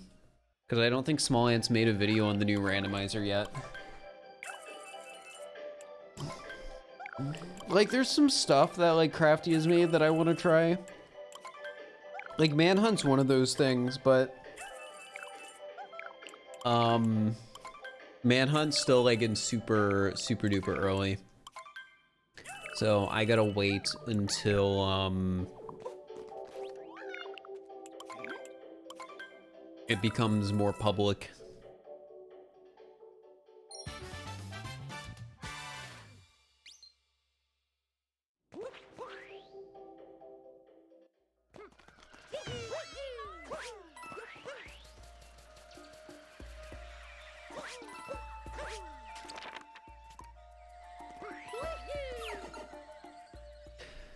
Crafty really put in that work. Yeah, all the mods Crafty makes are like super impressive.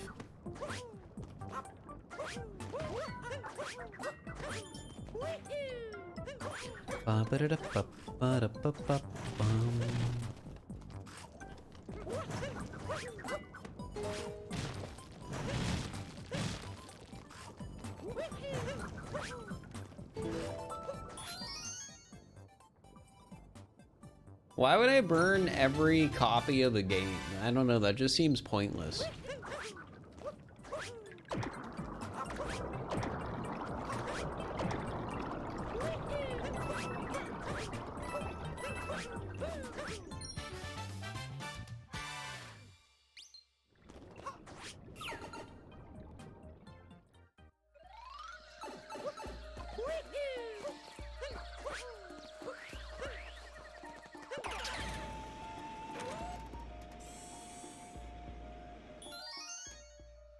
Do you have a favorite style of content to make? The videos I'm most proud of are usually the paper puppet ones. Those ones are always like special, I guess, is a way to put it.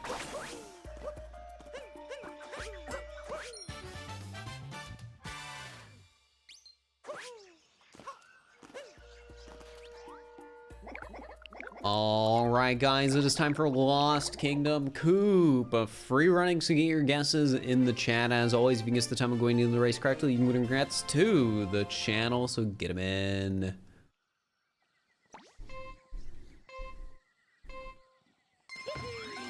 Some game show was fantastic. Thank you. I'm really proud of the video. I know I say that when like I didn't even edit it, but I mean that from like a perspective of this is a really big project I put together. So now that the video is done and out, I'm just proud. 2366, any 2366s in the chat. If not, get your guesses in for round 2. Yeah, like here's a better way to put it. Like, so I worked on the video by being host, you know, like it was my project. Mike edited it. Cupcake made the map. Sine made the online multiplayer game mode. Crafty made like the core online multiplayer. Like there's just so many people who did things to make that video happen.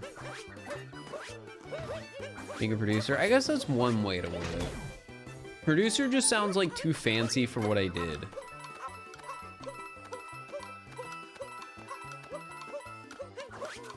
$22.42, any 22.42s in the chat.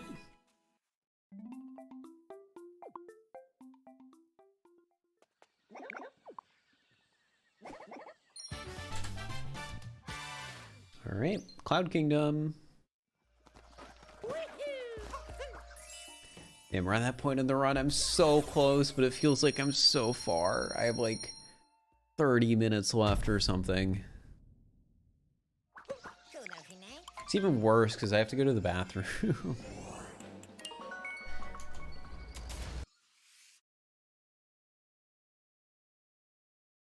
Yeah, I'm just ready to be done. Gosh, Thursday and Friday are gonna be horrible doing Pokemon. It's just gonna be non-stop work.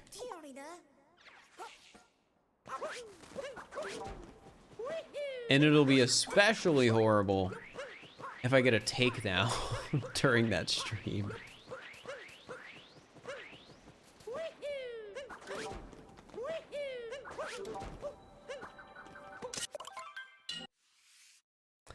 I don't think I will. But the reason it'll be especially horrible, chat, is because if I get the takedown, I'm gonna keep playing. Because I have like a deadline basically to do this.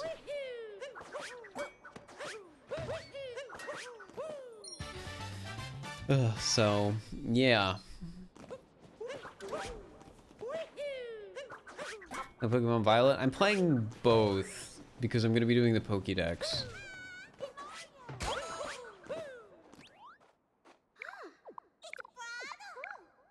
I'm flying to Australia for Pokemon. Actually, Japan. It's really funny, Sean. I bought the game on the Japanese eShop. And because of how the US is compared to the dollar right now, I saved money. I saved money.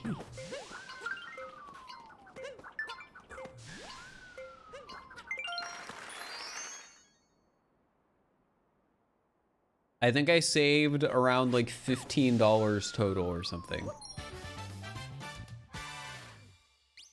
I forget exactly how much I spent. Wait, wrong way. But yeah.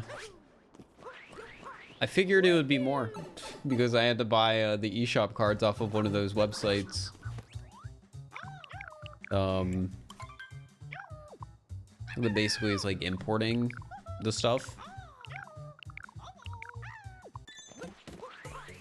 And yeah, because of that, I just assumed I would get, you know, destroyed by fees essentially, but I did not.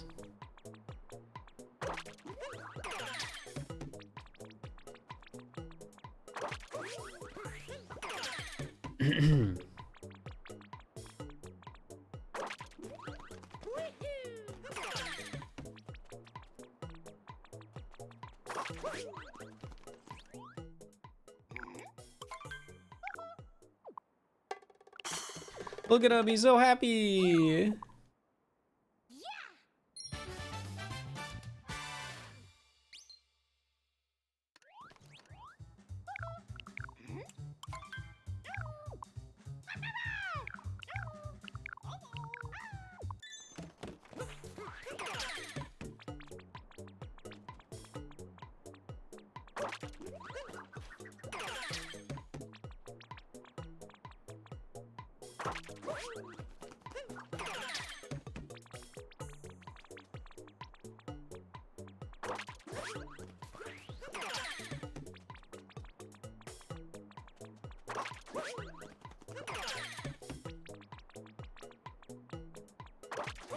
I don't know why, but that just felt like a particularly horrible picture match. I'm sure I'll still get the moon. Yeah. He is looking. That's for sure.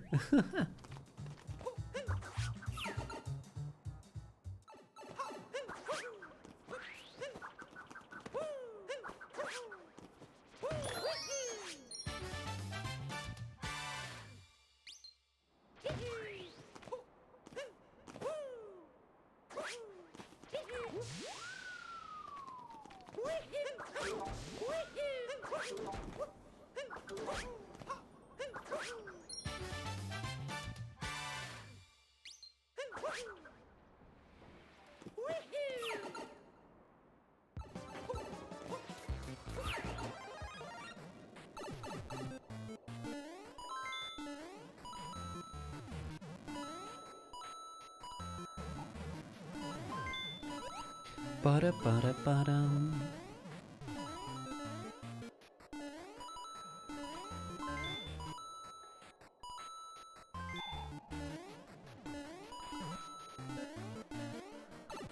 You and this life apart have had a long journey together? Yeah. I'm surprised I still have it. No, like, I've done Deathless All Moons before. Like, just randomly in speedruns.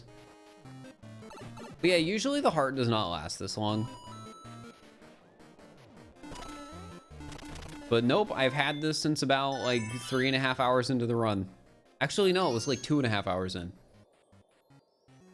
So I've had this thing for like 5 hours.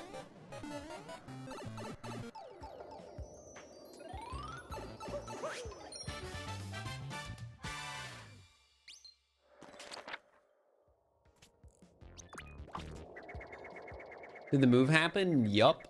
I am in an apartment. And now I get to talk about things like laundry detergent and Dawn dish soap. It's great. That's how you know I'm living on my own. Because we talk about stream topic is Dawn dish detergent.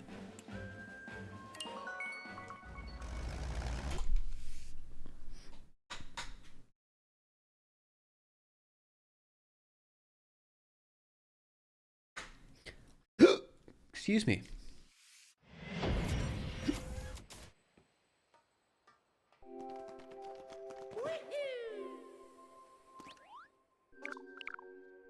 Does Dawn sponsor the stream? No, they don't. I wish they did.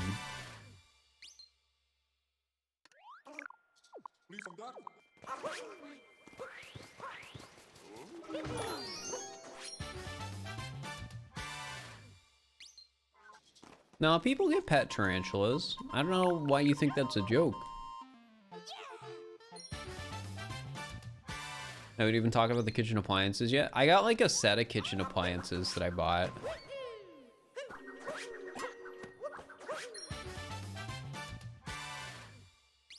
Oh wait, no, appliance implies like dishwasher. I don't mean like dishwasher. I mean like pot.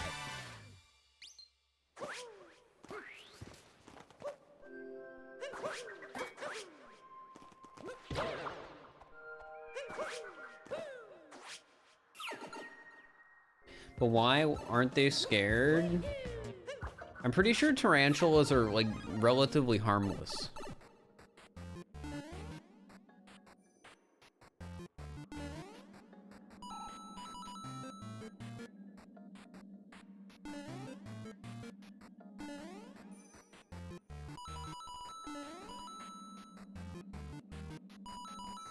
You make merch dish soap? No. Unless it's a collab with Dawn.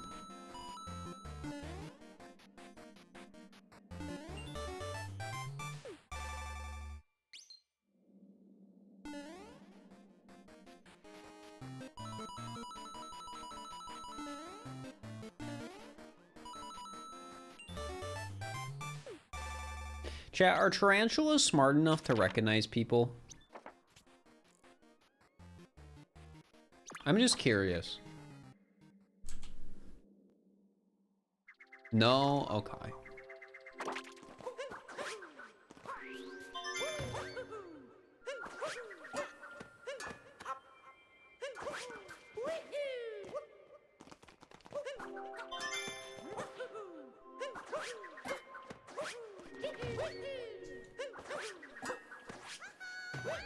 I was gonna say, I don't know how people could have pets that like can't recognize them or whatever.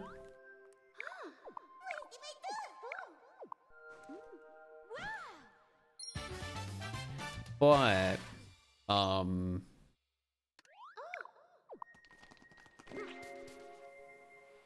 would totally like consider getting fish. So like, you know, I can't say anything.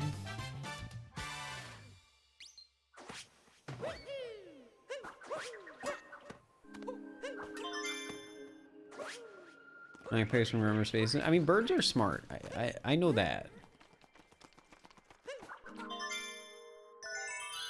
Aren't birds literally like some of the smartest pets you can get? Typically. Wait, I gotta get this. Don't forget the UFO.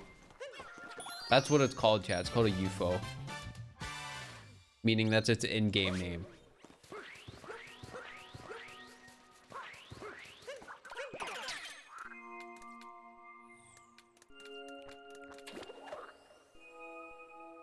Get ants. There's no emotional burden when they die. Well, I can live with emotional burden. And are you sure there's no emotional burden when they die? Maybe when an individual ant dies, there's no emotional burden. But like, what if your queen dies? If you keep a queen, you know? It's like, uh-oh.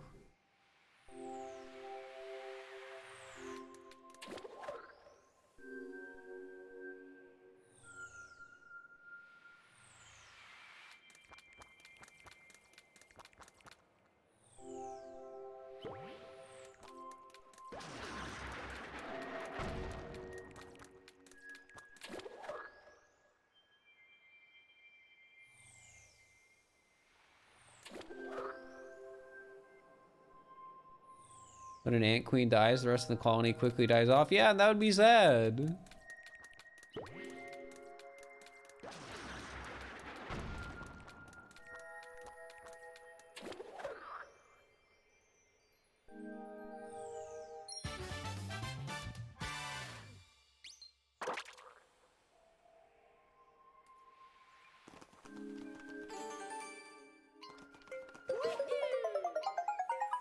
Did you know ants have cemetery? I mean, ants are pretty organized. I'd believe it.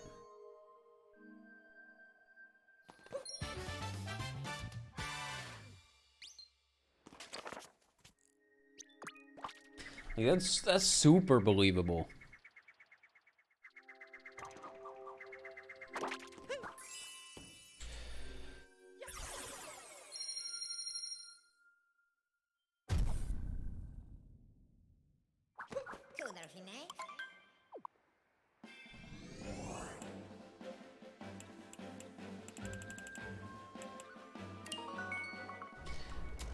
That doesn't sound very nice to the ants. What the heck?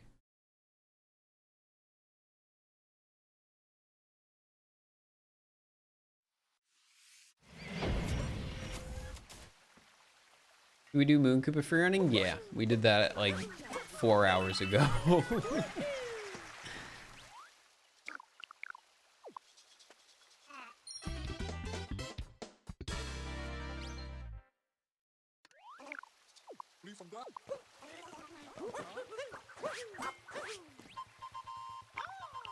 Ba-ba-da-ba-ba-bum.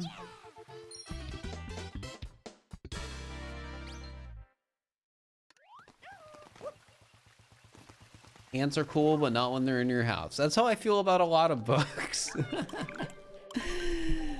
It's like,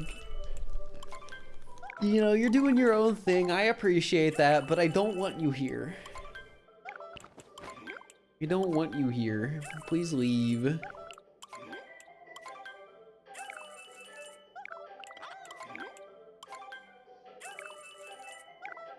Do I hear SM music in my dreams? No.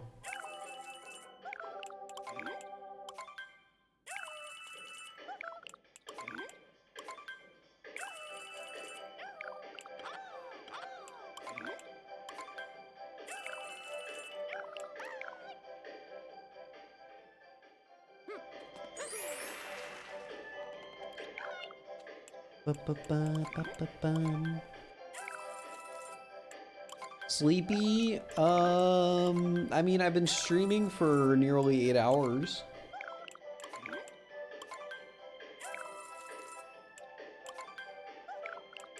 You're allergic to spider? Is that something that you can be?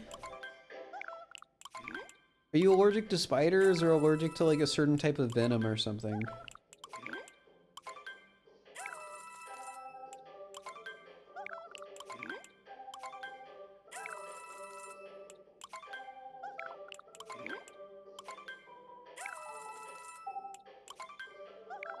The venom, huh?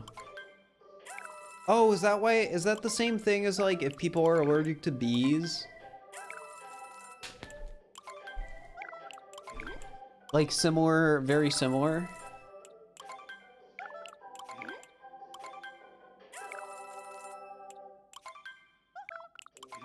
Pretty much. Okay, that makes sense.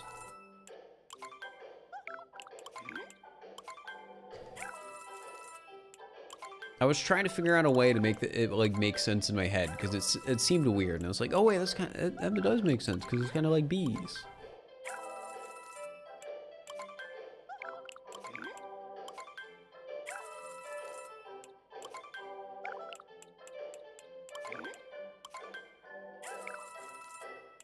I remember when I got stung by a wasp on a field trip, and they asked if I was allergic or whatever. I think it was a wasp. I don't remember. It was some bee-like animal. And I was just like, I don't know.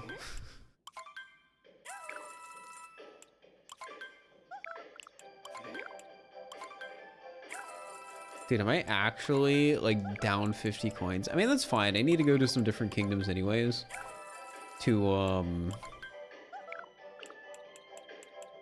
get hecking moons that I missed before I do Toadette.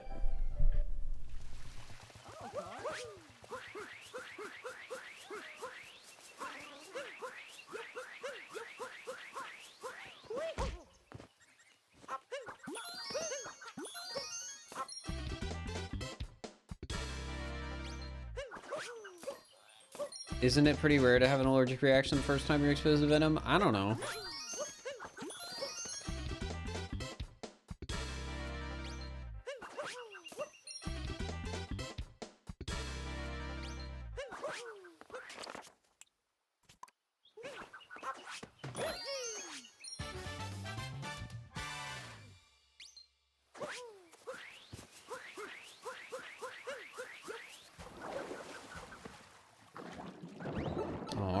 Time for the boss. I hate this part of the run because it is so deep into the run and I am just so ready to be done at this point, but I know I have to do a ruined dragon fight, which is one of like the slowest fights in the speedrun.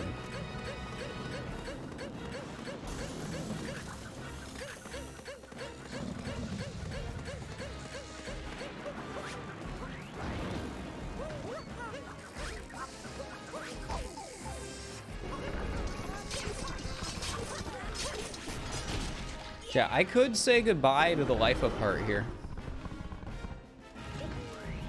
but I don't want to.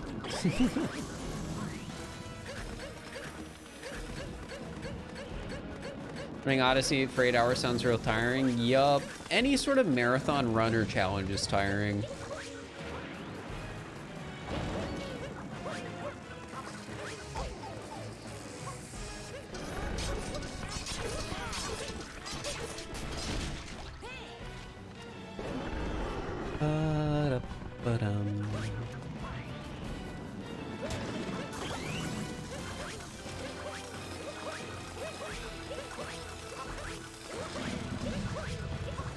Pokemon for 36 hours? It shouldn't take 36 hours.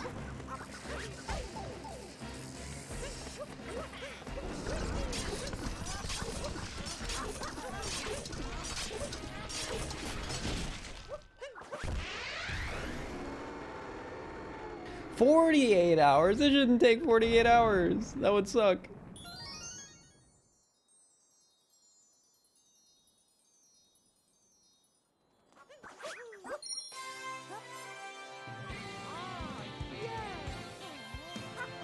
Ba-ba-da-dum.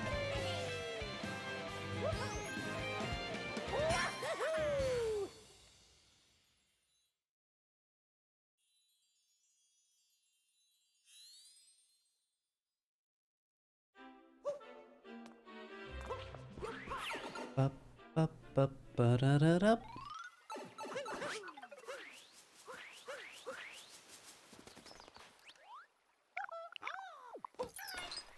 Buster Doggy got second place in any percent?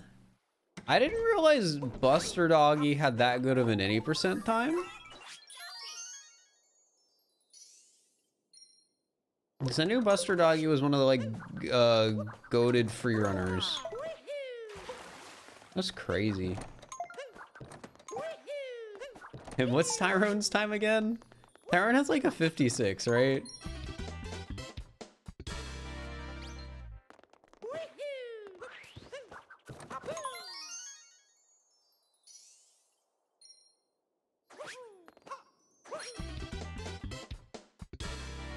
$56, $55.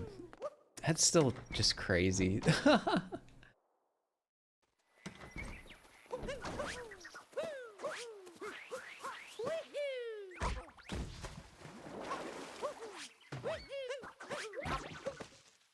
Sword and Shield, it takes 30 to 40 hours to complete the Pokedex. Well, where are you pulling that number from?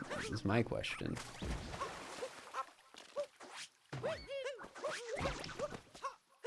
Casual, speedrunning, what?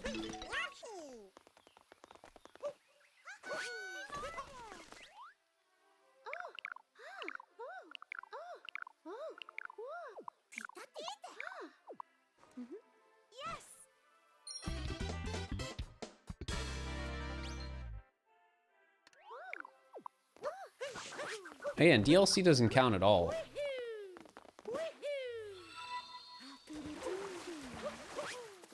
We're casual. Yeah, we're not playing casually. I need to talk to this guy first. I really screwed up the route here. Moose Auto, thank you for the prime. I appreciate it.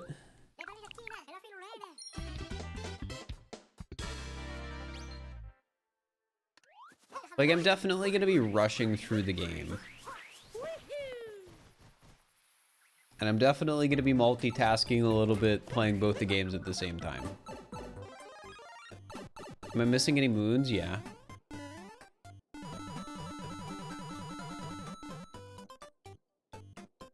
I'm going to do them before Toadette.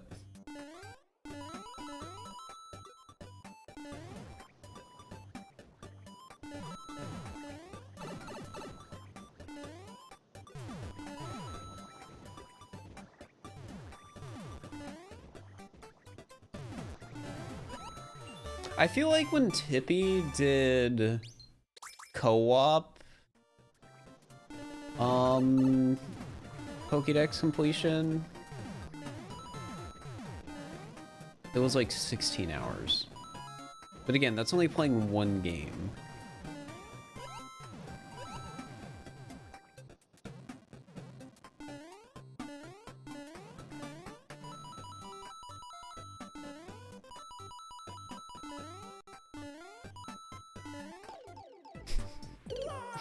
Whatever.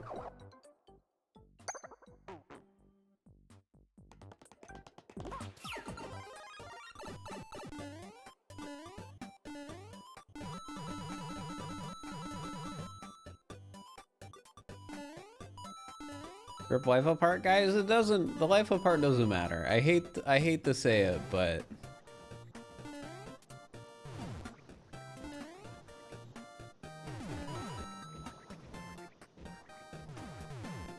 this wasn't a deathless run. We weren't trying to beat the game deathless. I've done all moons damageless before. It matters to the viewers. Well, I'm sorry, I screwed up then. I'm sorry, I'm not good enough for you guys. Is that the first death? It's the first death since like 2.5 hours into the run. Because I picked up that life apart in Dark Side.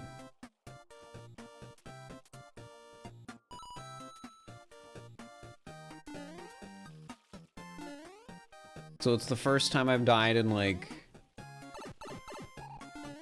a lot of hours.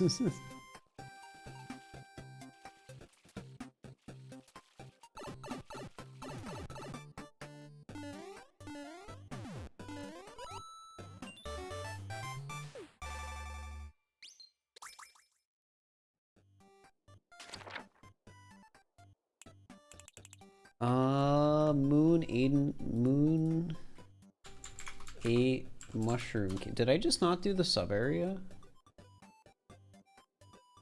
Oh, I didn't get the flower moons? Oh, oh, whoops. And then what's moon 20 mushroom? I know what one of those moons are.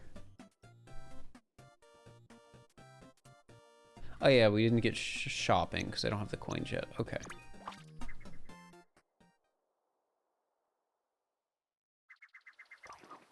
Oh, that death actually sucks because I don't. Oh wait, I do have enough coins now. Never mind.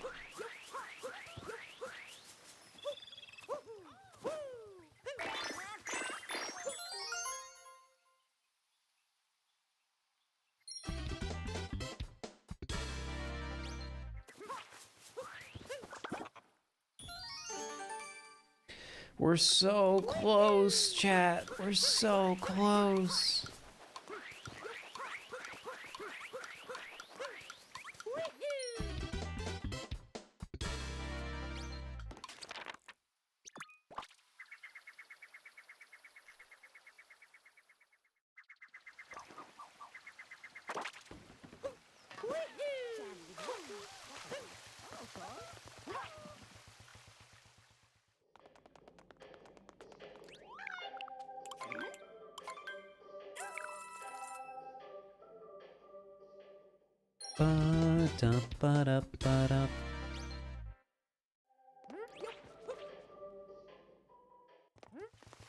All right, let's find out what moons I'm missing. There should be 1 or 2 more somewhere else. Of course, it's Dark Side Hint Hearts. Dark Side Hint Heart 6. Okay, I'm kind of not surprised I missed that one. What about Dark Side Hint Heart 2?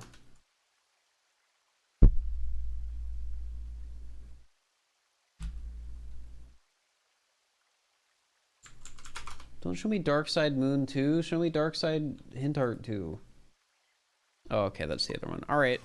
I know where we need to go. Ads. Whoops.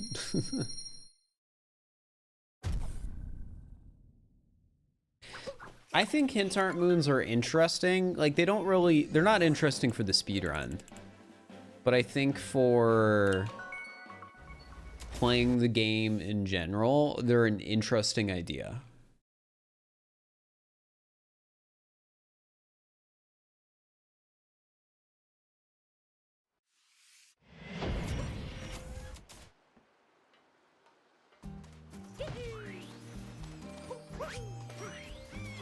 Good concept with meh execution. I'll give you that.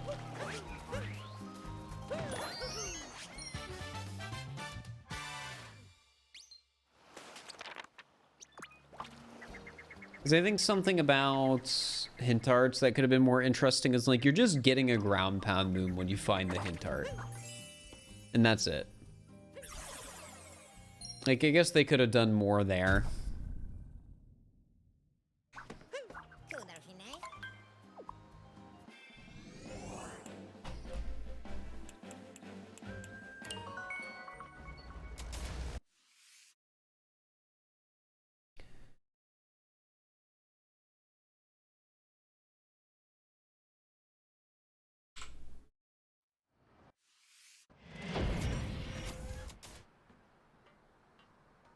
And then we warp for you.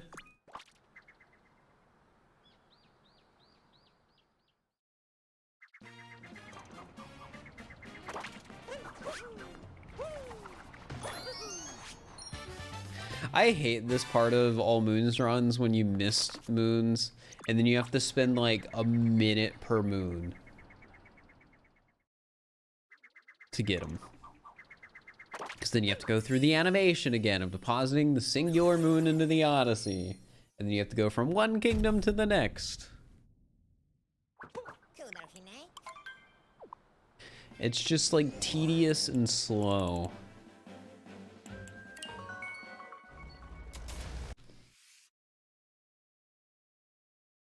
All right, and then we have 5 moons here that we normally get now, and then there's 1 moon here that I'm missing that I don't know what it is yet.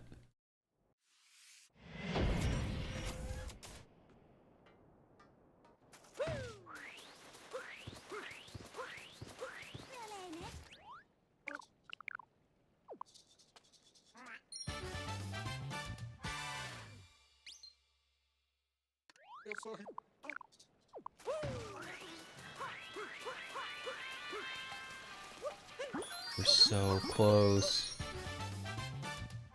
We're so close. We're just gonna have those Toadette moons left, which also take forever.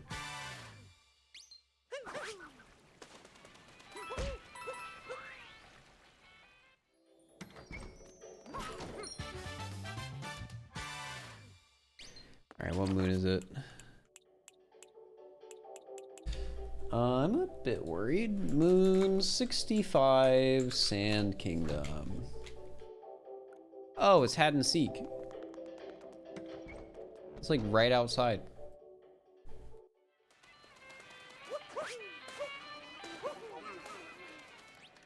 There was a part of me that was worried that 65 was hint art, and I would have had to have gone to another kingdom to get it, and that would have just sucked. But nope, just hint art. Just hint art.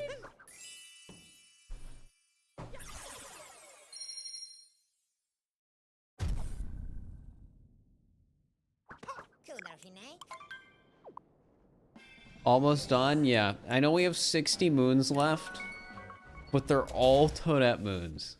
And then after we get all the Toadette moons, which is going to take like 7 minutes, we do the final fight, and then the run's done. So we're probably gonna finish in like 13 minutes. We're so close.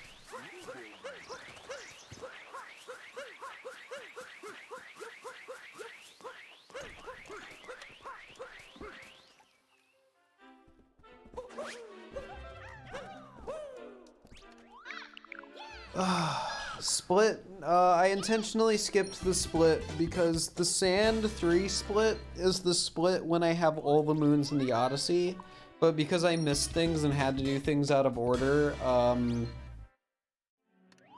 I can't split yet because I technically haven't finished Mushroom.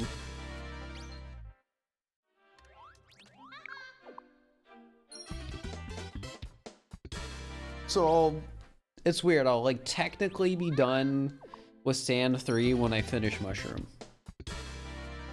and have everything in the Odyssey. Also, I'm just gonna stand up for a moment. I deserve it because I have been sitting down all day. Did I even buy the star? Yeah, I did. You must have missed it.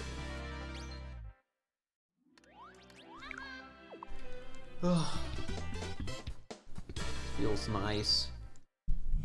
It feels good, chat. You get to look at my sweater, too. Isn't it a wonderful sweater?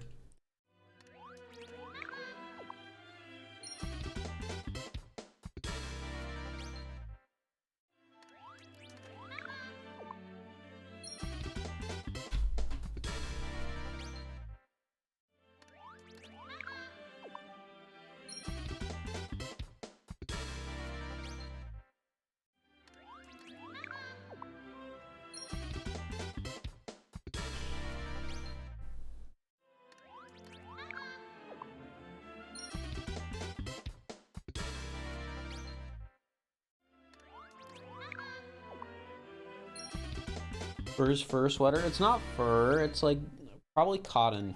I don't know. I don't know what it's made out of. I just like it. It's a nice green. My mom doesn't like it though. She told me that.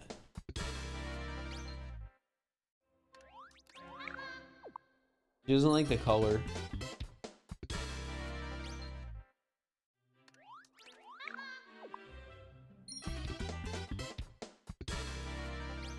But I want a pet horse? No.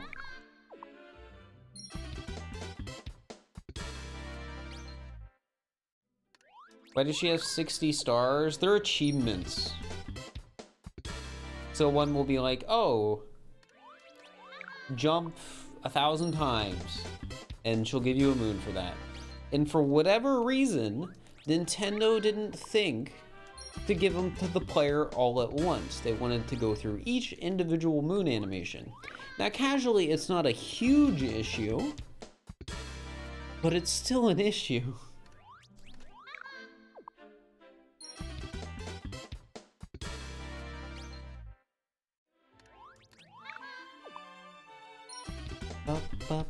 Ba-da-da.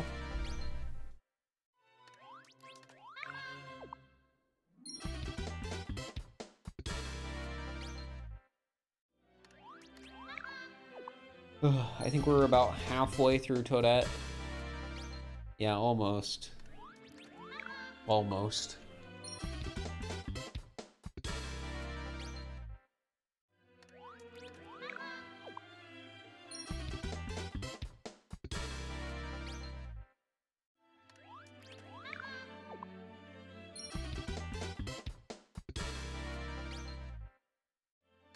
Chat, I just realized my gamer Doritos aren't on.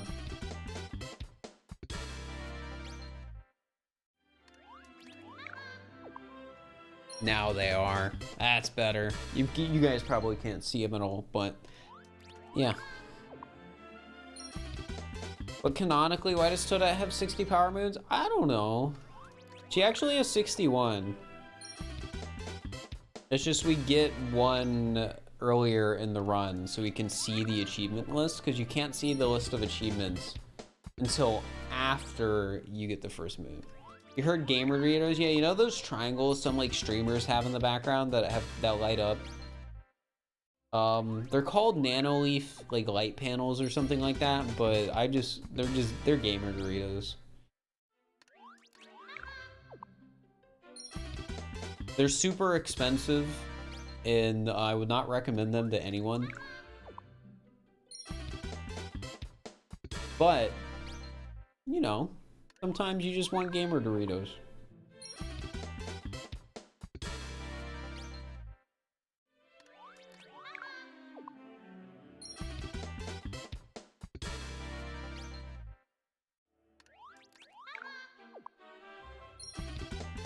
You sell nanoleaf triangles at your store? Aren't they super expensive? I mean, you probably know. They're probably like, I mean, they're pricey.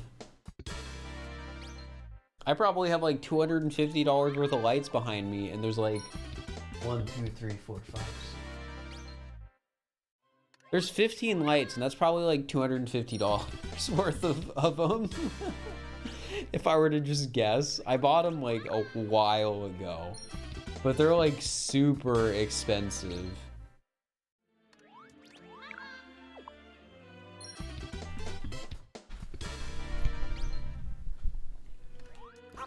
I mean, LEDs are fun at least, but you could definitely get some like comparable product for a lot cheaper.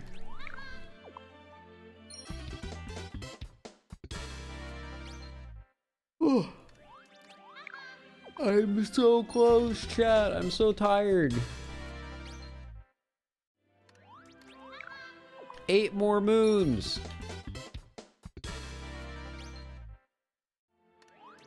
It's gonna be one gamer Dorito at the most. Well, in fairness, I have them arranged in the shape of a triangle, so it is kind of like one gamer Dorito.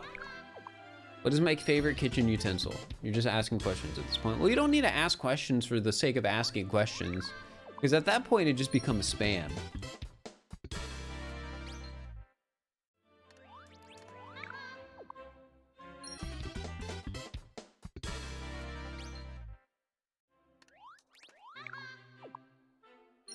Ba-da-da-dum.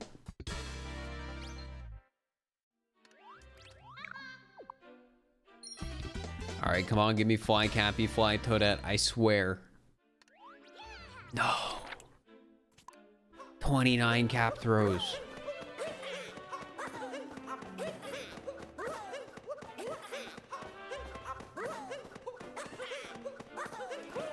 She's so happy. Just watching me do that.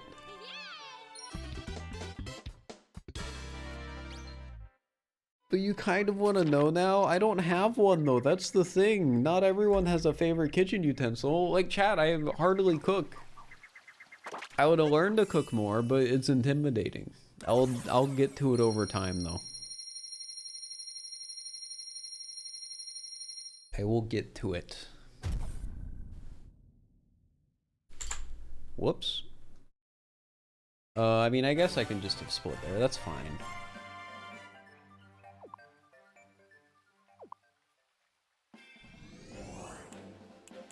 Moon Kingdom. All right. We just got to do the Bowser fight, and then we're good. And then we win. The run's over.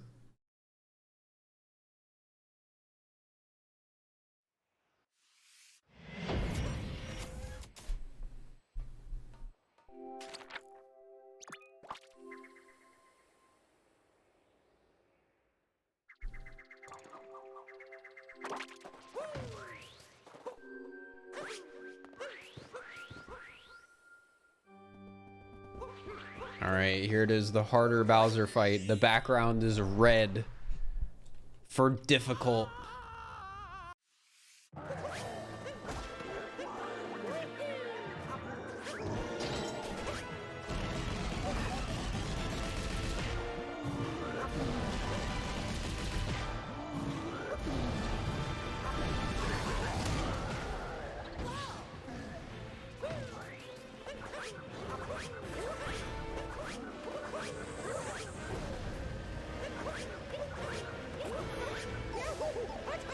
Whoops.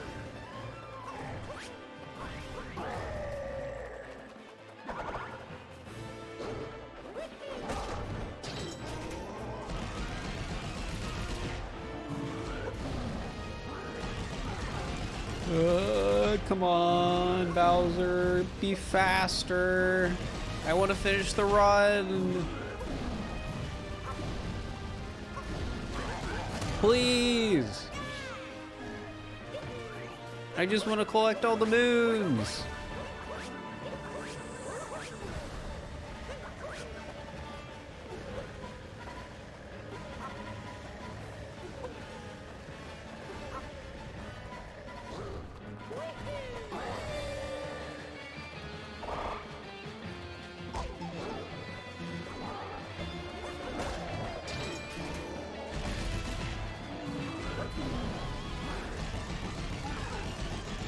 You don't get a moon from this, but you unlock it for collecting all the moons, so the run finishes with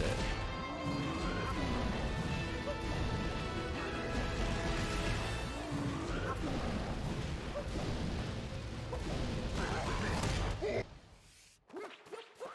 Which, I mean, I guess makes sense.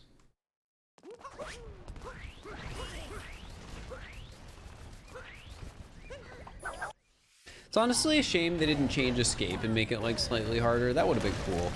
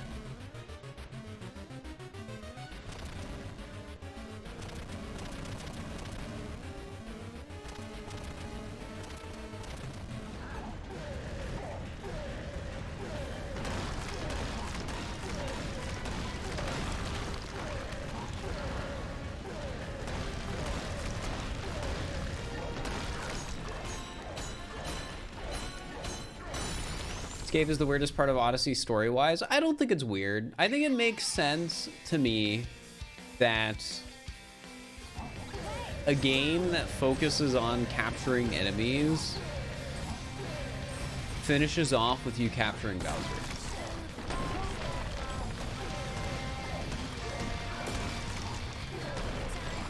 I think it's a really like good end of the game moment. Like it just feels cool.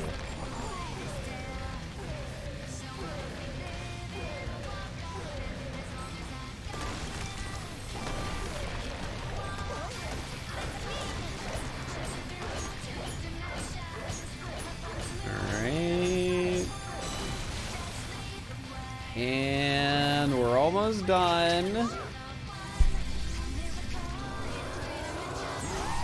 Time 8:20:31 all moons speedrun. That was a lot slower than my normal runs, but I mean, hey, I did finish. Wait, it's Monday for me? Not anymore. It's Tuesday at like 12:40 in the morning. I'm free. What's the PB? Don't worry about it. Who to raid? Who do I want to raid? I might raid Blue Candy. I like Blue Candy. They're nice.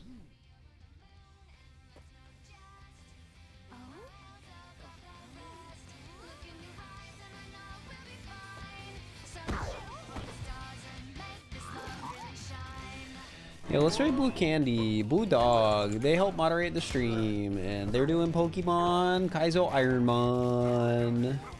To give them some love. Thanks as always for the support again today, chat. It means a lot. I had a fun time. I hope you did too. It's always really cool to see how many people are in these all moon streams, especially at the end. Like, I just assume everyone's gone by the time I actually finish these runs, because I know viewership does go down near the end, typically. But... yeah, thank you for sticking around and watching and enjoying. I'll be back tomorrow. Tomorrow, I think, is supposed to be hide and seek, so that should be fun, probably. And then Wednesday, I'm gonna try and do the if I say Mario, I reset the speedrun thing.